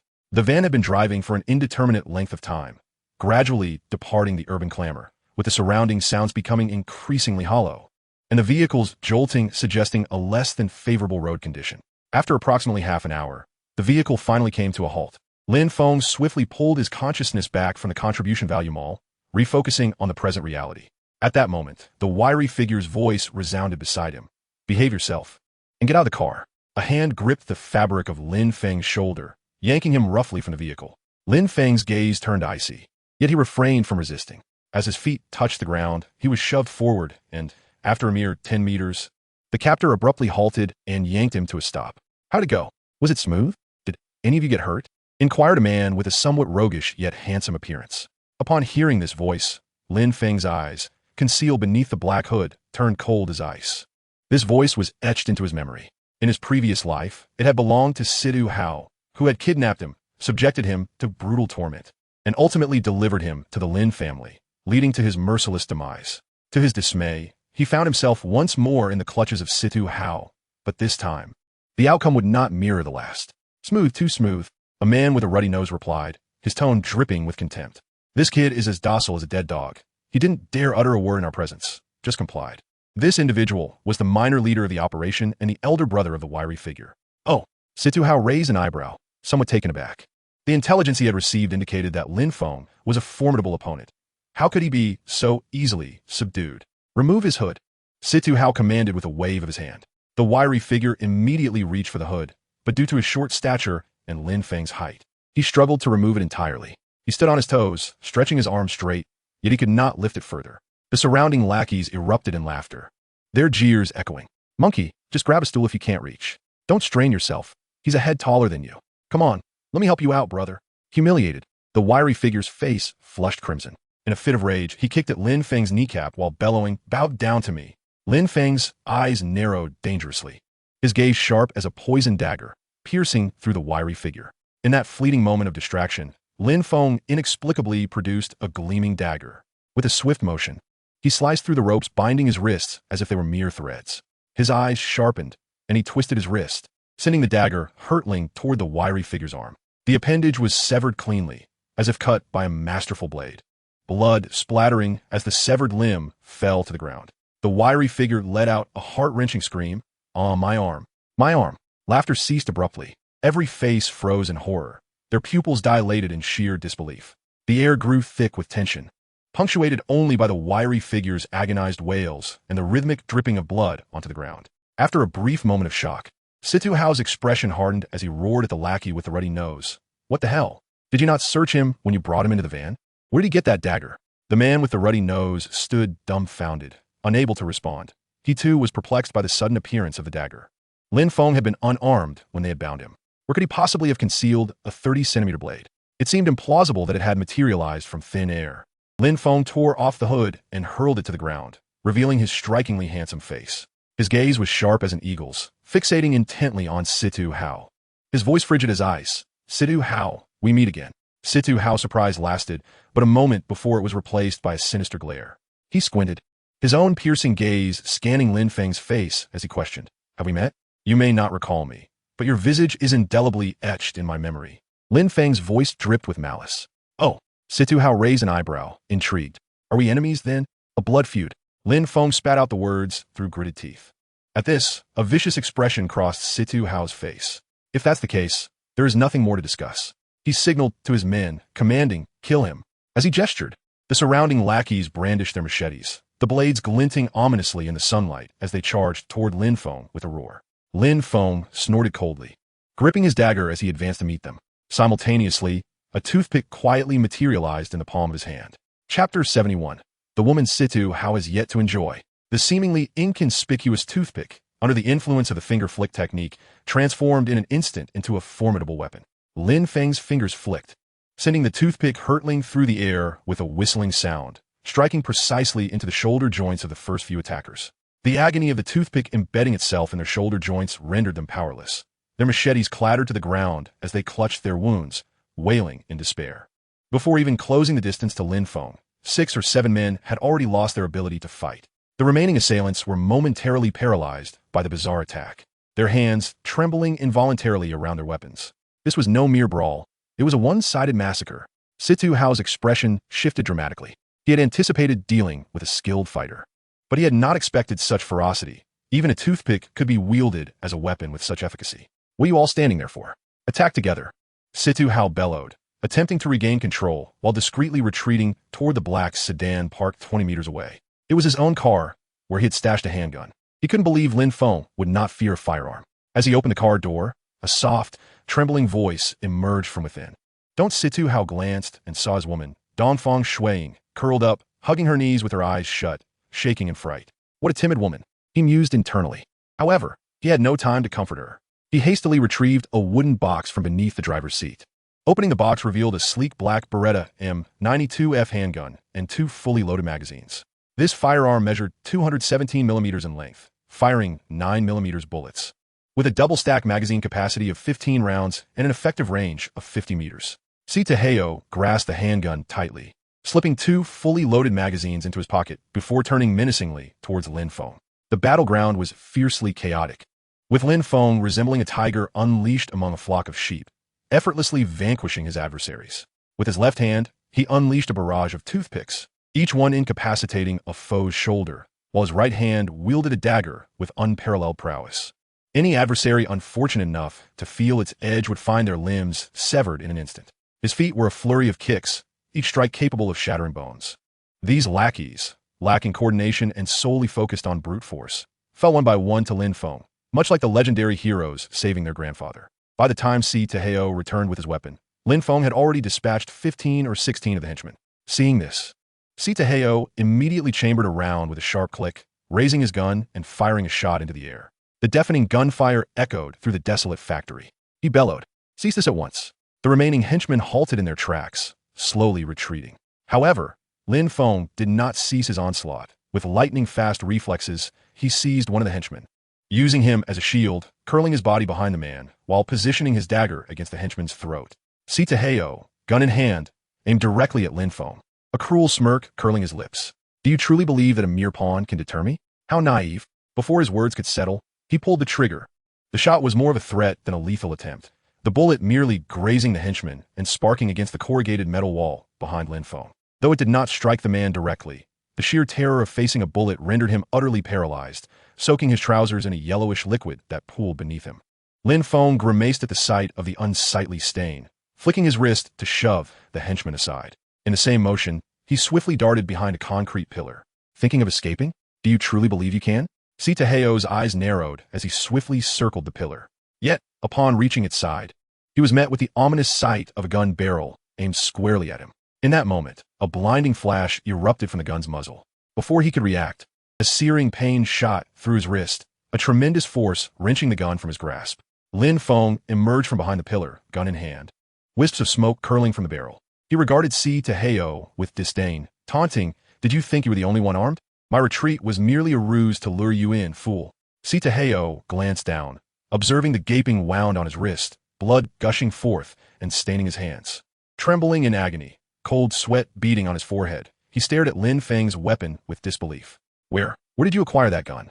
Lin Feng offered no reply, instead striding towards the Beretta M92F that Si Teheo had discarded. Raising the weapon with both hands, he commanded, "Those who can still move, bind everyone with ropes." Yet, his orders met with silence. Lin Feng's gaze hardened, and he fired a shot at their feet. Indeed, a gun spoke louder than words.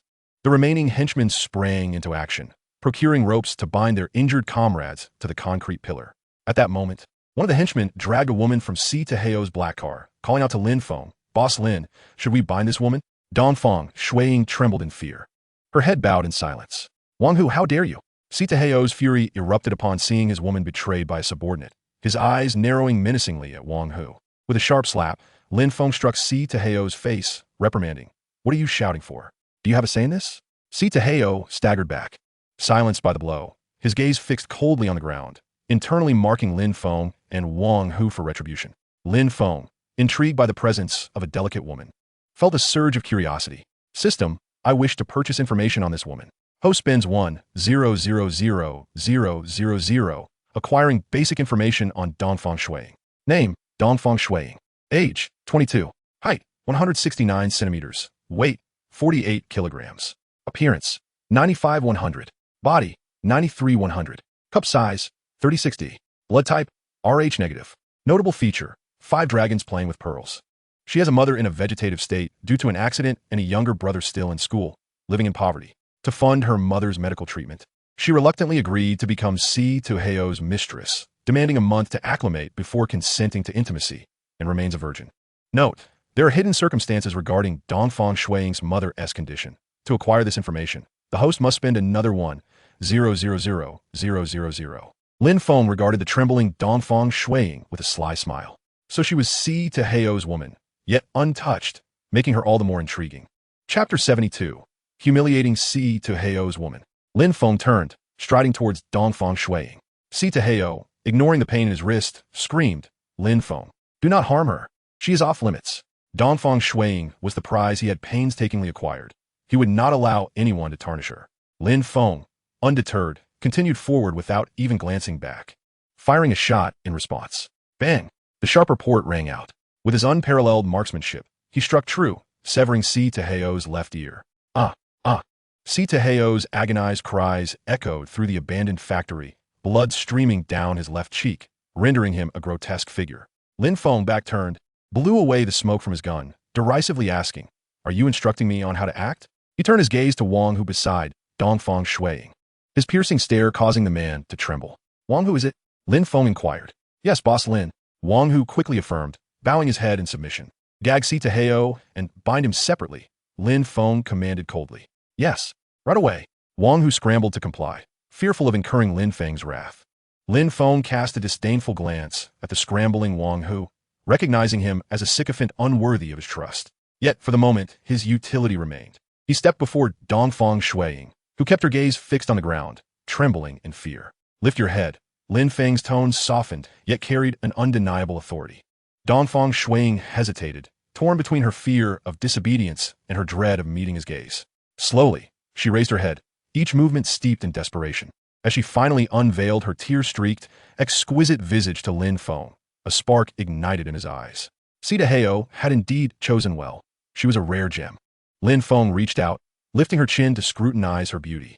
Dongfang Shuiying felt exposed under his gaze, her eyes darting in panic, avoiding direct contact, much like a frightened doe. Lin Feng observed her timid demeanor, and suddenly a playful smile graced his lips. He unexpectedly wrapped his arm around her waist, his palm firmly clasped around her slender midsection, drawing her closer into his embrace. With his other hand, he seized her chin, compelling her to lift her gaze, before leaning down to kiss her. The sudden, passionate kiss rendered Dongfang Shuiying utterly stiff, a terrified whimper escaping her throat. Her lips were fiercely captured. Lin Feng's kiss imbued with an irresistible aggressiveness. Not far away, Situ Hao witnessed the scene, his eyes instantly reddening with fury, a guttural, anguished growl emanating from his throat, akin to a caged beast. He writhed desperately against his bindings, the ropes digging painfully into his flesh, yet he remained unable to break free. What are you yelling about? How dare you disturb Boss Lin's enjoyment? Beside him, Wang Hu, witnessing the commotion, lifted his foot and delivered a kick to Situ Hao's abdomen. Situ Hao doubled over in pain, a more piercing sound escaping his lips, his gaze like a venomous blade glaring at Wang Hu, wishing he could consume him alive. What are you staring at? Do you dare believe that I won't gouge your eyes out and use them as marbles? Wang Hu kicked Situ Hao again. Adhering to the principle that a true hero does not suffer immediate losses, Situ Hao refrained from glaring any longer, suppressing his rage as he turned his head away. On the other side, Dongfang Shuiying was utterly inexperienced in kissing, especially with Lin Feng's fervent style. After a brief moment, she felt as though she were suffocating. In a desperate bid for survival, she pushed against Lin Feng with all her might, urging him to cease. Though Lin Feng was not the type to cherish delicate beauty, he was not a brute either. Noticing Dongfang Shuiying was truly struggling, he relented and withdrew his lips. Gasping for air, Dongfang Shuiying immediately inhaled deeply, her face flushed and alluring. Tears welled at the corners of her eyes from the lack of oxygen, her lips swollen from the kiss, exuding a fragmented beauty. Lin Feng's fingers drifted from her chin to gently caress her reddened cheek, his fingertips tenderly gliding over her delicate skin, a look of enjoyment gracing his face. At that moment, his gaze grew somewhat fervent. Seeing the intensity in Lin Feng's eyes, Dongfang Shuiying felt a surge of fear. In a voice as soft as a whisper, tinged with a hint of sobbing, she pleaded, "Mr. Lin, I beg you to let me go." "Let you go?" Lin Feng chuckled mockingly, his refusal unwavering. "Not a chance." With a sudden bend, he scooped Dongfang Shuiying's legs and lifted her effortlessly into his arms. With a slight exertion, her delicate form pressed tightly against him. "Oh!" she exclaimed in surprise, instinctively wrapping her arms around his neck, her palms grazing his warm skin, causing her to shiver. Yet she dared not release her grip for fear of falling. Lin Feng strode confidently towards Situ Hao's black sedan, his steps steady and unwavering. "Mr. Lin, please don't," Dongfang Shuiying implored, her voice laced with desperation. Lin Feng halted, casting a sharp glance at her in his embrace, his eyes piercing as he inquired, "What? Do you wish to remain chaste for Situ Hao?" Dongfang Shuiying instinctively began to deny it. But as the thought of her mother's exorbitant medical bills needing Situ Hao's payment crossed her mind, she quickly altered her response. "Yes, I want to remain chaste for him. Then I shall kill him, and you won't have to remain chaste for him any longer." Lin Feng raised an eyebrow, a murderous intent flickering in his gaze. Dongfang Shuiying recoiled in fear, swallowing hard, her face etched with terror. Yet, for the sake of her mother's medical expenses, she bravely suppressed her dread, attempting to reason, "Mr. Lin, you cannot kill him. Murder is illegal." "Illegal? It matters not. After all, we are all outlaws," Lin Feng replied dismissively. He then leaned closer, asking, "You claim you wish to remain chaste for Situ Hao. Is it for your mother, or because you harbor feelings for him?" Dongfang Shuiying was momentarily taken aback, meeting Lin Feng's gaze directly, exclaiming, "How do you know about my mother?" Chapter 73, A Deal with Dongfang Shuiying. "I not only know about your mother being rendered a vegetable, but I also understand that there is more to that accident than meets the eye," Lin Feng stated, shocking her. This revelation struck Dongfang Shuiying like a thunderclap, causing her to forget her fear, her eyes fixed intently on Lin Feng as she anxiously asked, "What exactly is the hidden truth regarding my mother's accident?" "System, what is the hidden truth you refer to?" "I wish to purchase it. The host spends 1 million. Acquiring the hidden truth of Lu Yui's car accident. Relevant evidence has been sent to your mobile device. Let us discuss in the car." With that, Lin Feng carried Dongfang Shuiying into the black sedan. As Situ Hao witnessed Lin Feng and Dongfang Shuiying entering the vehicle, the thought of what was about to transpire filled his eyes with a blood-red fury. He struggled against his bindings, a growl of rage escaping his throat. "Behave yourself," Wang Hu admonished, delivering another kick. Situ Hao glared at Wang Hu with venomous intent, like a dying beast poised to retaliate. He squirmed, attempting to inch closer to the car. Even a mere fraction would suffice. Wang Hu, incensed by his stare, placed a foot firmly on Situ Hao's face, pinning him down. "Dare to move? Do you believe I won't incapacitate you right now?" Situ Hao's cheek was forcefully pressed into the cold concrete, the rough granules agitating his skin, leaving him utterly unable to advance. He could only helplessly whimper, his gaze fixated on the direction of the car, powerless to intervene. Inside the vehicle, Dongfang Shuiying, feeling frightened, clutched her collar, shifting to the far side of the back seat. Lin Feng paid her no mind, confident she would return to him shortly. He retrieved his phone, opening the folder containing the details of Lu Yui's accident, filled with images, documents, and several videos. Lin Feng began perusing the images and subsequently opened a few documents. With each passing moment, his brow furrowed deeper, his mind echoing with astonishment. It turned out that this accident had been orchestrated entirely by Situ Hao. Initially, he had believed Situ Hao to be genuinely in love with Dongfang Shuiying. If one were to argue that Situ Hao did not care for Dongfang Shuiying, there was indeed a semblance of affection. He had not forced her, but rather accommodated her desires, treating her with kindness. Yet, if one were to assert he truly loved her, he had gone so far as to enlist a terminal cancer patient to deliberately harm Lu Yue. After the incident, the perpetrator, unable to compensate due to their dire condition, was not only spared imprisonment but, thanks to social assistance resources coordinated by the prison, received medical aid. Meanwhile, Lu Yue lay in the ICU, burdened with exorbitant medical bills, utterly neglected. All the weight rested upon the fragile shoulders of Dongfang Shuiying, a young woman newly introduced to the harsh realities of life. Noticing Lin Feng's engrossed silence as he stared at his phone, Dongfang Shuiying's heart raced, her fingers twisting anxiously. Ultimately, she could no longer contain herself and inquired, "You mentioned that my mother's accident has hidden truths. What exactly are they?" At her words, Lin Feng diverted his gaze from the screen, meeting hers with a serious demeanor, stating, "This accident was orchestrated entirely by Situ Hao." What? Dongfang Shuiying's body stiffened, incredulity flooding her features. Though she had not yet developed feelings for Situ Hao, she could not deny that he had treated her reasonably well, accommodating her requests, even covering 300,000 in medical expenses for her mother. She had begun to harbor some fondness for him, contemplating surrendering herself to him, and now to hear that he was responsible for all of it was almost unfathomable. "I understand your disbelief." Lin Feng perceived her internal struggle, presenting his phone before her. "Examine this evidence." Trembling, Dongfang Shuiying accepted the phone, her fingertips brushing against the cold evidence. One by one, the images, lines of text, and snippets of video unfolded before her, depicting Situ Hao in clandestine discussions with the perpetrator, screenshots of a 500,000 transfer record, and the ominous words late-stage lung cancer highlighted on the hospital's diagnosis report. Every detail pierced her heart like a poisoned dagger, inflicting wounds with acute precision. The man she was forced to rely upon was, in fact, the very architect of her mother's descent into despair. She nearly surrendered her body and soul to this demon who had shattered her family's happiness. A wave of suffocation washed over Dongfang Shuiying. After a fleeting moment of distraction, she gritted her teeth and spat out a venomous declaration. "Situ Hao, this is far from over." Lin Feng observed the flames of hatred igniting in her eyes, a flicker of exhilaration passing through his own as if a chess player had finally seen his pieces fall into the preordained arrangement. He reclaimed the phone from her grasp, gently lifting her chin with his fingertips, compelling her to meet his gaze. His voice resonated with a beguiling magnetism. "Do you desire revenge?" "Yes," Dongfang Shuiying answered without a moment's hesitation. At this, Lin Feng chuckled softly, applying a bit more pressure to elevate her chin, closing the distance between them. "Become my woman, and I shall not only assist your mother in finding the finest medical team, but I will also ensure that Situ Hao pays a grievous price." Dongfang Shuiying's breath caught her throat as she looked into Lin Feng's profound eyes. Within them, there was no trace of sympathy or compassion, only raw desire. It had offered her a glimmer of hope for revenge. She understood this was a transaction, a gamble where she would exchange herself for a chance to avenge her mother. But as thoughts of her mother's lifeless visage on the hospital bed and Situ Hao's duplicitous face flashed through her mind, she felt no hesitation. "All right." Her voice was hoarse yet resolute. Lin Feng smiled with satisfaction, releasing her chin and commending her choice. A wise decision. "Now, let me see your sincerity." Lin Feng reclined in the back seat, turning slightly to observe Dongfang Shuiying.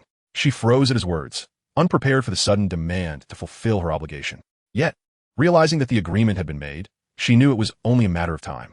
Looking at Lin Feng's handsome features, her resistance seemed to wane.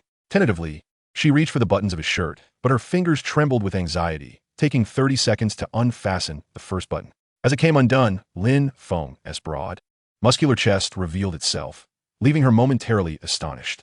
He must work out regularly. Dongfang Shuiying's cheeks flushed crimson with embarrassment. Lin Feng flashed a wicked smile, abruptly rolling down the car window to beckon Wang Hu, commanding, "Bring Situ Hao over." Chapter 74. The miserable Situ Hao under the car. Wang Hu and Situ Hao had been watching intently, and when the window suddenly dropped, they saw Dongfang Shuiying unbuttoning Lin Feng's shirt, her face flushed with shame, which ignited their imaginations. Situ Hao, witnessing this, struggled violently, his eyes ablaze with fury. He felt as if he were being cuckolded, an unbearable reality. Moreover, it was evident that Dongfang Shuiying was not being coerced by Lin Feng, which made the situation even more intolerable. How could he allow Lin Feng, who had been a mere obstacle, to usurp the woman he had worked so hard to possess? Dongfang Shuiying had not anticipated the window would drop so suddenly. Upon seeing so many eyes directed at her, she was engulfed with shame and quickly lowered her head to hide. Lin Feng watched her flustered demeanor with a mischievous smile, his hand moving to caress her hair, gently playing with the silky strands as if petting a cat. Meanwhile, Wang Hu obeyed Lin Feng's command, bending down to seize Situ Hao by the ankle, dragging him towards the black sedan. The coarse concrete scraped against Situ Hao's back and side, tearing his shirt and drawing blood, leaving a trail of crimson stains behind. He felt like a beaten dog, humiliated, his face contorted with rage as he mumbled incoherently. Wang Hu dragged Situ Hao to the side of the car, pressing his foot against his back. He reported to Lin Feng, "Boss Lin, I've brought him. Throw him under the car. Then you can step aside," Lin Feng ordered. Though Wang Hu was slightly perplexed, he complied without question. After kicking Situ Hao beneath the car, Lin Feng rolled up the window. His hand slipped beneath Dongfang Shuiying's arm, pulling her up from her crouched position beneath the seat. She shivered at the warmth of his palm.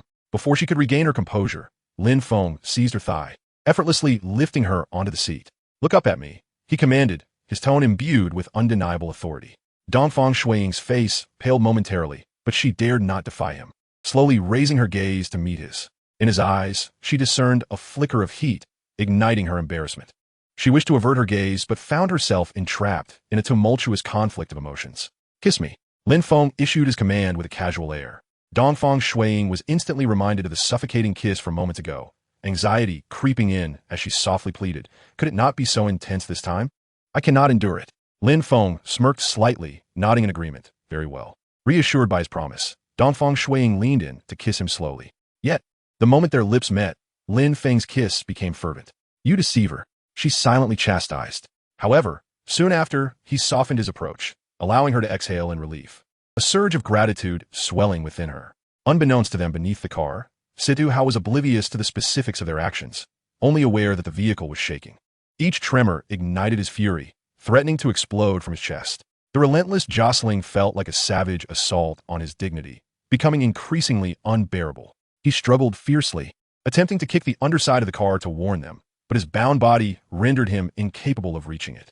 Instead, he resorted to thrashing against the tires, hoping to assert his presence. He was still alive. Yet, Lin Feng remained unfazed, continuing his course. No, Lin Feng did care about Situ Hao's feelings. The more angered Situ Hao became, the more Lin Feng escalated the torment. Situ Hao was nothing if not tenacious, persistently kicking at the tires, resting when fatigue set in, then resuming his assault. An hour later, he was utterly spent. Lin Feng exited the vehicle, crouching down to peer underneath at Situ Hao, an amused smirk dancing on his lips. At this moment, Situ Hao was exhausted, his face a mask of utter fatigue. His eyes filled with so much pent-up rage that the pressure had caused capillaries to burst, resulting in blood tears streaming down his cheeks, resembling a tormented specter. Seeing Lin Feng's mocking grin stirred a new surge of strength within Situ Hao, who began to writhe and grunt in frustration.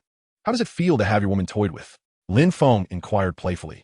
Before Situ Hao could respond, Lin Feng leaned in with a taunting expression, whispering, "Dongfang Shuiying is quite exquisite, and she is a rare gem, truly delightful."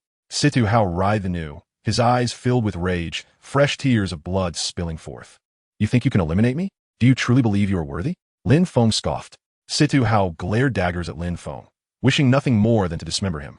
Lin Feng cast a disdainful glance at Situ Hao, then seized the car frame, delivering a swift kick that sent Situ Hao sprawling out from beneath the vehicle. Crashing onto the other side, Lin Feng first opened the trunk, then approached Situ Hao, bending down to grasp the nape of his collar, lifting him as one might a chick. Upon reaching the rear of the car, he flung Situ Hao into the trunk with a swift motion of his arm. Although there were inevitable bumps during the process, Situ Hao could only let out a feeble howl of protest. Lin Feng dusted off his hands, as if he had merely disposed of an inconsequential piece of refuse. He took his seat in the driver's position and cast a glance at the already slumbering Dongfang Shuiying in the back seat, a mysterious smile playing at the corners of his lips. He then lowered the car window and gestured for Wang Hu to come over. Wang Hu scampered over eagerly, ingratiatingly inquiring, "Boss Lin, what are your orders?" Lin Feng appraised Wang Hu with a discerning eye, despite this man's opportunistic nature and betrayal of his former leader. He was currently the most suitable lackey for Lin Feng, capable of handling the dirty work that needed to be done. Wang, who was well acquainted with Situ Hao's underlings and familiar with the industries under Situ Hao's control, making him an ideal candidate for the management role. Given that the Donghai group was on the verge of internal strife due to Zhang Tianhai's arrest, it was unlikely they would have the resources to retaliate against Wang Hu. Can you handle this? I'm leaving it in your hands, Lin Feng inquired coldly. Wang Hu understood that it was time to pledge his loyalty and straightened his back, declaring loudly, I guarantee I can. Very well, Lin Feng nodded in approval. He continued, now that you are with me, I shall not treat you poorly. Here's 1 million for you to strengthen your team. Upon hearing the sum, Wang Hu's eyes sparkled with excitement. Thinking to himself, Boss Lin is far more generous than that Situ Hao fellow. Noticing the delight on Wang Hu's face, Lin Feng issued a stern warning. You need to keep your subordinates in check. Any underhanded tactics must be curtailed. I am currently collaborating with the Public Security Bureau and have no desire to get my hands dirty. Chapter 75. Delivering Situ Hao to the psychiatric hospital. Wang Hu's expression turned to one of astonishment. He never expected Lin Feng, who had just brandished dual guns and tossed Situ Hao onto the ground, to demand that he refrain from engaging in criminal activities, especially when Lin Feng mentioned his cooperation with the Public Security Bureau. Wang Hu felt as though his worldview had been turned upside down. Yet, considering the circumstances ahead, he could not help but ask, what if other factions resort to underhanded means against us? I can't just stand by and watch my brothers get beaten, can I? With one hand resting on the window, Lin Feng lightly tapped his freshly lit cigarette and replied, we shall not initiate trouble, but we will not shy away from it either. He flicked the ash from his cigarette, his tone laced with a hint of cunning. Equip your brothers with body cameras. As long as we capture them striking first, we will have every right to defend ourselves. At this, a wicked smile crept across his lips, and then, we can simply call the police. Call the police? Wang Hu was momentarily taken aback. A seasoned veteran of the underworld, he had never before resorted to law enforcement for trouble. The thought of doing so would surely invite ridicule from his peers. What? Are you reluctant? Lin Feng inhaled deeply, his gaze fluctuating ominously as he regarded Wang Hu. Feeling a chill run down his spine from Lin Feng's formidable demeanor, Wang Hu quickly replied, I am willing, very willing. Lin Feng patted Wang Hu on the shoulder, speaking earnestly, with the current crackdown on organized crime, we must leave no trace. In the future, rely on your intellect rather than resorting to those crude, unsavory methods. Yes, I have learned, Wang Hu nodded seriously. Please provide me with your bank account number. Lin Feng instructed, pulling out his phone. Wang Hu relayed his account details, and Lin Feng promptly transferred 1 million to him. After giving Wang Hu instructions to manage matters here, he drove away. System, which psychiatric hospital in Haicheng has the most formidable reputation, the cruelest methods, and avoids interference? Lin Feng gripped the steering wheel with one hand, the other tapping lightly on the car frame, his eyes glinting with malice. Killing Situ Hao outright would be too merciful. Sending him to a psychiatric hospital would be far more fitting. They had numerous methods of torment at their disposal, and with minimal care, they could ensure he would suffer immensely. The mere thought of Situ Hao's desperate pleas for release brought a cold smile to Lin Feng's lips. The best part was, this scheme was not illegal. Ho spends 1 million to acquire information on the target's psychiatric hospital. Haicheng's 13th psychiatric hospital is the most unique psychiatric facility in the city. The internal security is akin to that of a prison, with harsh punitive measures, and it possesses deep connections that deter scrutiny. Since its establishment, no patient has ever escaped from here. However, the hospitalization fees here are exorbitantly high, making it unaffordable for anyone but the wealthy. Thus, most detainees are either disgraced heirs of noble families or cast-off children. How exorbitant? Lin Feng inquired. The minimum annual fee is 2 million. That is indeed quite pricey, but I can afford it. In a couple of days, crude oil futures are about to experience a significant surge. I've been waiting for this opportunity, and my capital will undoubtedly multiply tenfold or more. Having made his calculations, Lin Feng activated the navigation system, inputting his destination before heading toward the 13th Psychiatric Hospital. The 13th Psychiatric Hospital is situated in the remote mountains on the outskirts of the city, with not a decent village or town in sight after leaving the urban area. A splendid location, Lin Feng mused with a low chuckle. As he approached the 13th Psychiatric Hospital, he could already see the entirety of the establishment. Towering Gothic buildings, draped in gray, rose amid the surrounding mountains, their spires piercing the sky, while dark green vines clung to the outer walls, giving the impression of a slumbering beast. The perimeter was fortified with walls over 3 meters high, topped with barbed wire, presumably electrified, with guard posts every 10 meters where armed sentinels stood with unwavering focus. Indeed, it was sufficiently imposing. Lin Feng parked his car at the designated reception area, and as soon as he opened the door, a man clad in a black suit and white gloves approached him. "Good day, sir. How may I assist you?" The man's tone was monotonous, his gaze scrutinizing Lin Feng. "I am here to admit a psychiatric patient," Lin Feng replied coolly. "And where is the patient?" the man inquired. "In the trunk." Lin Feng opened the trunk, revealing a disoriented Situ Hao, who was now blinded by the sudden light after long darkness, rendering him unable to see clearly. The man remained unfazed, clearly accustomed to such scenes. Lin Feng reached into Situ Hao's clothing pockets, retrieving 2 loaded magazines. He displayed them to the man, feigning exasperation. "You see, this fellow has been filled with a desire for slaughter lately, hence the necessity of sending him for treatment." The man nodded slightly and said, "Please follow me." "Sir, I will assist you in completing the admission procedures." With a wave of his hand, 2 guards rushed over, hauling Situ Hao into the depths of the psychiatric hospital. Upon entering the reception hall, Lin Feng noticed a stark contrast between the decor and the ominous exterior. The marble floor gleamed, crystal chandeliers emitted a soft glow, and the air carried a faint scent of disinfectant, barely masking an underlying hint of blood. As Lin Feng approached the front desk, a middle-aged man wearing a white lab coat and gold-rimmed glasses approached him. "This is Dr. Davis, one of the attending physicians," the man in the white gloves introduced. "Hello, Dr. Davis," Lin Feng greeted. "Greetings," Dr. Davis nodded, then turned to Situ Hao, asking, "Is this the gentleman requiring psychiatric treatment?" "Yes," Lin Feng affirmed, then inquired, "What is your treatment process here?" Davis spoke slowly. "We will develop a personalized treatment plan based on the patient's condition, which includes pharmacological interventions, behavioral corrections, and psychological counseling." He paused, casting a glance at Lin Feng, his eyes behind the lenses revealing a hint of peculiarity. "Of course, the specific details of the treatment are confidential to the hospital." Lin Feng smiled faintly and produced a black card from his pocket, placing it on the table. "I require the highest level of care. Money is no object." Davis glanced at the black card, his face displaying a rehearsed smile. "Rest assured, our services are always tailored to meet our clients' every need." At that moment, Situ Hao had finally adapted after some time. He could now see and hear. Upon spotting the large characters on the wall that read number 13 Mental Hospital, his complexion turned as pale as a sheet, and he began to struggle violently. Chapter 76. Anxious Dongfang Shuiying. "Dr. Davis, look, he's having another episode. You must treat him with utmost care," Lin Feng said, his face etched with concern. Adjusting his gold-rimmed glasses, Davis nodded in agreement, observing Situ Hao thrashing about and screaming in madness. He then turned to Lin Feng, adopting a professional tone. "Please rest assured, if you sign a contract and pay in full, we will arrange for expedited treatment immediately." "No problem. Let us sign." Lin Feng was eager to proceed without delay. Hearing this, Situ Hao struggled even more fiercely, fear etched on his face, his screams growing louder and infused with despair. The 2 guards restraining him, growing increasingly frustrated by his relentless thrashing, exchanged glances, their expressions turning steely as they forcefully pressed him against the cold marble floor. One of them pressed a knee into his back while the other twisted his wrist behind him. At last, Situ Hao could no longer move, panting heavily on the ground. Tears of despair mingling with saliva, creating a puddle beneath him. Davis retrieved a thick contract from his drawer, sliding it before Lin Feng. "By signing this agreement, the guardianship of this patient will be officially transferred to our hospital. As long as you make timely payments, we guarantee the most comprehensive and high-quality treatment plan to stabilize his condition." He paused, tapping a specific page with his fingertip. "Given that you have chosen our highest-tier VIP treatment package, the annual fee is 3 million, which must be paid in a lump sum. Is this amount acceptable?"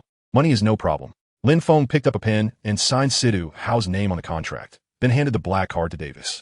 Davis signaled to the front desk staff, and a receptionist clad in a revealing nurse's uniform hurried over, holding a silver-gray POS machine. After Lin Feng successfully processed the payment, Davis smiled with satisfaction and warmly assured him, "Rest assured, our treatment methods will effectively manage his condition." To Situ Hao, however, that smile appeared ominous and terrifying, more dreadful than any threat. Lin Feng picked up a copy of the contract, glancing at the prostrate Situ Hao, whose eyes bore a venomous glare, as if wishing to bore holes into him. Unfazed, Lin Feng smirked and turned to leave, entirely dismissive of Situ Hao. Upon exiting the mental hospital and reaching his car, the timid voice of Dongfang Shuiying emerged from the back seat. "What kind of place is this? It looks so eerie." "It's a mental hospital," Lin Feng replied nonchalantly. "What? A mental hospital?" Dongfang Shuiying seemed bewildered and somewhat frightened, yet could not suppress her curiosity. "What are we doing here? I've admitted Situ Hao to the mental hospital." Lin Feng turned to observe her reaction. Initially, she appeared stunned, but soon a look of vindictive satisfaction spread across her face. Although Lin Feng had promised to help her take revenge on Sidu Hao, she hadn't anticipated he would act so promptly and in such a manner. The thought of Situ Hao enduring inhumane torment in that place alleviated much of the pent-up frustration in her chest. Thank you. Dongfang Shuiying expressed her gratitude sincerely. Lin Feng smiled, silently acknowledging the transaction. Where do you live? I'll take you back, he inquired. I reside in Wudong Bay Community, she replied. Lin Feng activated the navigation system, steering toward Wudong Bay Community. After over an hour, the vehicle finally pulled up outside Building 9. Can you return alone? Does it hurt? Lin Feng asked with concern. Upon hearing this, Dongfang Shuiying's face flushed crimson, reminiscent of a boiled crab. She recalled the moments when Lin Feng had bullied her in the abandoned factory, along with her uncontrolled reactions, and shot him a glare. You have no sense of pity. I was still a naive young lady back then, she internally chastised. Nevertheless, she felt a flicker of warmth at Lin Feng's current kindness. However, she was not alone at home. Her roommate and university classmate were also there, and she didn't want them to know about her relationship with Lin Feng. After all, they were not truly a couple. Rather, they were entangled in a transactional affair. To put it bluntly, she was merely a canary in his gilded cage. I can return alone. She inhaled deeply, opening the car door to exit. Yet, as she extended her leg to step out, a sudden sharp pain caused her brow to furrow.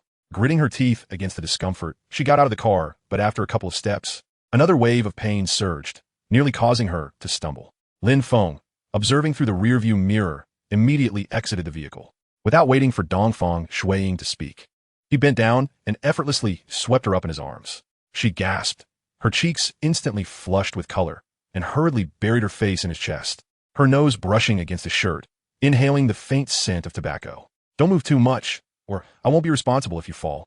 Lin Feng's voice came teasingly from above. He then closed the car door with his foot and carried her toward the entrance of the building.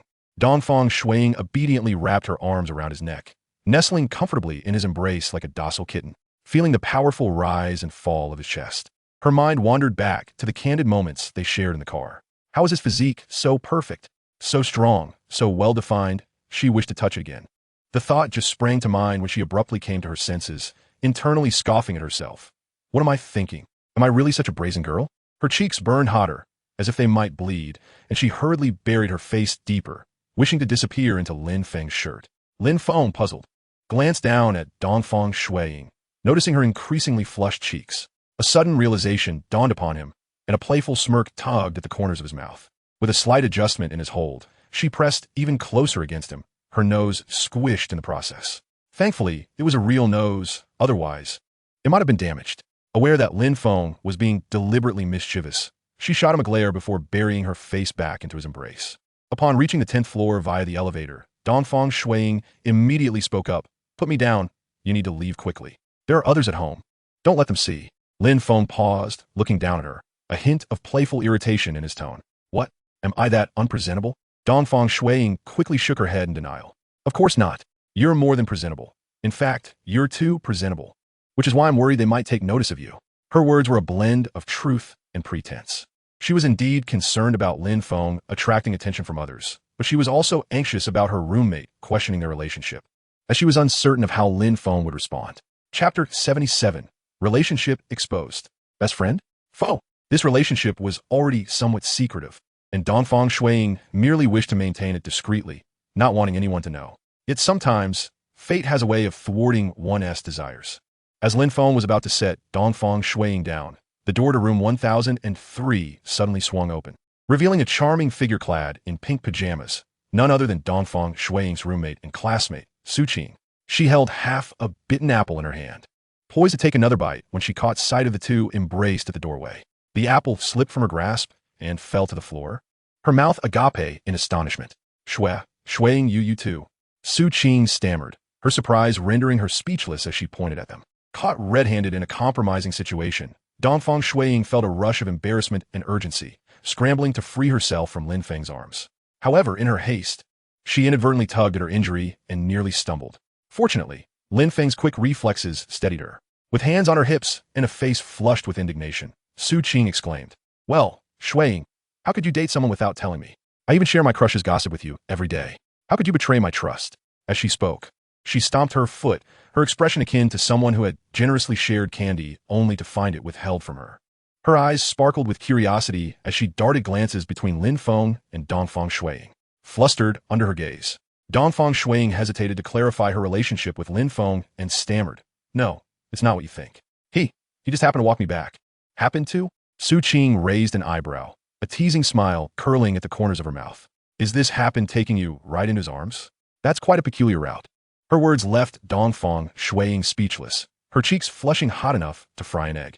She hastily lowered her gaze and murmured, I twisted my ankle." Rolling her eyes, Su Qing wore a look of disbelief and then turned her attention to Lin Feng, appraising him from his tall stature to his chiseled profile.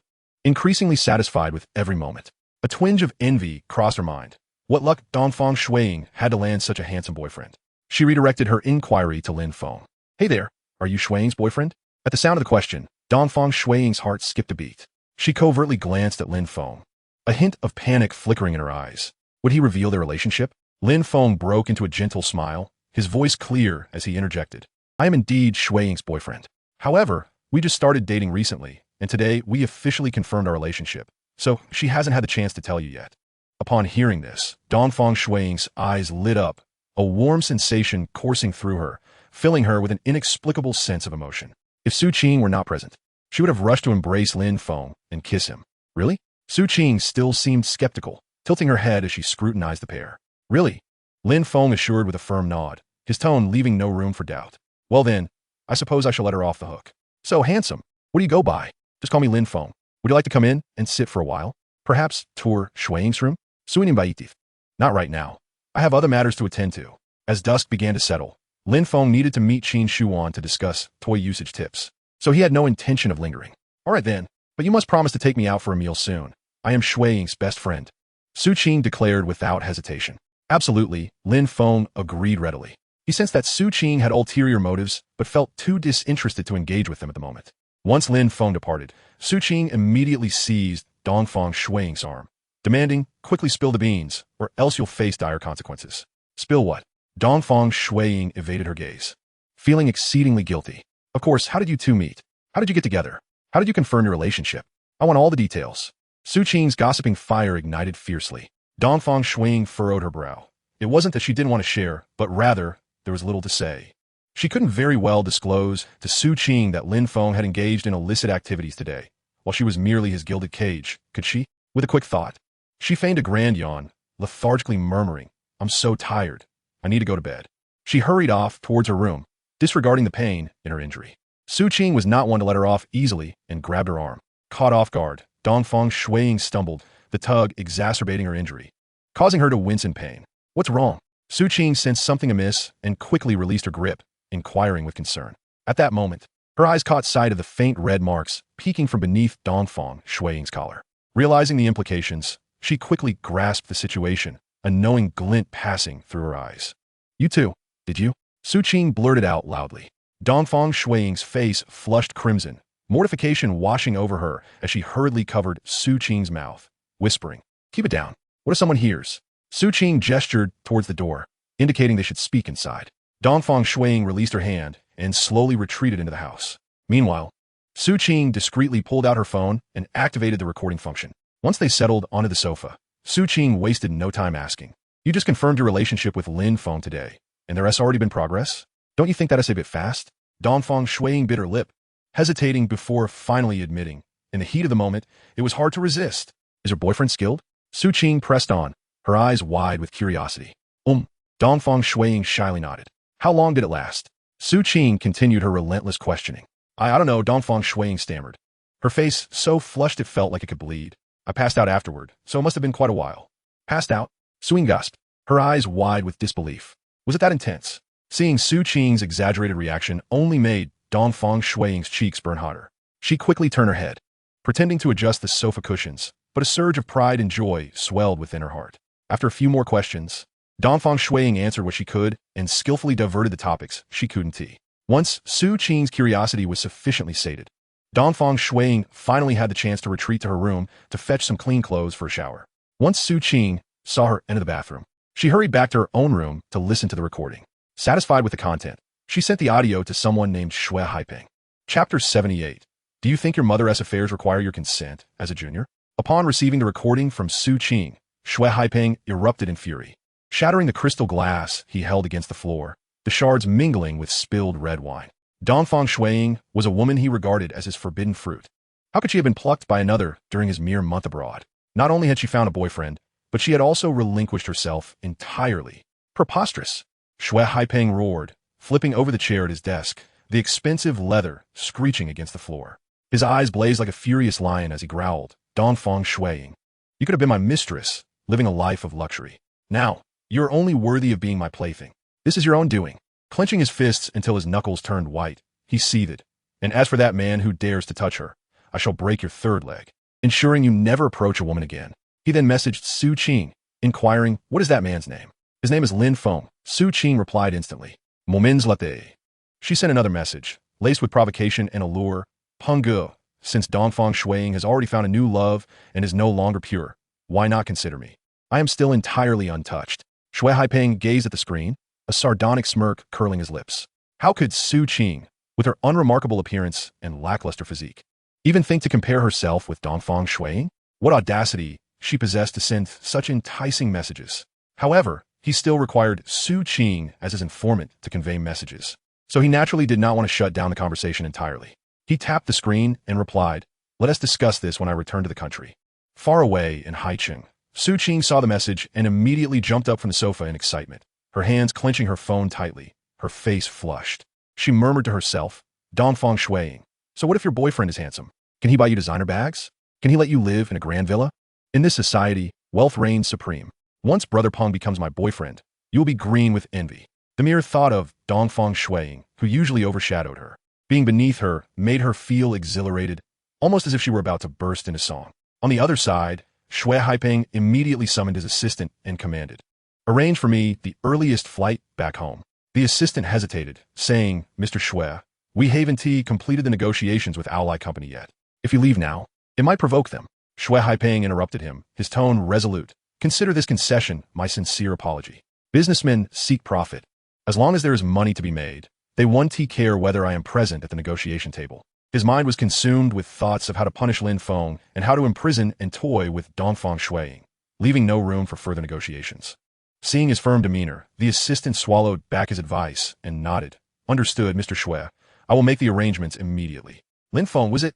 Shui Haipeng stroked his chin, his gaze dark and menacing.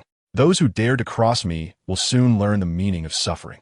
Lin Feng arrived at the Tianjin Villa area and walked straight into Qin Shujuan's villa. Upon entering, he found Zhou Miaoyin sitting cross-legged on the living room sofa, her eyes fixed on him like a searchlight. Observing her demeanor, it was evident she was waiting for Qin Shujuan to return home, presumably to confront her. However, instead of her mother, it was Lin Feng who appeared first. Seeing that Lin Feng had a key to her home, Zhou Miaoyin felt a heavy weight in her chest, as if she had plunged into an icy abyss. Could it be that her mother's lover was indeed him? Yet, she was unwilling to believe it. Her mother had always been dignified and composed. How could she possibly be involved with a younger man, especially one who had once been her infatuated admirer? Is the key in your hand for my mom? Zhou Miaoyin asked, her voice trembling slightly. Of course. Lin Feng replied without hesitation. Zhou Miaoyin's mind buzzed. The last shred of hope she clung to shattered by his flippant words. Did her mother truly give him a key? What did that imply? It meant Lin Feng could come and go freely in their home, spending time with her mother in her absence. She dared not contemplate further. Her face turned pale, her fingers gripping the cushion turning white from the pressure, her knuckles trembling slightly. Lin Feng leaned against the wall, arms crossed. A hint of amusement in his eyes as he observed the shifting expressions on Zhou Miaoyin's face, as if relishing a captivating performance. Noticing his teasing gaze, Zhou Miaoyin's anger flared, and she shouted, Lin Feng, I do not approve of you being with my mom. Lin Feng scoffed, the disdain in his eyes nearly overflowing. This is a matter between me and your mother. Why would I need the approval of someone like you? I am her daughter, and I say no. My mom will certainly listen to me. Zhou Miaoyin asserted defiantly. Lin Feng scoffed once more, dismissively saying, then you may try and see whether your mother chooses to break up with me or cut off your allowance. Zhou Miaoyin retorted with a scoff of her own. What makes you think my mom would listen to you? You're just the CEO of a small company. How can you compare to my mom's billion-dollar enterprise? Then let us wait and see. Lin Feng replied lazily, content to let the facts speak for themselves. With that, he ascended the stairs, glancing back at Zhou Miaoyin with a provocative look in his eyes as he reached the corner of the second floor. He then opened the door to Qin Shujuan's room and slammed it shut behind him. Ah, that damn Lin Feng. I will make sure my mom dumps you. Zhou Miaoyin seethed, throwing the cushion to the ground in frustration. She picked it up, hurled it back onto the sofa, and began to hit it fiercely with her small fists, muttering angrily, "I will destroy you." At that moment, Qin Shuan appeared at the villa's entrance, having just returned from work. Seeing Zhou Miaoyin venting her emotions on the cushion, she asked in surprise, "Yinin, what's wrong? Who has upset our little princess?" Hearing her mother's voice, Zhou Miaoyin halted her actions abruptly. She turned, her eyes instantly reddening, resembling a wounded animal as she stepped forward and threw herself into Qin Shujuan's embrace, clutching her waist tightly. "Mom," she buried her face in her mother's shoulder, her voice thick with emotion, yet resolutely declared in her ear, "I want you to break up with Lin Feng." Chapter 79. Don't you find it thrilling? Upon hearing this, Qin Shuan's heart skipped a beat, and she thought to herself, could it be that Yinin knows about my affair with Lin Feng? However, her years of experience in the business world quickly steadied her. Until she ascertained how much her daughter knew, she could not afford to lose her composure. She pushed Zhou Miaoyin back slightly, adopting a serious expression as she scolded, "Yinin, what nonsense are you talking about?" Then she softened her tone, adding, "My relationship with Lin Feng is purely professional. We are discussing projects and exchanging information. There is absolutely nothing romantic about it. What is there to break up? Mom, I already know everything. Stop hiding it from me." Zhou Miaoyin stamped her foot in frustration, her cheeks flushed with anger, evidently convinced of her own judgment. Qin Shuan felt a tightening in her heart, but refrained from admitting anything. Instead, she asked, "What exactly do you know?" Lin Feng admitted it himself. "He said you would never break up with him and even threatened to cut off my allowance. He has bullied me enough. You must stand up for me." Zhou Miaoyin exclaimed, a mix of anger and vulnerability in her voice. Qin Shuan, upon hearing this, silently blamed Lin Feng for putting her in such an awkward position. Yet, she quickly composed herself and devised a strategy to defuse the situation. She sighed, poked Zhou Miaoyin's forehead, and said with mock annoyance, "You silly girl. How can you be so naive? Lin Feng is just trying to provoke you. Can't you see that? Provoke me?" Zhou Miaoyin was taken aback, her brow furrowing in confusion as doubt began to replace her earlier certainty. She pondered her mother's words and recalled Lin Feng's mischievous demeanor, which indeed seemed to carry a hint of deliberate provocation. Yet something still felt off. "He has a key to our house. Didn't you get it to him?" Zhou Miaoyin pressed on this crucial point. "The key was indeed given to him, but that was because I once left an important contract at home and urgently needed it. Lin Feng drove me back to retrieve it, and later, things got busy and I forgot to take it back," Qin Shuan explained. "Oh, is that so?" Zhou Miaoyin felt a hint of confusion. "Of course. What did you think it was?" Qin Shuan countered, turning the tables on her daughter. Zhou Miaoyin was momentarily speechless, realizing her mother made a valid point, yet the uncomfortable feeling in her heart persisted like a thorn. Just then, her peripheral vision caught sight of the closed door to her mother's room on the second floor, and a sudden thought struck her. She furrowed her brow and asked, "But he just went into your room, and he closed the door?" As this question hung in the air, the atmosphere in the living room grew tense once more. Zhou Miaoyin stared intently into Qin Shujuan's eyes, afraid of missing even the slightest hint of a flaw. Qin Shuan's heart skipped a beat, a flicker of panic crossing her face. Yet she swiftly adjusted her expression, anger flickering across her features as she struck the armrest of the sofa with force and exclaimed, "Lin Feng has entered my room? This scoundrel is becoming increasingly unruly. Although I regard him as a brother, such liberties cannot be tolerated. I shall confront him at once." With that, she stormed upstairs in a huff, her demeanor suggesting she was far from pleased. Zhou Miaoyin, observing Qin Shujuan's retreating figure, felt a surge of confusion. Was Lin Feng truly her mother's paramour? Doubts began to creep in her mind. Perhaps following them to eavesdrop would yield clarity. With a determined resolve, she fixed her gaze on the second floor, and as soon as Qin Shuan entered her room, she stealthily trailed behind. Inside Qin Shuan's chamber, upon seeing her, Lin Feng immediately beckoned her over. Qin Shuan rushed to his side, whispering hastily, "Just now, I spoke with Miaoyin." She recounted their conversation at lightning speed, then clasped her hands together, gazing at Lin Feng with a hint of pleading in her eyes. "Please, just play along with me for a moment." Lin Feng tilted her chin, compelling her to meet his gaze, and inquired, "What harm is there in being forthright? Can you truly keep this hidden from her forever? But I fear she may not accept it all at once. The child is quite stubborn. What if she spirals into despair?" Qin Shuan sighed, a flicker of worry crossing her features. "Then let us have another child," Lin Feng declared boldly. "Huh?" Qin Shuan was momentarily taken aback, never anticipating such a declaration from him. "Are you serious or jesting?" she asked, her eyes searching his. "Of course I'm serious. I believe we could have a child of our own." Lin Feng sat up straight, his expression grave, devoid of pretense. Qin Shujuan's heart raced, warmth flooding through her. Yet, Lin Feng swiftly shifted the conversation. Of course, this decision rests entirely with you. I would never pressure you. After all, having a child is no trivial matter. He paused, his gaze softening as it rested on her face. You are not young anymore. You would be considered a high-risk pregnancy. I do not wish for you to take unnecessary risks. Upon hearing this, Qin Shuan felt her heart swell with warmth. Although she maintained her youthfulness, appearing to be in her early 30s, she was, in fact, already 43, and the prospect of childbirth warranted careful consideration. At that moment, her heart swayed slightly. Imagining a child who bore resemblances to both Lin Feng and herself, her lips involuntarily curling into a smile. However, such a monumental decision could not be made in haste. So she inhaled deeply and replied, I need to contemplate this matter thoroughly. She continued, even if we do have a child in the future, I cannot abandon Miaoyin. She will always be my daughter. Hence, I implore you to indulge me in this charade to allay her suspicions. Lin Feng, with a teasing glint in his eyes, responded, If you wish to perform, then I shall join you in this act. However, I refuse to partake in such a dry performance. I intend to add some flair. Seeing the mischievous light in his eyes, Qin Shuan felt a pang of unease and hastily inquired, What do you mean by adding flair? Lin Feng leaned closer, whispering a few words into her ear. Instantly, Qin Shujuan's cheeks flushed crimson, and she lightly slapped his arm, chiding, What are you thinking at this hour? What if Miaoyin walks in? Will you not lock the door? Lin Feng raised an eyebrow, unapologetically countering. Qin Shuan, still feeling shy, hesitantly asked, Is it really necessary to go that far? Do you not find it thrilling? Lin Feng grinned, a hint of mischief in his smile. Thrilling it may be, but it feels rather excessive, Qin Shuan replied, a mixture of apprehension and inexplicable anticipation coursing through her. Chapter 80. The Grand Performance. Qin Shuan proposed a hotel rendezvous. If you're unwilling, then it is settled. Lin Feng reclined on the bed, adopting a languid posture. Qin Shuan observed his demeanor, torn between irritation and amusement, yet concerned that his genuine displeasure might jeopardize their relationship.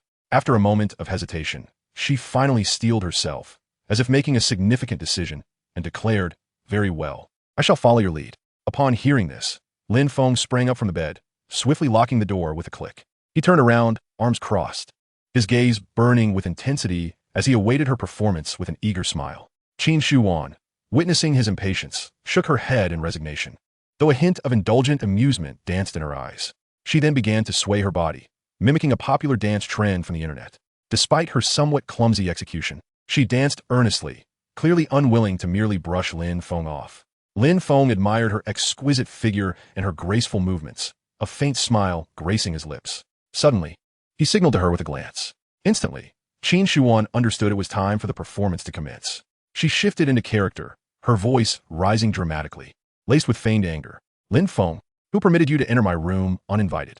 Your behavior is becoming increasingly outrageous. Lin Feng immediately matched her intensity, raising an eyebrow as he retorted, Sister Wan, I have always regarded you as a sibling. Is it necessary to inform you in advance before visiting my sister's room?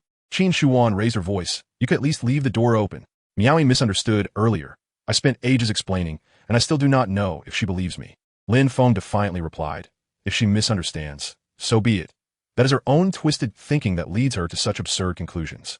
Outside, Zhou Miaoyin fumed upon hearing Lin Feng's words, nearly ready to explode with rage, yet cautious not to alert those inside. She could only grind her teeth in silent condemnation of him. Qin Shuan, witnessing Lin Feng's rebellious spirit, shot him a disapproving glance, yet continued her movements. However, her voice rang out. It is no wonder Miaoyin misinterpreted. You deliberately misled her into thinking we shared a relationship. She took it to heart. Besides, you possess a key to our home and enter my room right in front of her. Anyone would think twice. Zhou Miaoyin, listening from outside, felt her doubts dissipate significantly. Could it be that I truly misjudged their relationship? I thought to myself, how could my proud mother ever deign to notice someone like Lin Feng, who is merely a superficial facade? It appears I was mistaken. Only someone as shallow as I would offer him an opportunity. Yet, considering how Lin Feng has been treating me lately, and how he has failed to appreciate the chance I've given him, while getting close to other girls, my teeth clenched in frustration. Lin Feng, if you continue to treat me this way, you shall regret it one day. I, Zhou Miaoyin, will forever be the woman you can never possess. With a huff of indignation, Zhou Miaoyin stealthily retreated. Lin Feng had been attentively monitoring the commotion outside. Upon hearing the faint footsteps recede, he signaled an okay gesture to Qin Shuan. Upon witnessing this, Qin Shujuan's tense form relaxed instantly, a relieved sigh escaping her lips, and a thin sheen of sweat appeared on her forehead. Lin Feng approached her, pausing beside her as his fingertips gently traced her cheek. Is it settled now? Qin Shuan nodded, though her voice still bore a trace of trepidation. My heart was racing as if it might leap from my throat. I truly fear Miaoyin would not believe me and would burst in. Lin Feng nonchalantly played with her hair, responding, if she discovers our relationship, so be it. She will learn sooner or later. Qin Shuan sighed, expressing her resignation. If I can postpone the confrontation for another day, I shall take it. Right now, I am uncertain about how to face her. Lin Feng understood the predicament she faced and chose to remain silent. Now that the performance was over, he wondered whether Miaoyin would be convinced. You should leave quickly. Otherwise, our earlier act would have been in vain. Qin Shuan gazed at Lin Feng, her eyes tinged with a hint of pleading as she spoke. After I have accompanied you through such a grand performance, are you so easily dismissing me? Lin Feng feigned displeasure and replied, is it so? Qin Shuan felt a touch of embarrassment, for it seemed somewhat akin to the cruel fate of a cunning rabbit being cooked after its usefulness has ended. Yet, Lin Feng could no longer remain in her room. Otherwise, all their prior efforts would have been in vain. After a moment's contemplation, Qin Shuan proposed, let us rendezvous at the hotel shortly. The rationale behind choosing a hotel was clear. Her other properties were either long neglected and covered in dust, rendering them uninhabitable, or situated in remote locations. Far less convenient than a hotel. Lin Feng pondered for a moment and nodded. Then let us meet at room 808 of the Grand Court Hotel, he said, a playful smile gracing his lips as a glimmer of mischief flickered in his eyes. That place holds our memories, after all. Upon hearing the address, Qin Shuan was instantly reminded of their first encounter, when Lin Feng had used her secrets to coerce her into changing her attire and extorted 10 million from her. The memory of his overwhelming dominance and assertiveness made her want to glare at him. Yet, it was that very encounter that unveiled Lin Feng's formidable intelligence-gathering abilities, leading her to willingly submit to him. The subsequent events had long since proven that her initial choice was indeed correct. The 10 million that had been extorted had multiplied manifold due to her collaboration with the Xianyu group. Thus, her feelings towards room 808 were a mixture of affection and resentment. Why not call the hotel and check if room 808 is still available? Suggested Qin Shuan. Very well. Lin Feng responded, promptly dialing the Grand Court Hotel. Upon learning that room 808 was unoccupied, he swiftly made a reservation for it. He then exited the room. After Lin Feng departed, Qin Shuan immediately approached her wardrobe, opening it and beginning to select her attire. As Lin Feng reached the stairway, he spotted Zhou Miaoyin engrossed in her phone on the living room sofa. Upon noticing Lin Feng's descent, she shot him an arrogant glance, seemingly implying, you've been scolded by my mother, haven to you? Lin Feng cast her a disdainful look, thinking, your mother behaves like a docile cat around me. What gives you the right to flaunt? He promptly reprimanded her. Young lady, it is quite impolite to stare at your uncle like that. Do you understand? Zhou Miaoyin, upon hearing this, erupted in anger, shouting, get lost. You're not my uncle. Stop taking advantage of me. Leave my house immediately. No need for your input. I was just about to return to my slumber. Lin Feng continued to tease. Get out. Zhou Miaoyin seethed, grabbing a throw pillow and hurling it at Lin Feng. He deftly dodged it, striding towards the door with an air of triumph. Watching Lin Feng saunter away as though he were the victor, Zhou Miaoyin glared at his retreating figure, her small fists flailing the air as she muttered, that insufferable guy. Only after Lin Feng had completely vanished did she return to the sofa, her face still flushed with indignation, clearly still simmering with anger. A short while later, Qin Shuan descended the stairs. Zhou Miaoyin noticed her mother adorned in a glamorous and alluring evening gown, ready to head out, and immediately inquired, Mom, why are you so beautifully dressed at this hour? Where are you going? Chapter 81. The Alluring Qin Shuan. Qin Shuan had already prepared her response and immediately replied, there is an important figure hosting a banquet tonight, which would greatly benefit the company. I must attend. Zhou Miaoyin felt a twinge of doubt. Why had her mother not mentioned this when she first returned home? It seemed too coincidental that she would leave shortly after Lin Feng departed. Qin Shuan appeared to anticipate Zhou Miaoyin's suspicions, and with a hint of worry, she lamented, if it weren't for the urgent matters that held me back earlier, I would have left much sooner. Arriving at this hour, I surely will be late. I hope that esteemed individual will not take offense. As she spoke, she deliberately glanced at her watch, feigning urgency to make the appointment. Zhou Miaoyin, hearing this, felt her doubts replaced by self-reproach. She reflected, could it be that I am indeed as twisted in thought as Lin Feng suggested, suspecting infidelity at every turn? My mother is clearly attending for work, and here I am, indulging in baseless conjecture. How utterly inappropriate of me. I truly am despicable. Feeling guilty, Zhou Miaoyin quickly adopted a concerned tone and said to Qin Shuan, "Mom, it's unsafe to go out alone at night. You should take a few bodyguards with you for protection. Do not worry, my dear. I am not a child and know how to look after myself." Qin Shuan reassured her, patting her shoulder. With that, she turned and gracefully strode out in her high heels, the sound of her footsteps fading into the distance until they disappeared outside. Once settled in her vehicle, Qin Shuan swiftly sent a message to Lin Feng. "I have left. Prepare for a surprise." Lin Feng quickly replied, "What kind of surprise?" Glancing at the screen, Qin Shujuan's lips curled into a mysterious smile as she responded, "That's a secret. You'll find out soon." Lin Feng's curiosity was piqued, and he replied, "I look forward to the surprise." The car smoothly exited the villa area, heading towards the Grand Court Hotel. The night was as dark as ink, and the neon lights outside the car window flickered, casting an enchanting glow on Qin Shujuan's meticulously made-up face. Meanwhile, within the Grand Court Hotel, Lin Feng had just completed his check-in at the front desk and obtained his room key when he suddenly spotted Zhou Miaoyin, the vice president of the student council, affectionately embracing a strikingly youthful girl as they made their way towards the elevator.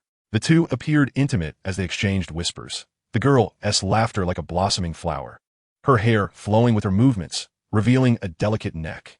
Upon recognizing the girl's face, Lin Feng's expression turned icy, his fingers tightening slightly.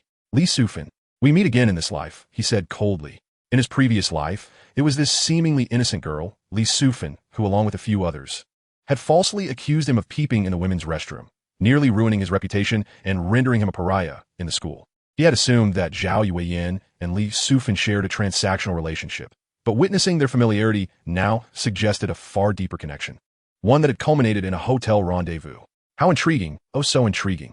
Lin Feng chuckled darkly, yet his eyes betrayed no amusement, only a chilling frost. He had been so preoccupied lately that he had nearly forgotten about this insignificant character, Zhou Miaoyin. However, since fate had brought them together today, he would gladly accept this fortuitous gift. "System, I wish to record the passionate escapades of these two scoundrels." "No problem. This system has activated comprehensive recording capabilities, automatically tracking and filming them for a duration of 3 hours. Upon completion, the video will be sent directly to your mobile device." Lin Feng's lips curled into a cruel smile as he murmured to himself, "You sought to conspire against me, did you? Then allow me to show you what it feels like to be utterly disgraced." He would meticulously settle the scores from his previous life. When Zhou Miaoyin and Li Sufan finally took the elevator down, Lin Feng made his way to the elevator, ascending to room 808. After waiting in room 808 for a short while, he heard a gentle knock on the door. Lin Feng's heart leapt with joy as he quickly rose to open it. Upon swinging open the door, Qin Shuan stood before him, looking radiant in a black velvet coat that enveloped her upper body, revealing only the graceful curve of a long dress cascading down to her ankles, exuding an air of mystery that was tantalizing. Was a surprise. Lin Feng's gaze roamed over her figure, his tone laced with impatience. "Why the rush? Do you expect me to reveal the surprise right here at the door?" Qin Shuan replied, somewhat exasperated. Hearing this, Lin Feng hurriedly stepped aside, allowing Qin Shuan to enter. Qin Shuan entered the room, her slender high heels clicking softly against the floor as she made her way to the bedside. She turned around, her gaze colliding with Lin Feng's, imbued with a tinge of shyness yet laced with anticipation. Slowly, she raised her hand to unzip her outer garment. The black coat slipped from her shoulders, cascading onto the carpet, unveiling a wine-red lace evening gown beneath. This ensemble was audaciously designed, featuring a deep V-neck that served as a window to her soul, perfectly accentuating Qin Shujuan's alluring curves, the deep crevices glistening with a lustrous sheen. Lin Feng's breath caught in his throat as his eyes lingered on her décolletage before descending. The gown sides were fashioned with sheer chiffon, under which her delicate waist emerged tantalizingly, even hinting at the outline of her toned abdomen. This veiled beauty, reminiscent of a partially concealed peepa, ignited a fervent curiosity within him, akin to the gentle scratch of a cat's paw against his heart, intensifying his desire for exploration. Lin Feng's breathing quickened once more. As if sensing it was insufficient, Qin Shuan lightly lifted the hem of her ankle-length skirt, revealing a seductive, rounded calf. Her leg was sheathed in deep purple, glossy stockings, reflecting a captivating sheen under the lights, resembling a layer of beeswax, exuding allure. Observing Lin Feng's rapt gaze, a spark of joy ignited in her eyes, affirming that her efforts had not been in vain. She twirled gracefully, the wine-red hem tracing elegant arcs in the air, the lace trim fluttering like blooming roses. "Do you like it? Are you surprised?" she inquired, her voice tinged with expectation. Lin Feng snapped back to reality, stunned. He had witnessed Qin Shujuan's professionalism in business attire and her gentleness in loungewear. Yet this was the first time he beheld her in such a sensuous evening gown. The allure of a mature woman, intertwined with the gown's seductive charm, was intoxicating, akin to a fine aged wine that ensnares one from the very first sip. Indeed, I am surprised, he admitted, stepping closer to envelop her waist, his fingertips brushing through the sheer fabric to feel the warmth of her skin. A beauty that rendered him spellbound. A smile danced at the corners of Qin Shujuan's eyes as she nestled against him, her soft form pressing against him. Gradually, she lifted her head, her gaze shimmering with an alluring glint, her voice dripping with temptation. Then what are you waiting for? Chapter 82. A Pair of Scandalous Lovers. Qin Shujuan's words acted as a spark, igniting Lin Feng's desire. He tightened his embrace, pulling her close as he plunged into a fervent kiss, wild and unrestrained. At that moment, a faint fragrance wafted into his nostrils. Not the usual scent of her perfume, but a sweet, intoxicating aroma, reminiscent of honeyed wine, both sweet and heady, stirring a warmth throughout his being. This fragrance was seldom worn by Qin Shujuan. She had specially prepared it for him tonight. She was determined to embrace the evening wholeheartedly. Once tranquility enveloped them, Qin Shujuan curled up like a languid cat in Lin Feng's embrace, slipping into a deep slumber. He gently stroked her tousled hair, a satisfied smile gracing his features. This was his first experience of such unreserved intimacy. He felt fulfilled, yet pondered the toll it took on Qin Shujuan. That foolish woman. He murmured softly, his tone tinged with affection as he gazed at her weary profile. He then retrieved his phone from the bedside table, opened the folder, and located the video sent by the system. Lowering the volume to a whisper, he pressed play. The video commenced with Zhou Miaoyin and Li Sufan bursting into the room, immediately succumbing to a passionate kiss, as if kindling a fire.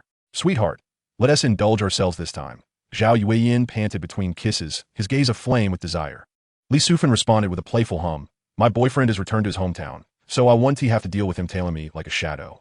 We can at least enjoy 3 days together. Then I shall take this opportunity to educate you properly, Zhou Miaoyin replied with a mischievous grin. How annoying. Li Sufan playfully swatted him. Suddenly, Zhou Miaoyin shifted the topic. By the way, with your boyfriend out of the picture, we should concoct a scheme to frame Lin Feng. Lin Feng? The one who was once infatuated with Zhou Miaoyin and later got close to Ning? Li Sufan inquired, her mind flashing with images of Lin Feng's handsome visage from the school's forum, igniting a spark of intrigue within her. Precisely him. However, his closeness to Wen Ning is merely a facade. He seeks to attract Zhou Miaoyin's attention through a game of seduction. Such a simple ruse. And that foolish woman actually fell for it, now showing interest in him. He scoffed, his gaze darkening. I cannot allow this to continue. I must devise a plan to ruin him. Is it Zhou Miaoyin you truly fancy? Li Sufan's voice dripped with envy as she playfully pinched him and crossed her arms. Her expression one of displeasure. Zhou Miaoyin quickly adopted a flattering smile, pinching her cheek as he said, Silly girl, what do I like about her? Only that she has a wealthy mother. Her mother is the chairwoman of a billion-dollar company, and she is the sole heiress. Once I marry Zhou Miaoyin, that company will be mine. He then pulled Li Sufan into his embrace, whispering grand dreams into her ear. When I attain power, I'll cast her aside and bring my darling home, allowing you to become the true lady of the manor. His words were cold and riddled with contradictions, easily identifiable lies to an observer. Yet, Li Sufan, ensnared in his charm, seemed enchanted, her eyes sparkling as all her discontent vanished. She leaned in to kiss Zhou Miaoyin, fervently promising, rest assured, I will not let my boyfriend lay a finger on me. My body will only ever belong to you. My darling, you are simply wonderful. Zhou Miaoyin praised, excitement radiating from him as they resumed their passionate display, the scene becoming increasingly inappropriate. Upon witnessing this, Lin Feng couldn't help but smirk disdainfully, muttering under his breath, what a pair of shameless dogs. He fast-forwarded the video, scoffing as he noted Zhou Miaoyin finishing in just 2 minutes, mocking, what a waste of space. The subsequent footage depicted Zhou Miaoyin and Li Sufan entwined in sleep, devoid of any significance. Lin Feng exited the video, turning his gaze to the enchanting woman nestled in his arms. Qin Shujuan seemed to sense that Lin Feng had finished, letting out a soft murmur as she nestled closer, resembling a small animal seeking refuge. His heart softened instantly, the tension within him dissipating. He gently patted her back, as if soothing a child. He then extinguished the light and drifted into slumber with Qin Shujuan. The following morning, as Lin Feng opened his eyes, he received a notification from his system. Contribution value statistics from yesterday. Inflicting a harsh punishment on the villain Sidu Hao, subduing Wang Hu and over 20 henchmen, and advising them to abide by the law. Contributing to societal stability, resulting in a gain of 56 contribution points. Ah, I thought contribution points were only awarded for capturing Zhang Tianhai. But it seems dealing with minor henchmen also counts, Lin Feng mused, pleasantly surprised. System, what actions can yield contribution points? Acts of kindness and punishing evildoers can earn contribution points. Can you be more specific? Does helping an elderly lady cross the street earn contribution points? Yes. And if the elderly lady falsely accuses me after falling, do I gain points for dealing with her? Yes. What if I were to set her entire family on fire? That depends on whether there are good people in her family and whether it will affect the neighbors. All right, I understand. Lin Feng gradually grasped the method of acquiring contribution points, his mind swirling with countless thoughts. System, if I help the middle-aged woman alleviate her loneliness and bring her peace of mind, will that not yield any contribution points? At that moment, Qin Shuan stirred awake, only to feel her entire body sore, as if she had climbed a mountain all night long. Lin Feng supported her to sit up and, with a serious expression, said to her, I have a lucrative piece of news that requires you to gather as much capital as possible. I will help you make a significant profit. Chapter 83, Slandering Lin Feng. She had always been unwavering in her belief in Lin Feng's intelligence, and almost immediately decided to invest all the available funds she could muster to follow him. I have 300 million in my personal account. Qin Shuan adjusted her slightly disheveled hair and spoke earnestly. The rest consists of real estate and jewelry. If that's not enough, I can contact an agent to sell them right now. Lin Feng shook his head, lightly tracing his finger along her smooth collarbone. That's unnecessary. You have 300 million in funds, and I have 100 million. Together, that amounts to 400 million, which with 100-fold leverage translates to 40 billion in operational capital. It would be enough to stir the market significantly if we pour it all in within a short time. Sometimes, investing more money isn't necessarily better because the market thrives on liquidity. There must be someone willing to take over. If the funds are too large and there isn't enough liquidity to hedge against, it is essentially futile. 100-fold leverage? Are you planning to engage in foreign exchange or futures? Qin Shuan immediately thought of these two options, as the stock market does not offer such leverage. Crude oil. Lin Feng declared, there will be several significant movements in crude oil tonight. If executed properly, our initial 400 million could at least transform into 4 billion. He asserted confidently, at least tenfold. Qin Shujuan's eyes widened in astonishment, her long eyelashes fluttering slightly. Even accustomed to grand scenes, she was taken aback by such potential returns. This was not a matter of holding long-term, but rather short-term operations, capable of yielding tenfold returns in just a night or even an hour. Such speed was more exhilarating than robbing a bank. When do we begin? I will transfer the funds to the account you designate right now, Qin Shuan asked eagerly. Lin Feng observed her unguarded eagerness with a perplexed expression. He gazed intently into her eyes and asked seriously, you trust me this much? Aren't you afraid I might abscond with your money and leave you with nothing? Upon hearing this, Qin Shuan grasped Lin Feng's hand, the warmth of her palm transmitting to him. I certainly trust you. If you wish, I can transfer the 300 million directly to you without you needing to scheme. Lin Feng felt as though something had gently nudged him, stirring a peculiar warmth within. He ruffled Qin Shujuan's hair, treating her like a little girl. Oh, this foolish woman, he thought tenderly. Having been reborn, Lin Feng had resolved to lock his heart away, solely focused on revenge. Yet within this short time, he found himself moved by two women, Wen Ning and Qin Shuan. You should open an international futures account and transfer the funds in. When the time comes tonight, I will guide you on the specifics of the operation, Lin Feng instructed. All right, Qin Shuan nodded. Would you like to take a shower? I can run some hot water for you, Lin Feng asked with concern. He recalled how exhausted Qin Shuan had been the previous night, having fallen asleep without a proper cleanse. He imagined she must feel quite uncomfortable now. Yes, please. Thank you, Qin Shuan replied, her voice carrying a hint of cheerfulness, her lips curving into a faint smile. Lin Feng turned his face and placed a gentle kiss on her forehead before rising to enter the bathroom. Once the bathtub was filled with warm water, he carried Qin Shuan into the bathroom, carefully placing her in the water. After completing this, he immediately stepped back, fearing he would lose control and tease her further. While Qin Shuan bathed, Lin Feng ordered breakfast from the hotel. Before long, a sumptuous meal was delivered to their room.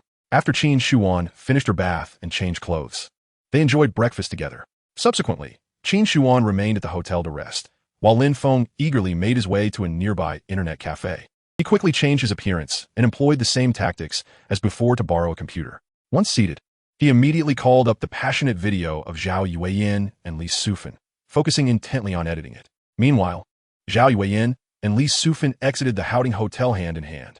As soon as they settled into Zhou Miaoyin's car, he impatiently said to Li Sufan, today, you will post on the school forum, claiming Lin Feng peered into the girls' restroom to spy on you.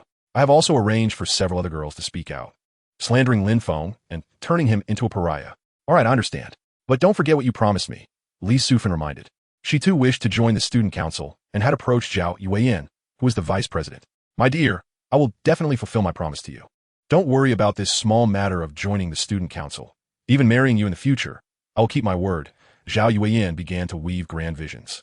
Li Sufan was charmed by his sweet words and grand promises, her eyes sparkling with dreams of the future, her voice softening. Then I will wait for that. Observing her unwavering faith, Zhou Miaoyin could not help but smirk coldly inwardly, thinking, fool. The car stopped at a secluded corner near the school, and Zhou Miaoyin casually told Li Sufan, you can get out here, don't let anyone see you. Li Sufan, without a second thought, opened the car door and headed straight to the dormitory. Upon returning to her room, she immediately opened her computer and her fingers flew across the keyboard, swiftly crafting a post accusing Lin Feng of spying on her. Within 2 minutes of posting, several girls, who had been coordinated by Zhou Miaoyin, timely followed up with comments, embellishing Lin Feng's so-called vile actions in similar tones. With some instigators fanning the flames, the public discourse on the forum erupted like a lit powder keg, rapidly turning against Lin Feng. Wen Ning, upon seeing the post on the school forum, slammed her hand on the table, her face flushed with anger. This is slander. Blatant slander. My brother Lin Feng would never stoop so low. Are these people even as attractive as I am?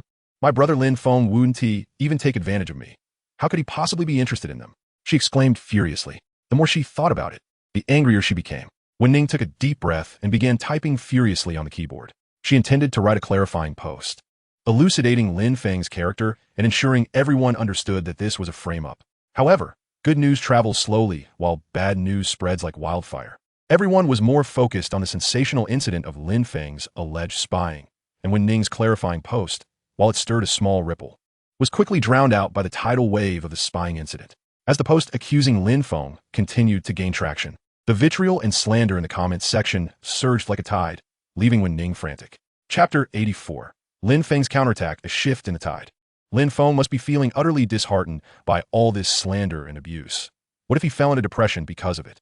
The thought made Wen Ning's nose tingle, and tears unexpectedly spilled from her eyes. No, I must comfort my brother Lin Feng. Wiping away her tears with the back of her hand, Wen Ning hastily took out her phone, her fingers trembling as she dialed Lin Feng's number. As soon as the call connected, she forced herself to suppress her sobs and asked, Brother Lin Feng, have you seen the post on the school forum? I have. Lin Feng's voice revealed no hint of joy or sorrow. Upon hearing his words, Wen Ning felt a sudden tightening in her heart and hurriedly spoke in a soothing tone. Brother Lin Feng, those people do not truly understand you. Their slander and vitriol are akin to mad dogs barking wildly. You must not take it to heart, all right? They may not believe in you, but I have always believed in you. Lin Feng felt a surge of emotion. This young girl had an uncanny ability to touch the tender spots in his heart. At that moment, Wen Ning's voice came through again, Brother Lin Feng. How about we visit the amusement park? I've heard there's a thrilling new drop tower ride. Perhaps some excitement could lift your spirits. She understood that mere verbal reassurances had limited impact, so she hoped to distract Lin Feng with the exhilarating attractions of the amusement park. You needn't worry about me. I'm not feeling down at all. On the contrary, I am in splendid spirits. Lin Feng's voice resonated through the receiver, robust and full of vigor, betraying no hint of sorrow or despondency. Brother Lin Feng, you can't have gone a little mad from all the insults, can you? How can you still feel good after being so slandered? Please, do not do anything foolish. A sudden image of Lin Feng in despair flashed through her mind, knotting her heart with anxiety, prompting her to shout urgently into the phone. What are you thinking, you silly girl? Lin Feng chuckled, his tone tinged with exasperation. I would never do anything foolish, so rest easy. Pausing for a moment, he lowered his voice and continued. In truth, I have long been aware of Zhou Miaoyin and Li Sufan's conspiracies against me. I am merely waiting for them to escalate things further before I strike decisively to dismantle their schemes. Really? Wen Ning inquired, her excitement palpable. It turned out that Brother Lin Feng had seen through their tricks all along and had prepared a countermeasure. Of course it's true, Lin Feng affirmed with conviction. Wen Ning then felt a wave of relief wash over her, her previously anxious heart settling back into place. She could vividly imagine Lin Feng's confident demeanor at that moment, causing her lips to curl into a slight smile. So, Brother Lin Feng, when do you plan to retaliate? She asked, her voice laced with anticipation. I will retaliate right now. Just watch, Lin Feng declared, his tone brimming with confidence, as though he had everything under control. Great, I'm eager to see, Wen Ning replied playfully, her voice filled with joy.